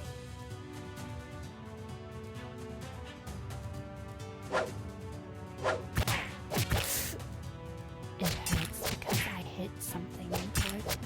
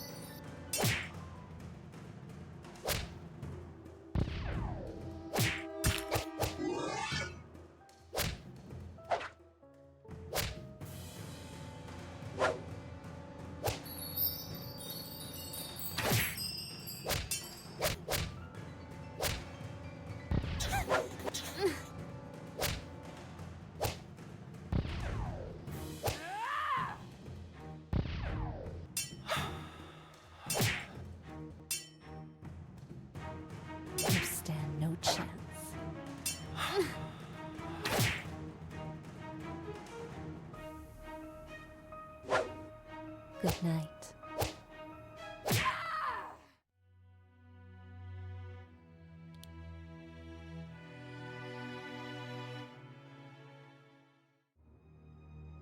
Ghosts. This ship is getting worse and worse by the minute. These were wraiths, the spirits of the deceased who are cursed not to leave this world. I doubt they will be gone for long, even now that we defeated them. They must have been the captain and his officers. Look, here are their bodies. It appears they drank poison. What could have happened for them to make such a decision? They probably did that to escape an even worse fate. You found something, Riley? At least the captain wasn't precisely a poor man.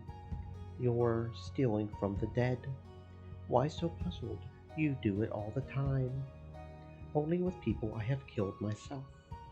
Well, technically, we just defeated the ghosts of these people, so it's okay to loot them. Also, I found something interesting. A ring of keys. Probably the keys to all the locks on that ship. Look at the size of that one. That must be one huge bastard of a lock. Okay, then let's quickly leave before these wraiths return. I think we have all we need from here. Then off to the crew quarters. And that's where we've got zombies, but those should be easier. The problem with the ghost is they have that corporeal form, which literally halves the defense we're doing, which is just halves the attack we're doing, which is just bad.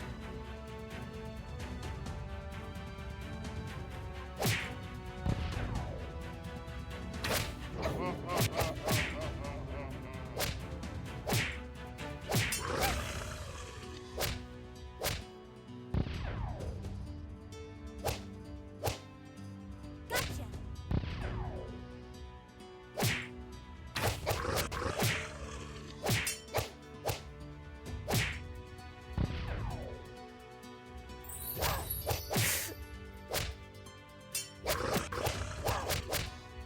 Leave before I kill you.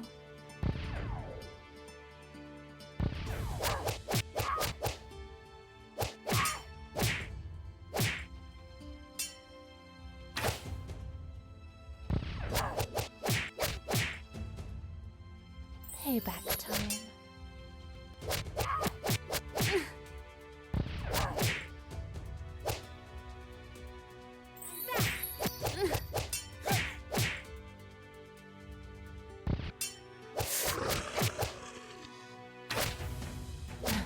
Fools. Out of my way!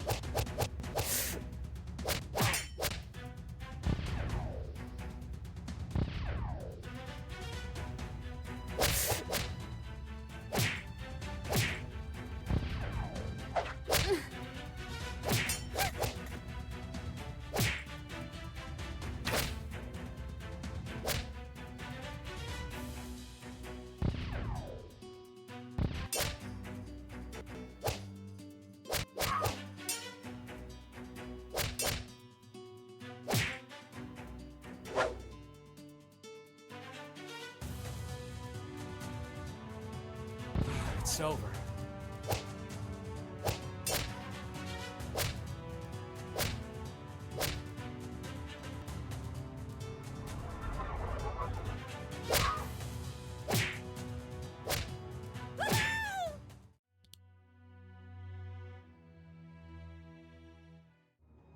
I think that was the last of them.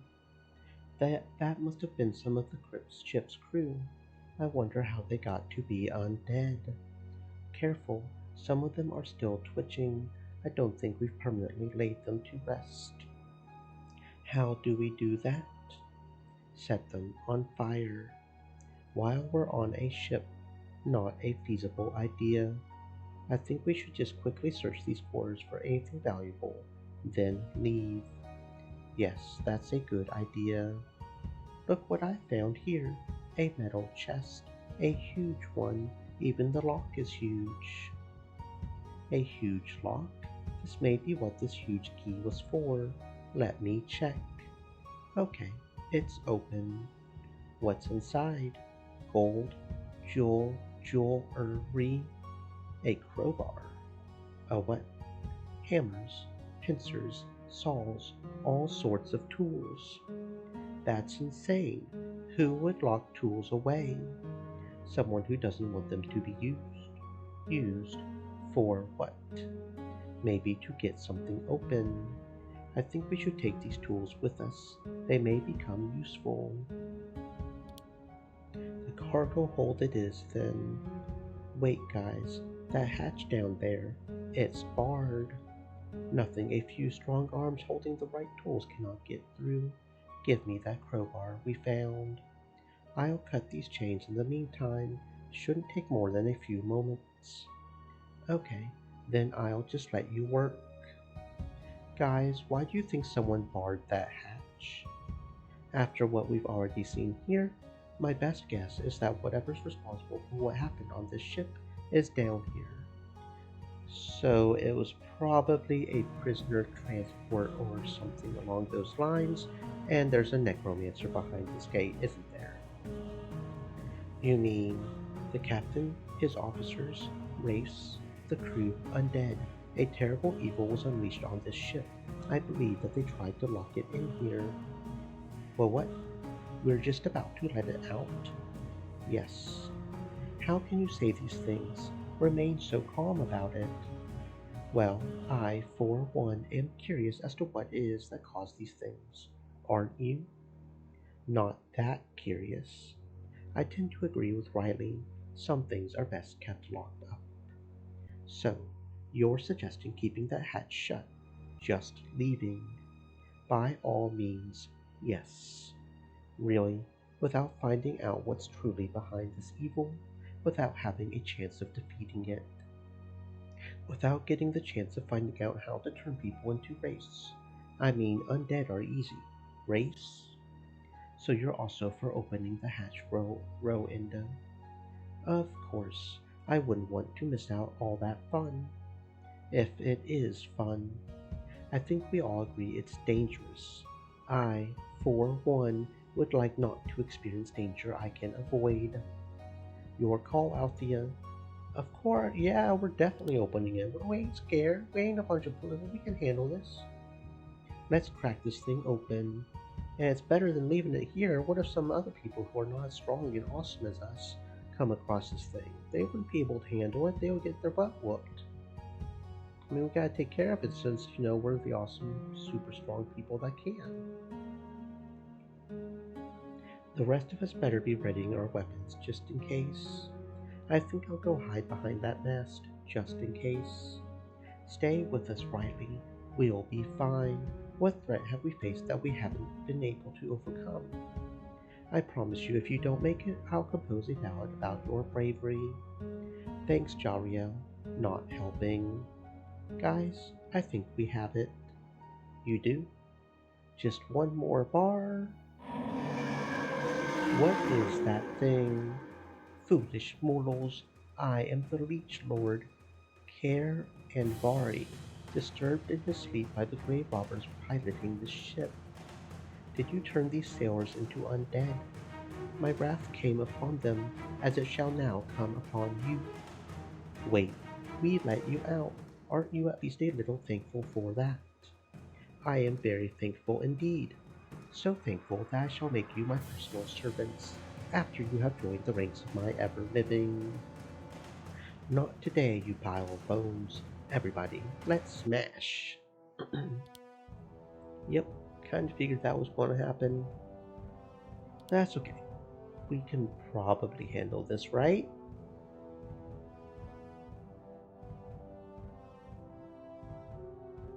Please, before I kill you.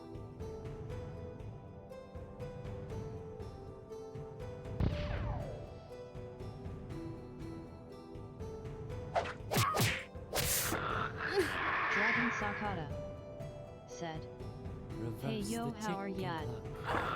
Hello, Sakata. Welcome on in. I hope you're having a fantastic existence. I, myself, am having a very good existence. Thank you for asking. Hope you're staying warm if you're in the summer months, right? Or winter. It is pretty cold here, I know that for sure. Payback time. Okay, so yeah, these guys are apparently doing a lot of damage. Okay. I understand. Maybe if we can keep ourselves alive long enough to get some of these back row out first. Ouch! Yeah, okay, those skeleton Dragon mages are Sakata doing some damage. said. Been playing Sons of the Forest with my cousin at MD. We built a cozy cottage. Oh, that's good. I'm sure there's nothing spooky or bad about the cottage or something trying to kill you at all, right? I think I vaguely heard of that game before, but I can't quite place it. I feel like it was a spooky game, though. Okay, yeah, these guys are doing some serious damage right now. If we get rid of the mages, we'll be doing a lot better. If we can get rid of the mages and stay alive, and now he's paralyzed. Good. Good to see. And you're still paralyzed, aren't you?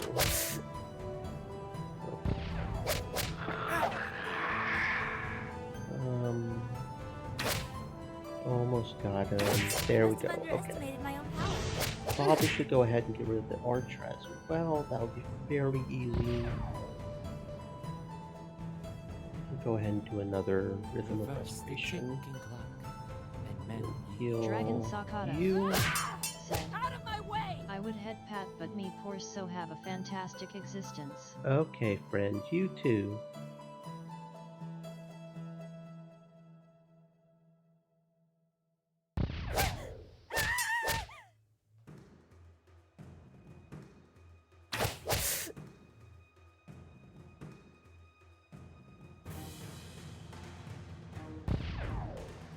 Good night. Thanks.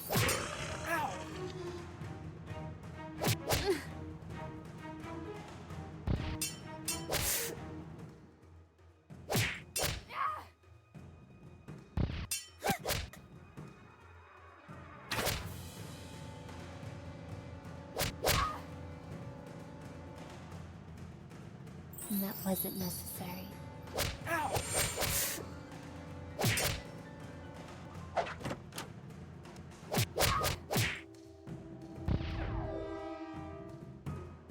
reverse the ticking clock.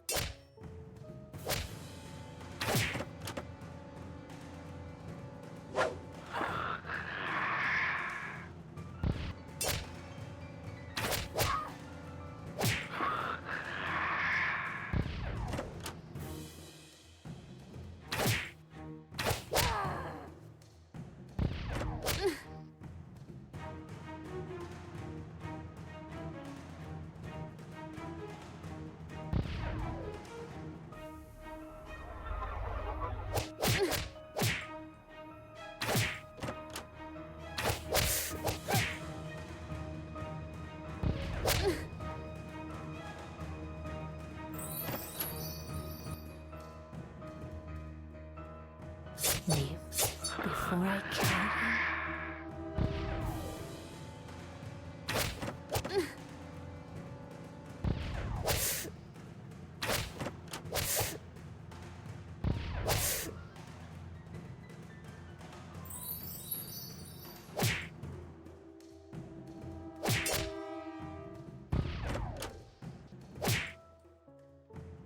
Revenge!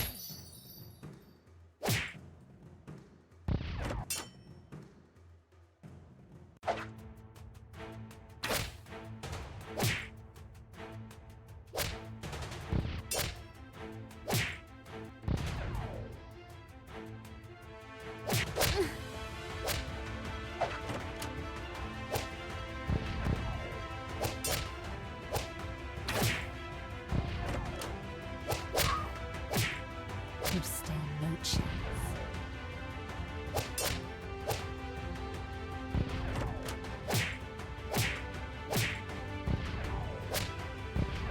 Victory is ours. Okay, so yeah, pretty much the memo that I'm really getting here is if you see a skeleton mage, hurry up and fuck him over because otherwise he is going to do some serious damage to you. We managed to get through, but just barely because those mages were doing some damage. Understood. We even got a few level ups, so that's pretty cool. Very good. He was tough. Pride of Lucas. Because we completed a quest, we get even more level ups with even more boosty boost. Very good. Okay. You and you. That was all the level ups? Okay. That is nothing. You should see the leeches of the unforgiving swamp. I believe Lauren and her companions wiped them all out. Has been a while since I last visited Isanis. Well, that was fun. Yes, well, not precisely my kind of fun. At least it got us what we hoped for. Loot. Yes, not too shabby. Wiley, what do you think? Was it a good raid? Riley? Sorry, you were talking to me? Yes, I was. What's that you're reading? It's the ship's log. Interesting? A little. Guess that shackle-split pirate who went after this merchantman was right about one thing. They did business with slavers. Apparently, he met with a Dingiran named Malash only a few weeks ago in the city of Arlaka. Malash keeps a trading post there, which he uses to sell slaves to overseas. Sounds like something Burrow should know. Could be his next target. I doubt this would be news to Murrow. He probably already knows all the cities on the coast where slaves are being sold. Then why doesn't he raid them? Free the slaves. I think raiding a city may be a little above what Murrow, or even Shackle Split, is able to do. Precisely. Even if he had the resources, an attack of that scale is a life or death gambit. When you play that game, you win, or you die. There is no middle ground. Yes, you're probably right. Okay, well, we managed to whoop up a beach. Although I am curious, what happens, because that's boarding the Pride of Lucas. What happens if we call out or explore the cave? There are 3 tunnels, one going left, one going straight, and another going right. Oh dear. 2 tunnels stand in front of you, one straight and right. Okay. And then we run into creatures attacking. Okay.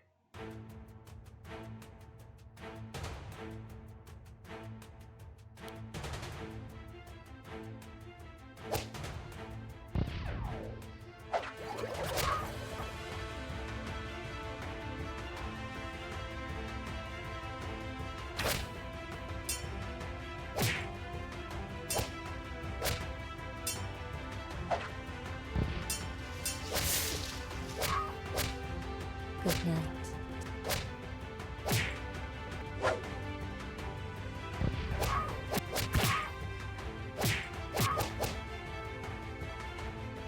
Reverse the ticking clock.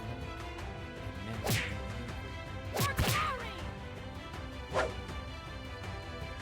Payback time.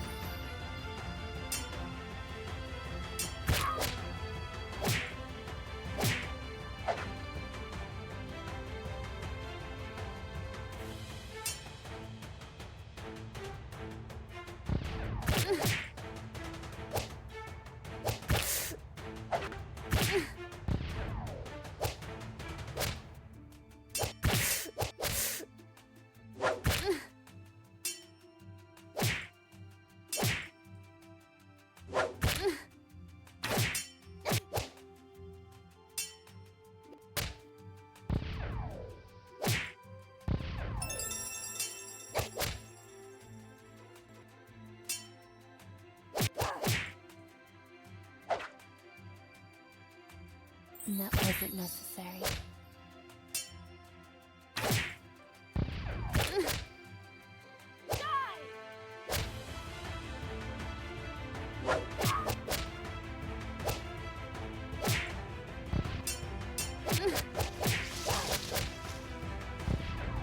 More where that came from.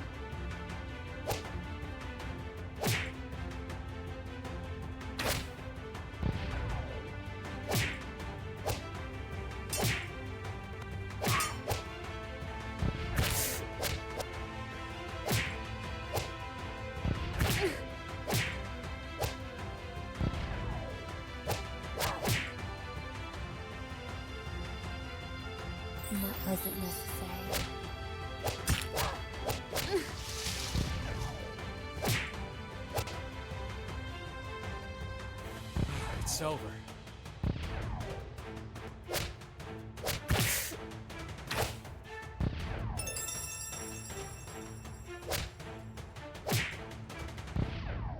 Sleep tight.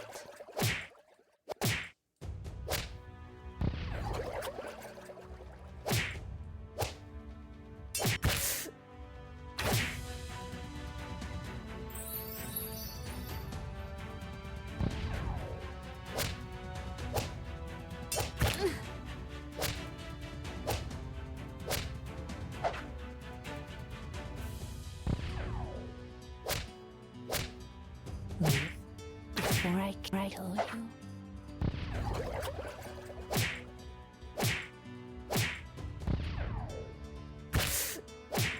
Sabertooth!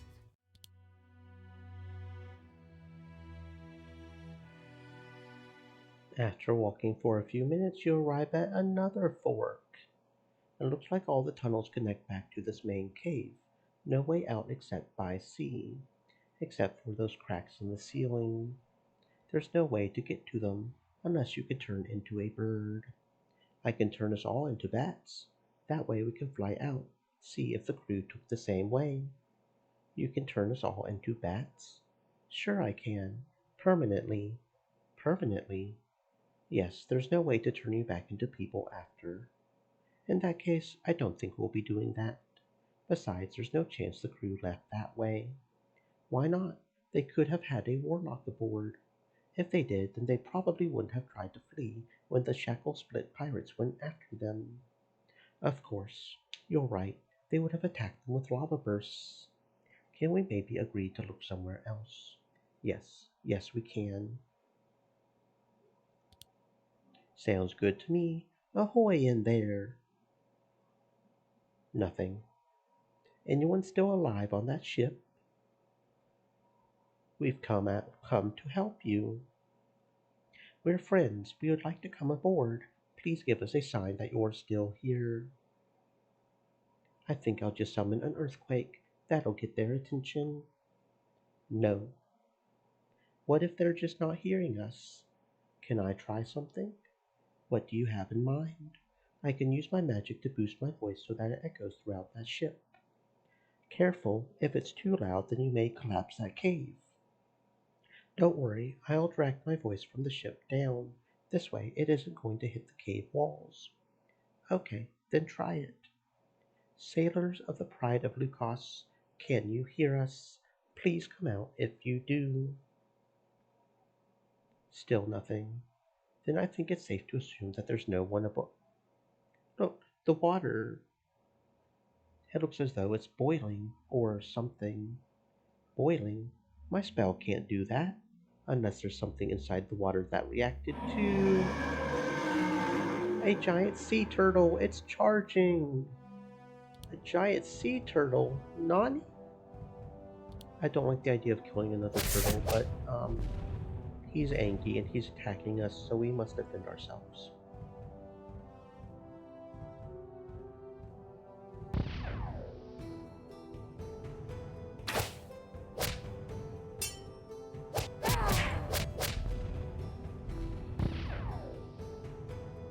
Payback time.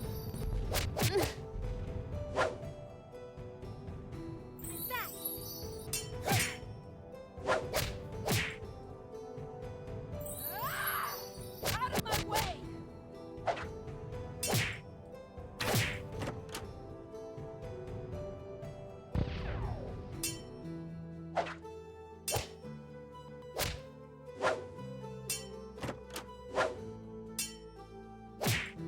You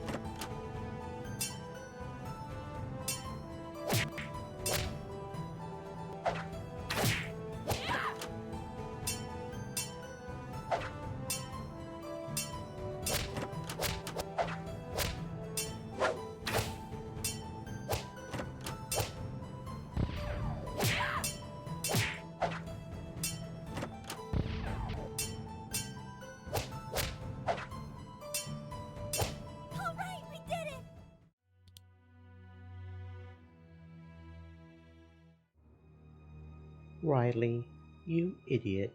What did you do? Nothing. That thing must have already been there. We probably woke it up. You woke it up with your spell. Krim, relax. None of us could have known about the sea turtle.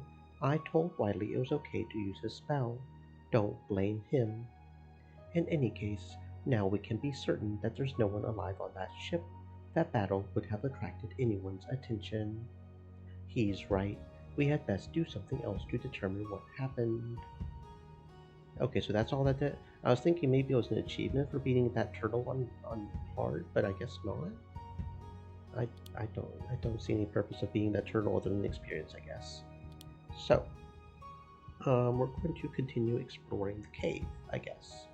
I feel like there might be something in this cave. So we took the left tunnel, and then the right tunnel leads us to this right here, which doesn't lead us to anything else. So what if we take the straight tunnel? I guess it's into another one. Okay. I don't... Hmm. Hmm.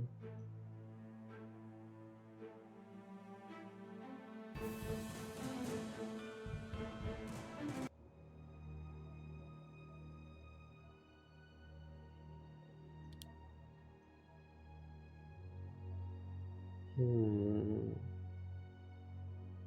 Hmm.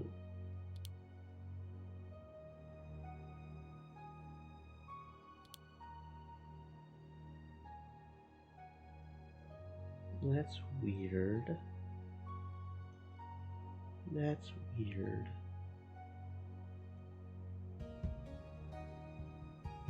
Hmm.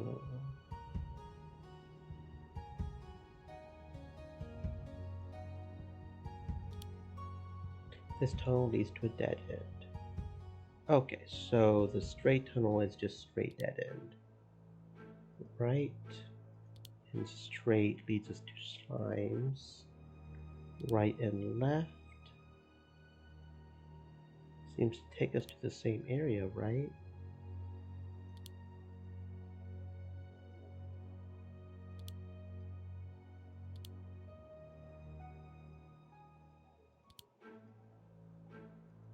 Yeah, it seems to just pretty much go. It's a circle.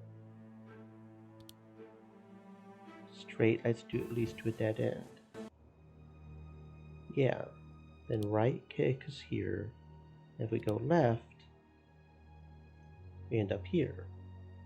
So right just takes us here, and then left takes us back. And then right here, and then straight takes us to slimes. Then left, and then right leads us to an attack which we did the first time. And then straight takes us back to the 3. So it is just a giant circle loop. Unless I'm just going insane, it doesn't look like there's anything here. It's just a giant circle loop with those dudes, so there's no point in going to it. Okay, so we didn't miss much. We missed maybe a giant turtle fight, but as a matter of principle, we don't want to be going around killing turtles now, do we? No, no, no. We got an invaluable quarterstaff defense. Got some mage items, looks like. We got a lot of gems, so maybe we got something we can use. Let's see. You would like the staff? Sounds good. And you... No, okay. Armor. That looks like some mage armor. He's not high enough level for the hat, so we may have to wait on the hat until we get a higher level. I didn't check the others, did I? Okay, because you would like that, and that, and then you would like all 3 of these. Okay. Sounds good. You, not you, you, and then back to you, and then over to you. Okay. But you're not high enough level for that. You're the only one who's not at level 15 yet. Although at a certain point, doesn't look like the level of you two is going to go up So you two may be stuck at the level you're at. Haven't been paying attention if every well the quest will give us. But we can at least sell this. And then all items here, that'll give us 870. And this one will give us another 10. Don't think they upgraded their shop yet. Doesn't look like it.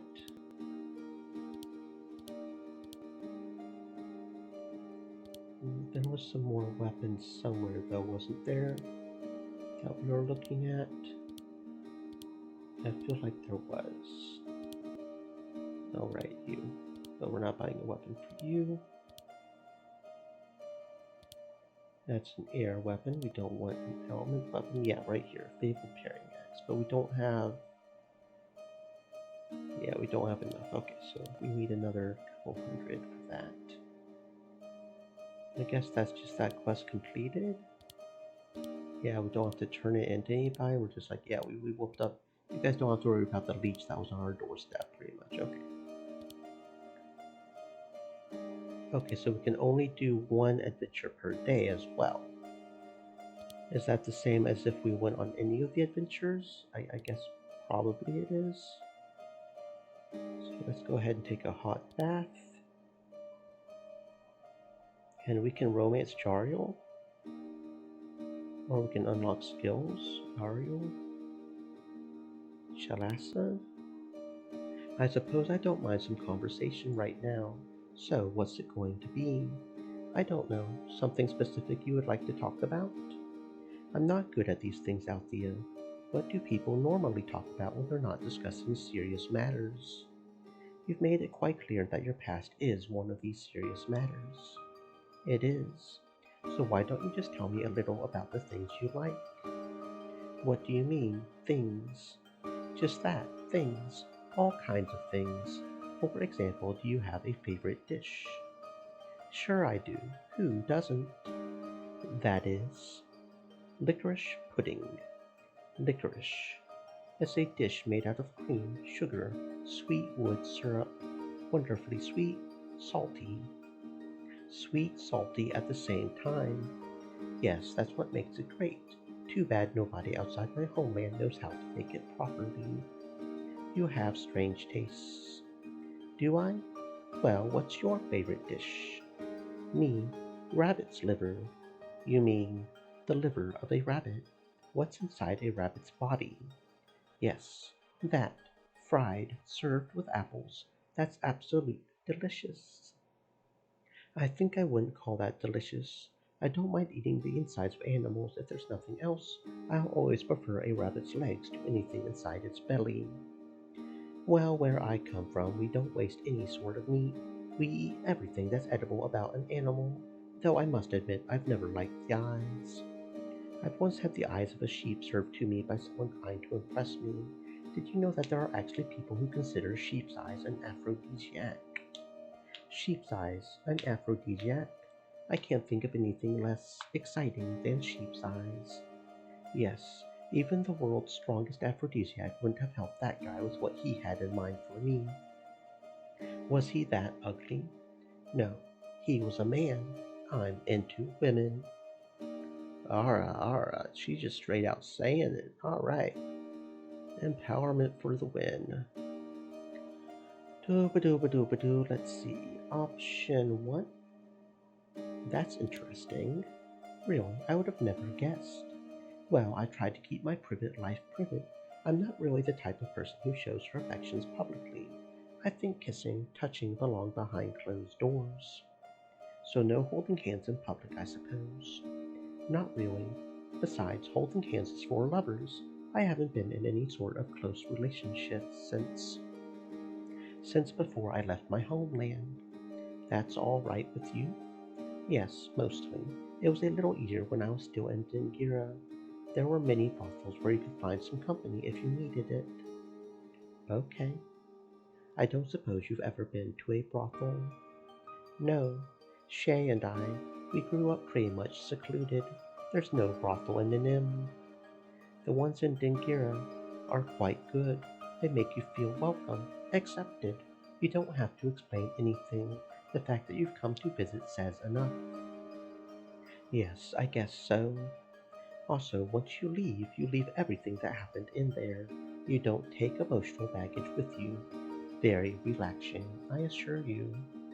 Yes, you don't sound convinced. I don't know. Getting physical with somebody else, even though it means nothing, without any sort of emotional attachment. I don't know whether I could do this. It probably depends on how much you need some relief from your urges. I mean, have you never felt desire for somebody else? Of course I have. If you're honest with yourself, did you always feel emotionally attached to that someone? Well, not always.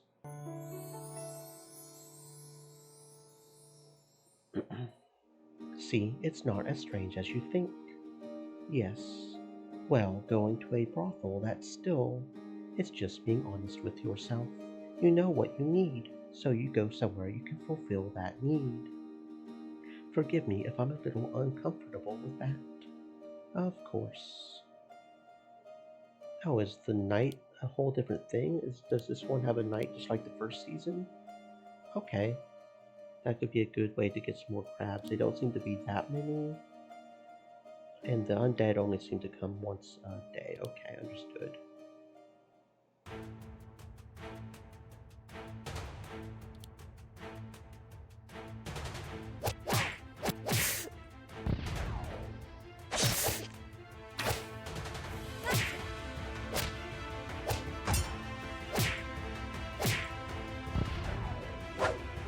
You stand no chance.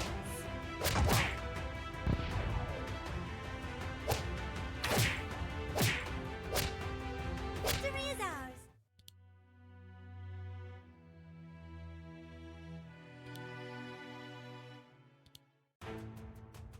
Leave before I kill you.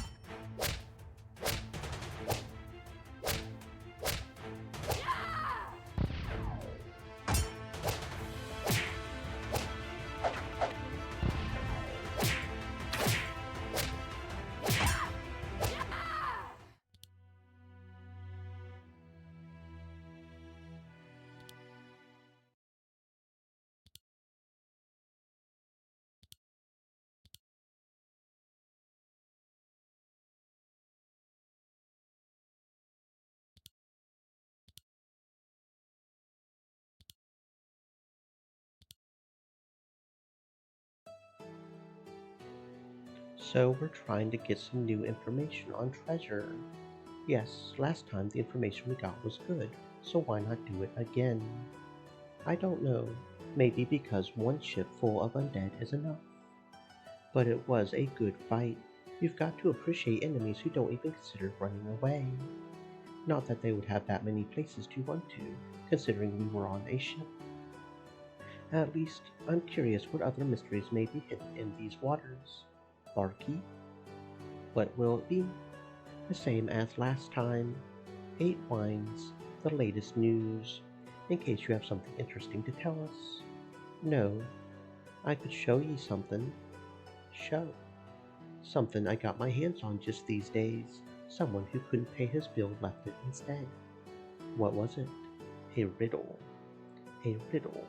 Yes. Fool, do you think we've come for riddles? You're going to like this one. It's from the diary of Jack Nut. Nut, as in Nutty Nut? The same. Nutty Nut. The pirate. Have you never heard of him? No. Should I have? He's quite famous. For being crazy? Well, yes. What am I doing wrong? Also for being one of the most successful people of his trade. Successful? He captured over 50 ships in his lifetime, among them 3 treasure ships. Did you say treasure? Yes, ships carrying large amounts of money sent to trade in for foreign goods.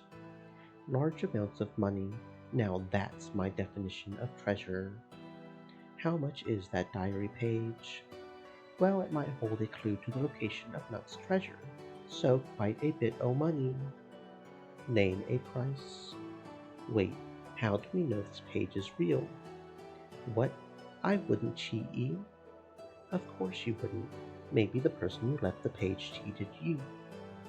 Certainly not. Then you can let us see the page to verify it's real. If I let you read the page, then you don't need to buy it no more. Besides, how would you know it's real? I know Jack Nut's handwriting. You do? Certainly, he wrote a few letters in his life, mostly to apologize to the wives of the men he had to kill in his travels. What? He apologized for giving men the honor of dying in battle. I suppose not everyone considers that an honor, Grim. I still can't show you the page. If you're a studied man, elf, then one look might be all you need to read the entire thing. Then just show me the first line. That will be enough. The first line. Whatever. One line can't hurt. So what do you say, Jariel? Is it real? It definitely looks like Nutty Nut's handwriting. What does it say? Standing next to Lonely Polly, I looked to the what? That's where the line ends. Who's Polly? I don't know. Maybe one of Nut's crewmen. Wait, this page talks about Nut standing together with his crewmen. Apparently. Then it's probably useless. What makes you think so? Well, we're hoping to find his treasure, right? If he took one of his crewmen with him to hide it, then that other guy would also know where it's hidden. Considering that all this must have happened some time ago, a little over 30 years, there's no chance the treasure is still there. I would like to see the rest of the page. I'm curious about what's on it. So, are ye buying? What's your price? 2,760 gold. We don't have that sum. Then come back when you have it. I won't discuss this any further if you can't pay. Okay. Damn, bro, that's expensive though. Maybe it'll be worth it. I guess we can find out. We'll have to get another 1,700 gold though. Shit. Darn it. Where did you go? Okay, I don't know where it went, but okay. Nothing else here, nothing else here. Okay. Can we go out again since it's night? We can. Okay, so that's count. Okay, that's interesting that counts like that, but okay. Let's just go to Ninjuna. Hopefully it won't be too hard, but I have a feeling this might be some hard fights. The island of Ninjuna. A few days later. Well, that was easier than expected. I sure thought sneaking past these ships would be more trouble than that. I suppose the patrols don't consider one single dinghy a threat, or there would have been more trouble. At least we didn't have to row half as much as I thought. The albatross is anchored quite a distance away. The rising tide helped us. If we time this right, the falling tide will help us on our way back. How much time do we have? The tide should turn in around 3 hours. From that point on, we have another 3 hours until the falling tide is strongest. We want to be here an hour before that. So it should be 3 plus 3 minus 1. 5, right? Yes. Why didn't you just say so? In any case, we certainly won't need that much. If that large mansion up there is where we need to go, that's half an hour to get to it, then half an hour back. 4 hours to find Gonzalo should be plenty. You can get there in half an hour, yes, if you take the streets. The large, well-lit, probably guarded streets. Yes, I think we had better not do that then. I'm not afraid of a few guards, I can take them. We should still consider a few other options. This island has some nice, lush vegetation. Why not approach in the cover of those trees? That would take significantly longer. My estimation is around an hour and a half or so. That would leave us a little less time to go looking for Gonzalo. Still plenty. If you're going through the woods anyway, then why not circle that mansion entirely, approach it from behind? What good would that do? If you take a closer look at that island, you can see that this side is the only place where ships can land, so the other side will probably be entirely unguarded. You mean we are coming from a side they aren't expecting? I would think so. That, however, will take another half hour more, I suppose. We'll have very little time to go looking for Gonzalo if we do that. It may still be our only option. We cannot risk a fight. If anybody hears us, then every man on this entire island will be out for us. Even we can't take on that many. Well, this is a volcanic island. No Rowenda, no lava. Guys, I think I know how to lower the risk of discovery quite a bit. How so? I know a very nice spell. Quiescence of the Moon. It's a spell that makes a single target perfectly quiet. Or rather, it prevents anyone from hearing any sounds coming from that target. How does this help? A single target isn't precisely. Let me finish. Under a full moon, however, I can boost the power of the spell so that it covers an area of 60 feet in diameter. No one outside that area hears what happens inside. Now that will be helpful. The only downside to it is that I need my full concentration to keep it up. I won't be able to help you out if we get into any fights. You're not much of a fighter anyway. In any case, the idea is great, Riley. You should absolutely do that. We still need a decision on how to get to the mansion. Althea, do we approach on the road? Do we go through the woods? Do we circle the mansion entirely, approach it from behind?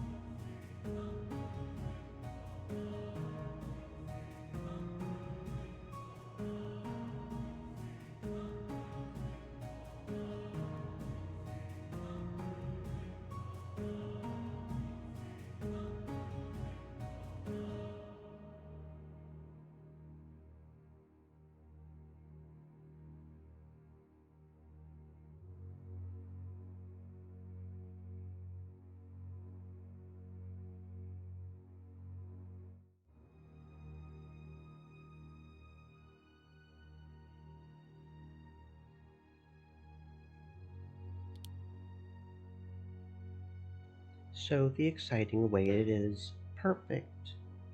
I hope you know what you're doing, Althea. Trust me. A patrol. Quick, let's dispose of them.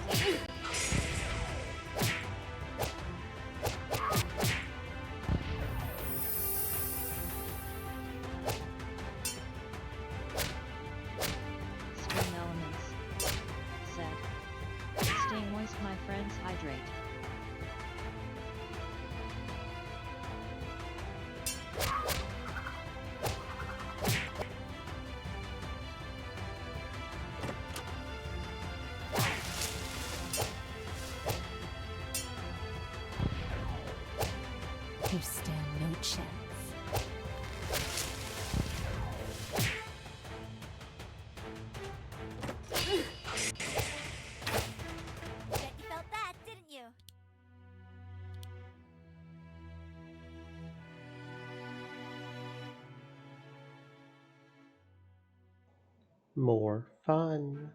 Oh, okay. Oh, and this looks like a lot more people. Okay.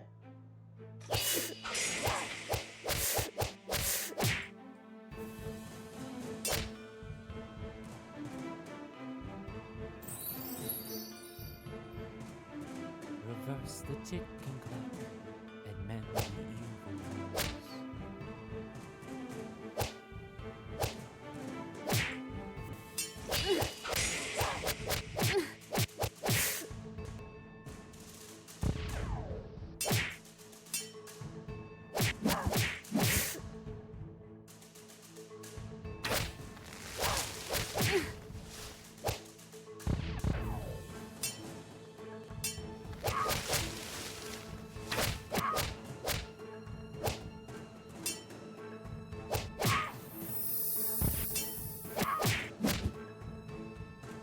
Sleep tight.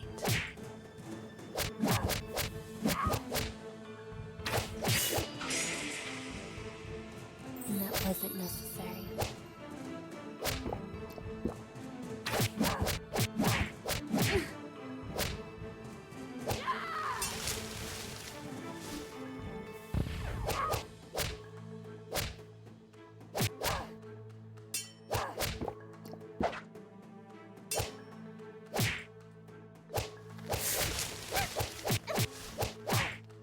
Good night.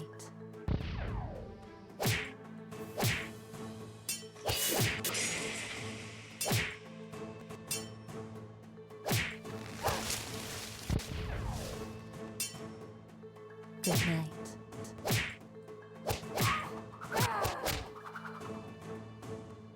Revenge.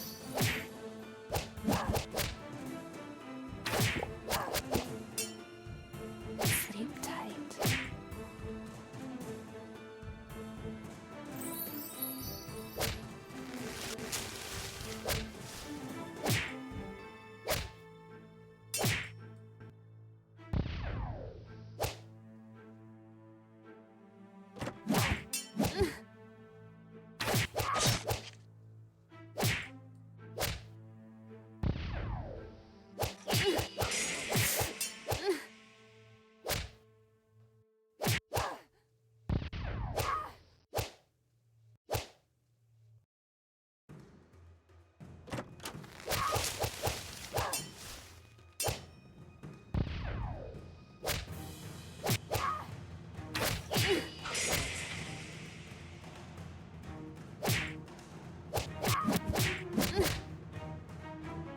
Revenge.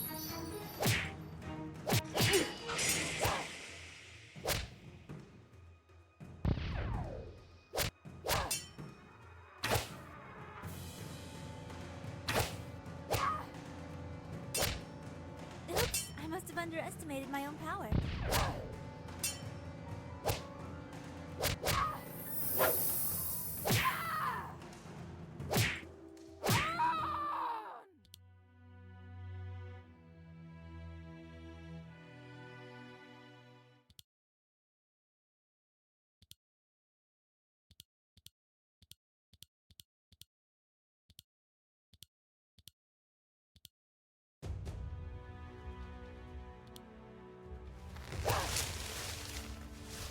Good night.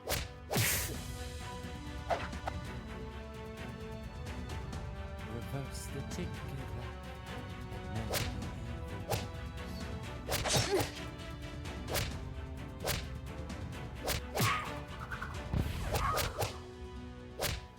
That'll teach you.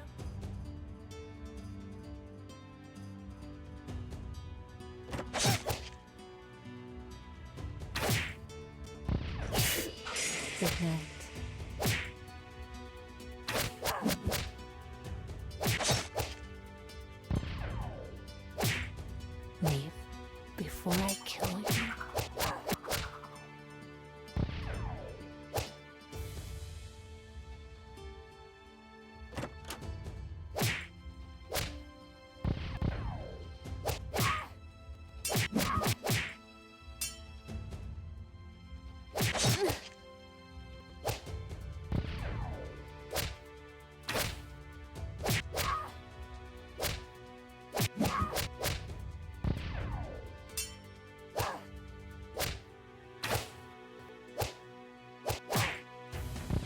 It's over.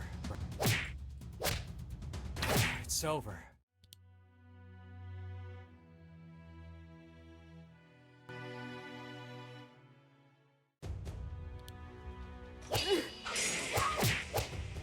Good night. Reverse the ticking clock and mend the evil wounds. Good night.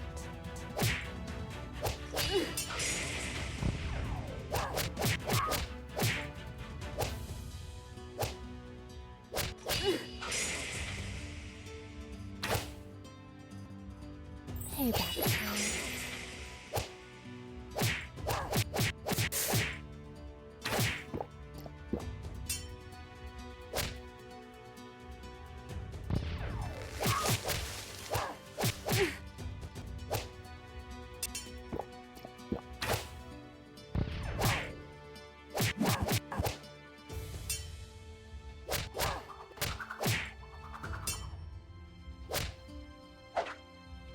You felt that, didn't you?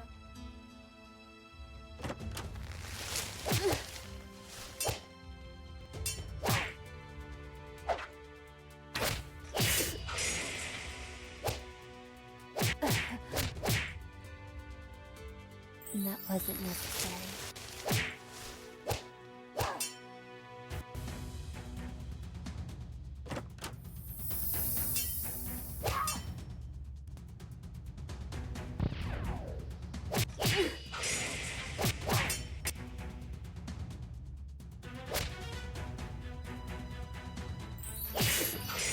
Wait, before I kill you,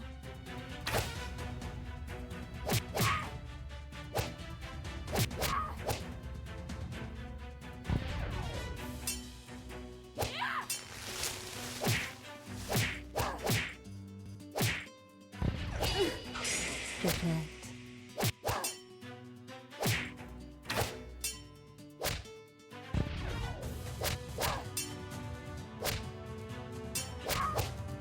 Good night.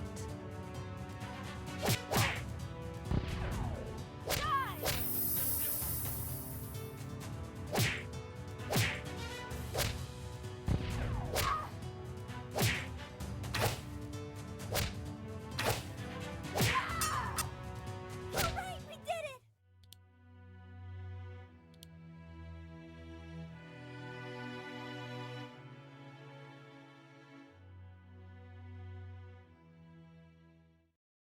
Well, that was certainly quite a few guards, but saved us time so we can look for Gonzalo better.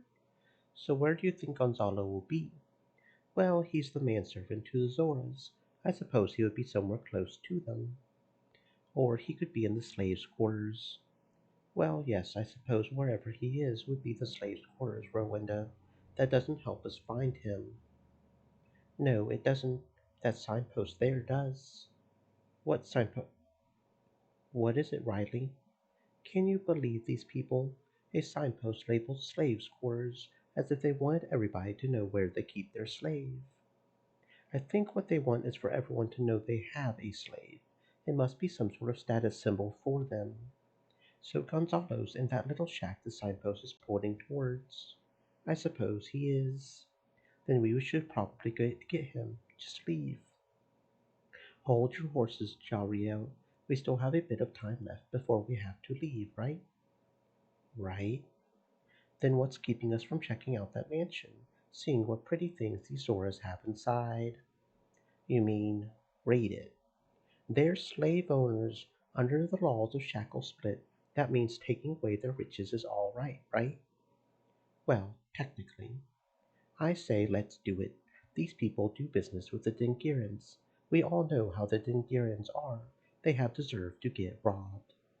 Still, the Zoras have never done anything to us. This is us going after them, not the other way around. You're right, Bayless. The thought of entering a mansion to loot it makes me a little uncomfortable too. I thought the whole reason for us coming here is to break into that mansion, take a slave away from the Zoras, isn't it? Certainly. I don't want to know how much they paid for Gonzalo. We're definitely going to steal him. Why not take a little more, then? As long as Riley can keep us from getting hurt, I have no qualms with that. Your call, Althea. We can just go to the slaves' quarters, take Gonzalo with us. We can explore the mansion, take whatever we can get. Well, this isn't a real question, is it? I mean, obviously we've got to go search the entrance hall.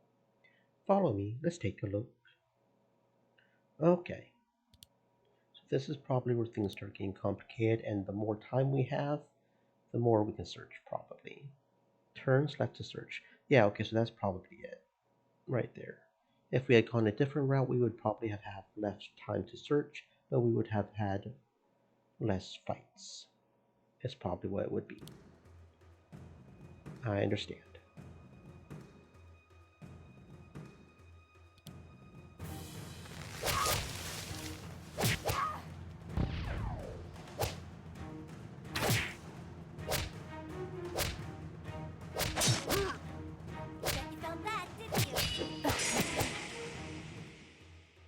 That wasn't necessary.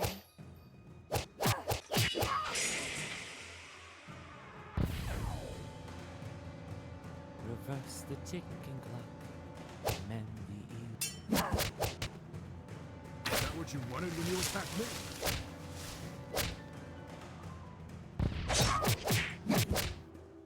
It hurts because I hit something important.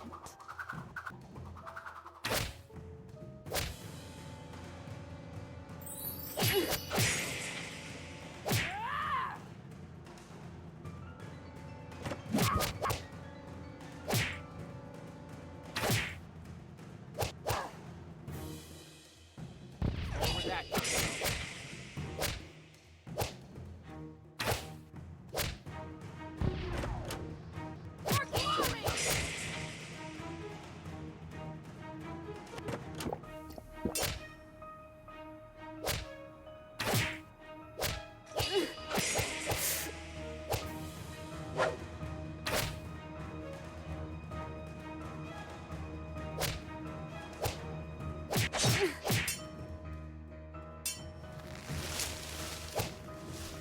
It's over. You stand no chance. And so death feeds.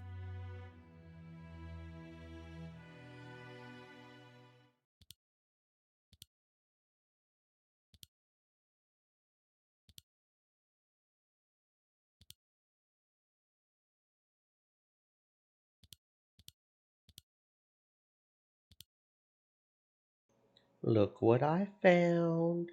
A scroll of major healing. Restores 150 health, mage class only. Okay. Well, let's go search the dining hall then. Okie dokie. I'm guessing each one is going to have a fight.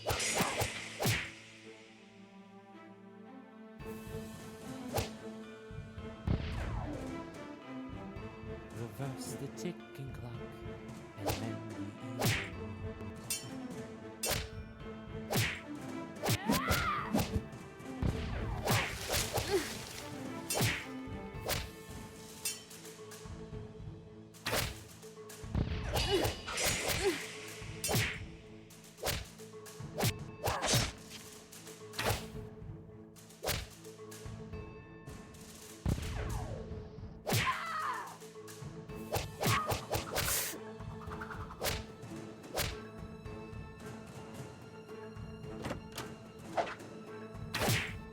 Leave before I kill you.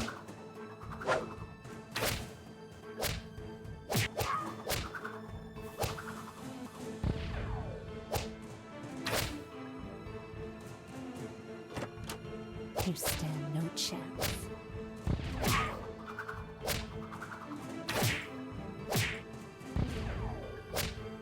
Sabertooth!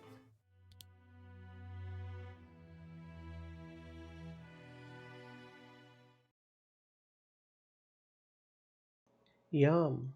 This stuff looks delicious. It's golden bees honey from Flower Vale. I've been there. It is near an ancient elven town. So, looks like normal honey to me.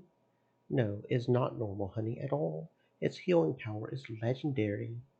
Wow, interesting. There's enough for 2 people. Let's take it. Might be useful. Flower Veil Honey, usable by a class, a complete and full restoration of health and SP. Now that looks nice. Music Gallery.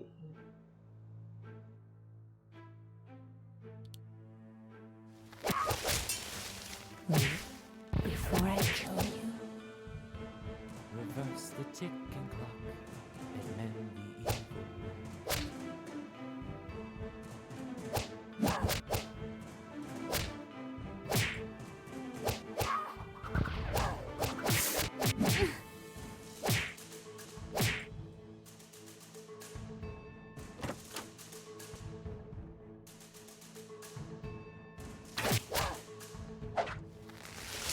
you stand no chance.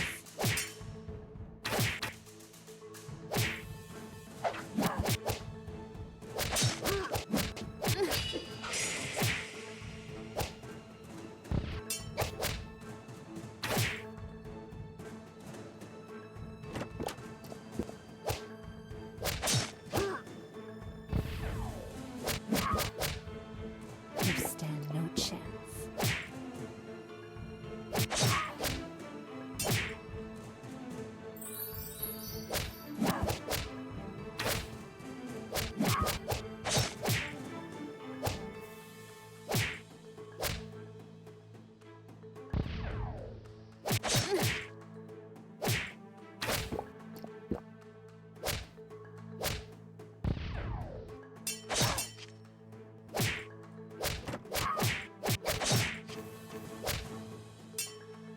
There's more where that came from.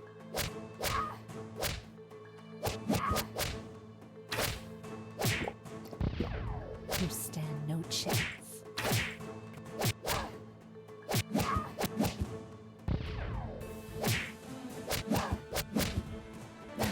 Fools. All right, anybody injured?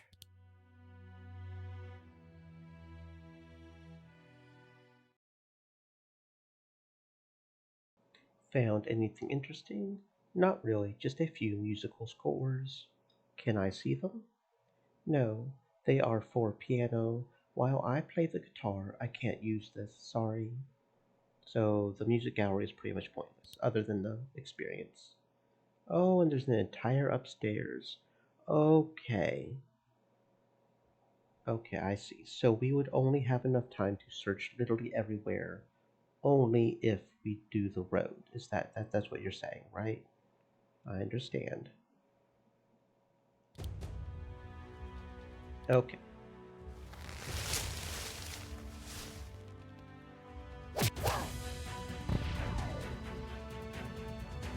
Reverse the ticking clock and mend the evil. Wait, before I kill you,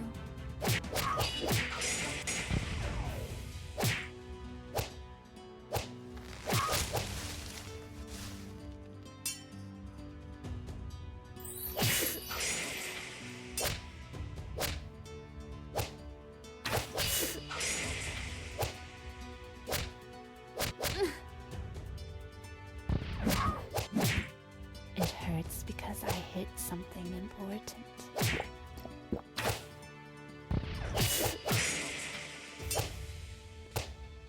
For glory!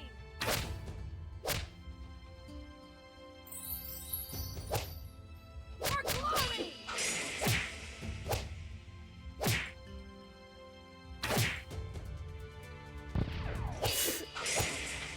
More where that came from.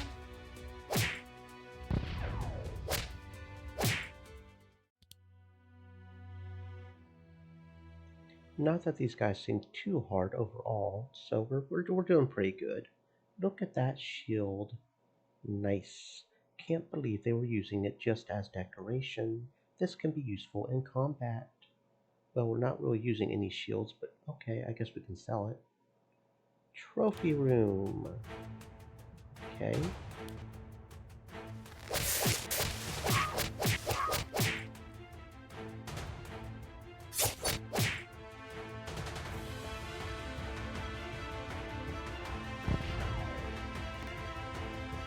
Reverse the ticking clock and mend the evil.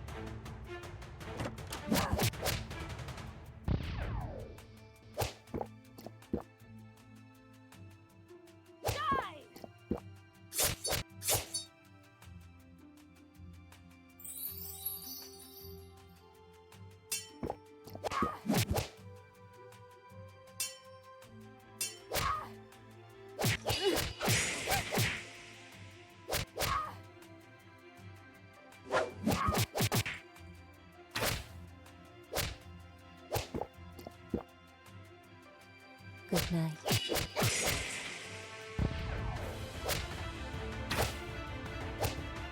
Sleep tight.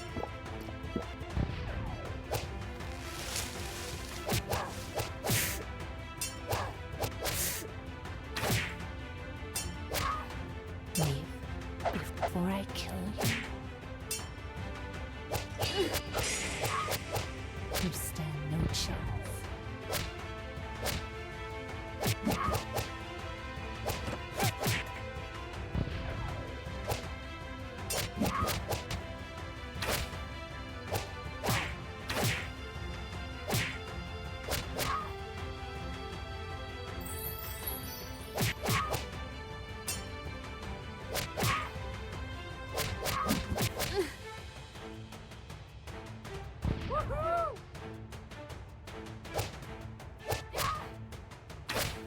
Oops, I must have underestimated my own power.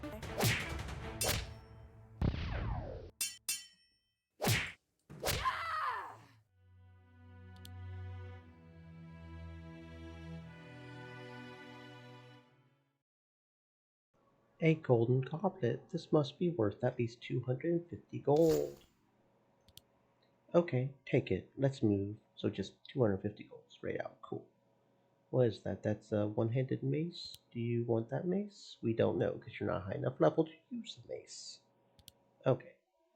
Last but not least, the dressing room.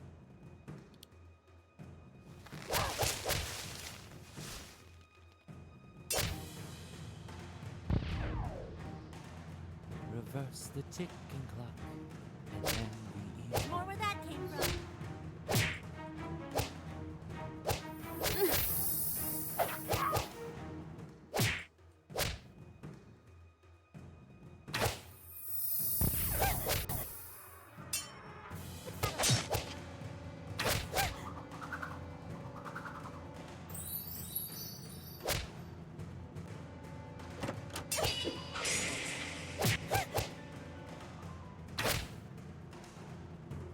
And that wasn't necessary.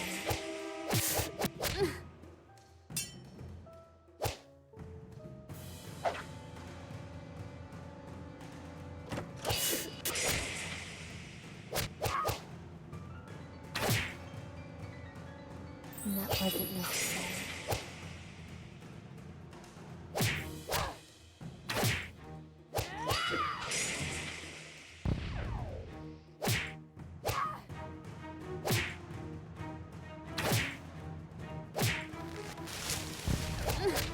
You stand no chance.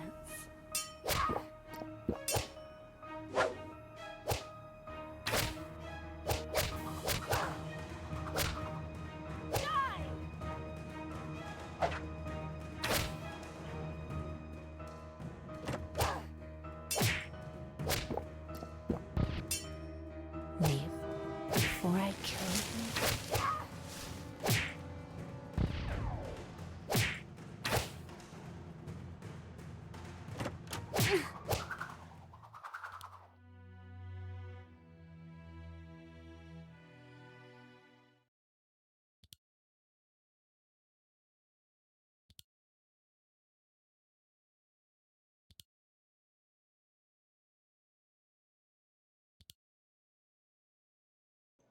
That's amazing.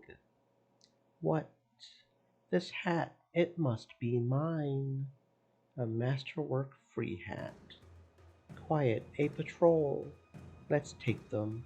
Charge. What on? Guards, guards! Quiet if you value your life. No one can hear you anyway. Well, what do you want? Let's go ahead and see if we can equip that hat on anybody. Do, do. You're not high enough level even if you wanted to. We won't hurt you. All we want is Gonzalo. Gonzalo? Well, what do you want from a simple slave? We've come to free him. Free him?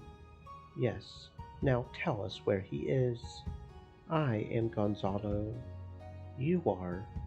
Why are you calling for the guards? I saw you. All these dead people. I thought this was maybe an attack by an enemy of the Zoras. In any case, come with us quickly. It won't take long until these dead guards are found. We'll need to be gone then. Come with you. Where to? To your sister. Anai? Anai is alive? Alive. Very much looking forward to meeting you. Now come. Eventually, we made it. I I still can't believe it. My sister. I'm going to see my sister again. You are. Now come. We still have a journey ahead of us. I would follow you to the end of the world if Anai was waiting for me there. Thank you. Thank you so much. Thank you with all of my heart. If there's anything I can do for you, if you ever need anything, just take it. What I own is yours. No need to thank us. Knowing that we could help you reunite with your brother is reward enough. Yay! Reunited a family. Very nice. I was honestly thinking they were going to go with the trope that he doesn't want to leave, that he's happy with his current owners, but they decide not to do that, so that's cool. Just auto sign for her, I guess. Yeah, okay. I really want to do something for you, something special. You've definitely earned a reward. Of course, I can't really give you that much. Well, if it's not too much to ask for, there's actually a favor you could do for me, ain't I? Anything, just say the word. You aren't going to take advantage of these poor people, are you? Of course not. It's just a small favor, one that could be immensely useful to me. Can you forge custom weapons? I certainly can. I once owned a set of custom-made hatchets, weighted for ease of handling. Yes, yes, of course. Come with me at once. I'll show you what's possible. Valus. Don't worry, Krim. Nothing fancy, just something practical. Sorry about my sister. She's always been very excitable, even as a child. Looks as though she hasn't changed at all through the years. Actually, she's changed a lot if she has always been this enthusiastic. When we first met her here, she was rather quiet and somber, probably because of being separated from her family all these years. Yes, that can be very traumatic. Good thing you weren't hurt, Gonzalo.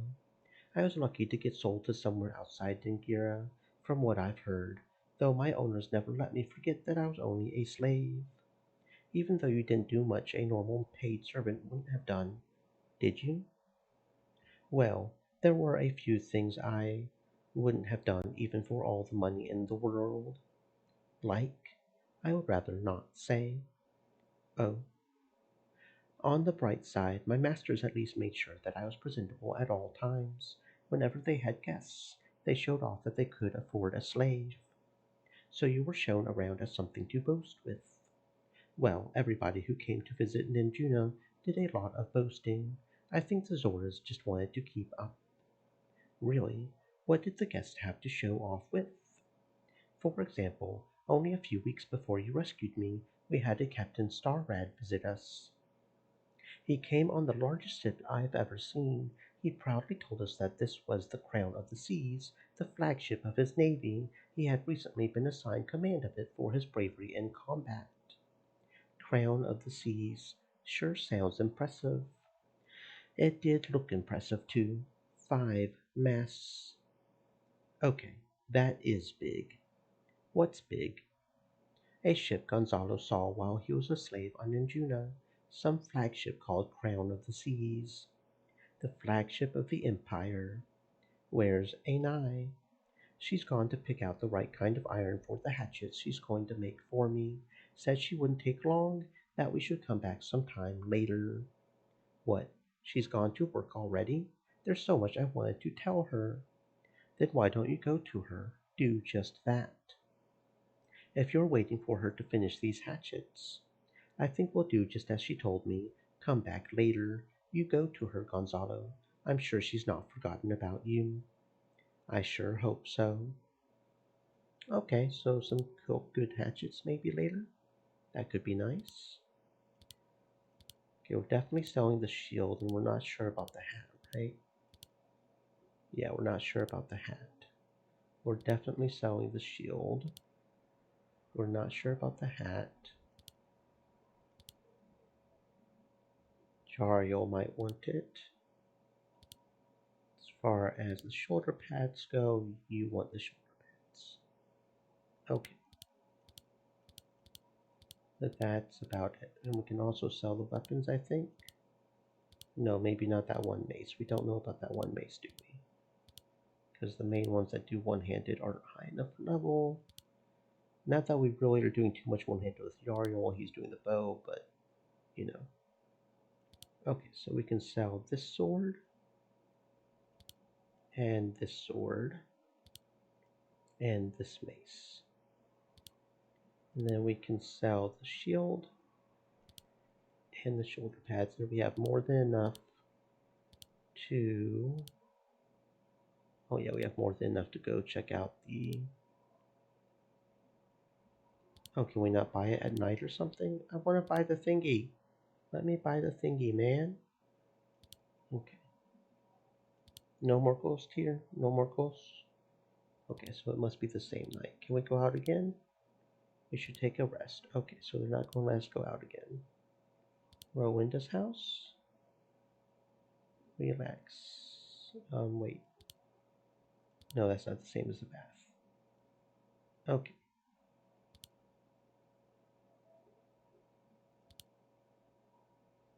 Hmm. Do do do do do. Sure, why not? A little peace and quiet's probably a nice change of pace after what we've been through recently. Yes, it seems like our lives revolve a lot around fighting all sorts of different enemies. I thought that would at least change a little after we left the arena. Life is struggle. It always has been. It always will be. You're sounding a lot like Krim. Krim?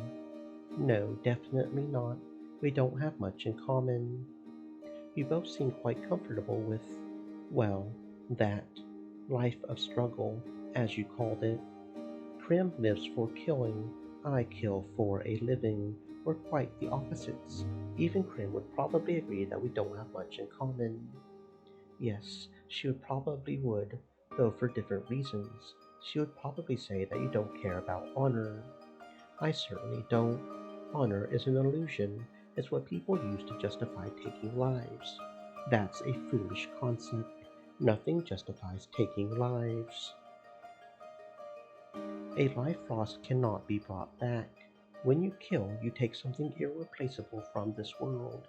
No concept of honor can make up for that. You're an assassin. You must have killed quite a few people. I have.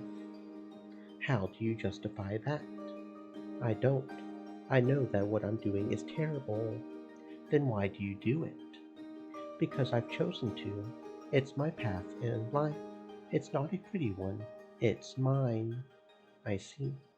I mean, look at Javier. Look at the path he chose for his life. Devoting 100 years to what?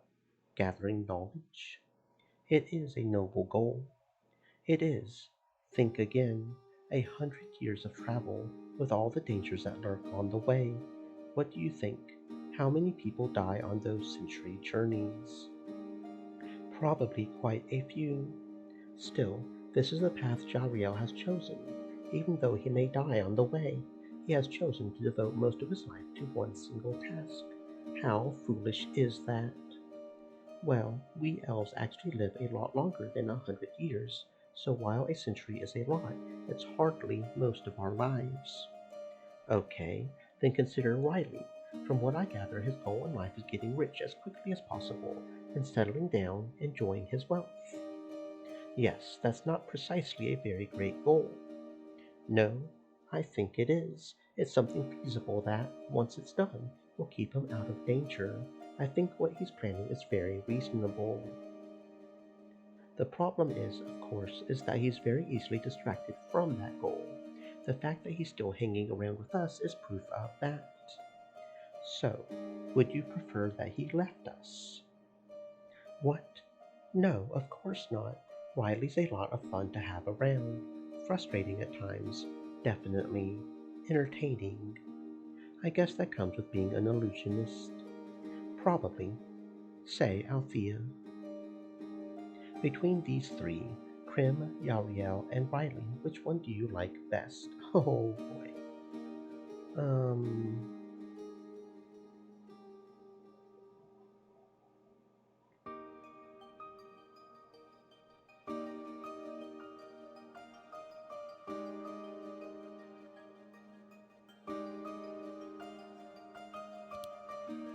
Definitely Riley.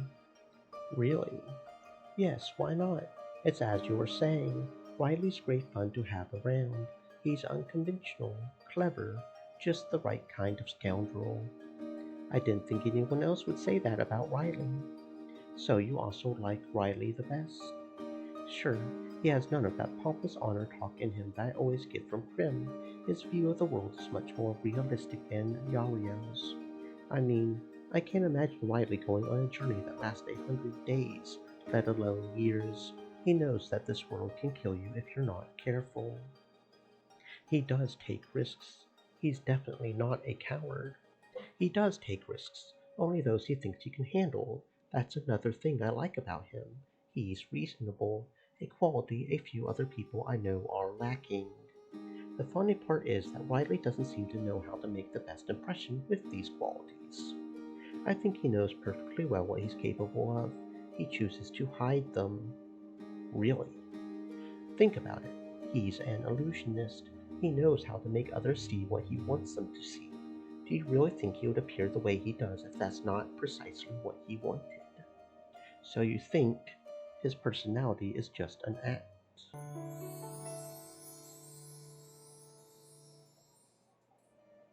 Certain parts of his personality, even I can't figure out which. He's really good at what he's doing. Admirable, isn't it? Yes. Yes, definitely. Days to the next plot event too. Okay. We have more goals. Goals.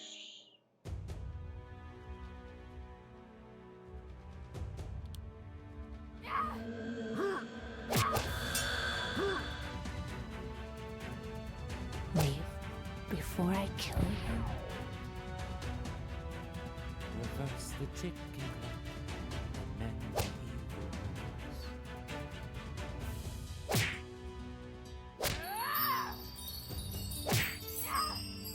Ow! Ow!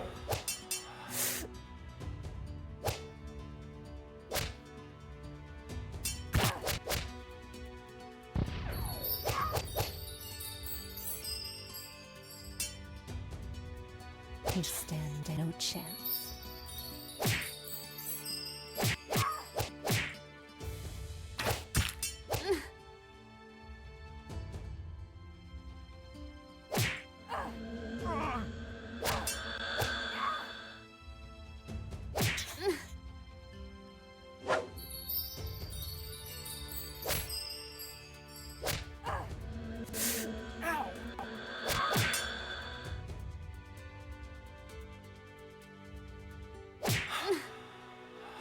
It hurts because I hit something important.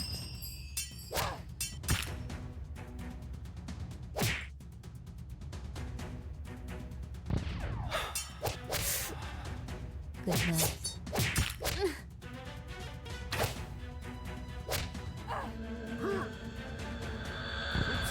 I must have underestimated my own power.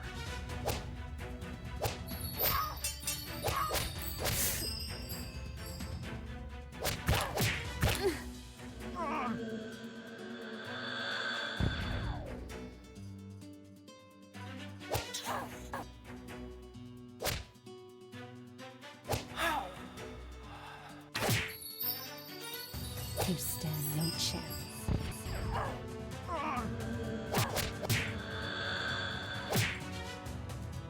So mercy with experience.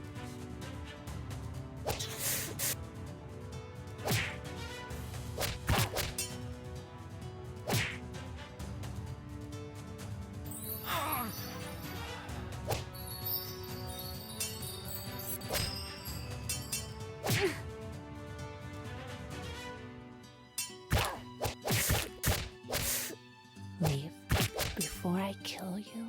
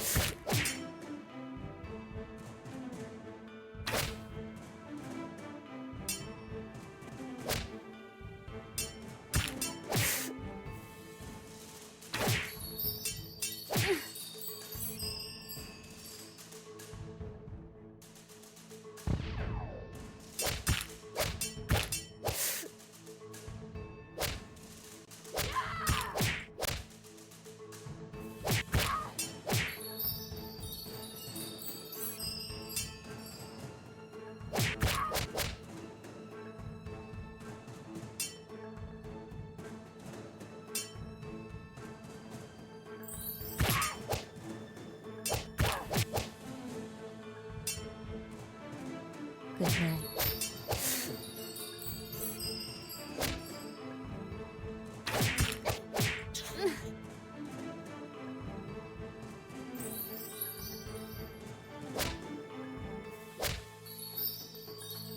Sleep tight.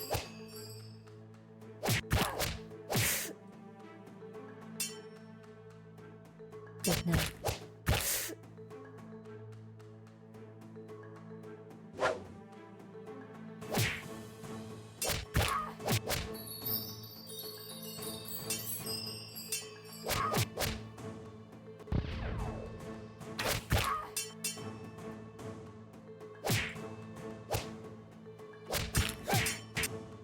Good night.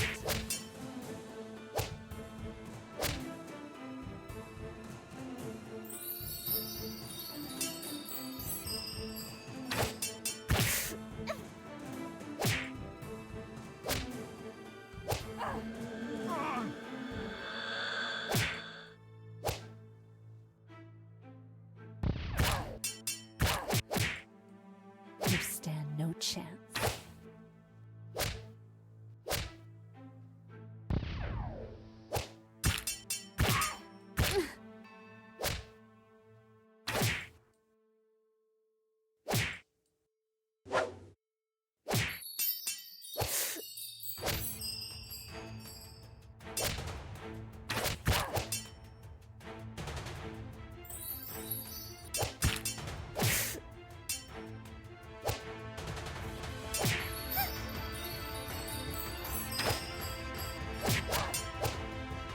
It hurts because I hit something important.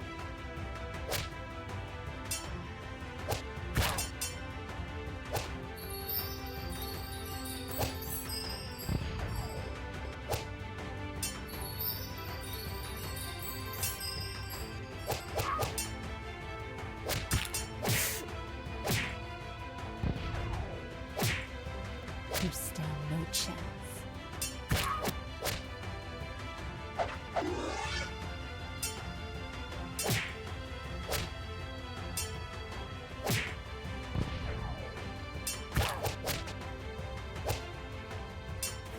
Good night.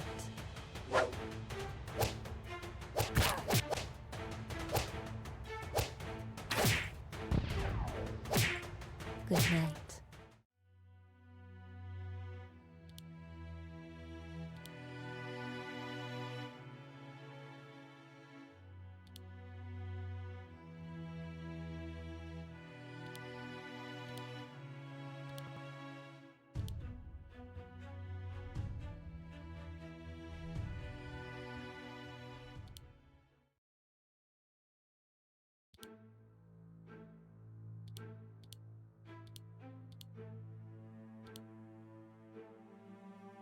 Leave before I kill you.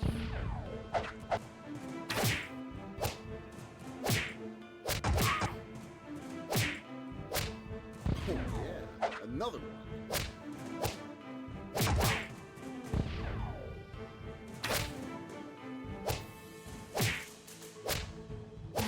Fools.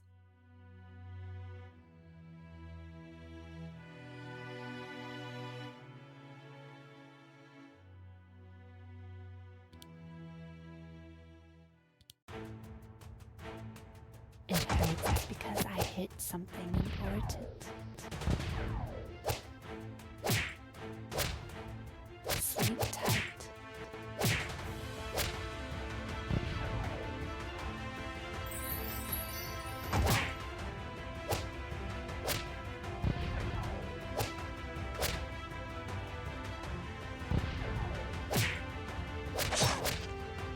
Sleep tight. Sabertooth!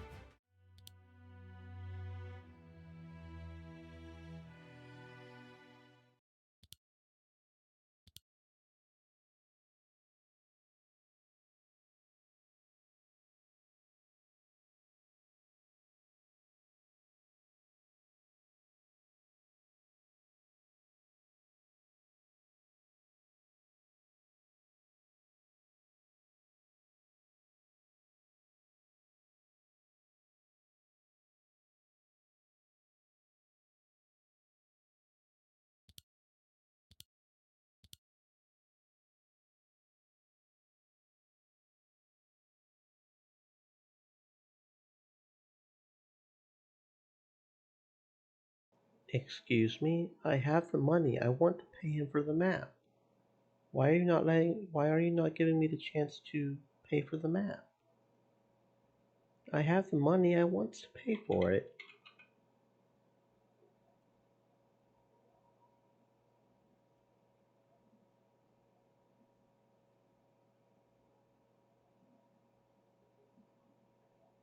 Hmm.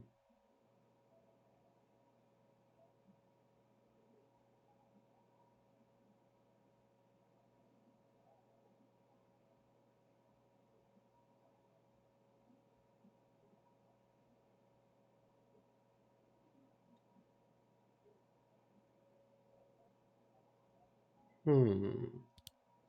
Weird. There you are again. I'm done with your hatchets, Bayless. Thanks. May I see them? Balanced hatchet, legendary weapon for Bayless only. Here, I hope they are to your liking. Very much so. That's some masterful craftsmanship.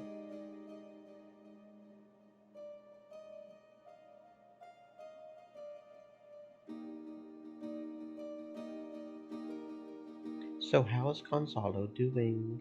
Getting accustomed to his new hometown. It's the first time in his life he's free to go anywhere he wants to. He's doing just that. It must be great being reunited with your family.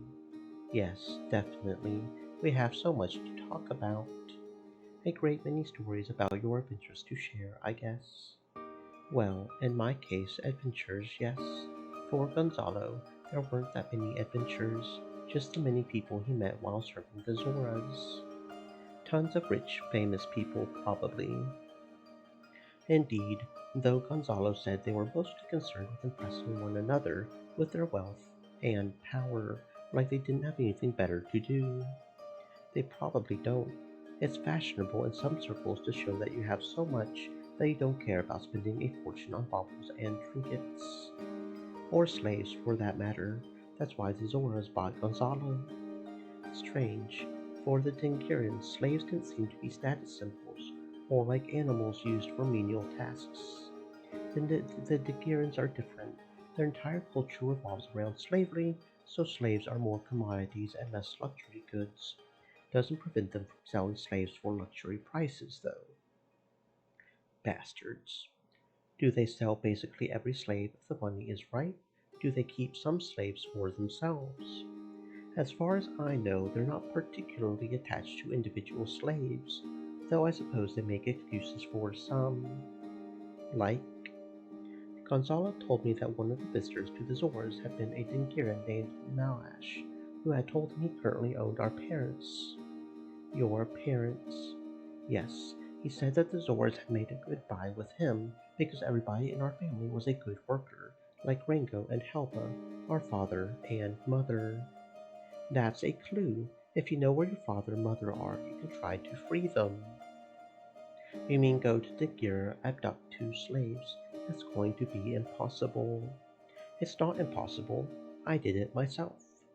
The problem is that the way you did it was ridiculously dangerous. If anything, it will have made the Dingirans wary of attempts to liberate their slaves. I agree. Even Moreau isn't daring enough to try and assault Dingira. We may not have to assault Dingira in order to free your parents, Ainai. What do you mean? You said a Dingiran named Malash currently owns them, right? Yes. Malash doesn't live in Dingira. He has a trading post in the city of Arlaka. You're right, Althea. I read that in the log of the ship we found. Wait, so we know where Rango and Helba are being held? Pretty much, yes. If they're Malash's private servants, then they're probably with him at Arlaka. In that case, I say we free them. Krim, are you serious? Dead serious. You've already been reunited with your brother. Now you're going to see your parents back. I swear we shall return them to you. Krim, swearing to do something you can't be sure will succeed may be a little hasty. It's the way of the warrior. Really, you don't have to do something like, no, Anai, Krim's right. We enjoy the hospitality of Shackle Split. We're obliged to repay it. Allow us to do that by bringing your parents back. Okay. Well, how am I supposed to refuse that? Perfect. Quick, to the harbor. Well, I guess we're releasing the entire family.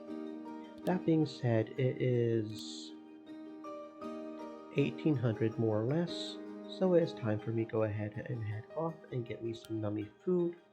I have some shrimp and zucchini and couscous waiting for me. I've got to cook it, of course, but yeah. So stay safe, friends. Maybe tomorrow I will see you again for some anonymous code. I feel like we're probably going to end up finishing that tomorrow. Probably.